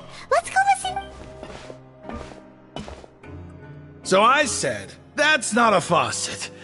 Hey, who are you two? Why'd you come over all of a sudden? Oh, sorry for eavesdropping. Sounds like you were talking about... What's the matter? They're just looking to join in on our fun, that's all. Hey, don't pretend like it's okay for them to just interrupt us like that. Yeah, fine. You're lucky we don't mind extroverts that much. You hear that, Quisto? What nice! Your expressions tell me you're looking to hear some juicy info, am I right? But before that, it just so happens that I know you two. Really? Are we that famous?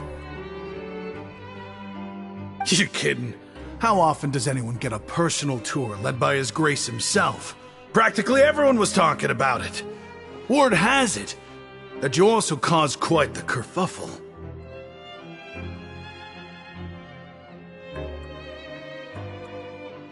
A little mistake, huh? I like the way you put it. You see, people with a good attitude can join our group anytime, unlike some of the others here. Your group? I'm Quisto, and this is Lavaroon. People usually call us the Bombshell Bros, but don't worry. We're not playing with bombs or anything. It's just that our information is always so explosive, and we blow minds on the regular. So, you two really like to gossip? Whew, you sure know how to embellish. No. You don't get it. Knowing intelligence will make things better for you here. For example, knowing who's working with whom, who has the latest rumors, who's not getting along. Wouldn't you like to know all that?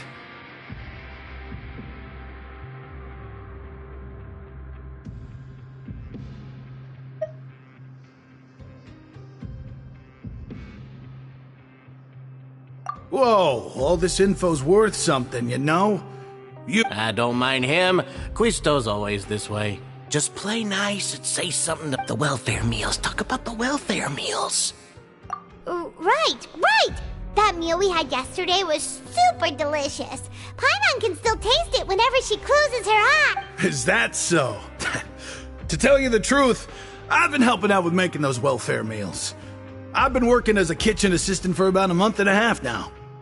Oh, so you're the one who made those delicious steaks. Amazing. You could be a professional chef. You are correct. I am a true professional. In fact, I even went to culinary school. But enough about that. Since you like my cooking, I guess that means we share similar tastes. Listen carefully. This little bombshell will help you learn what's really going on here in the fortress.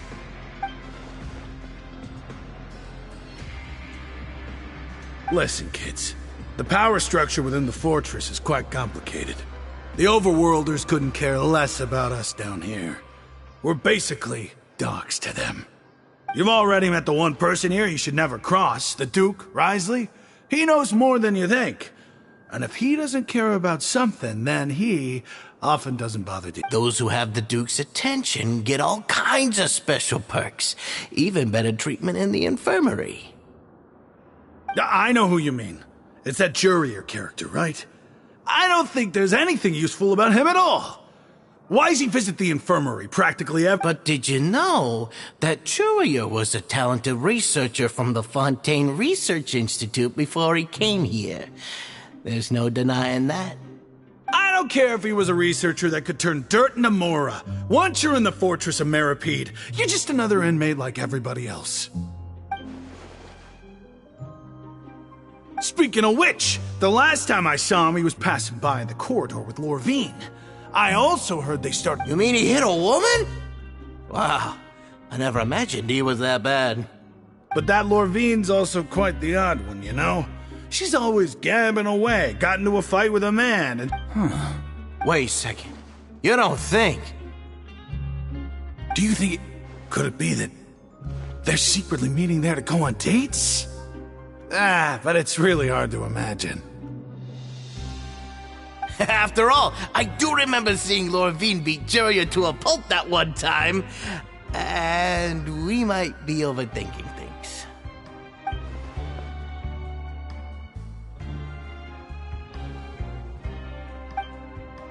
Okay, we've talked to just about everyone, and it's about time for us to go meet Linny. According to the card he left us, we should go meet him in the production zone.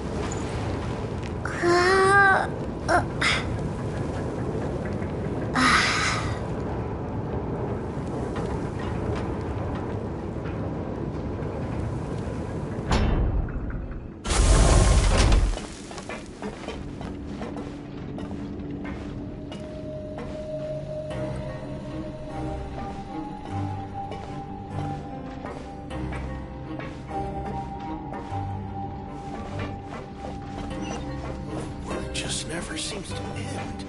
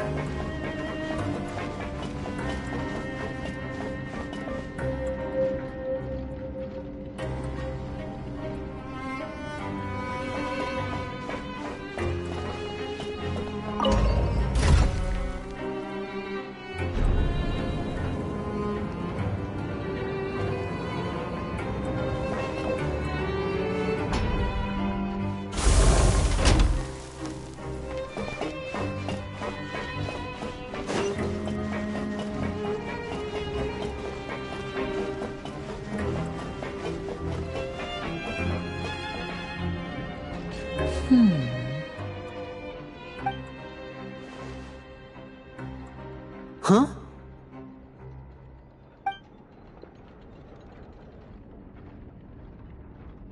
That look in your eyes. You found something?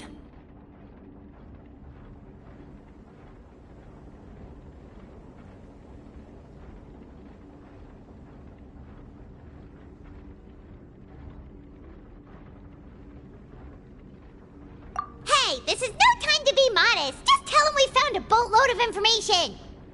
Oh, as expected of the legendary duo, you have my full and undivided attention. Huh. I'd have never guessed that myself. The rumors swirling about this place are unreliable after all, and Master Child probably went missing because he found a way out. He is a harbinger after all. I suppose he's much more resourceful than I initially gave him credit for. Unfortunately, this isn't enough for our final report to Father. We need to find out Master Child's exact whereabouts. Father told me that even though Master Child said he was just coming to Fontaine for a vacation, he actually had some personal reasons. His agenda might be linked to his disappearance. His escape route is already flooded, so we'll have to task someone with professional diving skills to chase after him. Well, when you put it that way, it's obvious that only Fremine would be up to the task. Bingo! Is he around? He's working today. Coming here as a group would have attracted too much attention. I'll talk to him about it later. It's the least I can do. We're all in this together, so it's only fair for us to fulfill our end of the bargain. Honestly, I'm far more impressed by you guys managing to collect all this information right under Risley's watchful eyes. Collecting information has always been our strong point. Now, let me think. To find out more information, Fremine will have to retrace Master Child's original route. And if he's to do that, he'll have to set out on the next pipe cleaning day at the earliest. That's 6 days from now. And after that, he'll probably take another 2 or 3 days to return. You can even estimate how long it'll take for him to get back? We've been working together for a long time. We know each other's capabilities like the backs of our hands. Traveler, what say you to meeting here 9 days from now? We'll be able to pick up Fremine while we're at it. Oh, and there's just one last thing we'd like your help with. Though we can just sit back and wait for Fremine's report on Master Child's whereabouts, we still need to make more progress on the investigation of the Forbidden Zone. Fremine's no master of disguise. Lynette's still working on getting intel from the other areas, and I'll need to spend some time helping Fremine prepare for his diving mission. So, you are the only ones we can count on. What do you want us to do? Will it be hard? Well, I won't call it easy per se, but I think you'll be able to pull it off. Listen carefully. You'll need to find an excuse to get into the infirmary and investigate the room and environs.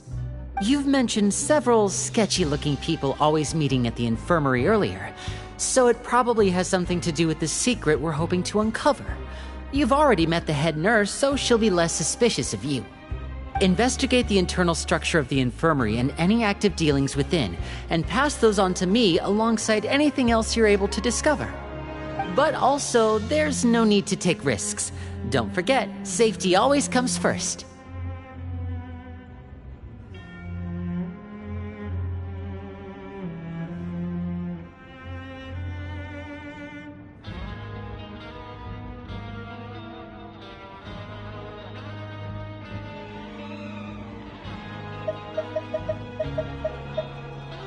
No, when it comes to intelligence gathering, I'd never consider you to be an amateur.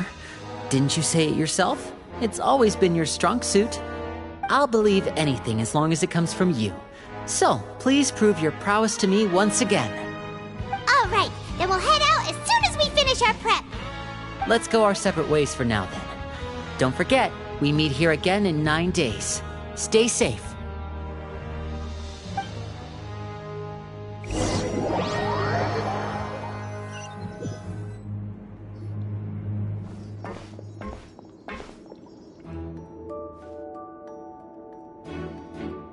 Hey, stay here for now. Paimon will take a peek. There seem to be several people inside.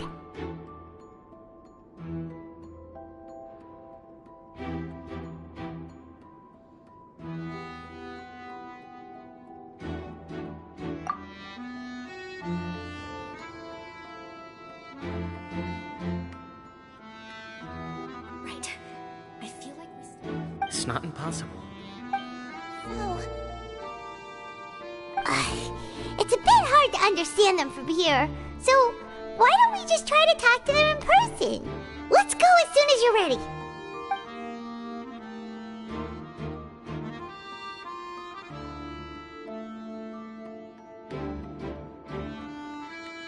Someone,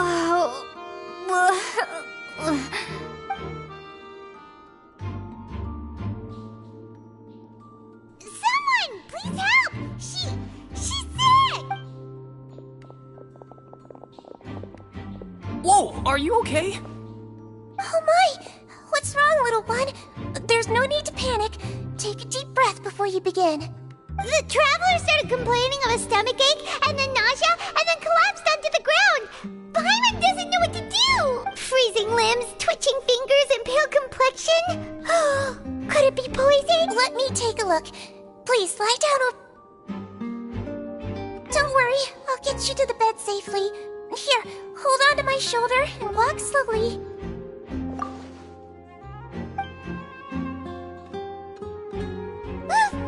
You can do it, traveler! Don't apologize. You're sick after all. Now, please relax. I'm just going to do a preliminary checkup on you.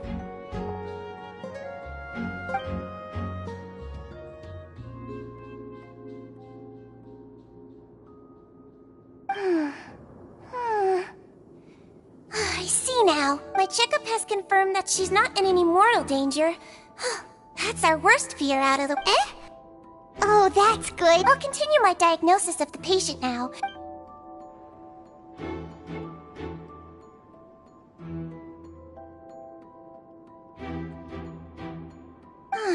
Don't sense serious damage to your organs either. Does it hurt when I press here? And here? Huh? But based on my initial checkup, there's... What about here? I think you just ate something that disagreed with you. That's all. Nothing too serious. Outside of a pretty bad stomachache when it decides to act up. So that's what it is? And there have been other inmates complaining about the food recently. I'll inform our head chef, Mr. Woolsey, of this problem as soon as possible. Congratulations! The health risk is incredibly low, so you should recover within a couple days. Why don't you take a rest? Miss Levine, I'll have to trouble you to help me look after this new patient. Very well. And she hopped away, just like that.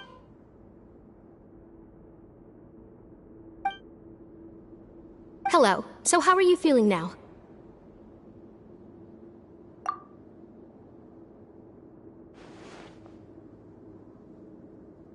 Her stomach aches really bad. If Miss Sijuin says it's not a serious problem, then there's no need to worry. But it also looks like she's the only medic you've got down here. Well, that's true. What do you mean, that's true? That's really misrepresenting the situation. Of course I can't speak for the whole fortress, but it's not like everyone imprisoned here is useless, you know? Though they may have committed crimes and gotten locked up here as a result, they still know a thing or two about medicine, and they help Miss Sijuin take care of the sick and injured. Yeah, you're right. But did you have to lecture me about it in front of another patient? Aren't you a patient too? Where did all your energy come from? That's correct.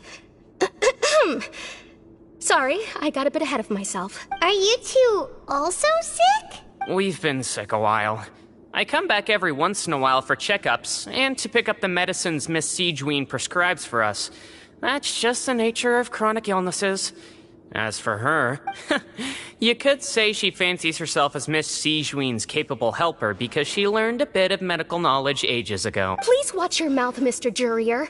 Don't forget that you are the primary reason I have frequent heart palpitations. Hey, don't start arguing now, please!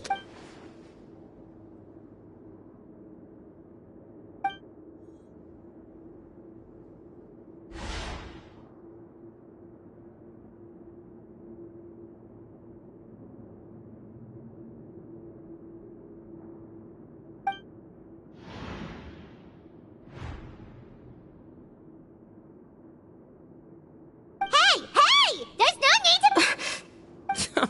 Release.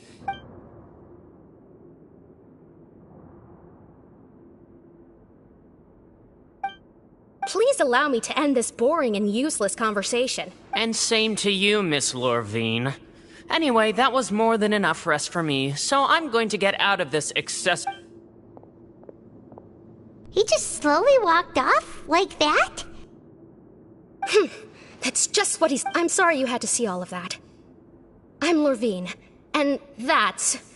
Well, his name is Jurier, but I hope you'll never have cause to You real...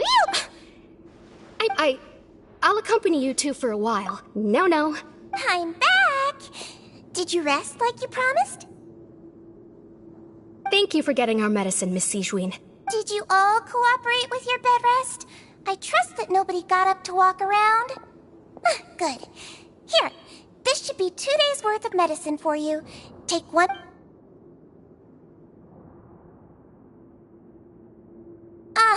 Miss Lorvine, I left in a bit of a hurry just now. Do you still remember if we discussed the color of the pill that you should be taking today?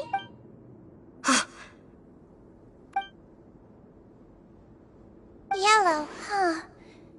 I understand. These are yours. Please. All right, then I'll also be on my way now. I hope you feel better soon. See ya!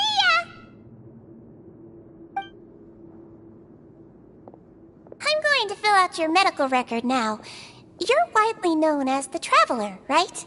I just want to double-check a few details, if that's all. Those two made quite the commotion just now, so why don't we let the Traveler rest? So her primary symptoms are abdominal pain, with secondary symptoms... Alright then. Is there anything we should know besides to take... No, her base constitution is quite good. Got it.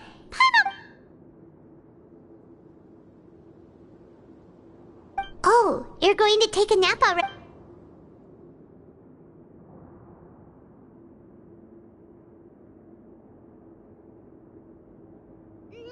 We've been to lots of places together.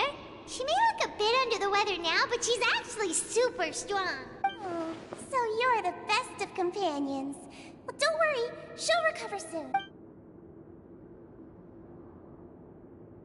Ah, you're awake. How do you feel? You slept for a really long time, but we never left. Well, now you can go back without a worry in the world. Thank you, Miss Sijuin.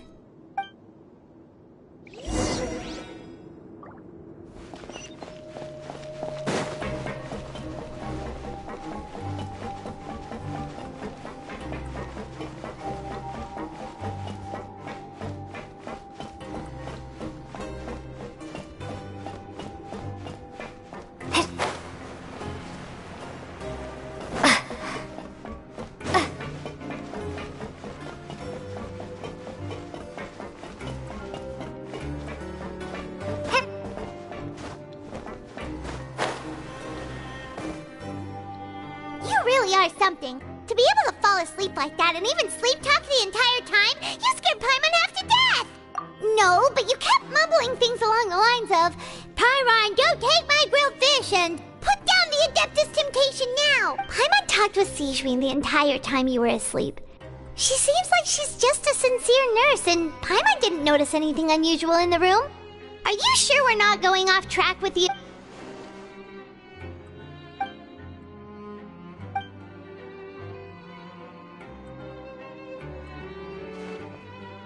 Whoa! You really are super thorough! All those tiny little suspicious things that Paimon didn't even pick up on!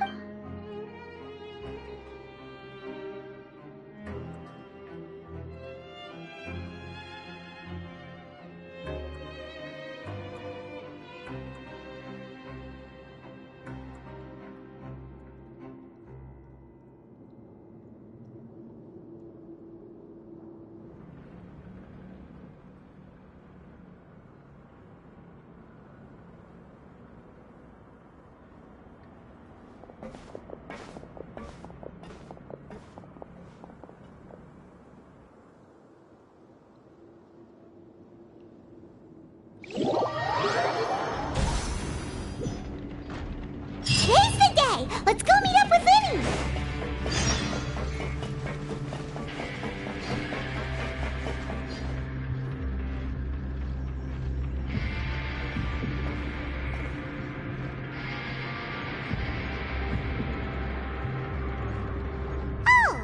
Hmm?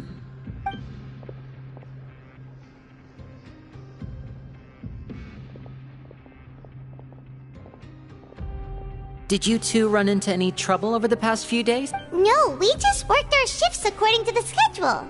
Nothing weird happened. That's good. That means you didn't raise any suspicions when you infiltrated the infirmary. We've taken a look at the slip you've sent. Fremine successfully left the grounds via the pipes 2 days ago, and as of last night, Lynette has also infiltrated the infirmary after faking an illness. Wait, why is she getting involved as well? You already went above and beyond when you scoped out the infirmary. To put it more bluntly, even if we were to view that as something you did in exchange for Fremine's help, you've already done more than enough. Infiltrating a guarded stronghold is a different kind of job from a one-off investigation. We want to avoid using the same faces over and over and reduce the amount of suspicion that will fall on any given person. Lynette also felt like you have already taken the first step for us, so she should be the one to finish the job. So that's what Lynette thinks. Oh, Paimon hopes everything's going well for her.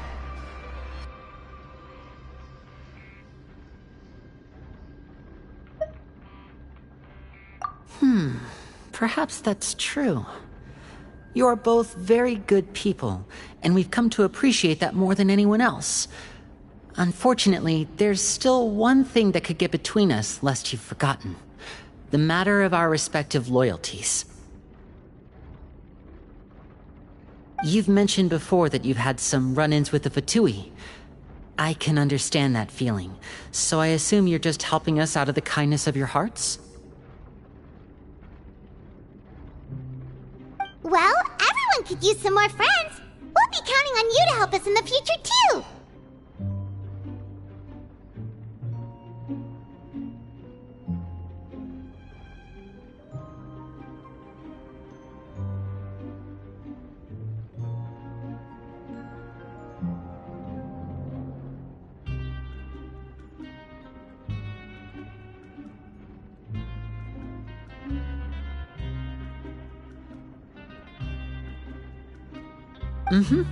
Since I see you as friends, then it's even more important for us to protect you from any peril. Fremine and Lynette feel the same way. Glad to hear it. Then, let's go check on Lynette before Fremine returns. If everything went well, then she should be wrapping up her investigation. Is now really a good time? According to my observations. Also, I'm her brother, remember? It's only natural for an older brother to— Okay, then let's...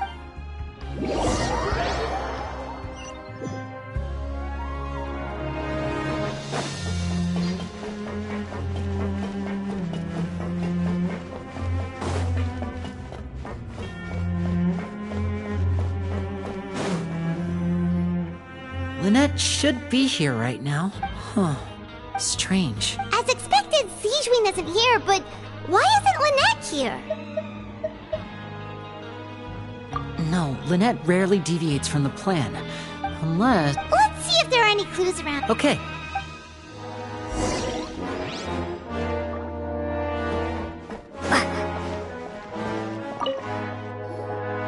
There are some books here and a few files. They all look like medical records. Advanced nursing, how to raise the spirit of your patients, a quick guide to the psychology of emotions, and the meaning of laughter. These sure are some interesting books. Who knew Zijwin would be interested in these kinds of... She even has books on understanding people's motivations and feelings.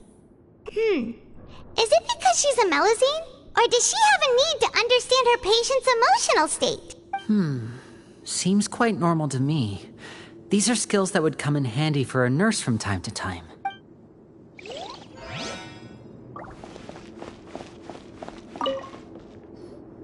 None of the beds have any signs of having been slept in.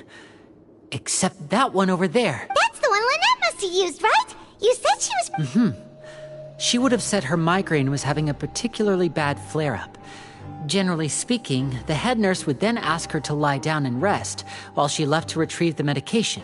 Which means either the head nurse didn't return the entire time from when Lynette laid down up until she left the bed, or the nurse intentionally left it this way.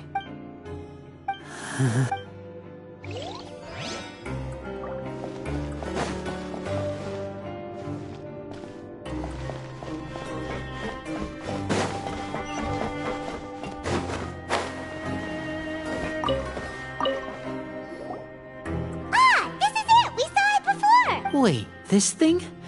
It doesn't... The space behind it is empty. From its size, I don't think it's an entrance that is meant to be taken apart. There's probably... Could Lynette have tried to get inside? But if that's... Let's look around here for some more clues.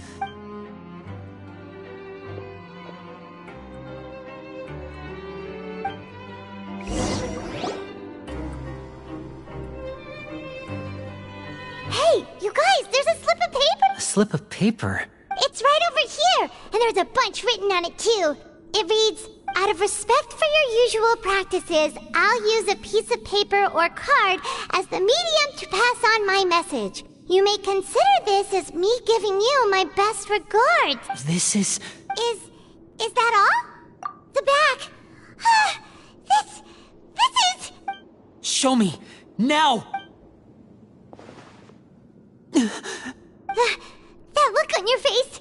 Paimon's reading it now. Would you care to guess where Miss Lynette of the Fatui could be right now? No. Could she have... Wriothesley. Did he deliberately leave the infirmary unguarded to use it as bait? Wait, you mean he was aware of our goals from the very beginning? But why? We didn't run into any trouble last time, and he also never reached out to us since. Yes. That is a crucial question. You're not from the same camp as us. You were sent down here by Nervulet, so you have no conflict of interest with Wriothesley. We're a completely different story, though. I'd like to know that, too. Why did he only go out? Don't panic, just... Wait, you're right. The fact that Fremine was able to leave the grounds... Could Wriothesley have let him go as well? But what does he gain by letting Fremine leave like... So he's challenging me and trying to provoke... If Wriothesley let him leave on purpose, then he's probably in a terrible spot now. Lenny's getting more and more panicked. Don't be like this, Lenny. Fremine wouldn't have left if we hadn't told you about Child. That was our fault. No. I'm the leader of this operation, and I'm the one responsible for this team. I was the one who... I'll go... Hey, don't be reckless! Traveler, please, talk some sense into him! I simply cannot allow Lynette to be abducted. I have to go. I'll find a way... He's rushed out the door! After him!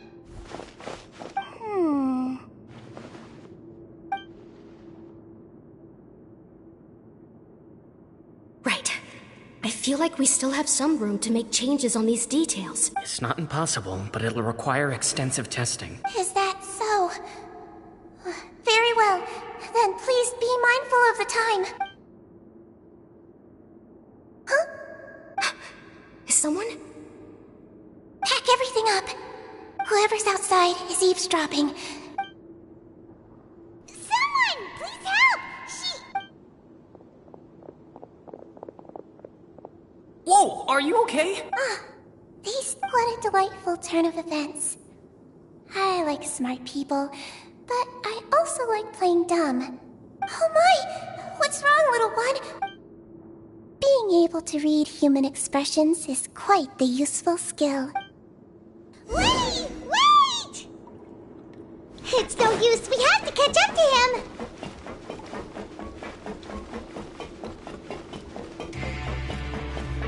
He's already out of sight. How is he so fast?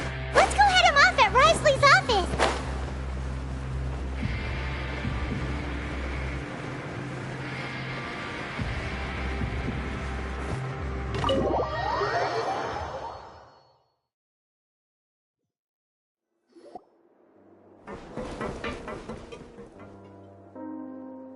Come out and face me, Wriothesley! Aren't we at an administrative office space?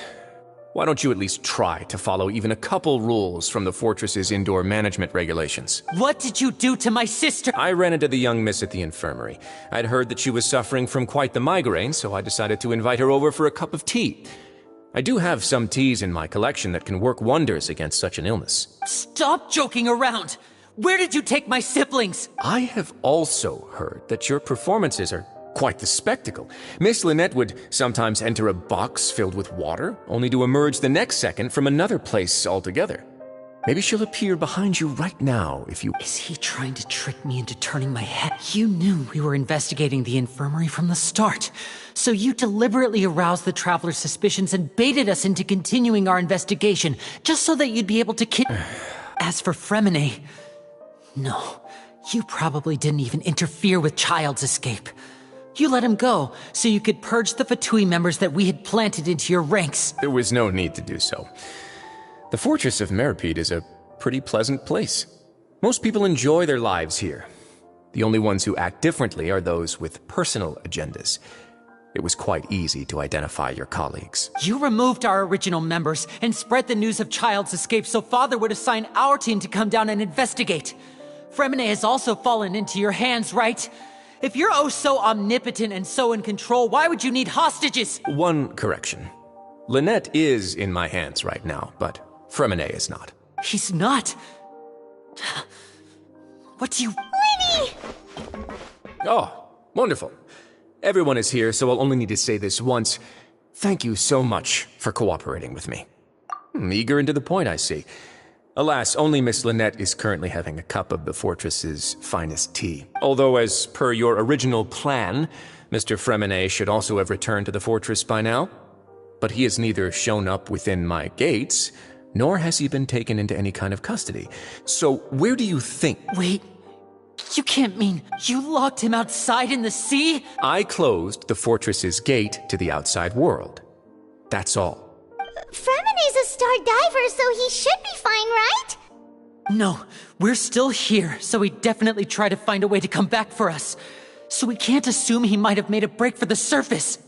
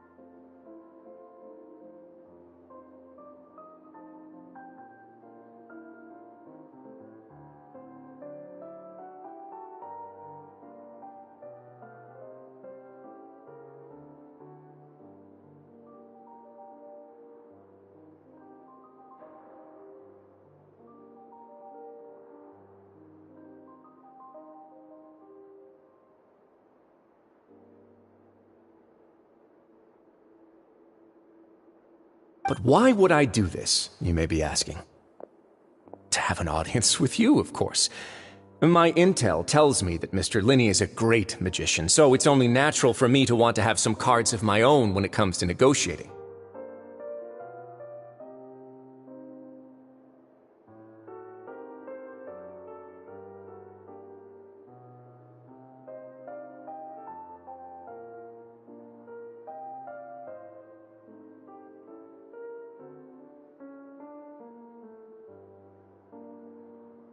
Besides, I do recall you mentioning to Miss Lynette that you've always wanted to have a face-to-face meeting with the Lord of the Fortress of Meripede, regardless of whether it was in a personal or a professional capacity. Well, you got your wish.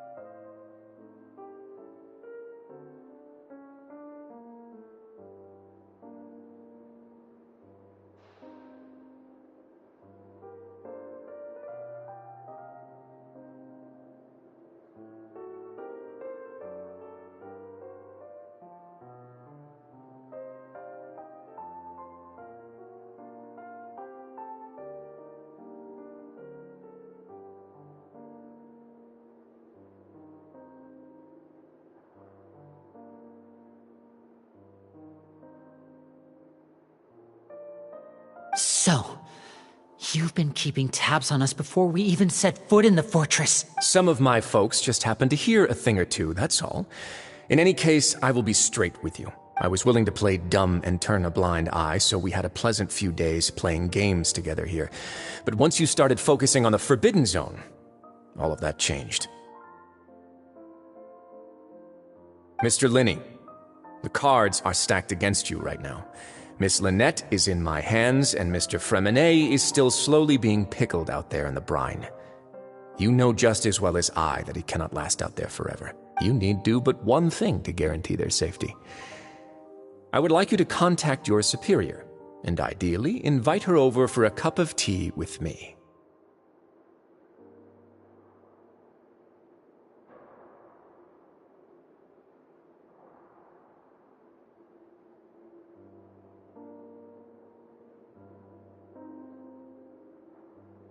You want to see Father? But why should she bother giving you an audience?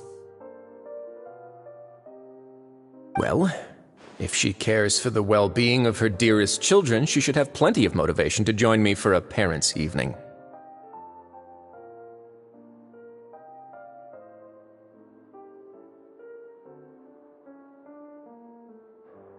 I've heard that the bonds between the members of the House of the Hearth are like the bonds of family. I don't see why she would refuse. Why did you think Father sent us to handle the Fortress of Meripede? This place is basically a no-man's land. It wouldn't be fitting for anyone as important as a harbinger like Father to come here in person. Oh, I see. So it's because she doesn't care for my place here. That's such a shame. After all, I've amassed quite the tea collection. I was looking forward to sharing it with her.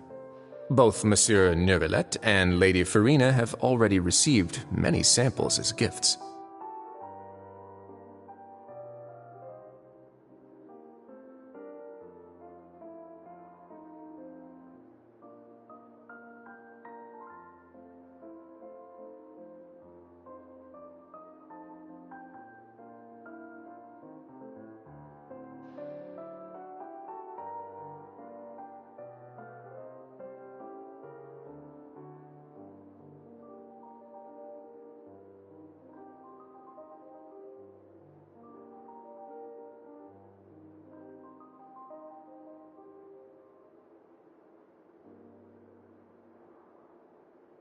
Was this the extent of your master plan to get to Father?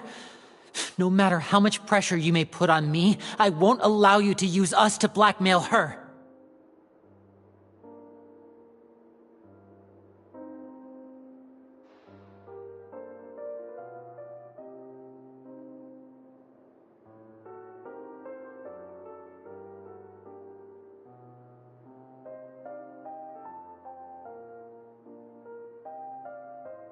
You people really are difficult to get along with. All I'm asking for is a face-to-face conversation. Does she truly have no interest in the fortress's secret?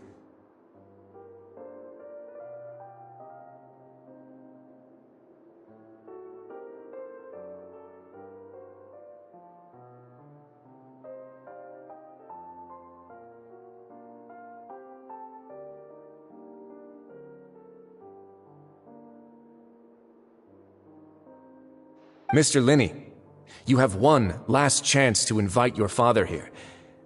If you refuse...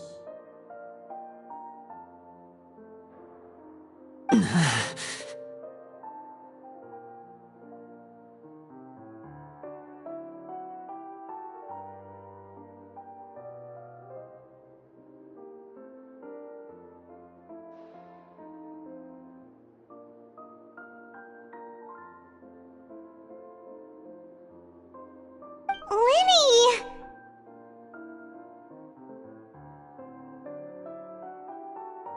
Instead of asking why I'm doing this, why don't you try to see things from my perspective for a second? From the very beginning, the Fatui has been actively infiltrating my fortress.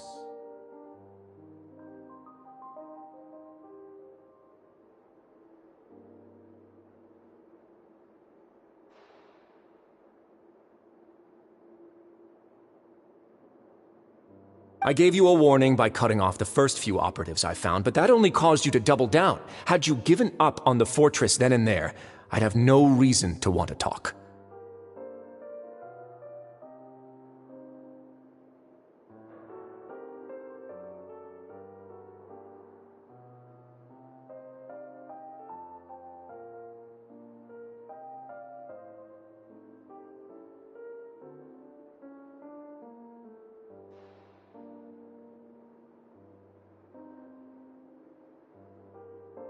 Mr. Fremenet left the fortress on his own, and Miss Lynette tried to pry out my secrets right in front of me. No matter how you look at it, the responsibility for this falls on you. I shouldn't ask Father to do anything because of us. 6, 5... Wait, 2, 1. Time's up. It really is a shame, Mr. Linney. Risley! Negotiations have broken down. Please leave, ladies and gentlemen. It's time for my afternoon tea. Yeah, listen to the Traveler! If you can't talk to Linny, can you at least talk to us? You do realize that I'm only letting you go because of Neuvillette, yes? You're here helping him out, and I've already done my best to stay out of your way. But that doesn't mean you could... The fortress may be small and remote, but it still has its own set of laws. Then how about this? Those who are capable deserve respect. You've spent quite some time investigating my home turf by now, so why don't you tell me a thing or two about what you found? I'll ask you 3 questions. Answer all of them correctly, and I'll agree to your request. Question 1. Regarding the hidden rules of the production zone, what is the truth behind the one about not being allowed to work for 3 days in a row?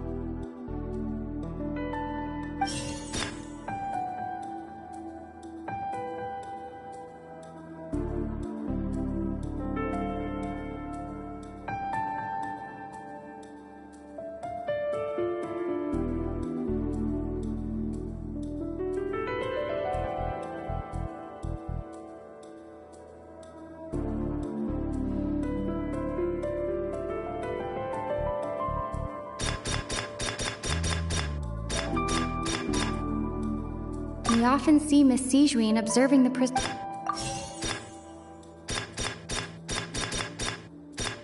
I've been told that the infirmary is all... The research note said that the Melus...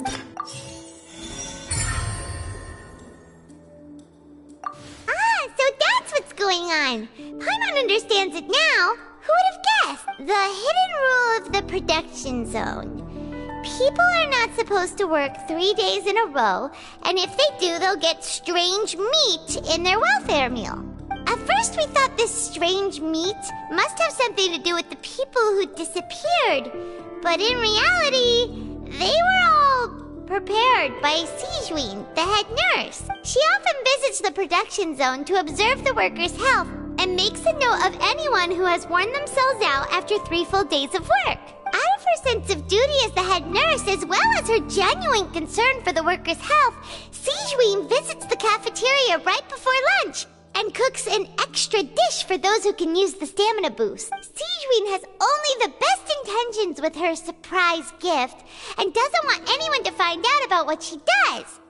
However, unfortunately, Melazines as a race perceive the world differently from humans, and their sense of aesthetics is even more alien to us. The recipients of her lovingly prepared special meals cannot taste the care within and usually just freak out. Are we on the right track? Not bad. You've uncovered Sijuin's secret and even guessed her intentions correctly as well. It's nice to know that her efforts have not gone unacknowledged. All right, now for my next question. There are also some hidden rules in the Pancration Ring, including the one that you're not allowed to support both sides of a fight. Why is that?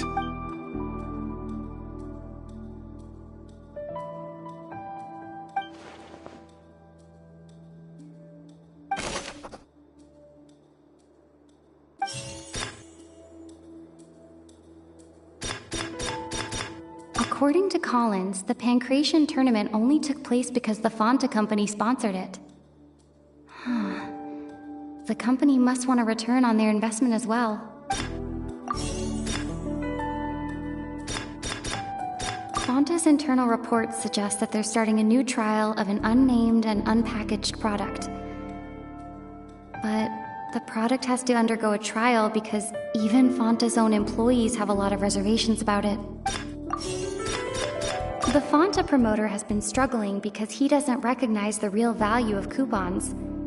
Meanwhile, the Duke believes that only idiots who don't understand the value of coupons would spend them on Fanta.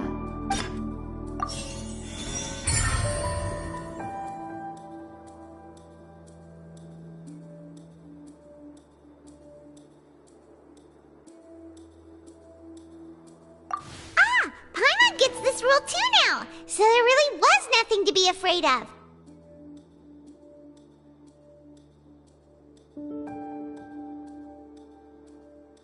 That hidden rule of the Pancration Ring is about how, people are not supposed to bet on both boxers at the same time. And if they do, they'll receive a package containing a strange, blood-colored liquid.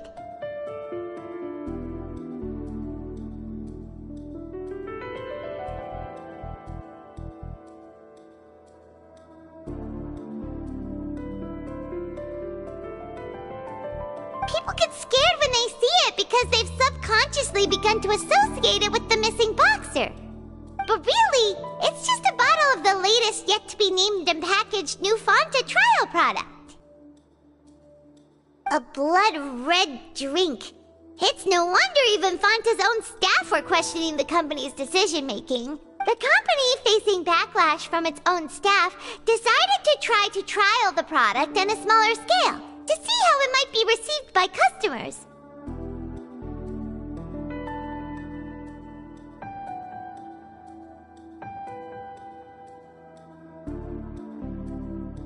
They came to the fortress of Meropide and offered to sponsor the Pancration tournament so they could push their new product. But the Duke completely refused to even entertain the idea. The Duke, knowing how valuable coupons are in the fortress, knew that only total idiots who didn't understand their true value would bother buying a Fanta product here.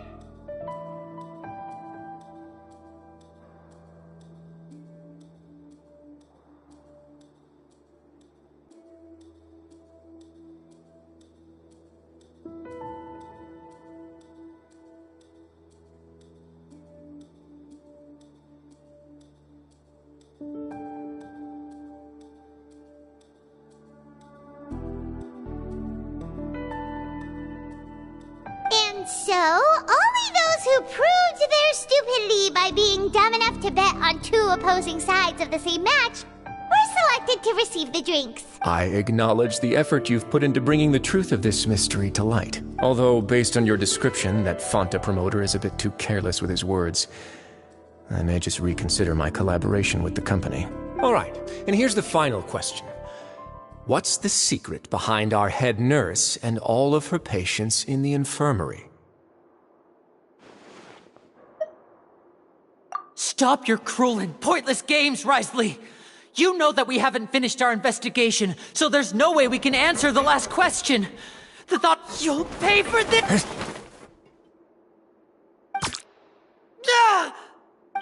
Lenny, are you alright? Oh, close one. I owe you, Sigewinne. That was a fantastic shot. It was nothing, Your Grace. Sigewinne? Though this gun may look like a toy, it's actually fully functional, as I just demonstrated. Sigewinne. Not at all.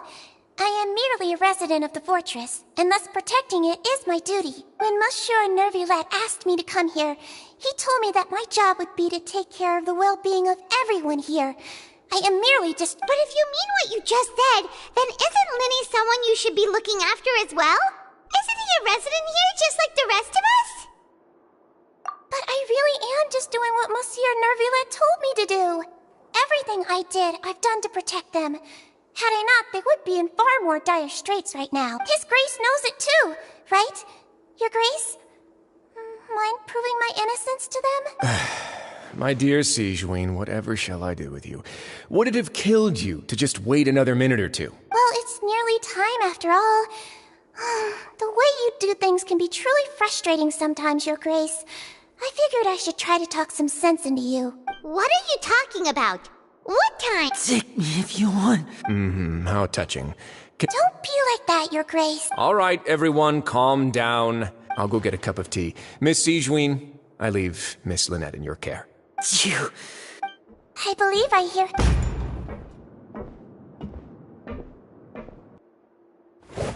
Some space, please. Ah, Miss Clarande. My door. Fremine. Fremine! What's going on?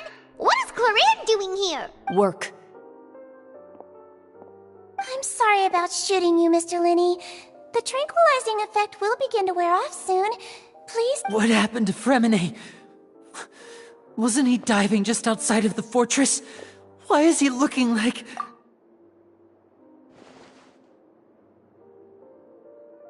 A flushed face, an accelerated pulse. He must have consumed primordial seawater. What did you say? Please, make some space. I'll need to give Mr. Fremine a more thorough checkup. Your Grace, I'll leave the rest to you. I'll talk to Clarande while you get Fremine to where he needs to be. Everything else can wait.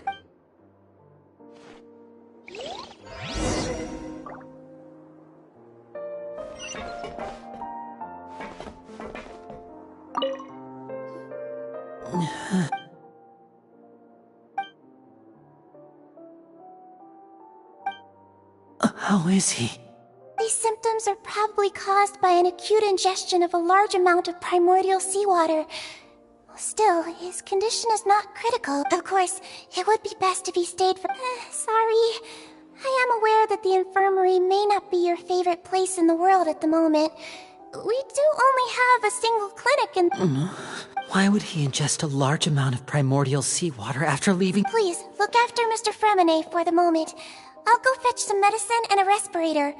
Oh, I'll bring Miss Lynette back with me. Where is she? Oh, she just took a nap in an empty room after I tranquilized her. If my calculations are correct, she...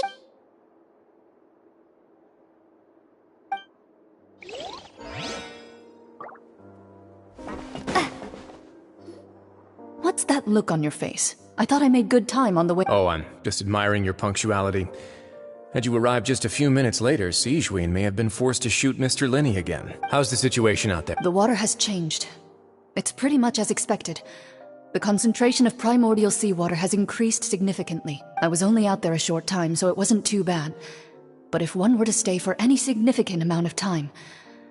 Well, you can see how that boy's doing. Where was he when you found him? The abandoned zone at the end of the pipes. A good distance into the water. Closer than I thought.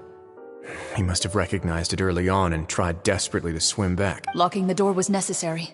I don't think we could have saved two. Well, I did try to convince him that I had my reasons.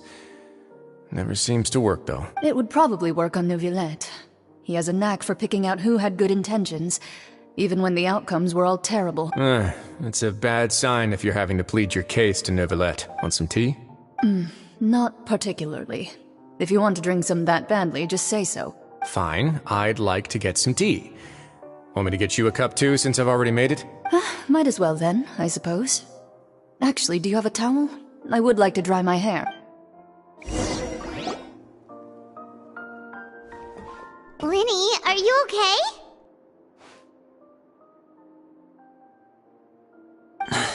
I'll be fine. They're all here now. Don't worry about me.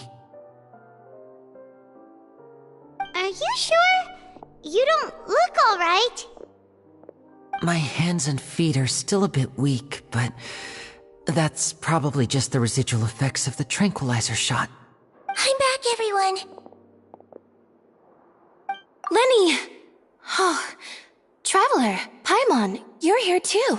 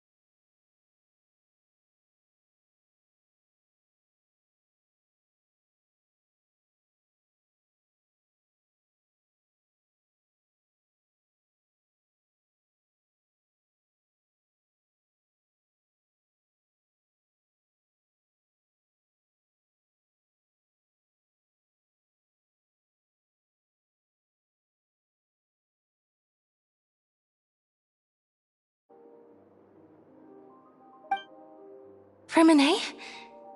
Is he... He'll be fine. But for now, please help me lift him up.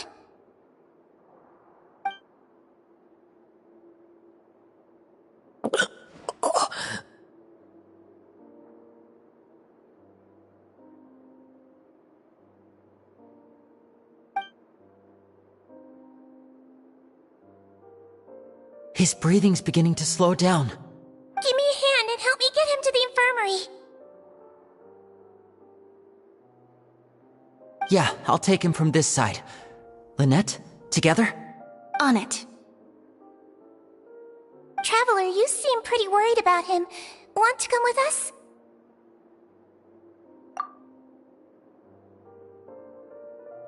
The Duke and Clarande are gone. They probably went to get some tea. The Duke will explain the truth in just a bit. Miss Clarande will need a break, since she only just returned from rescuing Fremine out of the sea.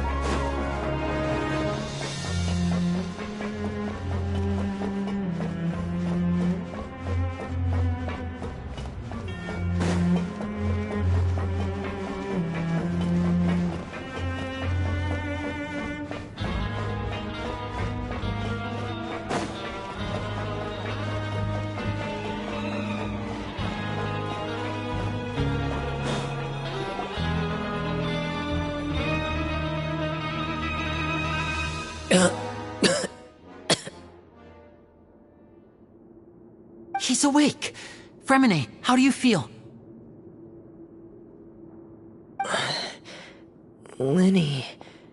Lynette. We're all here.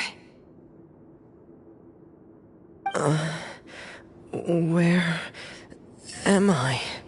The infirmary, at the Fortress of Meripede, Mr. Fremine, and you are no longer in any danger. How do you feel? Don't push yourself if you're not feeling up to it. Traveler. Paimon. It's been so long. The sea! There's something wrong with the seawater. Shh, it's okay. We can talk about it after you've recovered. No, listen to me. This is really serious. There's primordial seawater mixed into the regular seawater. I don't know why it's there, but no one should touch it. Pipes. Right, the pipes. It's all coming back to me now.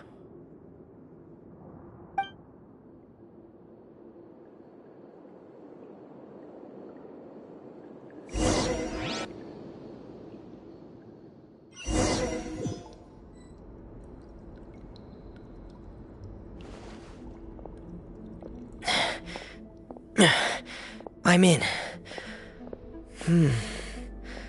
Seems like this pipe hasn't been used in a long time. It looks abandoned.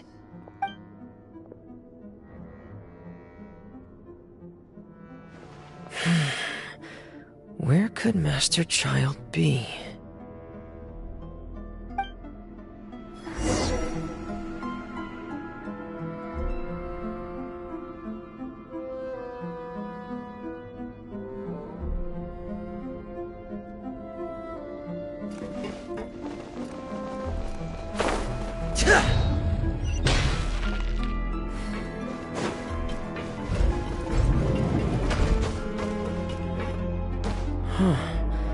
This mechanism looks like it's been tampered with.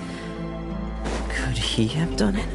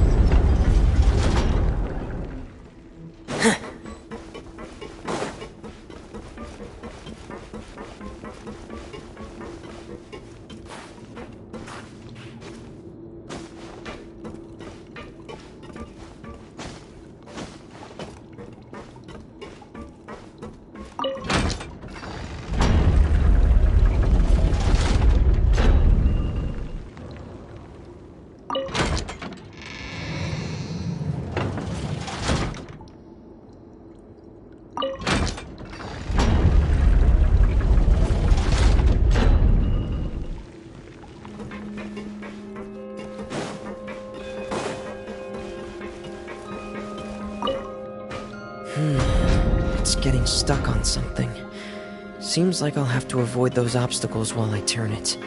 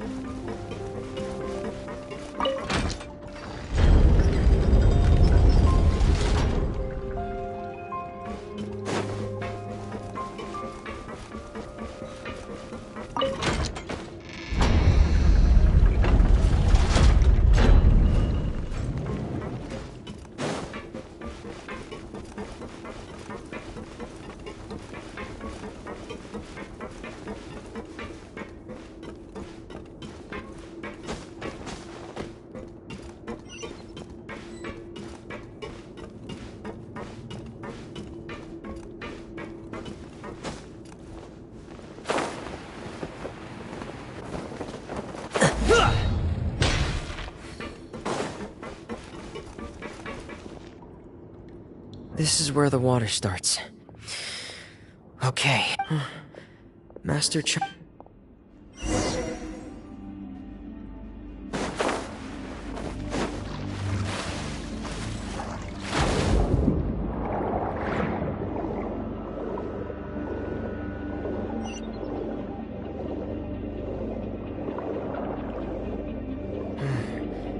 The vegetation here is a bit more sparse. These traces aren't natural. A person must have left them, and recently. I should be... there are traces here too. I need to keep going. Huh? The traces are gone. But I don't see where he could have gone from here.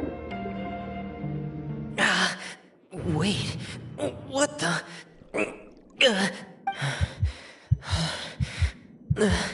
My heart is racing, and it's getting harder and harder to breathe. What's going on? No good. I have to get back. They still don't know anything about what's going on. If I turn back right now, I should still be able to make it.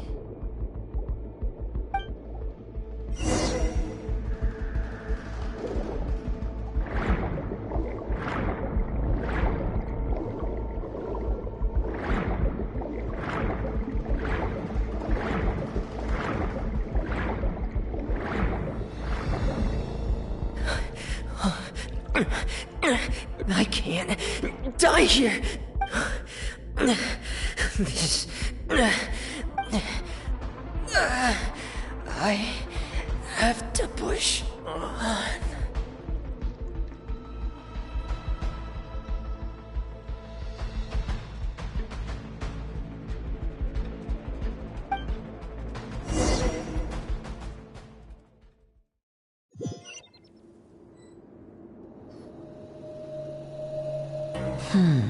So, in other words, the trail you were following vanished, and you had no idea where Master Child could have gone. But there was also no obvious place for him to have disappeared to. That's right. I tried my best to swim back, but I had already put some distance between myself and the fortress, and I just couldn't find the strength to keep going. Miss Clarand brought you back, but we also don't know why she just suddenly appeared at the fortress, or why she went out to see— Miss Clarand, you say? You're still too weak, Fremine.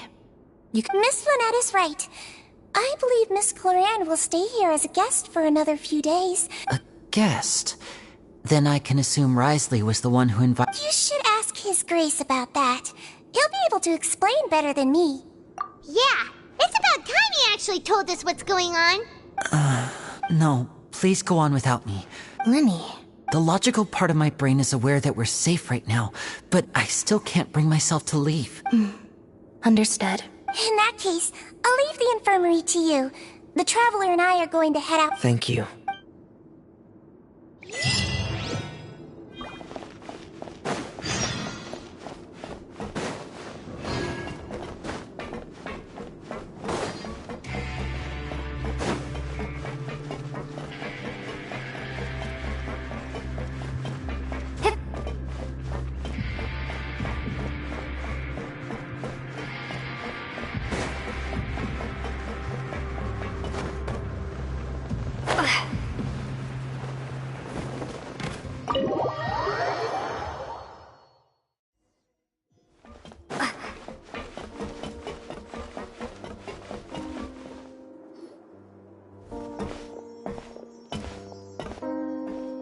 Excuse me!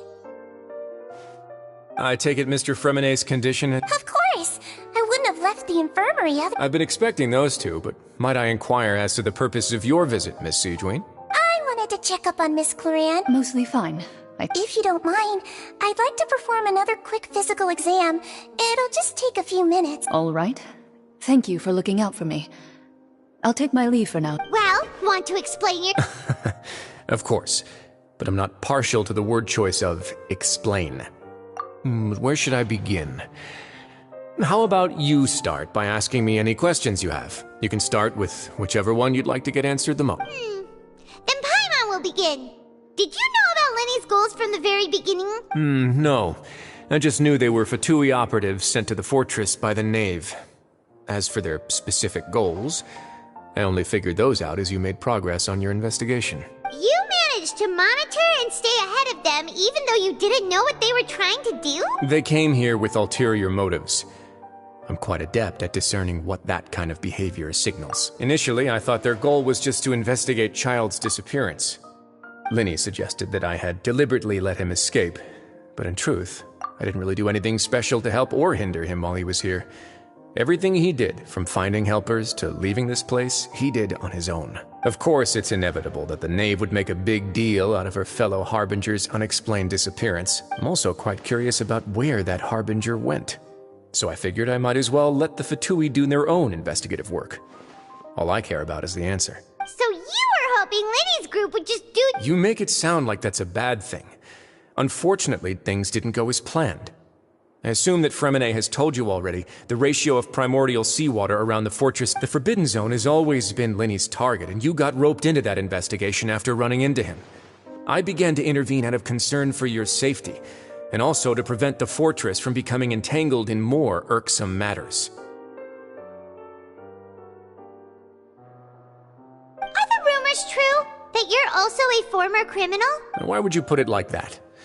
Isn't staying here all day and serving as the manager of the fortress a kind of sentence unto itself? Another form of prison? I just happen to have some support from the rest of the inmates. Oh, right! Paimon wanted to ask, who invited Cloran down here? Me, of course. I paid her good mora to come down to the fortress for some field work.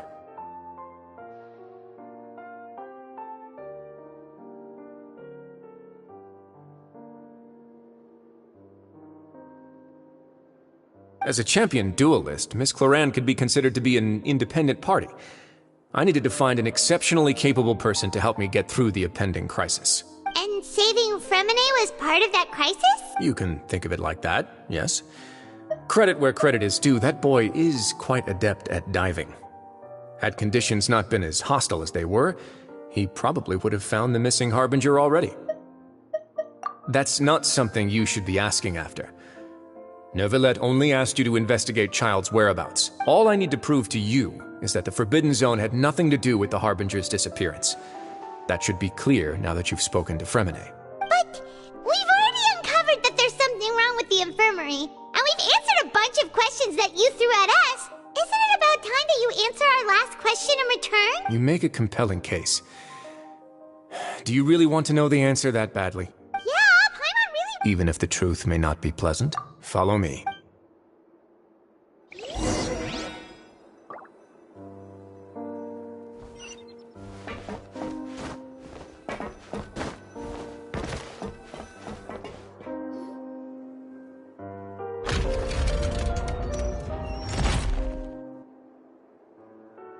There's a hidden door here?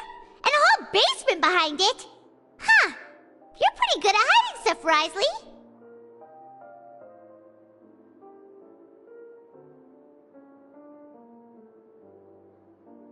It seems you've forgotten just what kind of place the Fortress of Meripede is.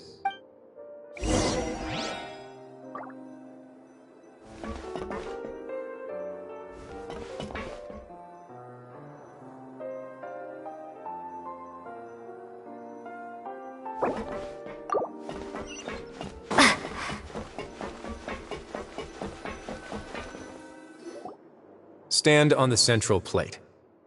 Wait, is there a secret mechanism or... Whoa!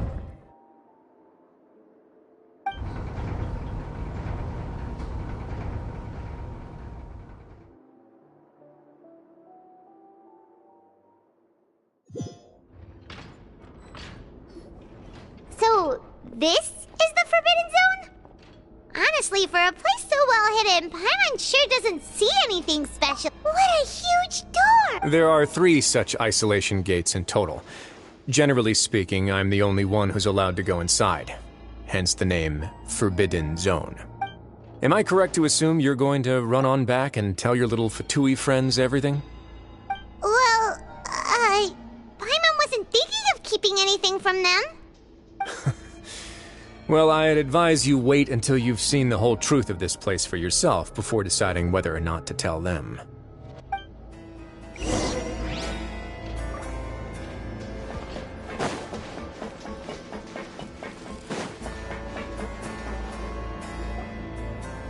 Huh. So there's a switch on the side. Stand back.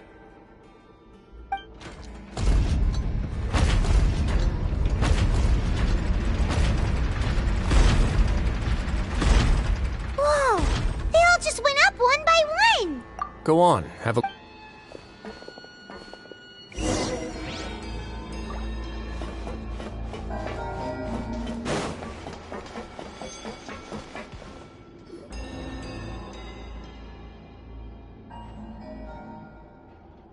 I've been interested in what lies beyond that gate ever since I assumed leadership of the Fortress of Meripede.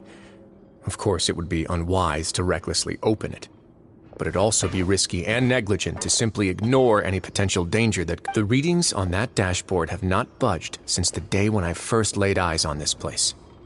But over the past year, the needle has crept upwards from its original position, likely because some parameter it's been tracking has changed, if only infinitesimally. Normally I would have ignored it, but I happened to have some free time when I noticed it, so I investigated.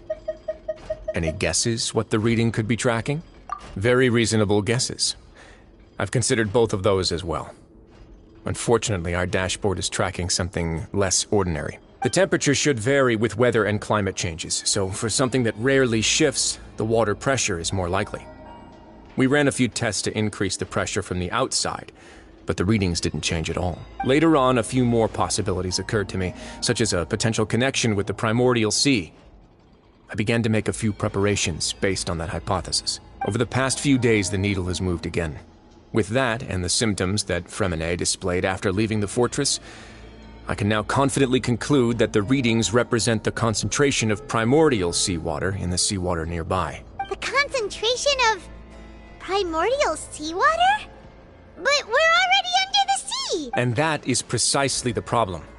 We're at the bottom of the sea, and now we're surrounded by toxic seawater. Somehow, primordial seawater got mixed in, and the concentration is steadily rising. Yes. But forget about the two of us! Not even Novelette knows where the primordial sea could be, much less where we could find and plug a leak. Oh. Seems like you've figured it out. I believe the primordial sea lies directly beneath this sluice gate. For some reason, the primordial seawater levels have risen significantly, and it's now very close to us. The indicators are now red. Although the gate still stands, some primordial seawater has already leaked out and mixed into the sea around us. If this continues, soon it will no longer be able to hold back the primordial sea at all. Yeah, you know what the legends say. If this place falls, then everyone in Fontaine will be turned into puddles in the span of a night. But that's just too weird! Why would the Fortress of Meripede be built right above a sluice gate for the primordial sea? Who built this place anyway? Your expression tells me you think this might be part of a vast, complicated conspiracy. To be honest, you might find the actual answer may be exceedingly boring. It's just that the secret of the Forbidden Zone had been long forgotten by the nation before I rediscovered it with my research. There's no single founder of the Fortress of Meripede in any traditional sense.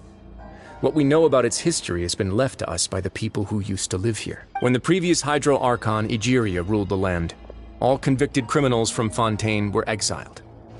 The people drove the criminals away like a wolf pack chasing away the banished. The criminals received no sympathy of any kind from the people.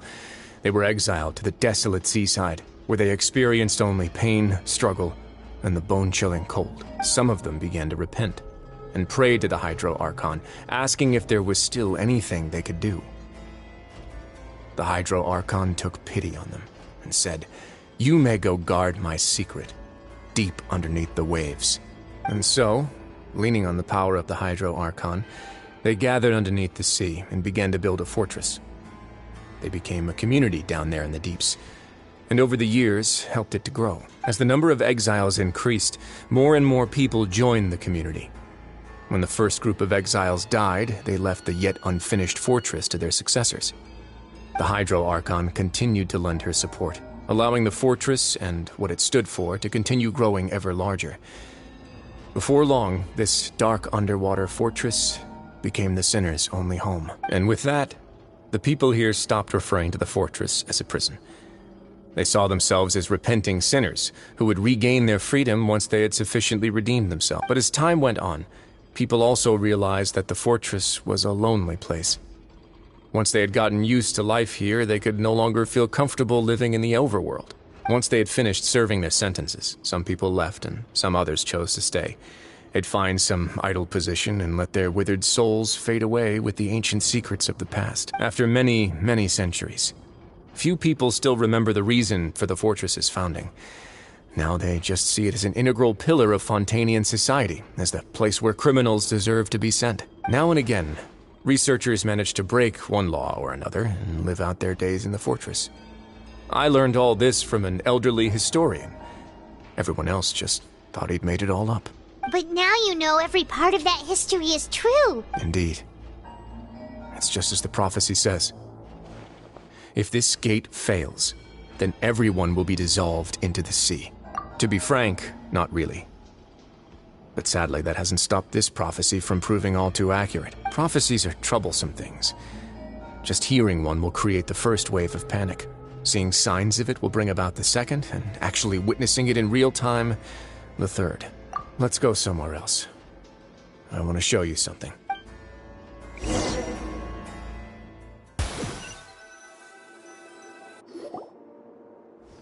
This is it. Your Grace, perfect timing. The results from our last round of experiments have... Wait, Jurier, he's not alone! Huh? No need to panic, you two. I've already told them about our plan. What? After you warned us not to tell a single soul about any of them? I'm skeptical as well. Are you sure they are trustworthy? The results speak for themselves, don't they? These two may already know more than you could ever imagine. All right then, if Your Grace insists. They seem harmless enough, so I'll trust them for now. How about some reintroductions? This is Jurier, one of the highest-ranked researchers from the Fontaine Research Institute. He used to work under Edwin. I trust that you've heard of Edwin? Good. Saves me a bit of time explaining. Edwin's main areas of research were archeum and gravimeters. As his assistant, Jurier is quite familiar with them as well. I hired him to be my technical consultant. You want to blow up the fortress of Meripede? Ah, what a lovely idea. I'm already imagining it in my head. Gotta admit, I'm tempted as well. Guys, focus! Focus! That taskmaster over there is Miss Lorvine, and is also one of my technical consultants. While Jurier used to be Edwin's assistant, she used to be Jurier's assistant. Ooh, are they together? See, everyone keeps asking this question. Are you too sure you're not a couple and just using your work as a convenient cover?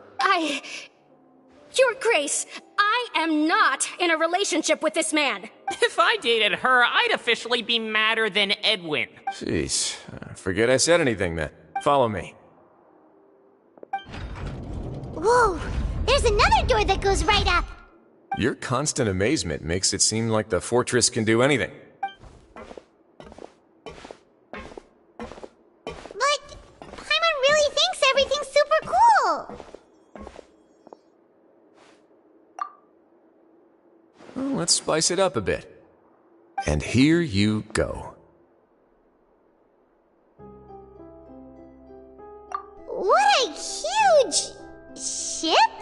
This is also a production zone that Paimon's never seen before. What's going on? How much do you know about Fontanian history? Not much at all. Well, then maybe you haven't heard the story of ancient Lemuria. To give you a quick rundown, Fontaine used to be ruled by the Lemurian dynasty. According to legend, the Lemurian king Remus came to this land after being inspired by divine revelation and found the seer Sibila, who had taken on the form of a golden bee. Taking the golden bee with him and riding on a huge ship, the Fortuna, he created his nation above the surging waves. He called his nation Lemuria, and used the Fortuna to incessantly search for new tribes and islands, calling on them to join his empire. There's a ship in this story too? Where there's water, there'll be ships. People believe that hope can always be found at the end of a voyage. Do you believe that too? To a point, I think. As you've already seen, I have a whole factory's worth of labor, materials, and technology at my disposal. Certainly can't hurt to give it a try. So the moment I began to speculate that the primordial sea might lie underneath the gate, I also began this project. Were you inspired by the legendary Fortuna? Maybe. Fontanians need something to hold on to cope with the impending disaster. Were the workers to find out the truth behind this ship, riots would destroy the fortress faster than any catastrophe. As the fortress's administrator, I'd never make such a reckless call. All right, that's enough talking for now. I'll need another 3 cups of tea to soothe my throat. Do you have any other questions? Seems like you're good. Come on, I'll take you back.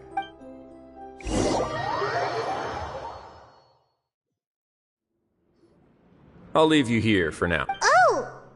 No worries. But don't forget, it's up to you whether or not you want to share what you just saw.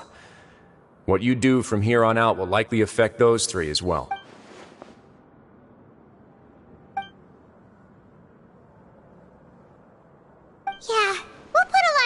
into it for sure.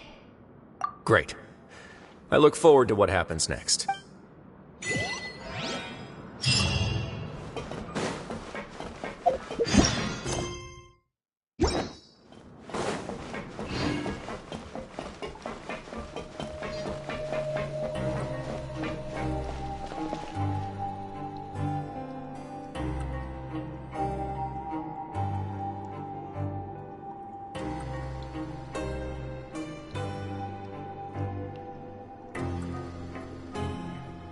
Kids these days, you just can't rely on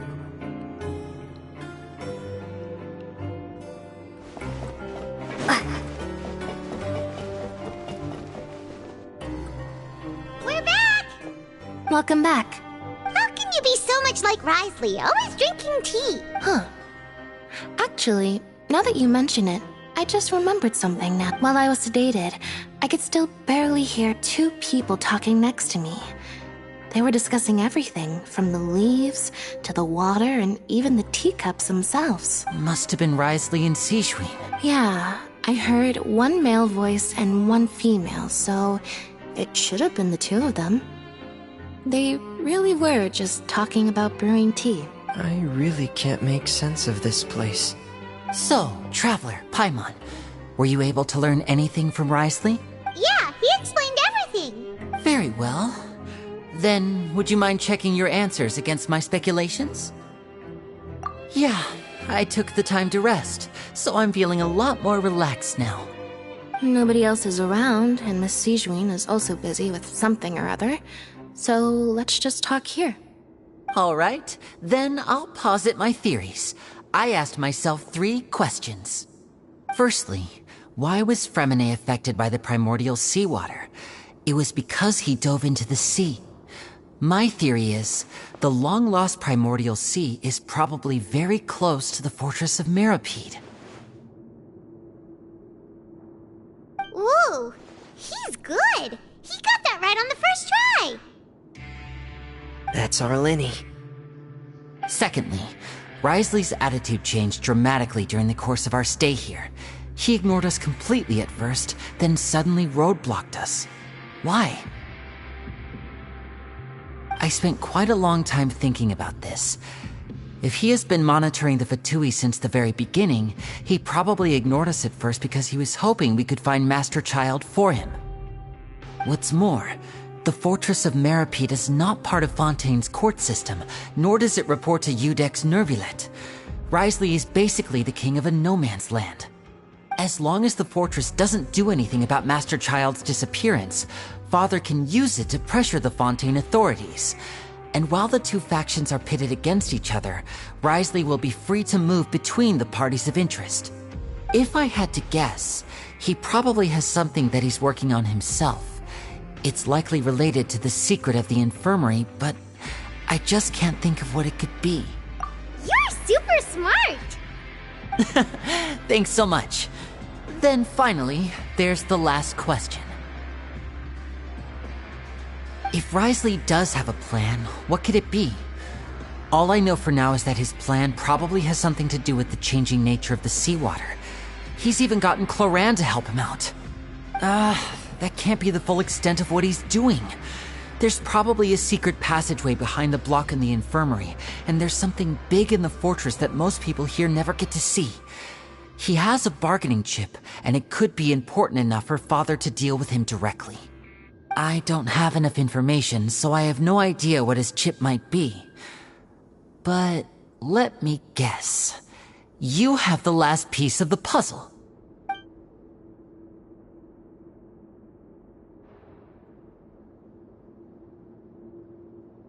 I can't believe it.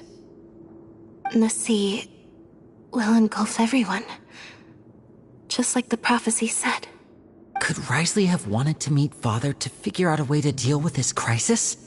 If you remember, I once mentioned that Father sees the House of the Hearth as her base of operations, and she truly wants to resolve the crisis. But how could Risley have known that? Or perhaps he didn't know, and just wanted to bring Father over to his side? Which could be why he said he just wanted to negotiate. Yeah, that makes sense to me. I understand your concerns as well, Traveler. I'll figure out a way to pass this on to our father. No matter what, we're on your side. The two of you have already aided us far too much. We probably wouldn't be standing here right now if not for you. If you ever need anything else going forward, please come to the House of the Hearth at any time.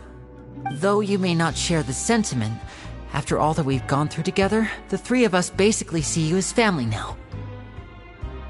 You have my gratitude. Thank you for protecting Linny when it really mattered. And thank you for sharing the secrets of the fortress with us. We didn't think you were going to do it. Why are you being so formal all of a sudden?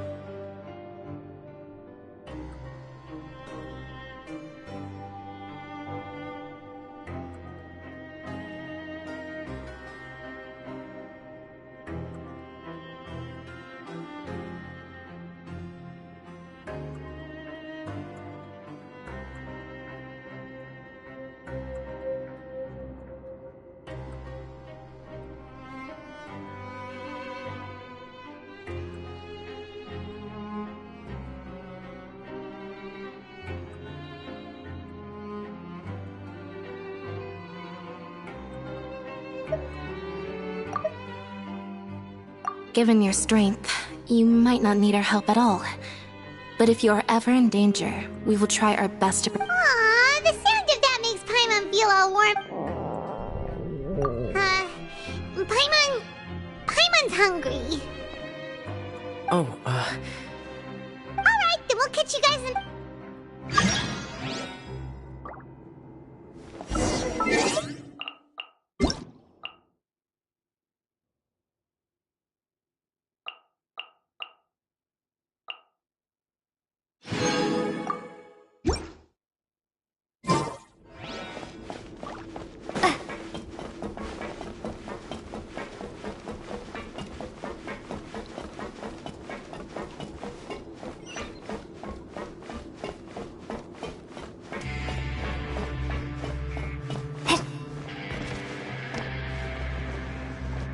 Maybe I wasn't meant for this Time for dinner. world. Welfare meals now being served in the coupon cafeteria.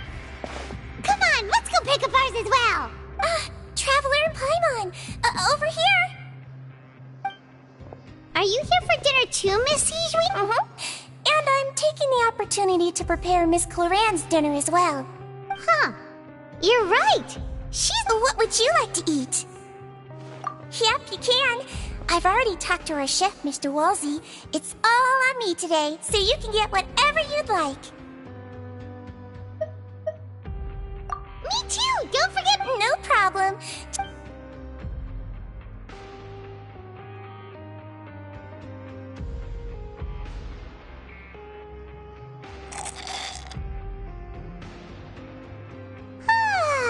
So delicious.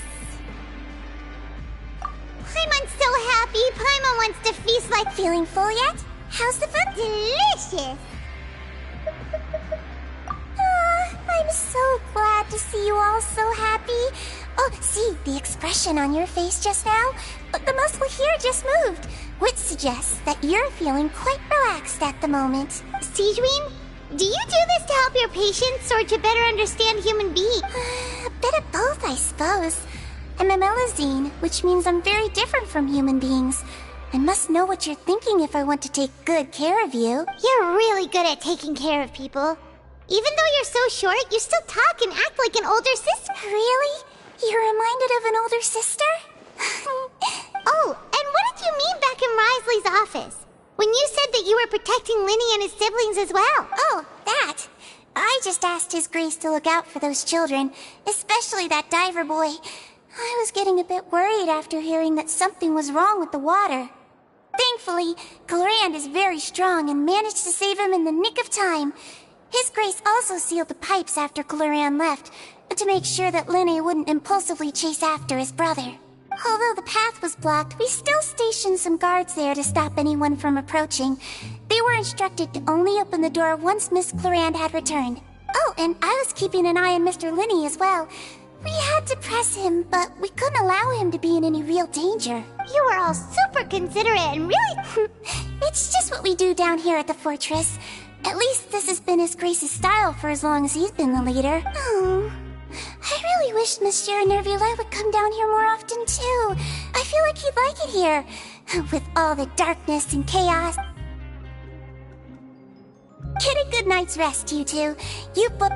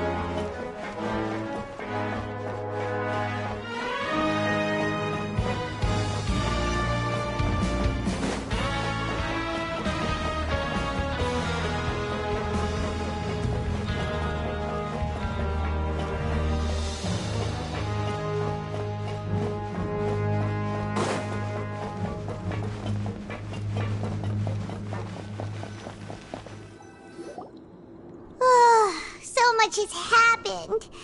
Paimon just feels absolutely exhausted now that she's finally relaxed. Paimon's super sleepy. Are you sleepy too?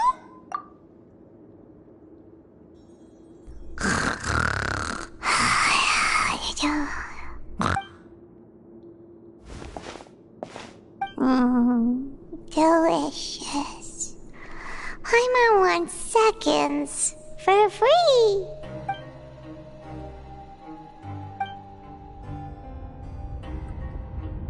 Out of my way! Get out of my way! What happened? Why is everyone running? No idea, but something must have happened. Stop asking!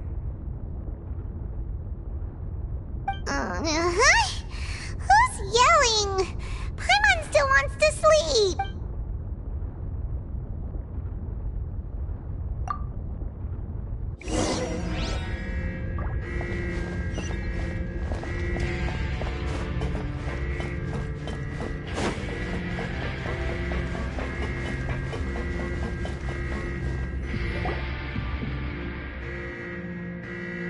What happened? Why is everyone running around? no time to explain, mate. Goodbye! Hey, what? What's wrong with these people? They won't even talk to us. They're here! Yeah, there you are! Oh, thank goodness! Quisto and Lavaroon, do you know what happened here? We came here especially to inform you. Something seems to have gone terribly wrong. Lavaroon was saying you two are new here and you don't have many friends, so you might slip through the cracks. Haven't you heard all the stories like that? An evacuation is successfully completed, yet you only find out once you do a head count that 1 or 2 people— Wait, weren't you the one who brought that up? Hey, shut up! Okay, whatever. The point is, you should come with us. Yeah, he said to get as far away as possible. Oh no, it can't be that thing! Oh, wait, what? What? Hey, where are you going? We have to go find the Duke! You two just go and get out! Go on without us! Hey! Be careful! Attention! Please evacuate upwards and outwards. If you're already at the topmost layer, then try to move as far outwards as possible.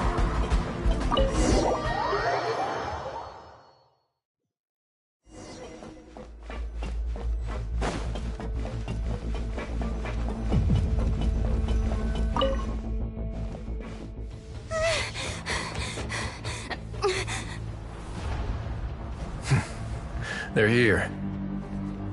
Just like I said. What happened?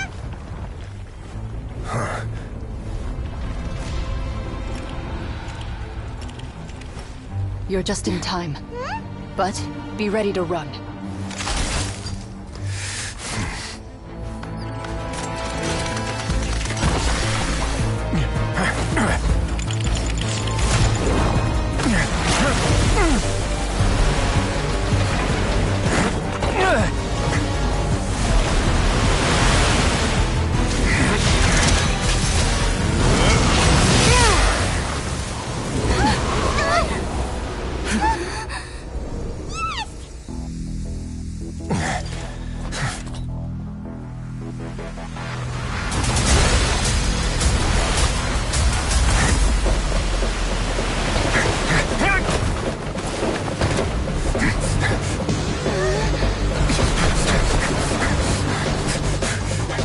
Three, 2, 1.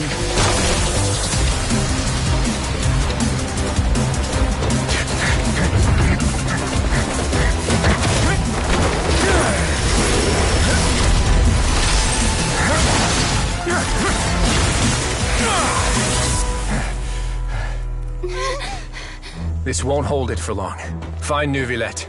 Tell him the defenses are about to collapse. Then what will happen to you?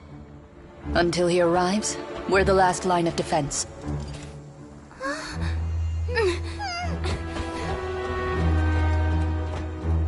The gate. How long do you think it'll hold? That depends on us.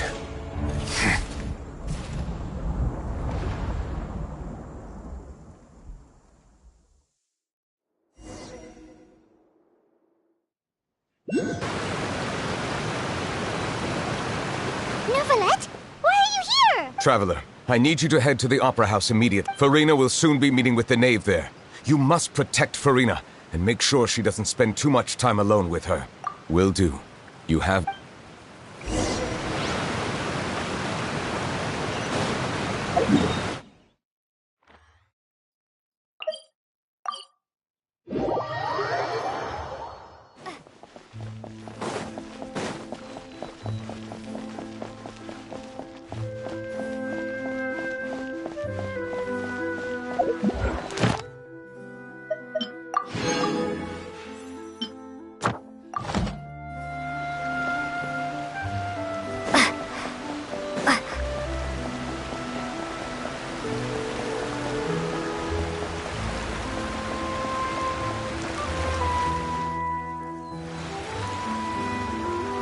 Look! There are a ton of Fatilian Palais Mermonia people over there! Are you two the traveler in Paimon? Monsieur Neuvillette has left instructions. Please follow me. Though I'm sure he's already explained, this should be a mostly cordial conversation, unlikely to give rise to violence. But it would be most appreciated if you could protect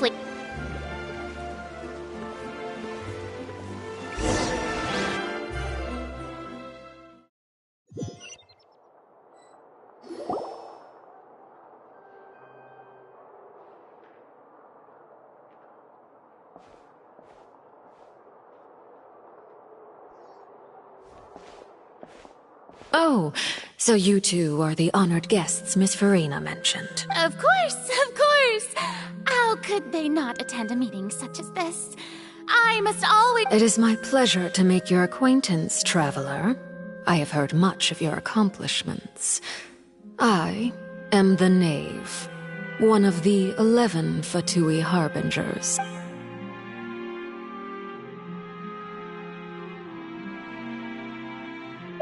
I've already prepared seats for you. Come, sit beside me. Perhaps you two are unaware of how Miss Farina and I do things. You see, we actually recently agreed to get together for tea when we had the time. See this? This is a limited type of confectionery that Miss Farina simply adores. There are only 16 slices sold every day. Here, why don't you and Paimon have a taste?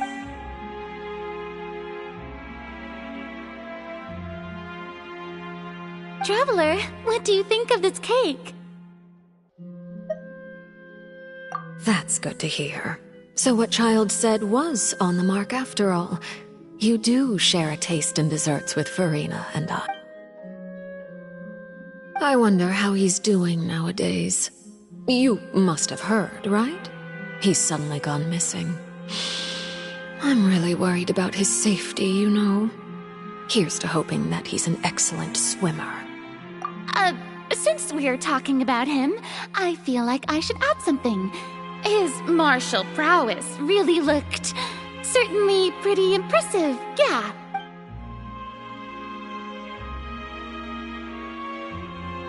Oh, so you're also familiar with his aptitude for fighting, Miss Farina. Oh, right. I almost forgot. Child was subdued by Eudex Neuvillette right in front of you. Against ordinary people, my colleague would never be on the back foot. But alas, he just never imagined he'd run into such a person. I must express my admiration for Monsieur Neuvillette. Coming from you, that's not surprising at all. But I thought you would be happier to hear the news. Of course, but it's still a bit of a shame. You see, I would have been far happier had I received this news somewhat earlier. As you well know, a long time has passed since Child disappeared. Well, in any case, there's no need to worry. We know for sure that Child is still alive. Oh, and just how do you know that? Because we found evidence that proved he left the Fortress of Mirapede. And where did he go after leaving the fortress? Well? The Fortress of Mirapede lies deep beneath the waves. Unless he pranced right out of the main gate, he must have had to swim for it. Do you have any proof that he surfaced safely? Ah, that is good news at least. His sister Tonya sent a letter to Fontaine not too long ago. Since he was unfortunately unavailable, I picked it up on his behalf. Do you have any idea how he usually writes back to his family? Dear Tonya, your letter made me feel like we were still enjoying our time in Snezhnaya together. I'm currently admiring the scenery on the streets in front of the opera house. Is it something like that?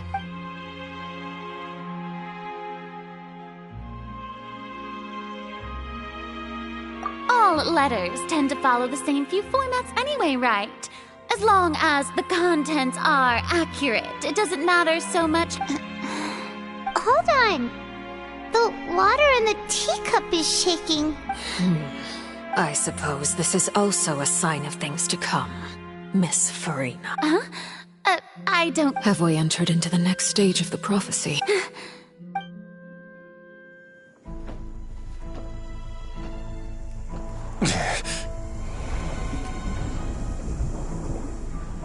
My thanks to you both.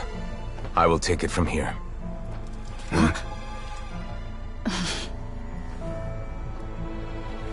Sure you don't need a hand? Quite sure. Wow. So, what's your secret, huh? Let me guess. Nah, who knows? Maybe it's just your sense of responsibility. Sounds about right.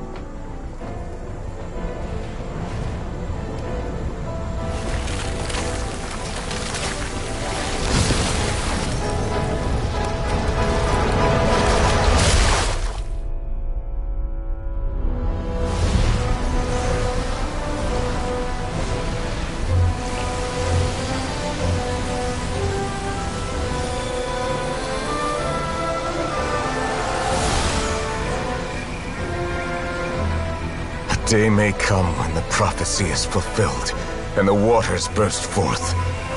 But it is not this day! This ancient power could easily obliterate an entire race. A tsunami of fury would unleash endless catastrophe.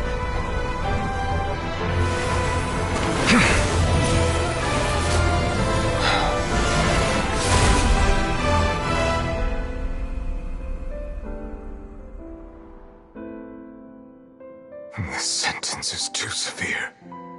Forgive me for overruling it.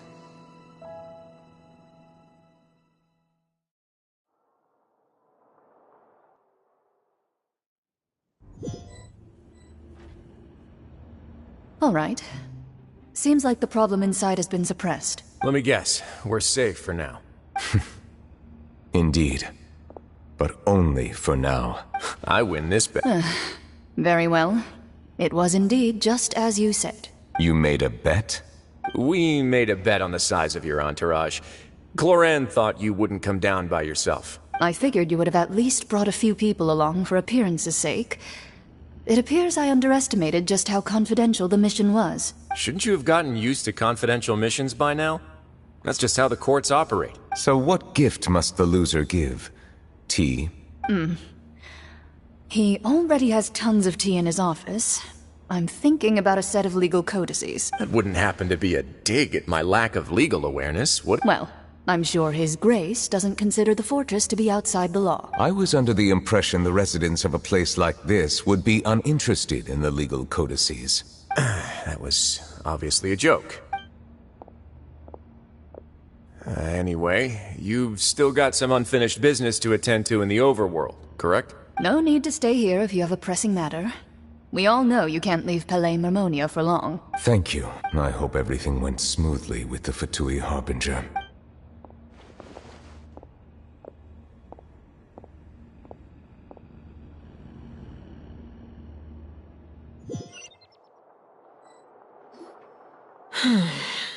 I must say, Miss Farina, as the Hydro Archon, I am sure you understand the exact meaning of the phenomenon we just witnessed.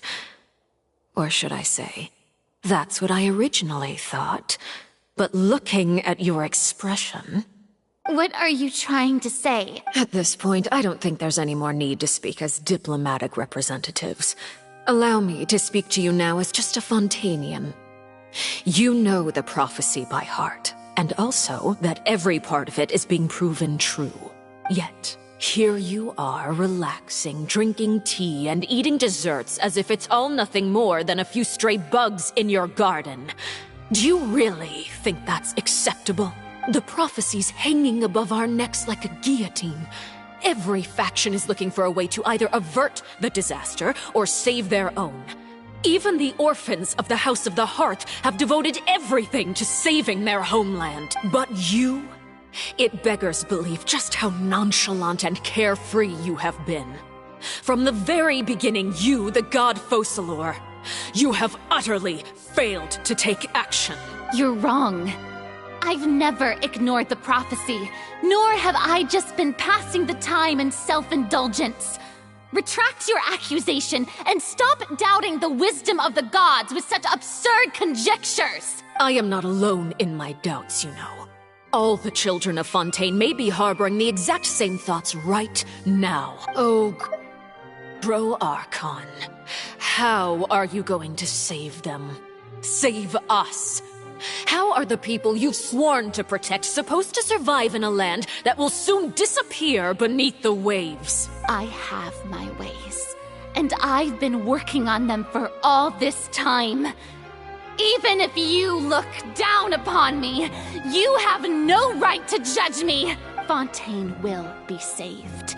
Even if I still cannot see the true future right now, as long as I continue on as I am, I will be able to hold my head up high!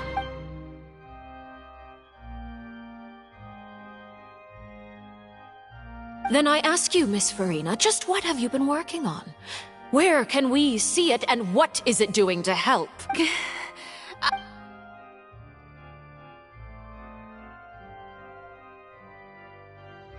my I see. As a god, the proof of your labor always lies beyond prying mortal eyes. Allow me to be so bold as to ask another way. Would it be possible for you to tell us the parts of your plan that are not confidential? Such as your emergency response plan for the impending disaster? An emergency response plan? Oh, that look in your eyes. Have you not even prepared one of those? The emergency response plan is also strictly confidential. Then allow me to jog your memory. Miss Farina, what is the purpose of your Oratrice Mécanique d'Analyse Cardinal? And what do you plan to do with the massive amounts of indemnitium that has accumulated over the years? The Oratrice? It's just like it. So you also have no idea. If I'm not mistaken, someone's using it to prepare for something. But unfortunately, it would seem that someone is not you, Miss Farina. I first caught wind of this when Linny tried to investigate the Oratrice in the Opera House. You see, even just getting close to the core contaminated him with an extremely large amount of indemnitium. But even if that had nothing to do with you, then what could you possibly be working on, oh great Hydro Archon? Oh, right. I almost forgot. Udex Neuvillette is not at the tea party with us today. Miss Farina, I suppose you must have ordered him away to take care of some troublesome business. Yeah, yes, that's exactly right. Please keep it a secret for me. Of course I will. Although, I must say, Miss Farina, you seem quite insecure without the Udex by your side. Oh, very well. Let's stop that conversation here. There are still a few slices of cake left, so please, help yourselves, everyone.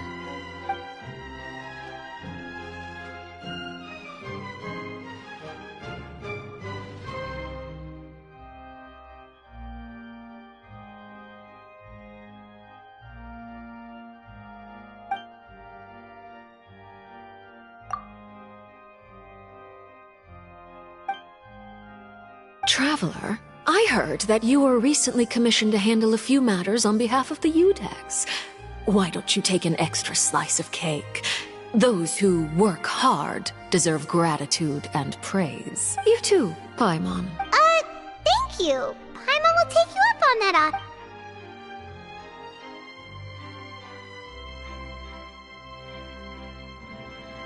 Oh, Paimon's. If it's on my tea table, it must. You're welcome. I'm sure the cake also felt greatly honored to be. It is getting late. Why don't we call it a day? Very well. We'll end it here. Mind seeing me off, Traveler? We could use the opportunity to discuss Child before I must be on my way. Paimon's coming too!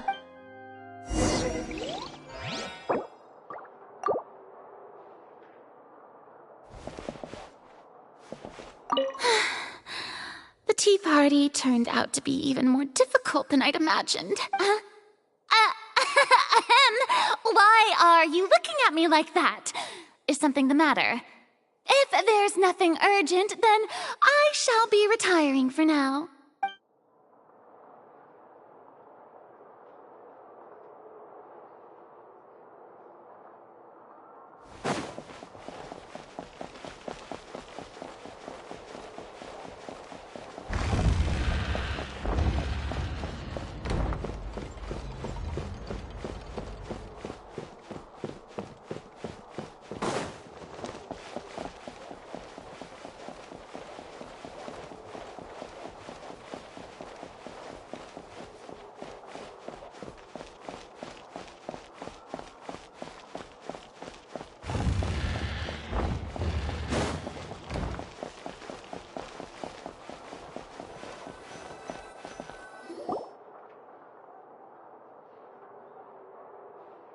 I'm glad that you were willing to come with me. Of course, Child was just an excuse. I have no interest in your dealings with him. That's what Paimon thought! You lent your aid to the children of the House of the Hearth. as their father, I would like to express my gratitude. That was all. Formal topics should be discussed in formal settings, and informal topics in informal settings. I know you just returned from the fortress of Meripede. Relax. I have no intention of trying to get anything out of you. Linny, Lynette, and Fremine are still there, and I trust their judgment and abilities. They've all been working very hard and have always done all they can to fight back against anyone who tried to stop them. Especially Linny. You mean Wriothesley. He's a tricky one to deal with. It's unfortunate that Linny's so eager to prove himself that he can't learn to rely on others, including me. By the way, and you can just consider this a bit of idle gossip, but what's your impression of Farina?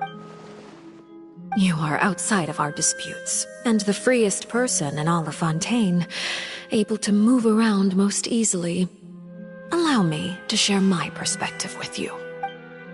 And that's everything that happened during the trial. Master Child was declared guilty and immediately transported to the Fortress of Meripede. Didn't he say he was coming here on vacation? Does he not feel an ounce of shame for all the trouble he has caused? Forget it. He did give us an opportunity. I will be meeting someone shortly. Do you require help with any preparation? No need. I need to meet with Farina, the Hydro Archon. She is at the heart of Fontaine. But what's fascinating about her is that she often seems more like a celebrity than a working Archon. Oh? Come over here, you little critter, you! You dare to run from me? Stop! My goal is just to discover the location of the Gnosis. But I didn't expect the chance to approach Farina to be handed to me on a silver platter. This is so easy, it's actually making me a bit suspicious. Anything left unguarded is usually just bait. But no one will blame someone for taking the bait. After all, from the moment it was attached to the hook, the bait is meant to be sacrificed. It's just as I guessed in the second before I struck. The Hydronosis is not currently held by the Archon. In fact, this Archon doesn't seem like a god at all. And I sense that she's under some kind of curse. Who are you? And what are you trying to do? Please don't kill me! I'm begging you! The fear in her pupils is genuine, so perhaps she's not bait after all. Either way, targeting her has lost all meaning. I left the scene with ease. Nobody came looking for me, and nobody could serve as a witness to my near assassination of Focalor. I suspect even Farina dares not mention this incident to anyone. Not long after, my informants confirmed what I had guessed. After returning to her quarters, Farina quietly cried alone. She was so scared that she could not sleep that night, nor could she even bring herself to eat her cake. There's no doubt that there's something wrong with her. I began to entertain the possibility that she is not the true Hydro Archon. Perhaps Iudex Neuvillette is actually the genuine article. I have to find the Gnosis. If the Neuvillette hypothesis is correct, he is probably in possession of it. Alternatively, it might have been hidden in a place that's hard for ordinary people to access. Yes, Father. My dear children, please speak. News from the Fortress of Meripede. Master Child has gone missing. On top of that, the contacts and guards we bribed at the fortress have all gone quiet as well. Probably the handiwork of that Wriothesley. I'm afraid so. This is a good opportunity. The value of a Harbinger is much higher than most would imagine. We now have an excuse to exert diplomatic pressure on the Fontaine authorities. Set up a meeting for me. I would like to meet the Hydro Archon and Iudex Neuvillette. Oh, and I have an additional mission for you three. Yes, Father. Tartaglia's disappearance was not a part of my plan, but I can use it to make a breakthrough. With this as my excuse, I can ask for an official audience and continue my investigation of Farina and Iudex Neuvillette. The initiative belongs to the House of the Hearth. My wish to investigate the Fortress of Meripede will be a front, Lenny and his group will be responsible for the actual intelligence gathering.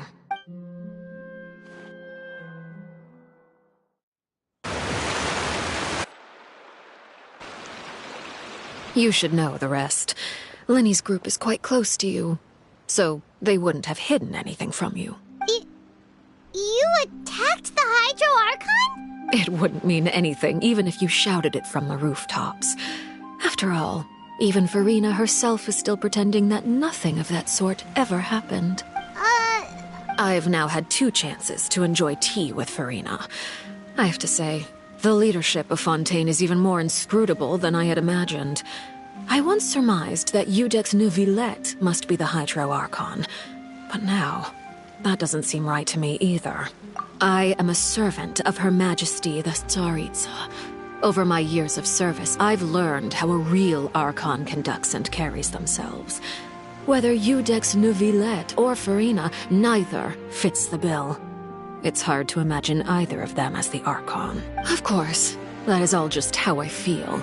Gut feelings often do not require justification. It is, however, quite amusing to me that after all my years working in intelligence gathering, I've come to realize I am at a complete loss regarding the identity of the god of the land of my birth. Don't you think Fontaine is quite intriguing? A catastrophe looms, yet many secrets have yet to rise to the surface. It looks like Fontainians will have no choice but to save themselves. Ultimately, though, one must survive in order to do anything else. Should the need arise, I would be happy to cooperate with you. You don't need to commit to anything right now, of course. I have a feeling that the situation will continue to evolve, and as your name is often connected with noble deeds, I'm sure we will work together someday. He certainly returned quickly. You must want to catch up with each other, so I'll leave you to him. Neuvillette, is it over? For now, yes. But this issue will prove quite thorny in the long term. I'm concerned that sooner or later the prophesized events will occur. Thank you for protecting Farina. To put it simply, I used my power to force back the Primordial Sea and reseal the sluice gate.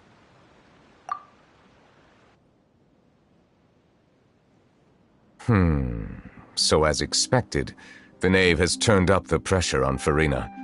She's trying to feel her out, though I'm still unsure as to her motives. Permission granted.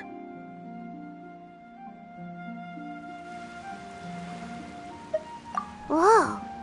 It can't be that you're the real Hydro Archon, right? But that's just a speculation on our part, though. You can't tell us? Then that's okay. We can talk about something else. We won't try to force you. You guys in Fontaine are super strange. If by the phrase, "you guys," you are referring to Farina and I, then although I'm not sure just what you are trying to imply, I must clarify that I do not share her positions on a multitude of topics.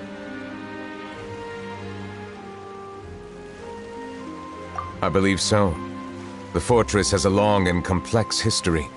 It has seen much grief and suffering. And now, another catastrophe will soon be upon us. I mourn this turn of events. Huh? Why is it raining all of a sudden?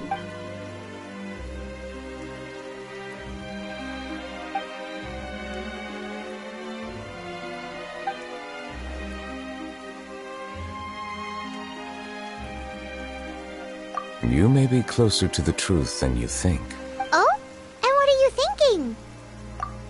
The dragon of... what? Huh? Please do not be so surprised. Farina?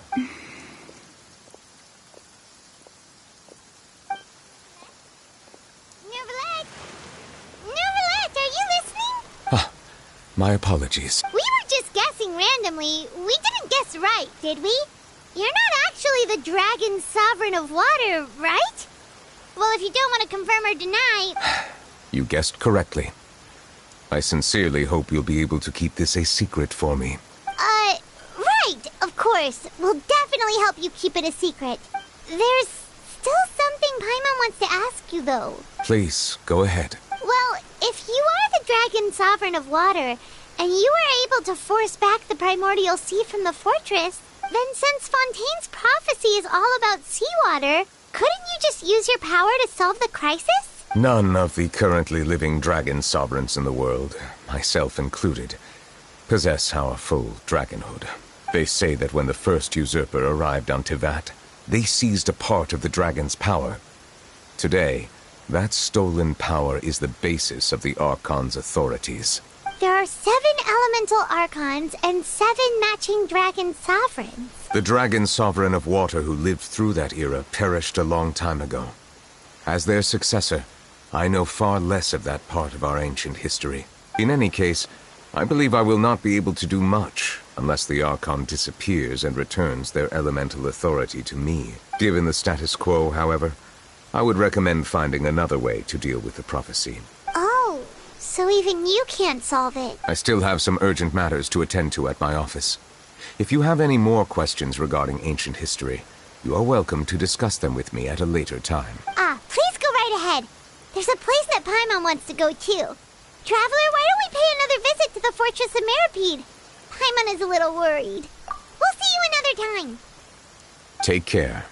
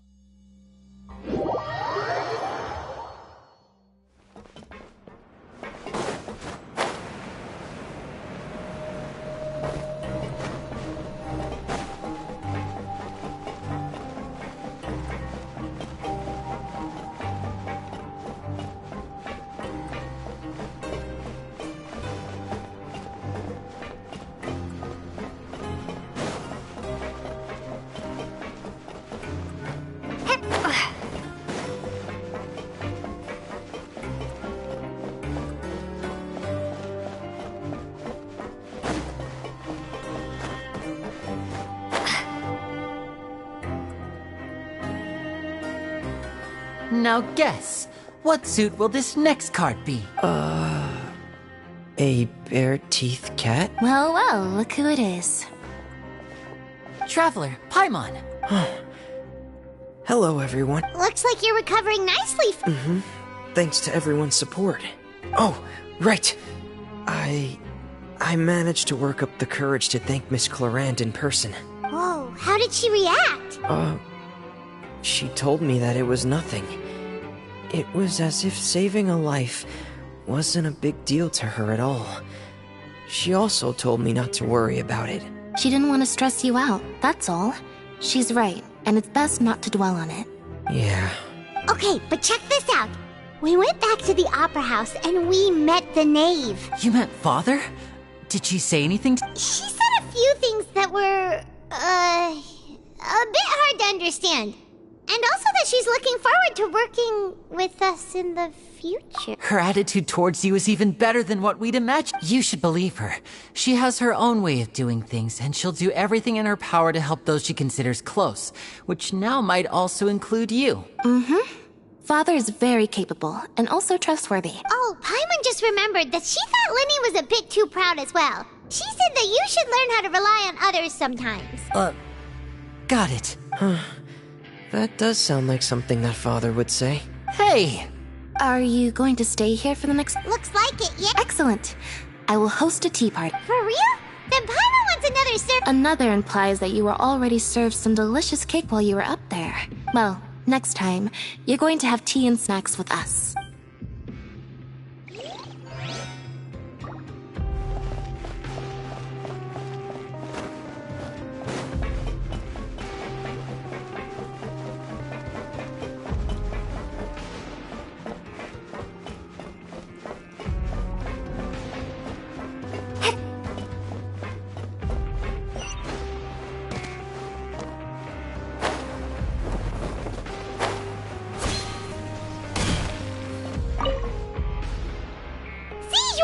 Traveler! Paimon, you're back! Are you still doing alright? Did either of you get hurt? We're fine, but what about you guys? It was such a huge mess. How bad was it? A few people sustained superficial injuries, but that's about the extent of the damage. Monsieur Nervulette paid us a visit. It was all thanks to him that we managed to suppress the crisis for the time being. Of course, we must also thank you for the help you provided. How did Nervulette know that he was needed here? Well, Monsieur Nervulette has strong resonance with the hydro element. When the water level rises, he can feel the waves produced. I ran into the bombshell bros while bandaging the injuries of the wounded. They were mumbling the whole time about how you just ran down without a word. I'm so relieved to see that you're both alright. If you're not too pressed for time, please stay. Just let me know if you get a craving for anything. I'd like to take the opportunity.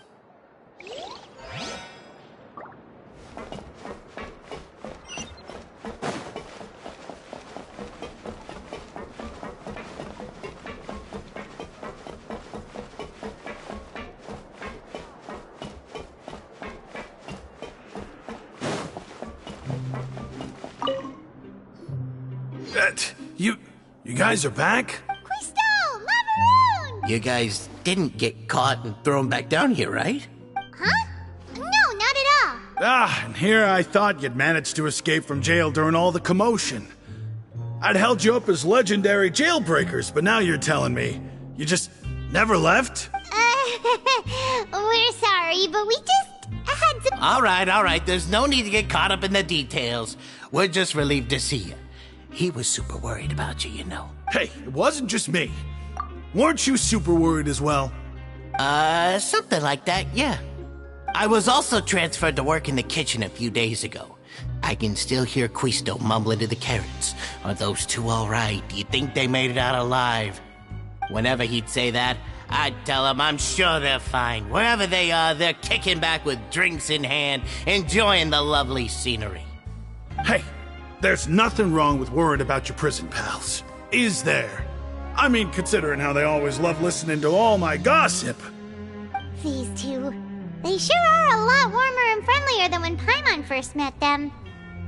Oh, well, if you say so. I'll be watching you to make sure you finish every lap.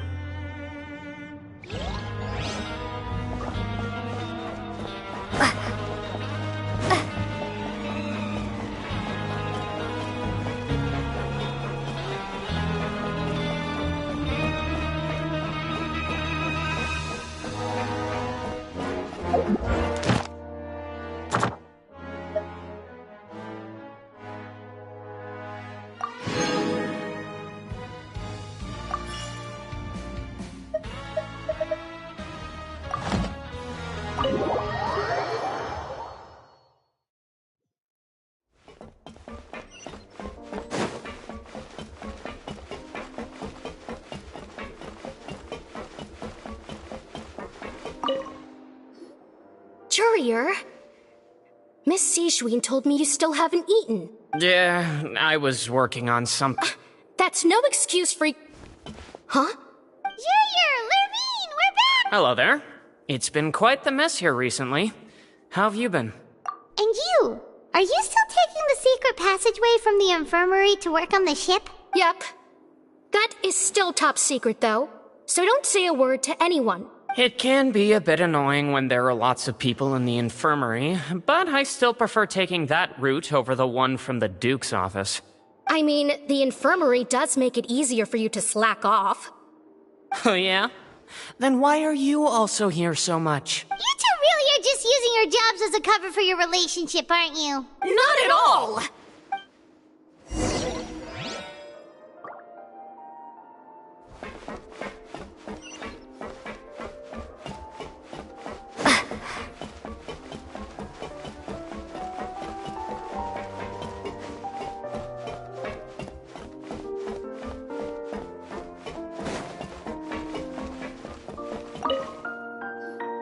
Do my eyes deceive me, or did I just see 2 inmates come back after making it to the surface?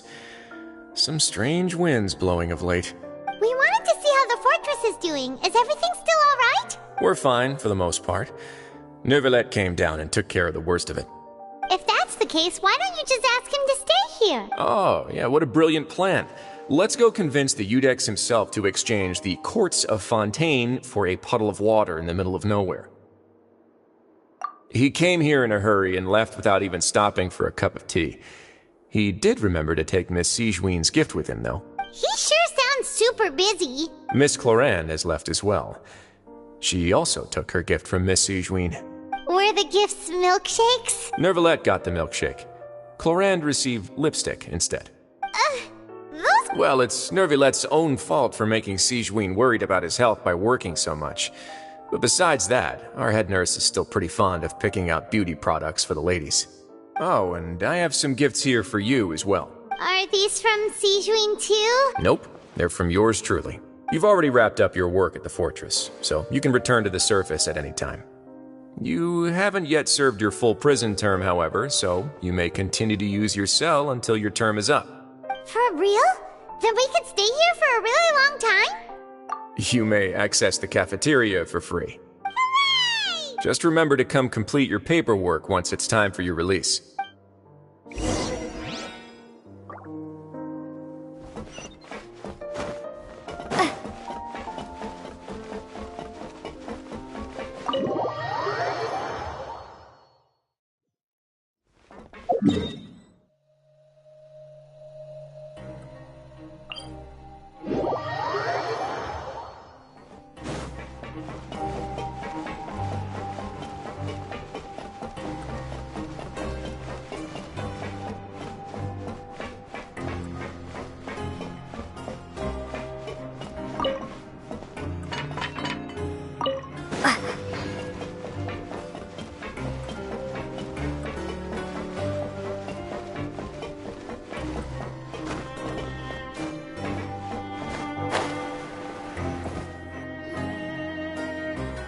We're back in our cell again.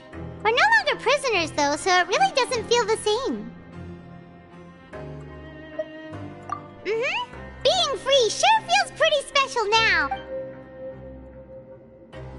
Huh? How did you know? Hey, that's not true! All right. Okay, Paimon just wanted to say that we really are an amazing duo after all. It's like we've now gone to so many places together and become friends with so many people. We've never stopped traveling or stopped meeting new friends. There are so many bad things in the world, and we're just 2 people, but we've still been solving problems no matter where we go. Isn't that pretty cool? You're counting Paimon today? Aren't you the only adventurer here? Then let's ask Catherine to give Paimon an adventurer handbook as well. Paimon will also be an adventurer from today forward. Just our thoughts making Paimon giddy. The last time we fell asleep here, we woke up to a whole mess outside our cell. The primordial seawater nearly rose up. We should be safe now, right? All right then. Good night to you, traveler.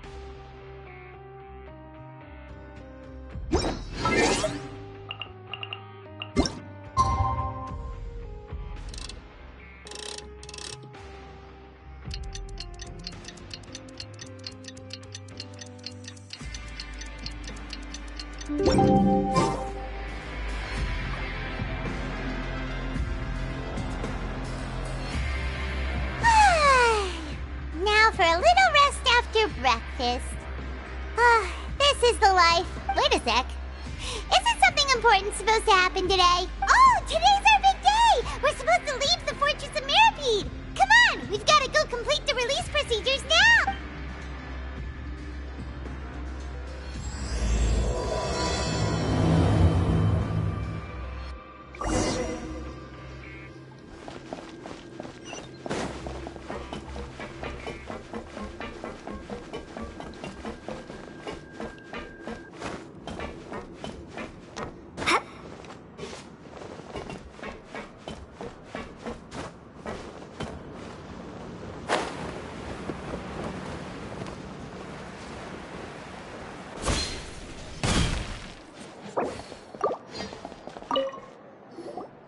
Please, sign here.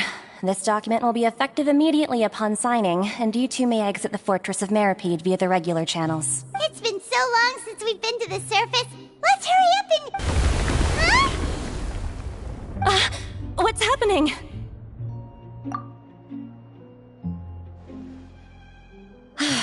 I'm fine, thanks. But I wonder what that tremor was just now. Let's go ask the Duke!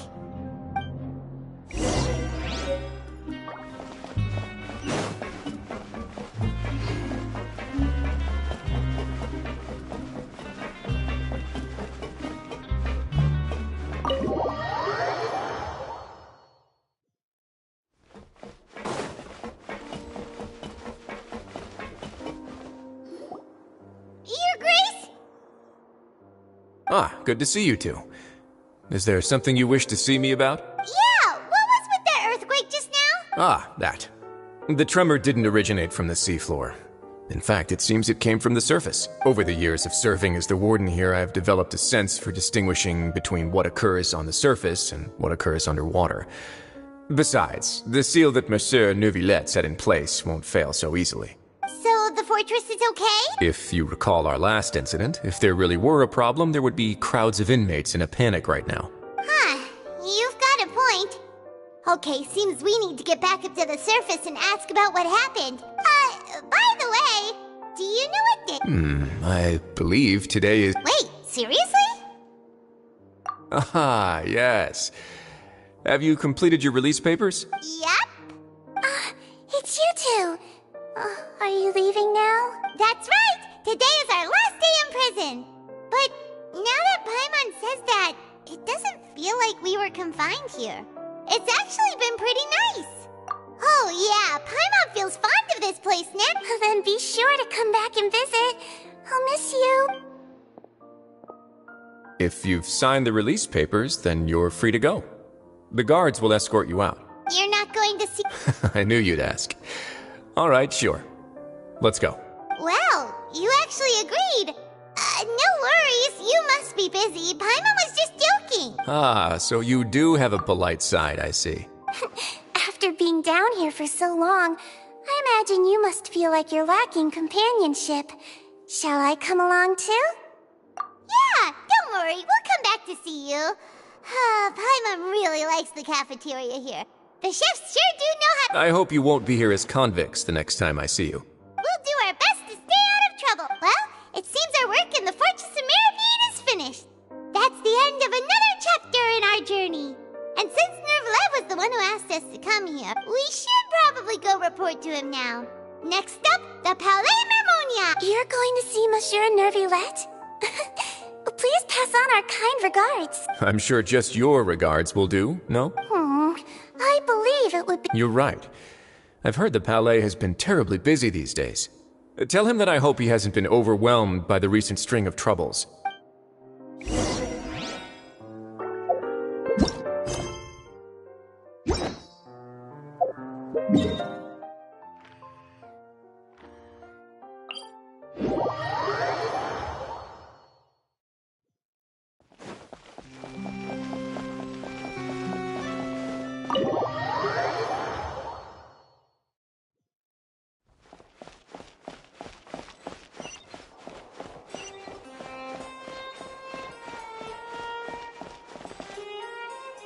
The Palais Mermonia sure is buzzing with activity today.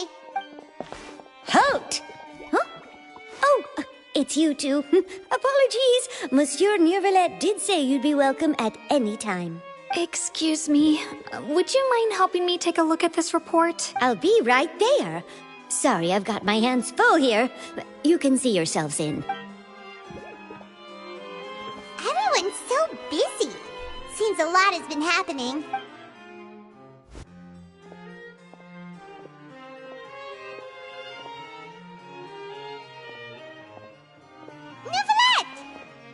Hello. You've come at the right time, but you'll have to wait for just a moment, as there are some urgent matters I must tend to first. In the meantime, please, have a seat. If you'd like to have something to drink, let the Melusine outside know. That's all right. We just ate. Very well, then. Let's take a break over there while we wait for him to finish his work.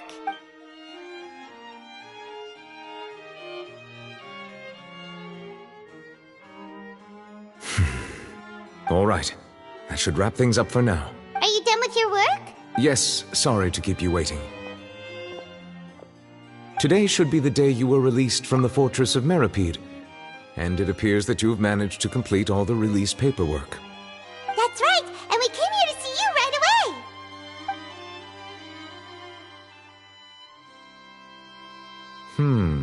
A massive whale. Do you have any idea what that might be? Judging from your description, that cannot have occurred in any ordinary waters, but rather something like the primordial sea. A whale of that size and shape cannot usually be found in the waters of Tevat. Therefore, we can only assume that Child is presently immersed in primordial seawater. Immersed in primordial seawater? But how? And is he okay? Most people wouldn't be capable of entering in the first place. I'm not completely sure how he could have gotten there myself. Yes? What is it? Ah, right! Paimon felt it too! We asked the Duke and he said it wasn't from underwater, so we figured you might know something about it! It turns out that I have just received a report about this particular matter. In fact, that's exactly what I was busy with a moment ago. The source of the tremor was here on the surface near Poisson. After the shaking stopped, the water levels in the Poisson area rose at an alarming rate. The water levels rose? Oh no! What about all the people there? Fortunately, the water levels only rose for a short period of time, and have already returned to normal now. However, I still have a bad feeling about the whole phenomenon. If the change in water levels is connected with the leaking primordial seawater, then the situation in Poisson may be much worse than it appears. Navia should be in Poisson, right? We need to go check on her! I would also like to go there as soon as possible, but I'm afraid I can't leave just yet. We must immediately formulate disaster prevention plans for the surrounding coastal areas to avoid potential catastrophes. I'll have to ask you two to go to Poisson first. I'll meet you there to check on the situation once I finish things here. There's no time to lose! Let's get going! Please be careful.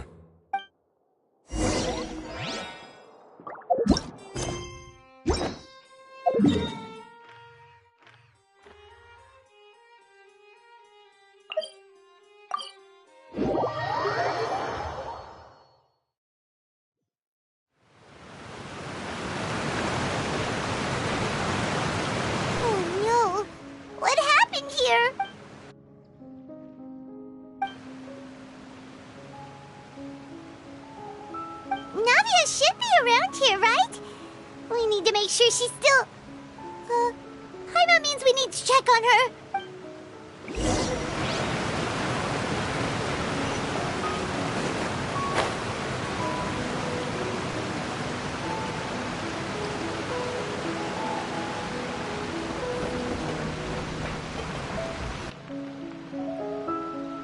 We haven't seen a single soul all the way here. Oh, this is getting scary. What will I ever do now? Look, there's someone on the roof. Just stay put. We're coming up. Watch your balance. All right.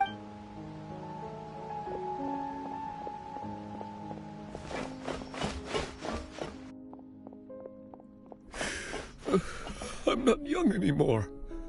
How will I survive on my own? My Desiree! Oh, he looks pretty sad. My leg! My leg! How could this have happened? It hurts! Just hang in there. Help is on the way. You can hold my hand if it makes you feel better.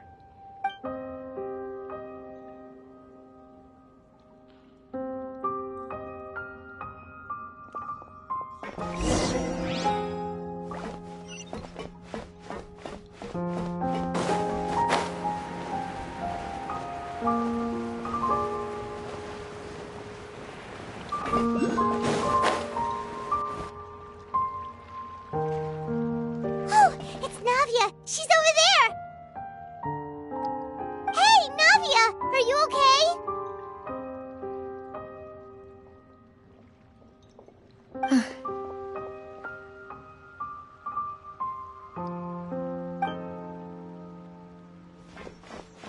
You're here. We heard there was a situation in Poisson, so we came as quickly as we could! Yes. As you can see, the water level suddenly rose. It caused quite the disturbance, in fact.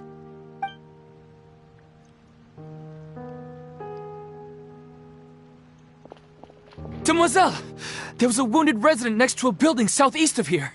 We've already transported him to safety, but we've run out of medical supplies. He's wounded?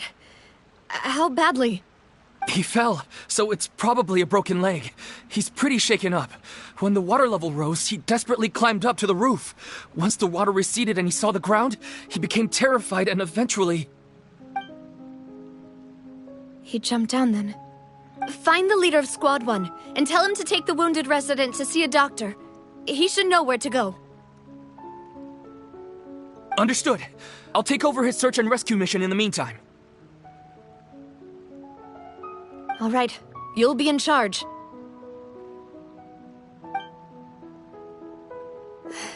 I'm sorry. Where were we?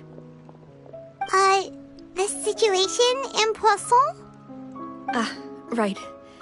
Allow me to explain. A little earlier, we suddenly heard a loud noise. At first, everyone thought that something might have exploded on an aquabus. But before we knew it, water started pouring out from everywhere. The rushing water seemed a little odd, almost like the unique color of primordial seawater. Some people didn't realize the danger and thought it was just ordinary water, leaking from somewhere. Everyone on the street who happened to be close to the water didn't have a chance to escape. As the water levels rose, they suddenly disappeared. They were all dissolved. Those who realized what was happening started to flee in a panic, desperately trying to get to higher ground. Many were injured in the stampede, and some people fell from significant heights.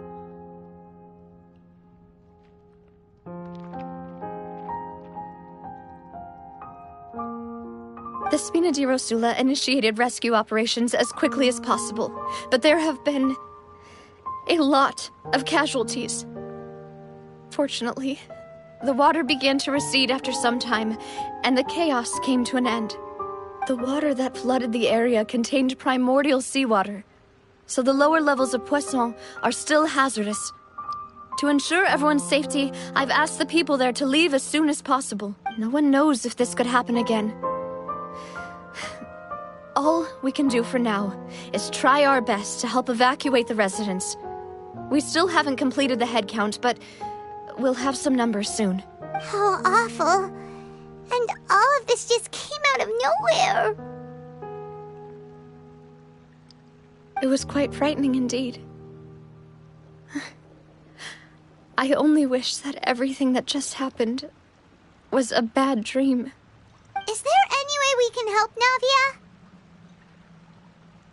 Thank you for being so willing to help just like this. You don't know how much it means to me. I really can't express how grateful I am. Don't say that, Navia. That's what friends are for. Demoiselle! We've got a situation here! I'll be right there. Sorry, I need to go for now. There she goes! Seems it might be a while before she can take a break.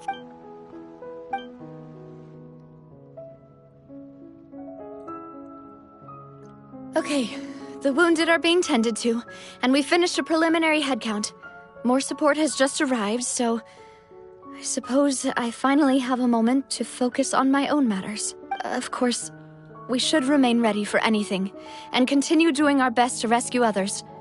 I'll be sure to have everyone at the Spina di Rosula ready to render assistance. Traveler, Paimon, would you two accompany me to my father's grave for a moment? Huh? Right now? Thank you.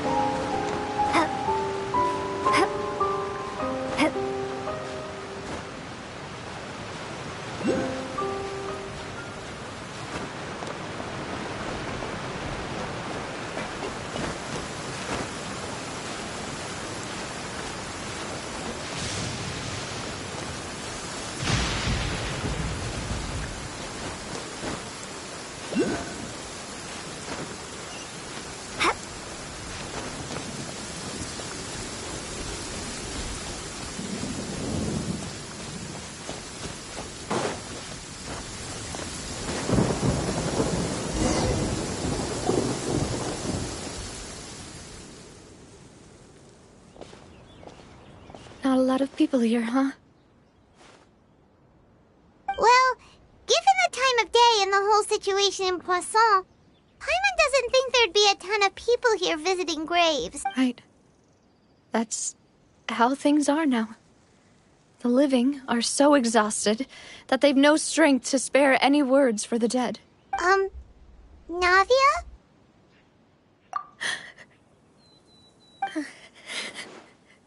Navia, what's wrong? Sorry. I just... Malus and Silver... They won't ever come back here again. What should I do, Papa? Huh? What happened to them? Everyone agreed on the rescue plan, but still... I was the one who initiated it. They were helping evacuate the residents, but they couldn't leave in time. And they were caught in the seawater.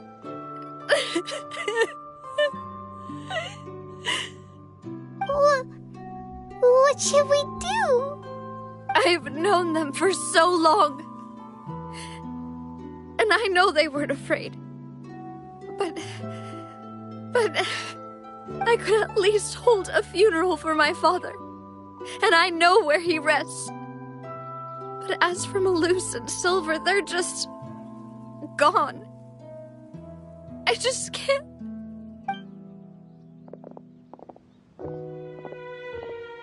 Everything looks so clean after it rains.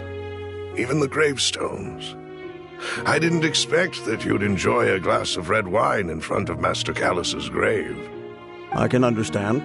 Besides, the scenery here isn't half bad. See, it's not just me. I always want to bring something when I visit Papa. Perhaps we might even have a picnic. He wouldn't be angry, would he? How could Master ever be upset with you, demoiselle? Yet the cemetery is the home of those who have passed, is it not? Everyone ends up here sooner or later, no matter who you are. Buying yourself a plot in advance, are you? No need yet. But when I do, I hope you'll let me be buried beside Master Callus, Demoiselle. Hey, stop joking around. I'm quite serious. That way, it'll save us both the trip to see each other whenever you visit your father's grave. That makes sense. In that case, could I be buried on his other side? After all, besides you, Demoiselle, the two of us could certainly be considered Master's closest companions, no? Personally, I believe we fill those shoes just fine. Why are you bringing this up all of a sudden? Seriously. All right. I'll remember your requests. But I'd really prefer not to talk about this stuff. And what do you mean by saving me a trip? I'd make the journey even if I had to visit you two somewhere else. I'd promised to let them rest in peace here. But here I am breaking that promise. I'm sorry for letting you see me in a mess like this. I don't usually cry, really. Paimon doesn't know how to help you feel better. But, well, she understands how you feel. I had always thought I could make my wishes come true. But now that I think about it, that never solely relied on me. Many things can only be accomplished with someone else's help. Malus and Silver have helped me so much. But by contrast, I could do nothing for them. I'm so sorry. You can spend as much time as you need here, Navia. We'll stay with you. Thank you. Right now, you don't know how much that means. By the way, you can have a look at this. It's a list of victims from the incident that took place here.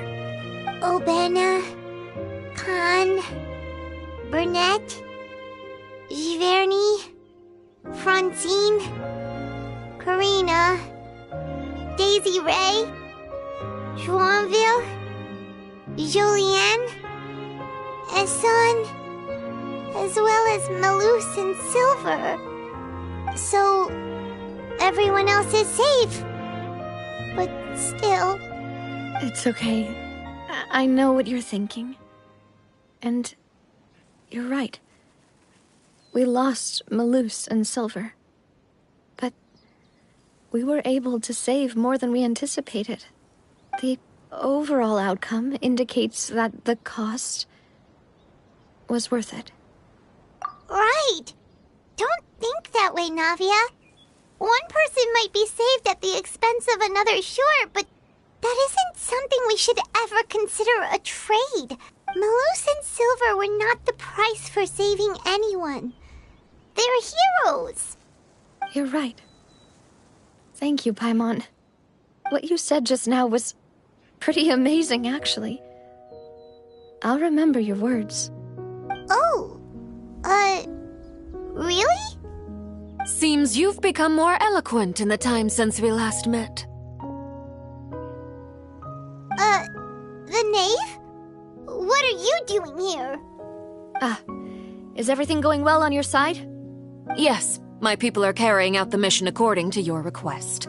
All the residents of Poisson have been evacuated, and we're preparing to relocate them to higher ground. As for these supplies, we have everything taken care of. There is no need to worry. Thank you very much. Wait, do you two know each other? We just met recently. Right, Miss Navia?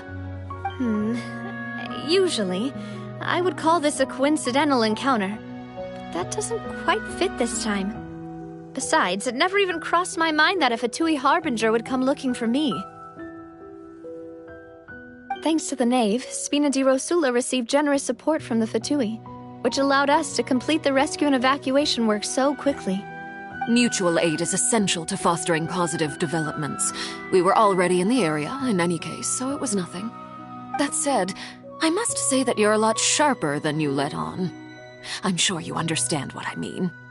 I apologize for all the ways in which I tested you previously.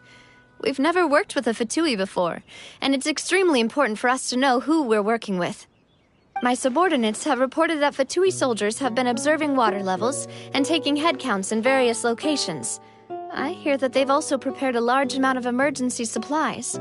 I'm quite surprised. This is nothing to brag about, nor do I intend to. It is simply the way of powerful organizations to act forcefully, whether they are doing good or ill. You've witnessed that firsthand, in any case. As I've told this traveler before, I know of the prophecy, and I intend to prevent the impending disaster.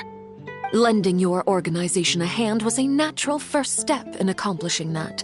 As such, do not be troubled by this token of our sincerity. Perhaps one day, you'll also be able to help me in the same way. Without your help, there would have been many more casualties. I won't forget your kindness. Furthermore, I sincerely regret what happened to Malus and Silver. I only wish that my people could have arrived a little earlier to prevent this from happening. Don't say that. You and your subordinates did everything you could. As Paimon said, Malus and Silver didn't choose to sacrifice themselves for any specific person. And they weren't the price paid for other salvation. They chose to become heroes themselves. I've never liked hearing people put it that way. It's like trying to relieve pain by saying some noble-sounding words. But right now, there's nothing more suitable. They really did become heroes. You're right. I'm sorry for your loss, Miss Navia.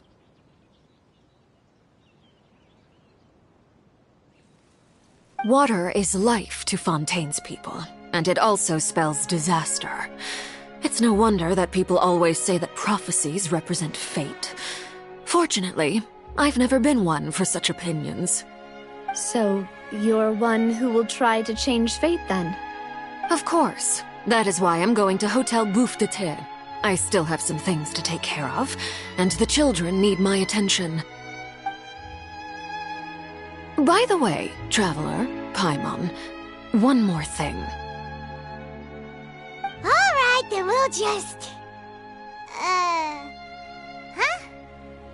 This isn't right. Paimon thought you would ask us to walk with you for a moment so you could tell us something in private. That is a clever and useful conversation technique, which I do like to use when necessary. But there's no need today. It would not hurt to have Miss Navia listening in. Traveler, I'm sure you remember that I said we could work together when we had the chance. You and I both know that there may be issues with the Primordial Sea. Previously, it was the Fortress of Meripede's sluice gate, and this time it was the water levels in Poisson. These are both signals. Indeed. Allow me to share the latest intel I've received from the House of the Hearth's intelligence network with you. During some recent investigations, a child claimed to have discovered some ruins near Poisson. The ruins date back to ancient times, and seem to be worth investigating in many ways. Judging by the dating of the ruins, they may be related to the prophecy and the coming crisis. My people initially came to prepare for ruin exploration. Unexpectedly, this disaster struck, and at present, we're all busy prioritizing the rescue effort. So that's why the Fatui were already in Poisson.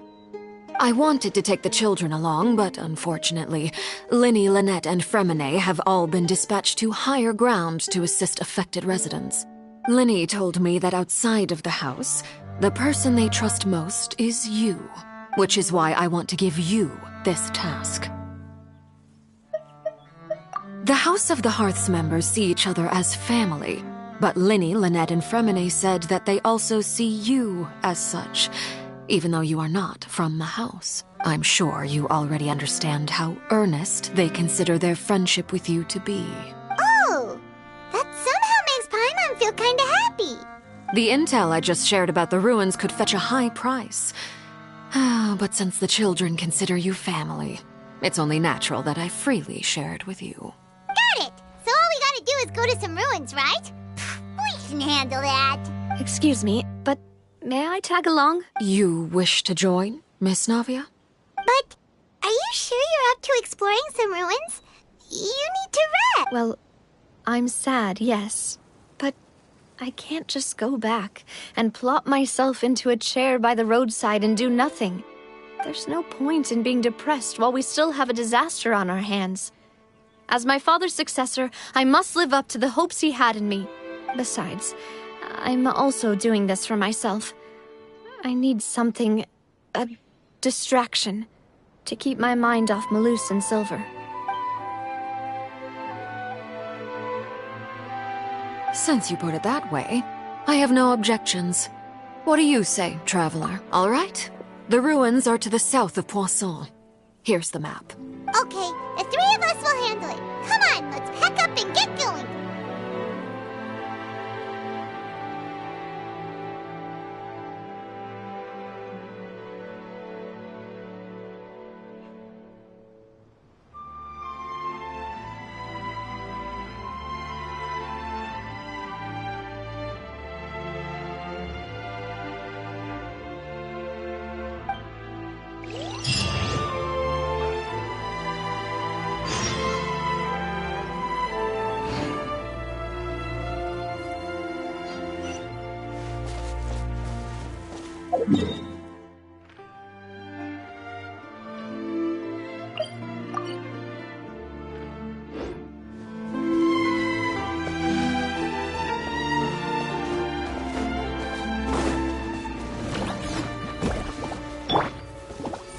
Steady as stone.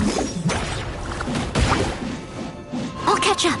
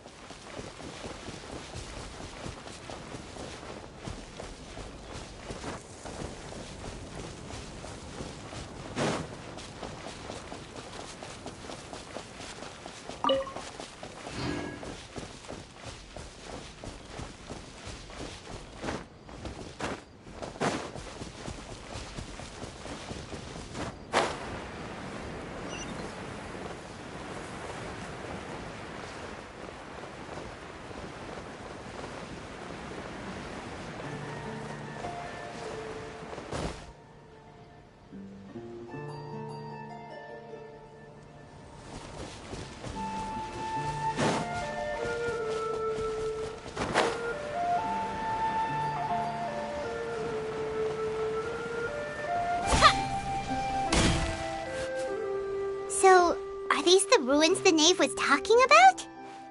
Whoa, talk about old. They seem to be pretty ancient, all right. Let's go in and have a look. Just be careful.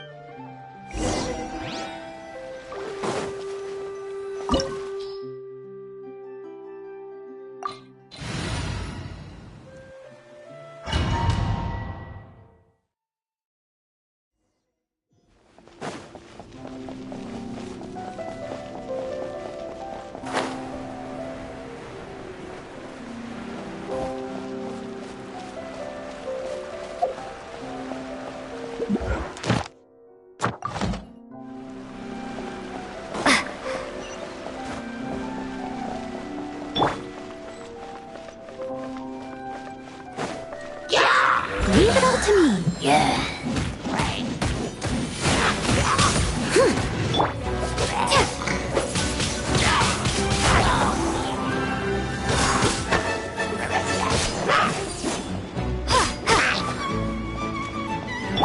Someone needs a system. Get him!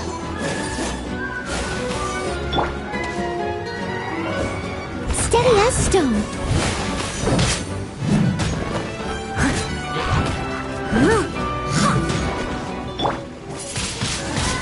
Wingblade!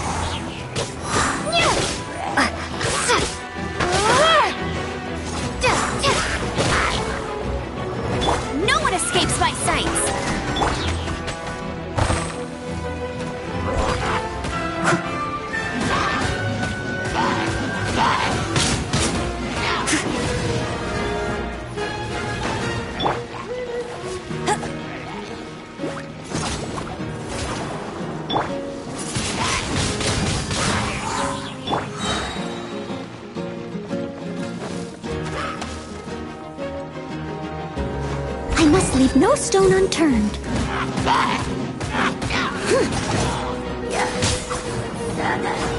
Prepare to be blown away!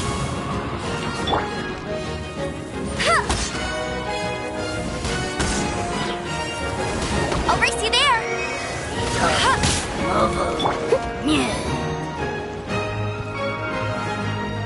Steady as...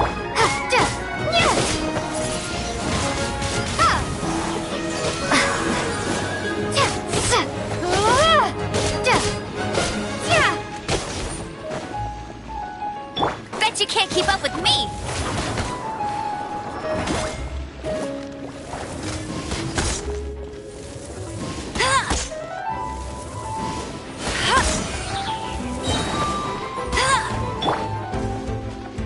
I must leave no stone unturned.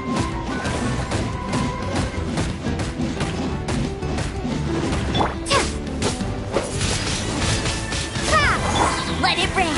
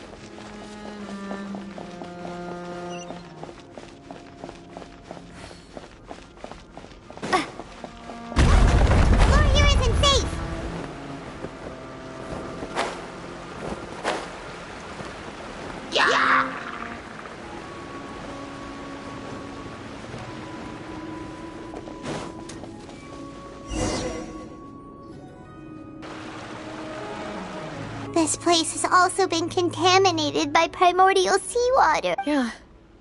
And a lot of it, too. A Fontanian would most likely dissolve the moment they fell in. Right! You can't go down if there's primordial seawater. It's too dangerous, and it won't be any help for you to just stay here.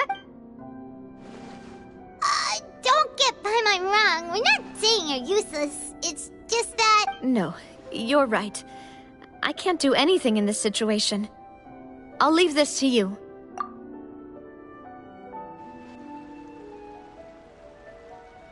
That complicates things. Maybe the only way left is forward. In that case, do you want to wait for us here? The water levels here are unstable, and there's a chance the water will rise. So, staying here wouldn't be safe either. I'll go together with you. Perhaps we'll find the exit just up ahead. All right. Come with us for now then, but please be careful.